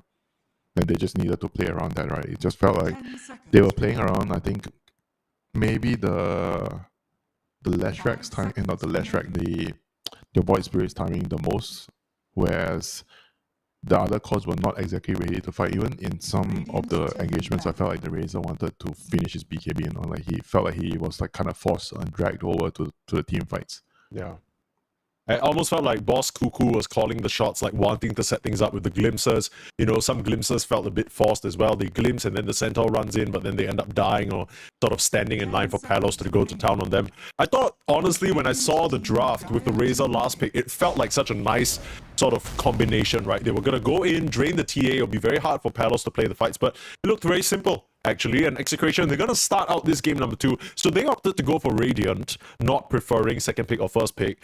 And this time round, we see that they once again ban out the Puck, ban out the Quad, ban out the Lash, pick out the SF, and pick the Sand King. So it's very clear, at least to me, that Execration, they're saying, Amel, you're not going to get any of your best heroes. We're not going to let that happen. We're going to set up Bob for success here. It's a pretty reasonable strat. I think based on what we've seen so far from Kukuis, they tend to revolve around the mid a lot. The two side laners tend to be more, I would say, farm heavy. They take a lot of space on the map. So if you disable the mid laner, then what do, right? Because they don't really... I think they don't really problem solve very well on the fly. I think some teams, they are very good at adjusting. I think if you compare them to, say... I think Execration, for example, they are very good at solving problems with lineups. Like you give them a draft, right? And then in your head, the draft is going to have some problems, right? But they're really good at finding creative solutions, like the last game with the X item build. Yeah. To kind of solve and destabilize the game, you know? So they could fight and they could bring their lineup together. I think Kukuis, they are not exactly the team that could do that, you know? So they need to have like a very straightforward, simple draft with very clear item timings, and they have to play them, you know? If you make them solve problems, if you present them with problems during the game, I feel like in most cases they won't be able to solve the problem. They don't work well as a team, you know, they don't have cohesion. They're very high individual skill, but they don't play like a team. Yeah, I mean, there is quite a straightforward thing that we're looking at right now that Kukuis have drafted for themselves. They ban out most of Armel's Siggies. So you go for the Storm Spirit, back it up with a Pugna. That surely should be simple enough to play. Now, the Marcy falls into their hands. This feels like one of the most contested heroes, period, throughout the entire patch, regardless of the letter. It's also the more aggressive one, right? It's a Tuss hero. It's like a same type of genre hero. But you have a lot more, I think, aggressive potential with the hero. Whereas Tusk is like, before you have a dagger, you can't really be very, very aggressive in initiating. I think DJ feels like he needs to do the brunt of initiating work, or he needs to be able to do that somewhat, you know. Yeah. And Marcy kind of solves some of that problem for them. Yeah, there's also a chance that this is JG though, because JG played it in their previous series and he ended up winning with it. Played a bit too fast. So the gyro's gonna come out. Again, things are still a little bit flexible. It doesn't really scream to me like a DJ hero, but maybe they can still keep it flexible. Like if they need to last pick a carry or something like that. I mean, they are going to definitely decide whether they want a Helm of Dom because Marcy is going to be another carry, right, essentially. So are you going to play this draft with 2 carries and a Storm, which means the Storm has to do a lot, or you want to play it with Aura? I think the Aura build kind of suits JG's playstyle a lot. It allows him to farm a lot, but at the same time have huge impact on the team fights, right? So I'm looking at the enemy lineup on Execration. There's a lot of massive spell damage, right? So you ideally want someone to buy Pipe. Yeah. Snap. Okay, Disruptor maybe it's a little bit more negligible. So you're gonna need Pipe heroes. It's definitely one of the heroes that come into contention right now. Some of the heroes, like, I mean, you can definitely buy on Centaur, you can buy on Underlord, but it's matchup dependent, right? You don't see your lane, so it kind of becomes tricky, right? You need something that does well across the board, you know, like it's going to be okay. And you're also trying to figure out what the enemy wants to pick, right? If they're trying to pick Medusa, you definitely want to block it by picking Darkseer, right? These are the things that come into mind right now. What do you need and what the opponent wants? Yeah. I mean, it's kind of weird because Execration seem to have a bit of a different idea. They assume that this Marcy is going to be JG's hero, and they believe that Kukuis are looking to last pick the DJ hero, which is why they've taken out the Hoodwing, taken out the Dark Willow. Yep. I kind of feel like this is an offlane Undying, and it's surprising to me mostly because I feel like Undying into a lineup with low damage can be pretty strong, but Kukuis, they got tons and tons of damage to pour into this guy. Like, they could kill him off real quick. The Marcy ult also is pretty great into the Tombstone. You just eliminate it pretty quickly. Wonder what the idea is here. 10 seconds remaining. I mean, for the Undying? Yeah. The Undying, I think, is here just for, like, they need a front line that can defend towers, and I also feel like it's kind of a response to the Marcy core, because Marcy core, sure, you can kill the Tombstone, but I think if it's in the game, right, if you don't get to hit the Tombstone, it's not that straightforward because you get kited by the Undying. Undying hits you, right, you get slowed, and then he decays you, like you can die very easily fighting into the Undying. Because the Tombstone can be something that you keep trying to go for in the team fights. You try to go for it, and then you can overcommit and die. You know, maybe you kill the Tombstone, but you still die because you get kited by the Flash Golem. So I think overall, Undying against Marcy is not like a one-way matchup where it favors the Marcy because he can kill your Tombstone very easily. So what do you think each team needs now? I mean, obviously for Execration, they need some sort of big bad carry to go into this Gyro / Marcy type thing. Kukuis, they're going to end up with the Tusk. So Yeah, Tusk Marcy, aggressive. man. It's all for the lane, you know. Like Tusk Marcy, like if you win the lane, sure, it's really good. But if you don't win the lane, you have Marcy, Gyro, Storm Spree. You know, it's not going to be easy to play around because your Gyro needs to gate gank. You know, and I think Gabby is famously known for just playing for his own game. He rarely gates. You know, he doesn't really play for other players on the team. So I think this type of lineup, it's going to be hard for them because they need Daracho. They need a Daracho carry that can help the team. You know, because you have Outflame, Marcy, and Storm. Ooh, okay. Execration going for one of the age-old Gyro sort of carry-to-carry matchup. And he also survives advantages against Tusk and Marcy because you can waveform out when they go on you, right? I think Marcy and Tusk, they are generally really good into lanes where you can just straight up kill the carry. Like the carry cannot run away. But with morphing, it's gonna be tricky, and you're mostly physical damage, right? So you're playing into a morph that's going to have high armor, so that's not going to be easy to kill. You can, however, try and bully the Disruptor, but I think Disruptor in this sort of lane, sometimes you don't really die that easily because of your innate, you know, you push them back when they're trying to go on you, and then you could go for, like, even if you die, right, they have to commit on you so much that the morph might be able to kill someone. like turn things around, right? Yeah, I think morphing is really good in this sort of lane setups where you are going for the 1v1 trades, right? Because morphing, you can wave and get to certain heroes to kill them. So I think this is going to be very, very reliant on how the lane goes for Kukuis, you know, and they need to have a very good start. You know, if they don't play the lanes well, if they don't snowball, I don't think they know what to do in the game to actually allow this draft to work, you know, which is, I think, the first and foremost most important thing is they need to secure the Storm the Runes, and the Gyro needs to gate and help the Marcy. If they do not do these two things, I don't think they can win with this lineup, you know, or they know how to win with this lineup, because it's gonna eventually come down to all the three cores not playing for each other. They're gonna be farming for their own games, and guess what? You're playing into Disruptor Sanking, right?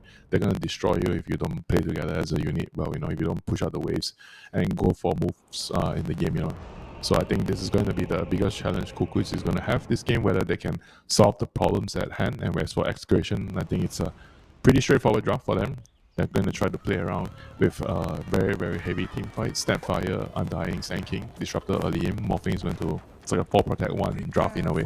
Morphing is going to AFK farm, but still join the fights and eventually outscale everybody because he's the strongest hero in the game. Yeah, it is a very small window, I want to say, where they can properly bully and take abuse towards this Morphling.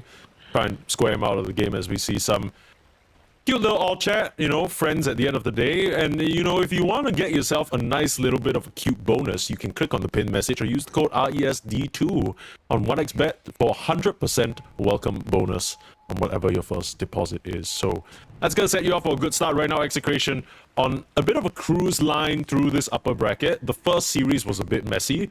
We did see some semblances of a little bit of throw-in, a little bit of looseness from them in that previous game. It didn't end up mattering because they just destroyed Kukuis at the end. This game, it feels like Kukuis, they can definitely snowball if they have the right setup, though. Let's see whether it comes to fruition for them here. Yeah, let's see if they can do it on the lanes. So looking at the wards, they have a ward set up bottom side for Team Kukui. So it means that it's going to be a lot of wave pulling and career killing for the Tusk. Okay. He's trying to hunt the couriers. I think usually this ward is also useful for another thing. Like if you are trying to go for first bird, sometimes, you know, you're playing into like some weak level 1 hero like Morphing, and you know like he's going to try to block the creep sometimes, or he's going to be walking back to the lane through this area, then you can bully him. He also allows you to know that you can block the wave safely, you know, so there's a couple of purpose of placing this ward down. Yeah, I almost felt like they were hoping that CML would step out of line and just chase that Tusk. It's not. I mean, because Kuku is also here, they're trying to use the ward to get a kill first bird. Well, here they go. Not really going to happen. They'll get a courier. They block him off. It's just a very easy TP. And that is a little bit annoying, denying the regen from Palos, but it doesn't really amount to much. It's a decent start, I would say. Okay. Because they need to snowball this lane, right? So any small little advantage they can get out of the start is going to, I think it's going to be very crucial. Now DJ starts the wave pulling shenanigans. I think this is the objective of this lane. You get level 2 and then you jump on them and kill them with your tag team plus shots, you know. Yeah, it's a lot of damage. I mean, Disruptor, even with the repulsion, I'm not sure whether he'll survive that. Yeah, how's this top lane, though? Shanks and Tino, you know, these two against Gyro. Boring now it just kind of feels like, yeah, I mean, they just push it out AFK, they right? push it out, they avoid playing the lane in a way, get levels. I mean, it's not exactly the same as pulling waves to avoid the lane. It's more about playing with the creep equivalent, where you always have the creep advantage where you have more creep, so the enemy can't really pressure you. But in return, the enemy is also free farming, right? So you're basically playing for 50-50 in this lane. Yeah. Is that good? Do you want to be giving this Undying off lane so many, you know, so many resources? But you can ask the same about whether the Undying wants to give the Gyro, right? Because the Gyro is going to be a problem for the Undying later. Undying wants to snowball the lane, you want to win your lane as Undying. So playing a 50-50 lane, sure, you're still getting farm, but it doesn't feel good if you're not decaying the enemy carry and pressuring them out of the lane. If you play Undying, you will know that feeling, you know. If you can't push them out of the lane, you don't feel good. No, I've been there, yeah. You buy like 4 mangoes, blood grenade, try and like get them into uncomfortable position. I mean, whether you're pos 5 or whether you're pos 3, it's kind of the same, right? You still want to exert your dominance early on. Well, you can try, but in this lane, it's going to be hard. And in the mid lane, the Storm against Sanking matchup is also a lane where it's going to be a bit hard for the Storm to bully the Sanking. Sanking is just going to get his farm. He's, I think, a very imbalanced hero right now. Farms way too quickly. He gets his stack, and he's going to be having like some ridiculous 9-10 minute dagger, sometimes 8, depending on how much they stack, you know. And this hero is just, I think, very, very difficult to stop in the lane, you know. It's very hard to push him out of the lane being a melee hero. Yeah. As Storm, you know, as much as he is a range hero, I feel like he's one of the big range heroes where like a lot of the pressure comes from his static remnant. It did get better, right, with the static slide facet. The fact that he can just kind of send that forward now and still get harass off. He's no longer a melee hero once he has this facet. Yeah, that's true. I think you get what I mean. Yeah, I mean, I get what you mean. I mean, Bob is like not exactly a Sand King hero, you know, if you ask me, you know. Yeah, like that's not his style, right? Not his style, you know. So I'm very curious to see how well he plays, you know. I mean, the fact that he's comfortable playing a hero like this shows that despite some relapses in the last game, I feel like he's still on the right direction. Changed. Yeah, like it's you know, sometimes you take 3 steps forward, you take 1 step back, but what's important is you're still making progress. In comes the jump. Strength morph waveform, it's a bit too much though. This is why the morph is good in his lane. He doesn't die in his lane. They actually turn around and try and fight at Palos. I don't know whether you got enough HP to stand up to this big dog. They don't have tag team. He has snowball and shot. So they don't have damage. Okay, that's pretty interesting. I wonder what that was for. Is it just to dodge the games? Maybe he tried to dodge the games, but I'm not sure. I'd have to assume so. In comes a Burrow Strike, mid lane gang, Shanks, making it happen. Armel though, able to stick up. It's quite a bit of resistance. The Lotus, Cuckoo! He's gonna help the Bob go down, but can he actually finish off Shanks here? 1 or 2 more auto attacks, the last one. Oh, Cuckoo, he makes it happen. What a TP. Cuckoo is the savior of Cuckoos. Yeah. Brings over that Lotus flavored mooncake, you know, a little bit late, but yeah. Do they even celebrate Mid-Autumn Festival in the Philippines? I don't think so. Well, Cuckoo, it's like Cuckoo definitely celebrates, you know. I mean, he's celebrating right now. He just kind of helped Armel get the better of that trade, and it looked pretty good on paper, right? Bob and Shanks, it looked like they were just going to get a very nice kill. Yeah, it just looks good initially, but they didn't really have enough damage. And that's why Sand King, you don't really want moves like this early. You just want farm, stack and farm. You know, you don't want to. I mean, sometimes you can try, but because of your build, right, you only have 1 point in stun. You're trying to max them some to farm. You don't really do a lot of damage right now. The damage comes with your Aghanims and your ulti, you know, and when you get your talents on your fast 15 and 20. I think the 15 and 20 are absolutely crazy, you know, once you get the sandstorm damage and the epicenter increment radius, you know. Those are the 2 things that make the hero strong with the axe. And don't forget the shot, you know, everything gives you damage. And right now, Cuckoo, he is back. He killed mid lane, he's off to kill top lane. He's gonna try, set up onto Tino. He got level 2 Tombstone, gonna plant it down. The ward is gonna reflect quite a bit of damage, but Gabby's the one dropping low. The cookie forward, big stick. Tino still surviving for now. Don't really seem to have the damage to finish him off, especially with his own stick. He's turned around for one last decay. Gets him over the edge, but Cuckoo makes it happen again. Still though, CML coming through the Twin Gates gets the glimpse.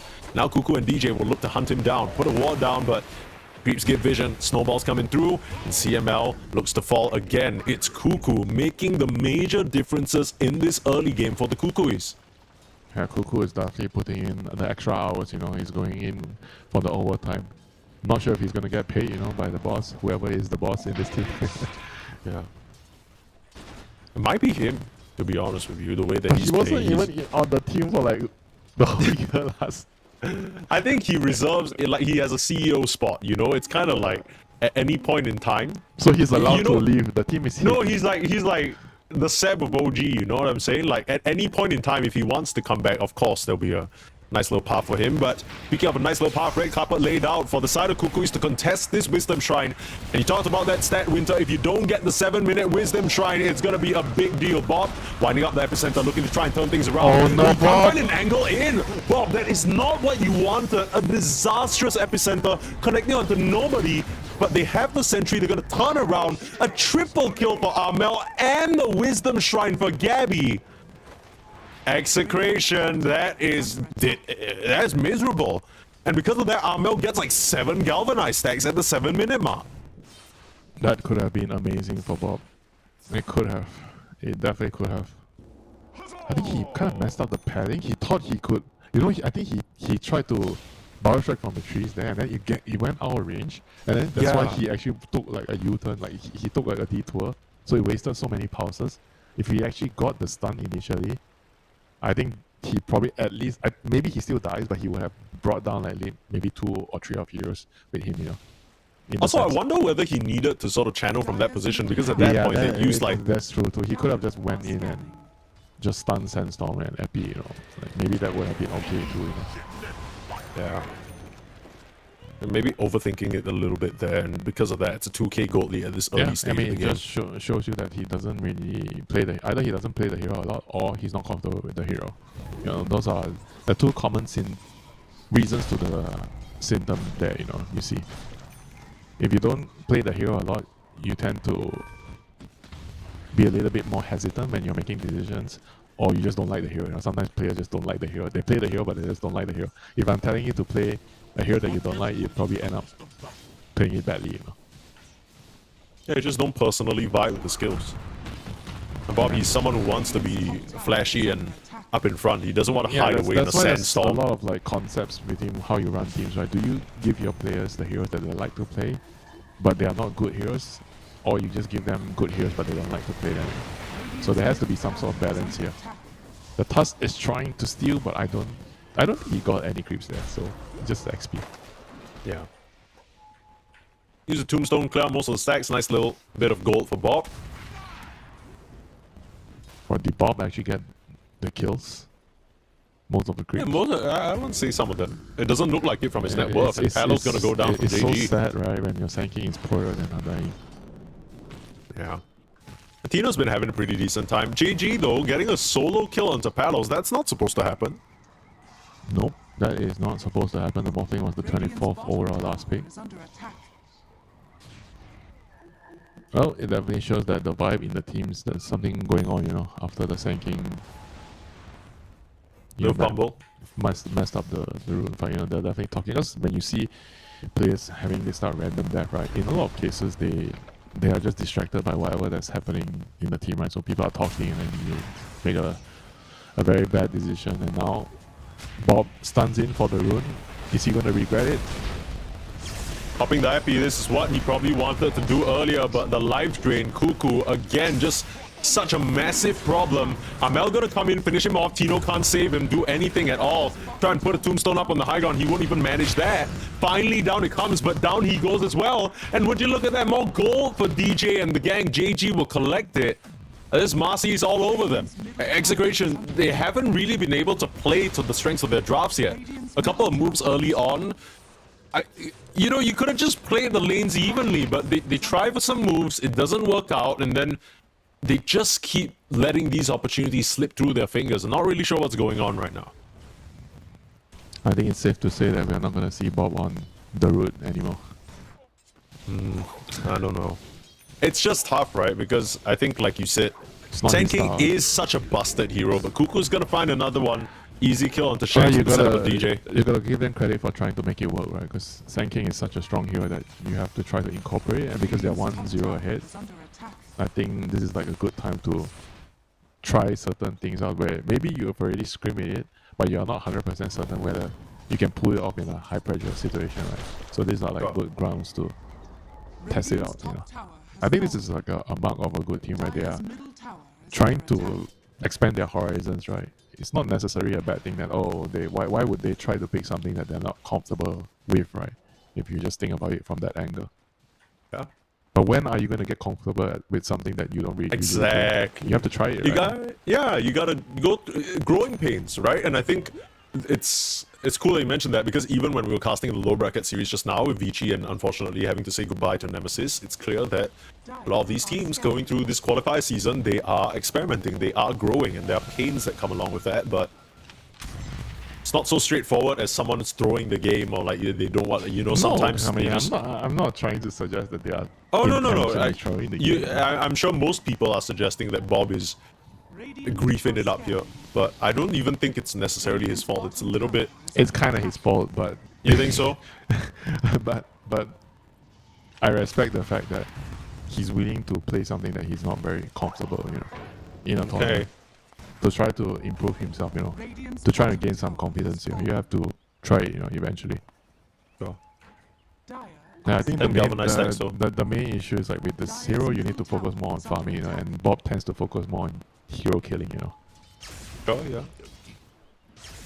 Bob does love making his moves, and I mean, you can make moves as the Sand King. You just need to do it after you get like 2 or 3 items, and your Aghanim Scepter Epicenter eliminates like 4 or 5 with heroes. Sand King, right, it's not that the hero doesn't make moves. You need to know when to make moves. Like the heroes, like the ones that he's really good with, the Storm, the Puck, the Lash, they're more like you can make moves throughout Like the off game. cooldown, right? Like it doesn't. Yeah, You got Dream Coil, you just go. with Sand King, you are looking to abuse the hero to farm ancient stacks to maximize your farming capabilities in the early game, because this is the only hero that can farm ancients so quickly. I mean, if you discount the Earthshaker with the Echo, like Sand King is the only hero that can farm this early on with all these stacks. I mean, Sand King, with how strong he's been, even back to the days of 33, sort of bringing it up in those initial Tundra days, like he would just pick it on the offlane just because it's so busted, right? Sandstorm got so many changes, so many nerfs. It's smaller, it's bigger, it blinds now. They changed the facets, so many little things, and here he is, still pretty busted. Trying to contest for the Wisdom Shrine again. They already got the 7-minute, and it doesn't look like Execration can secure themselves to 14. Tino will try and stand there and fight. I think it should be enough damage this time. But TP away, Cuckoo survives. But Bob, he's gonna go down to the punch. Oh, DJ able to finish him off. I mean, sure, they get the kill, but at least they get the Shrine of Wisdom. They still lose their mid for it, though, and it requires all members of Execration to come through. Man, how on earth did Boss School didn't go down there? Like, he somehow just TPs in front of them in the face of the Mortimer's kiss and just survives. He tanked like 4 kisses or something. He was just standing there life draining for like 3 seconds, and then he was like, okay, my job's done here. Peace out, everyone. My job's done, right? I've tanked. Yeah, I legit, did like rune, I cast my spells, I dropped my ward. What more do you want from me? I literally tanked like a full Snap High Ultimate. Like, no complaints can be written about this man in his teamfight contributions. Led to a 7k gold lead. In comes the blink, though. That's the reveal onto JG, but a very quick rebound away. And what's really the follow-up? The follow-up is you might be going down here because Armel is there. They got a Static Storm to stop the storm, but I don't know how far it's going to keep him at bay. Little stun through. DJ dropping pretty low here. Do they have the follow-up damage to finish him off? Life drain from the sidelines. Cuckoo, again, he's just doing the most right now. But if you want a bit more than just what you put into a situation, you can get a welcome bonus if you sign up with the code RESD2. Just click the pinned message for more information on how you can sign up with 1xBet. But Execration, that was supposed to be a nice little reveal, an easy kill into JG, but it gets so complicated because Cuckoo is not ready for it. Yeah, this is looking real rough right now for Execration. Like Bob once again makes a move and doesn't really get much out of it. Yeah, I don't even think that their heroes are that bad, if they just sit back and farm. I think they have to try to play catch up a little bit. Say another 3 to 5 minutes, they have to farm a little bit. I mean, the Morphling is kind of not in a very ideal position, but he's going to finish his meta in a couple of minutes as well. They're going to have Crimson Guard on Undying. I think these items are all going to matter, in the team fight, especially the Crimson. I think the Crimson is going to maybe have a chance to change the face of the next team fight because it's going to block the Marcy and Gyro damage a lot. It doesn't really help as much in Storm, on the other hand. Yeah, I want to say as much as Palos is your big hope and your 4 Protect running as we see Shanks go down, I kind of feel like Tino's the only core who's having a okay, if not pretty decent game. Sure, he ended up dying once or twice, but he can definitely be the frontliner for his team. CML just gonna throw out the Static Storm. Not sure whether. Oh, Bob, no, Bob. I think it got cancelled by the ward or something. It has to have been. That was supposed to be their turnaround fight, but Bob, again, kind of getting outfoxed there by the Pagana. Radiant's top tower is under attack. This is tough to watch, man. I mean, it's looking like a game that they want to remember already right now. Yeah. Not much you can do, I think at this stage of the game, being this far behind, I mean, they can only hope for Cookies to mess up some engagements, to give them the best team fight combo with the Sand King, Epi, the Disruptor, Static Storm, and the Kiss raining on top of it. Yeah. Instead of that strong team fight like you say, but Kuku's just very easily going to break a smoke on Bob. They just walk away. Kuku's going to find him, start life draining up. It looks like the Disruptor might just be dead. Here comes the snowball, get the shards out, locked in. No hope. I was going to retreat again. They're trying to kill Kuku, but they just barely have the damage. They will finally get him. That's a Mortimer's Kisses used, by the way. And Tino getting aggressed upon by Gabby, and I believe the Storm tried to jump him as well. He ends up dropping very low, but he tanks enough damage. Maybe this is the recipe that they need, right? They just need Tino to stand in front, soak a lot of that pressure, and in they go. On to JG, Bob and Palos making it happen. They're not dead yet. Those are two very, very big kills. They got, what was it? Almost a thousand gold for both. I mean, Kuku was like 900 gold, you know, and JG was like around 800 gold. So that was like 1.6, 1.7k gold right away, you know, from those two kills. Kind of crazy. Those were two really, really big kills. But you know, the fact that you can kill a hero at this point and get so much gold tells you the sad story. When you get the kill and you see the gold bounty appear, you're like, oh my god, are we that far behind? A bit of a reality check there about the current state of things. And unfortunately, they are, in fact, that far behind. It's a 7k gold lead right now, win probability in the favor of Kukuis, understandably. But, like you said, Winter, they are slowly crawling their way towards a potential situation where Palos can carry them out of this, right? Because at the end of the day, the Morphling is a great matchup into the Gyro. You know, Kukuis might just run out of damage at some point to really fight up into this Morphling. That's the hope, at least, if you're an Execration fan. If you're hoping for Game 3, then you're very happy about the current situation Kukuis are in, but if you're an Execration fan, this stings a little bit still. It's not over. I mean, if they can actually conjure up another 1 or 2 pickoffs somehow with Bob, get to the Aghanim's, then I would say game on. I think the 20-minute Tormentor might be a good time to fight, you know. If they can actually go there and stop the Tormentor from happening and then get a couple of kills in the process. I didn't really think it would be like this, to be honest, Winter, but I'm... Oh, wow, they just... Roche, they're gonna go Roche. This is risky business right now. They're gonna scan it. Can Bob do it? Bob, can he do it with the Epi? Bob, come on. Is he gonna go? Just go, waiting. Bob. Come on, bro. Bob. You gotta make it happen. He's gonna go. Cloak's gonna break. DJ's gonna spawn him. He almost he finds his JG. He almost cancels his dagger, but JG gonna turn around, pop the BKB, and they have the vision on Bob. Nice cookie away though, and they got the tune. They get it out of the equation, and Roche is still gonna drop the Gabby. That could have been amazing, but bit of cold feet there from Execration, and what could have been amazing ends up being mid instead. It's just Bob that goes down, and the Aegis for Gabby. You could see how they were second guessing themselves there. They were smoked, right? And then they used the scan. Hold on a minute, is Morphling gonna kill the Storm here? Probably not. So they used the scan, right? So they knew that they were in the pit. But Bob was like not channeling his epicenter, so the Undying decides, okay, Bob, I'm sure I'm gonna walk in front. You saw how he was walking in front. Oh, my smoke broke, and then he channeled his epi. So it was slow. If he immediately channeled right away, yeah, he just went in there, right? Because 4 heroes were inside. I think they would have maybe even killed the Roshan and got the Aegis, you know. Like they for sure would have killed the Gyro. Yeah, he just waited a little bit too long there, you know. Because why is he waiting for the Undying to go in front and pop the smoke when they already scanned and they knew that there were heroes in the pit? This is weird as well. I kind of feel like at that point, you can even like, when you wind up the epicenter, you can even get Shanks to just Mortimer's Kisses to give vision, right? Like just throw a couple of globs into the pit and then you know where... Yeah, just go. Just go. It's go time, you know. Yeah, all these other times, like maybe in the lane, maybe... Dude, like in some of these mid-game fights, you didn't need to go like that, but if that was the one time you needed to go. He would have just gone in. And Sonic Wave, right, or some shit. Oh, jump in, CML, he's toast. Amel, easy grab, and gets glimpsed back to safety as well. So kind. Radiant's bottom tower has fallen. Yeah, alright, this game is going to fall on the Morphling's shoulder right now. He's going to have to bear the heavy burden all by his lonesome self.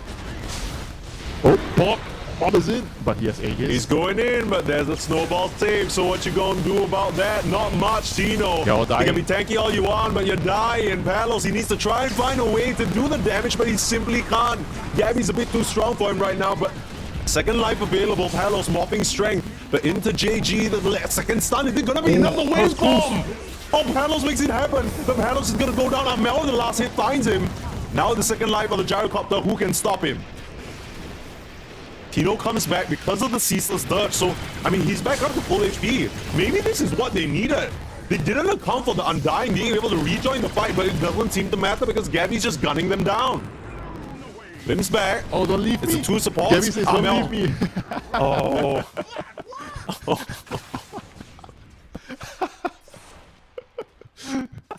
The storm teeping out there. Oh, that was crazy. Amel was like, all right, I'm done. And Gabby's like, come back here right now. Yes, sorry, boss. Sorry, boss. Don't leave me. Bro. Okay. Well, that certainly went a lot better than expected for Execration, despite the initiation, right? The bulk of the epicenter gets wrapped up by the snowball save. The snowball kind of... I didn't think it was really that good to snowball because he brought him in the middle of the team fight, right? So the tombstone was like... They were trying to run away from the tombstone, but he brought the gyro into the fight and he couldn't run. And they had to like use the Marcy and the gyro to hit the tomb, right? I think that's when things gotten really, really tricky because you have to use BKB charges to do that. And then once you don't have BKB, you're dying to the magic damage. It's also kind of funny that Palos in the end managed to get like a triple kill through waveforming, like through two heroes. Yeah, like, he absolutely redlined that fight. You know, he played the hero to its maximum potential. He tanked as much as he could. He did as much damage as he could. Radiant's top tower is under attack. Cuckoo is still very much ahead, 15k gold lead, nothing to sneeze at, but gotta be a bit more careful about how they approach these high grounds because that's where the Disruptor and the Sand King can shine. Oh, okay. Yeah, Tino's dead this time. Yep, So is definitely the dead. Disruptor actually. Doesn't have a second life. Alright. As a buyback, I guess. Yeah, I guess so. Feels awful to have to use it though. JG on your high ground with the Crystallis as well as the BKB. With money you can buy things, you know.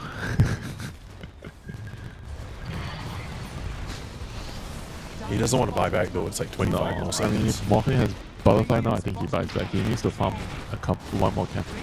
I guess they just give up this lane of I think racks. he's going to come back and fight for the next racks. Yeah, he's coming. Where's Bob? Bob, okay, all eyes on Bob. Bob, can you do it? Bob. Epicenter being channeled, he doesn't fully commit for it yet. They just, okay, they jump away. Still smoking up though. Surely this move is obvious. Bob is gonna stinger the creep, so some lines being drawn here on the map. Execration want to set out towards the top lane. Smoke back. Cuckoo's here we go. classic fake back. Cuckoo's. Here we go. I have That BKB. storm I don't doesn't care. do anything. Yeah, Mel's just Bob. gonna say no to that. Bob, save him, Bob. Come on, Bob. Okay. Okay. No. All right. Yeah. No. Well, yeah. Okay. All right.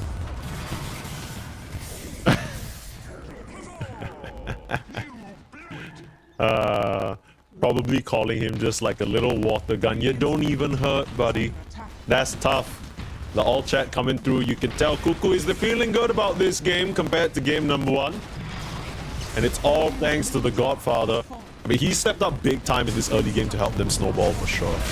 Bob's gonna come in, get the buyback. Bob, I mean, he's in big trouble, but he does quite a lot of damage with that epicenter. Not enough to finish off any hero, though. DJ will have to be the sacrifice. So with the buyback, they hold him off for now, and now Cuckoo's being glimpsed back in as well. Tino, I don't think you do enough damage to punch into this Pugna. He'll just life drain you back up to full, offer you a high five as a condolence. That was a bit of a weird one, I must say, and now a second lane Rex. And your Morphling's coming back in 5 seconds. Maybe you don't want to stick around for too long. Chang's will even cookie in just to hold them in place. And the buyback on the Sand King. They've Gabby held down now. Starting to do quite a bit of damage. Oh, okay. That was a barrel strike off the mark. Gabby's still gunning down the supports. Buyback on CML. This is the last hurrah for sure. Nice little move speed. Gonna help him get away from the homing missile, the feeding fury as well. Gabby is out of there. Might be able to get JG. That's a buyback from just about everybody on the side of Execration except for Palos. They get themselves a double kill, but they don't get the big target. They don't get the gyrocopter. Lord Gabby is out. He's alive. He's safe. He lives to end your throne the next day. Yeah, all he offers as a parting gift for the sacrifice is a tip. Thank you, JG. Your service is noted. I was worried that you were going to say your service is no longer required. Well, yeah, I mean, he got out alive, that's all that matters. Amel gonna pop the BKB again, just stand in the face of the Static Storm. I mean, when you have 33 galvanized stacks and you also have an amplified damage rune, I guess you can do whatever the hell you want. You have the license to do whatever you want. Yeah. This is Bob's ideal game state. License to do literally anything he wants. He wants that so bad. Yeah. But if you want 100% bonus off your first deposit, folks, RESD2, you know the drill. Click the pin message if you need more info. I don't know how much of a return Execration are going to get on this draft right now, though. It's looking very difficult for them to get to that late game that they wanted with the Morphling. Dire are scanning. Well, at least they learned a thing or two this game. And what did they learn? Don't mess around in the early game when you just need to scale. His Sand is not ready. Yeah. Started to do damage onto Gabby. Doesn't have a second life, but has a snowball save. Nicely done. JG starting with the punches out. The roll towards Palos, and he doesn't have any help. He's just going to get melted down. Nice Manta starting the strength mob. It's not too bad for now. If he can get a waveform out one more second, that's all he needs. He has a cookie to back him up as well. TPing away in the tree line, but JG finds him. Beautiful start from the Marcy, and GG is caught. We are going to a game 3, folks. Indeed. We are going to have a decider for this round, Bulan. Any more experimentations, any more weird heroes in the next game, only time will tell. We are definitely going to see no Sand King on Bob next game. I mean, I don't know. It just didn't really feel that inspiring. Do you think that was the major problem, though? Do you feel like the rest of Execration's draft was fine, or is it just really just Bob Sand King? Yeah, Bob can't play Sand King. Dude, God damn. it's not even just Bob, you know. If you have one player who can't play their hero, it doesn't have to be Bob. It can be Tino, it can be CML, it can be Shanks, it can be Palos. The game is going to be very, very hard. Dota is a team game. Everybody has their roles. And for the restaurant to function, for the kitchen to function, every chef has to know their duty, has to know their role. If somebody messes up the mise en place or messes up the appetizer, the whole course is down the drain. Yeah, and Execration fans won't be eating too good in this game number 2. I was hoping for a quick 2-0, continue on in the upper bracket as they have done so comfortably so far. But I guess it is signature Execration style. If you've been watching any of their other qualifier runs so far, it's been a roller coaster. Up, down, throws left and right. You know, as much as Leon Arthur is cracking the whip, it's clearly has to crack it a little bit harder here to try and get a better result in game 3. We'll find out what happens, whether Kukuis can actually dethrone them and kick them down to the lower bracket, or whether Execration can be the hashtag comeback kings that we've come to expect after a short break. The new breakthrough, an innovative phone with 1xBet app. With 1xBet app, you can register and start betting in just one click. Intuitive interface and thousands of sports events every day. User-friendly app. Big wins, fast payouts.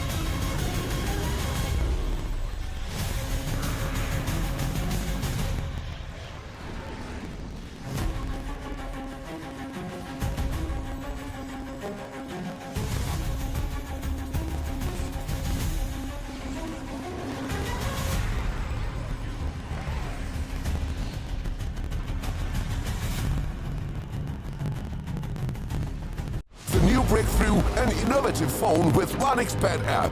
With OneXBet app, you can register and start betting in just one click. Intuitive interface and thousands of sports events every day. User-friendly app. Big wins, fast payouts.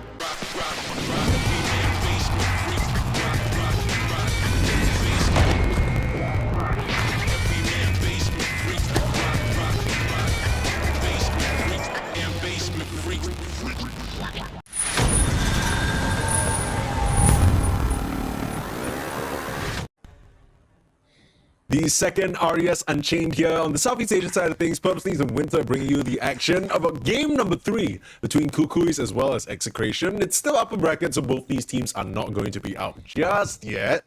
But we've seen both sides of the coin. We've seen an Execration that had interesting, unique ideas. The X off lane going for Lectury, Helm Dom, crushing Cuckoos very quickly. We've seen Cuckoos be the ones who kind of maybe...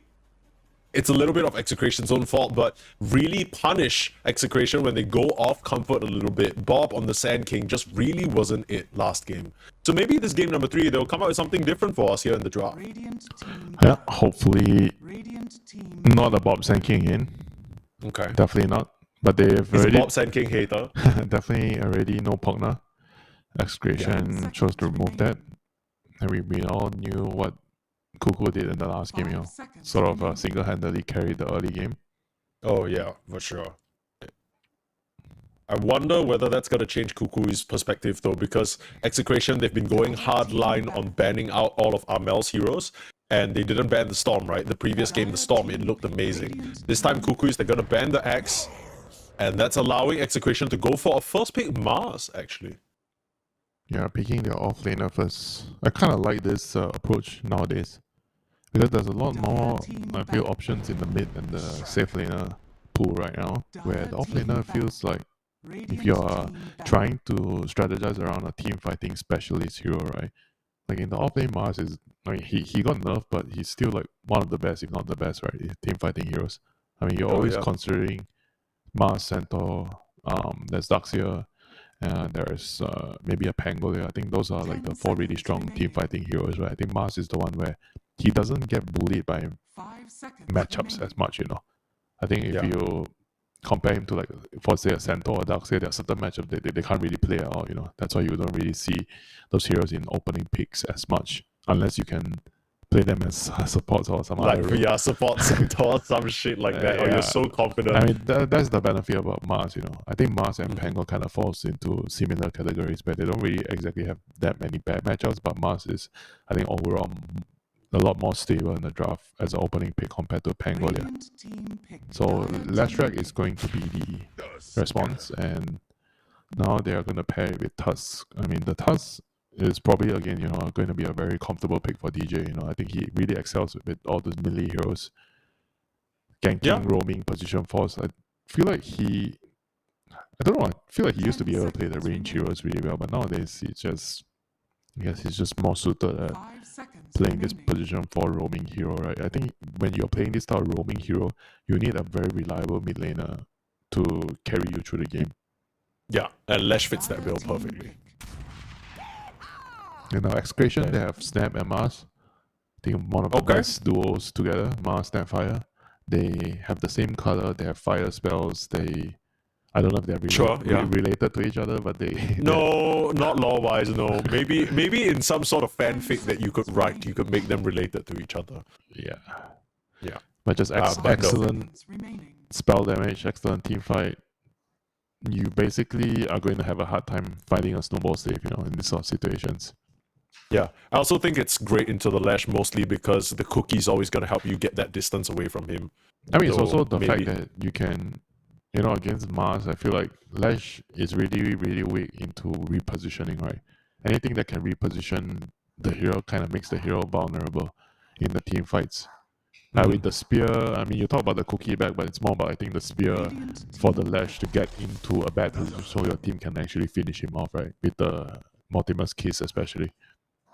And Dazzle. Dazzle is... it's a very, very new one. I didn't really see this hero a lot until today.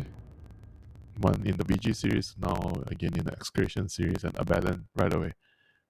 to I mean, kinda I know that Dazzle has been appearing a lot in high-level pubs. Like, a lot of these players are bringing it on 5, kind of amplifying but the healing with the hero was the same, you know, like he got nerfed. He didn't really get like buff. He got nerfed before, and then people didn't touch it. And now, for some reason, he's back. I guess because the other position 5s got nerfed, so he kind of feels like he's in an okay spot. Because this hero is kind of hard to execute, I think, overall in a game. It's very easy for people to, I think, find you in the team fight, because I don't really feel like the ulti is very good in a lot of situations, right? Because you cannot move with your real hero. So you tend to get stuck in a very difficult spot, right? If you don't have a lineup where it allows you to 5-man ball and siege high ground or siege towers, then the hero doesn't really feel like it's going to be very, very strong. I mean, they pair up with Nature's Prophet, so I think Dazzle, in most cases, you like to have a turret next to you. Mm-hmm. That's in Nature's Prophet. I will say, before we let this one slip, that Execration were one of the only teams picking Dazzle, not as a support, but actually as an offlane for Tino. I heard directly that this is apparently one of Tino's specialty heroes, and they have some strong beliefs in getting the Aghanim's timing and amplifying your farm and sort of playing through that. So I'm not sure how that's going to pan out, though. Like, if it's a Tino offlane Dazzle, then is that going to be some weird Mars mid or some shenanigan like that? Not too sure. Yeah, we could see that. I think Mars mid is not exactly that bad, I think, overall. I mean, it's not the best, but it's okay. I think it's not like a terrible pick for the mid lane. I mean, it used to be a mid hero back in a long time ago. What on earth is going on? So it's definitely a Mars offlane and a Pango. Yeah, Dazzle support, right. Yeah. I mean, you definitely don't want to go offlane Dazzle into the Abandon as well, because he can remove your poison. So this literally looks like the draft that we saw from Vici, right? A lot of minus armor. You got the Dazzle Snapfire combination. You got a Pango to sort of, my goodness, it's gonna be rough, man. There's a lot of team fight with the Pango and Mars. It's like, again, a 4 protect 1 strat. You change the Morphling into an MP, so your carry is more involved in the early game. So he tends to look for more fights. He participates a lot more. And for how is this into Bane though? Like, you pick the Pango into a Bane. Are you not scared at all? I mean, the Bane one doesn't want to grip you. He wants to grip the MP, yeah. But I mean, it's annoying. You can get a Lotus. There are ways to solve the problem as the Pango, but I don't think it's the end of the. It's not the end of the world for Pango, because you have a lot of stuns, right, from the Mars and the Snapfire, which can kind of help you. And also, you don't forget about the Hex from the the Naughty projection. So you have like actually 3 reliable. It's very long range, right? So it's easy to disable the grip from the Bane. That's true. Okay. Well, JG ends it out with an Enigma pick here to just get those little babies, get the auras, and help Gabby and Armel. This kind of feels like a very big play around Armel, Lesh, and run down people also lineup. To enable the lane, right? Because I think with how your position 4 is going to rotate a lot, I think the initial ways with Enigma, Tusk, you get the Tusk through the early phases. You get him to, he wants to get level 3 as soon as possible. Then he wants to roam. So Enigma, I think, gives you a lot of potential to kill in the lane if the lane is like far back. If you can control the way back and you catch out someone with a shot, it's very easy to kill Tusk Enigma as a duo, like against an MP Dazzle. I think this lane is pretty easy to get kill opportunities. And once you get like 1 kill, maybe 2 kills, then you're free to roam, right? And Enigma he's going to be very happy sitting on the lane alone. So I think this is like a setup to, number 1, enable DJ, and number 2, enable the mid laner. Because once the Tusk is unleashed, then the Leshrac is going to get a lot of help in this lane, and he's going to need a lot of help. MP is going to be TPing into the mid lane to gank him, so you're going to need bodies next to you. You need bodyguards, you know. They got quite a few good bodyguards. We'll see whether that's enough to help Kukui secure this game number 3 and reverse sweep Execration after a very commanding game 1 from them, I want to say. But Execration, they are also on track to play pretty fast, right? This Nature's Prophet can really ramp up the pace. Has good late game scaling, but I can totally see maybe the 15-minute mark to 25-minute mark, just dominant team fights. You got your Mars Arena, Snapfire Kisses, and you know what else is pretty juicy and nice? A 100% bonus on your first deposit if you use the code RESD2. Sign up with 1xBet. More information, hit the pinned message. But look at that. Already 11 p.m. CS time. Yeah. Skeeter Abaddon YouTube. Palos is saying we got 30 minutes to play this game, then we gotta log on to Counter-Strike, and that's where the real fun happens. Do you know who's the best Counter-Strike player among the P9 players? I don't actually. That's actually a great. I wonder we should how have a well content piece, playing CS at a Dota event. Oh, that'd be funny. I mean, I'm sure a lot of Dota players actually play CS as well. Yeah, a lot of the Singapore players I know, Paulson plays a lot of CS. A lot of the Malaysian players too, they play a lot of CS. You know, some may keep say, the sensor sharp. Yeah, some may say, why are they even in Dota? They look so good on CS. Well, let's see how the game is going to start for us, Mike. Is it going to be some snowball, first blood, mid-diff kind of game? Nope, it is not. Nothing's happening. Nope, nothing. Literally. That is probably the worst kind of game to watch, right? Like some kind of like first blood, triple rune. You can't play the mid lane, Yeah, but I mean, for no reason at all, I think Execration didn't really want to contest so much, and they end up losing 3 runes. So that's something, and Cuckoo gets a nice little ops. I mean, if you look at the heroes, right? Bane Tugs, they are really strong at level 1. So is Leshrac with the Lightning Storm. And Baden is pretty good too. I would say that their level 1 is pretty darn good, But if you compare it to Execration, actually their level 1 is not that weak also. So yeah, why did they decide I guess it's because one of the factors probably is Bob not getting the double jump. He went for the Thunderbolt this game. Yeah, but still you're still strong at level 1. I mean, Mars is strong at level 1. Stemfire is pretty decent at level 1. So is Dazzle with the heal, you heal everybody. So rather strange, maybe they just feel like they don't want to mess it's too around. risky. They just they just don't want to take too much of a risk in the game 3. Last game they really put their faith in Sand King on Bob, didn't work out. So this game is time for a professional game, a proper game. Yeah, no messing around. I think one of the things that I've really started to notice with this Dazzle support is you can always use the Shadow Wave to secure the range creep. Because most of the time you're dragging creep aggro, it's surrounded by 3 melee creeps. It's very easy to just secure it. I mean, not to mention that it's just very difficult to trade into it when you get the buffs, right? The bonus armor and then the barrier and everything. It's very hard to trade. That's why Dazzle is usually a lane winner. And if you can put him in a position where he cannot win the lane, then the hero loses a lot of value, right? I think this is like the plan of this Tusk Enigma. I feel like you can kind of block out what Dazzle is strong at in the early game, right? The lanes. Oh, they gotta be careful. Cuckoo and Gabby hitting the level 2 timing, but Shanks doesn't have that second spell yet. Can't really angle for much more though. Just gonna try and put some damage out. This is what you want to do as Bane, right? First, maybe 10 minutes of the game, you're just a monster. Nice little brain sap shield. This is an unfair lane. It's Abaddon and Bane. How do you even kill heroes? Alright, you just kill them just like that. Okay, well, I mean, you just right-click them down. Gabby gotta look for a second shield spear away, dodging the damage. Very nicely done. Shanks, you got one more blast. You got a cookie. Oh no. What? They've been playing together for 10 years. Guys! There's no teamwork. What the hell was that? I think Shanks didn't want... Tino didn't want to go. Well, I get... Yeah, he was worried the Cuckoo Bane would come back and punish him, I guess. But now you're pretty low resources in the lane. It's gonna be kind of tough. This mid lane isn't going too well for Mr. Bob here. Just kind of getting outdone by the Lash right now. 13-5. And the Lash still has a wave to farm. I mean, I guess this is a bit normal against Slash when you don't have double jump. I think with the Thunderbolt, it's the laning is not as good, but you're going to be really strong later in the team fights. Sure. Okay. And is that what Execration are playing for, these team fights? Because now there's an Enigma that's going to kind of spoil that a little bit, right?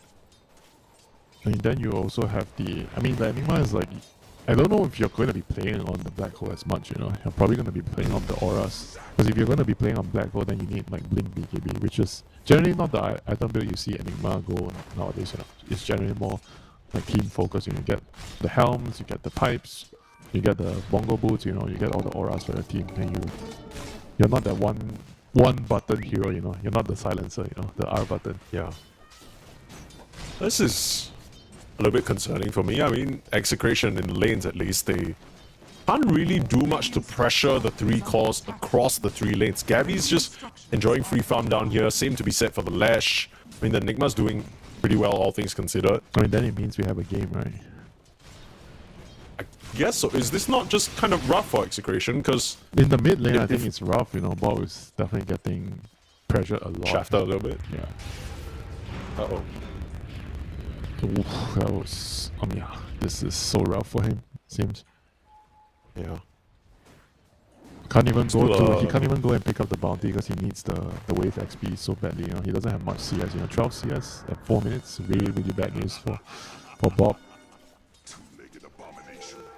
Yeah, at least the water rune's not being... sorry, the bounty rune's not being stolen by a stray tusk or something. Dazzle's making sure to keep him at bay. In fact, Dazzle's actually making a rotation over there, TPing in with Shanks. You can come into the Nature's Prophet. This could be troublesome. Amel, he's already popped the Edict.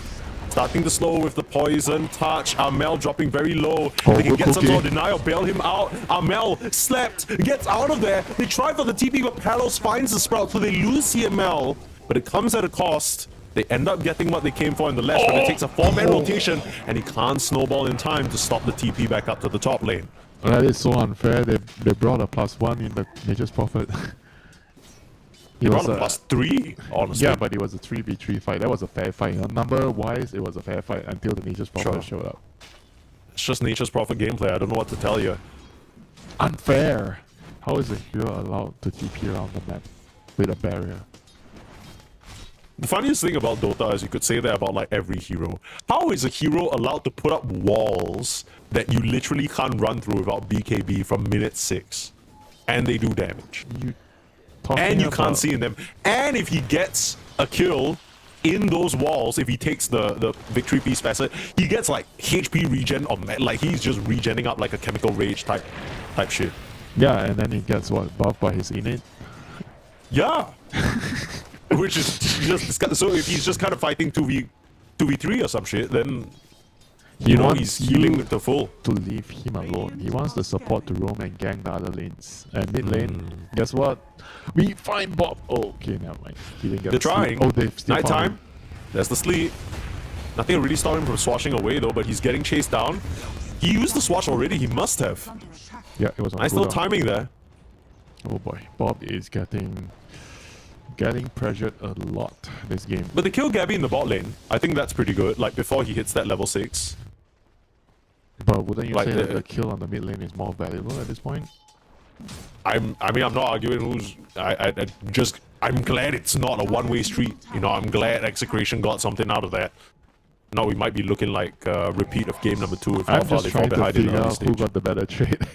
I actually have no idea, to be honest with you. How important do you think Gabby's game is? Because he's going for that sort of typical Radiance build-up, it's right? more important for the Pango to have a game, but hang on a minute, sleep, Not nightmare. again.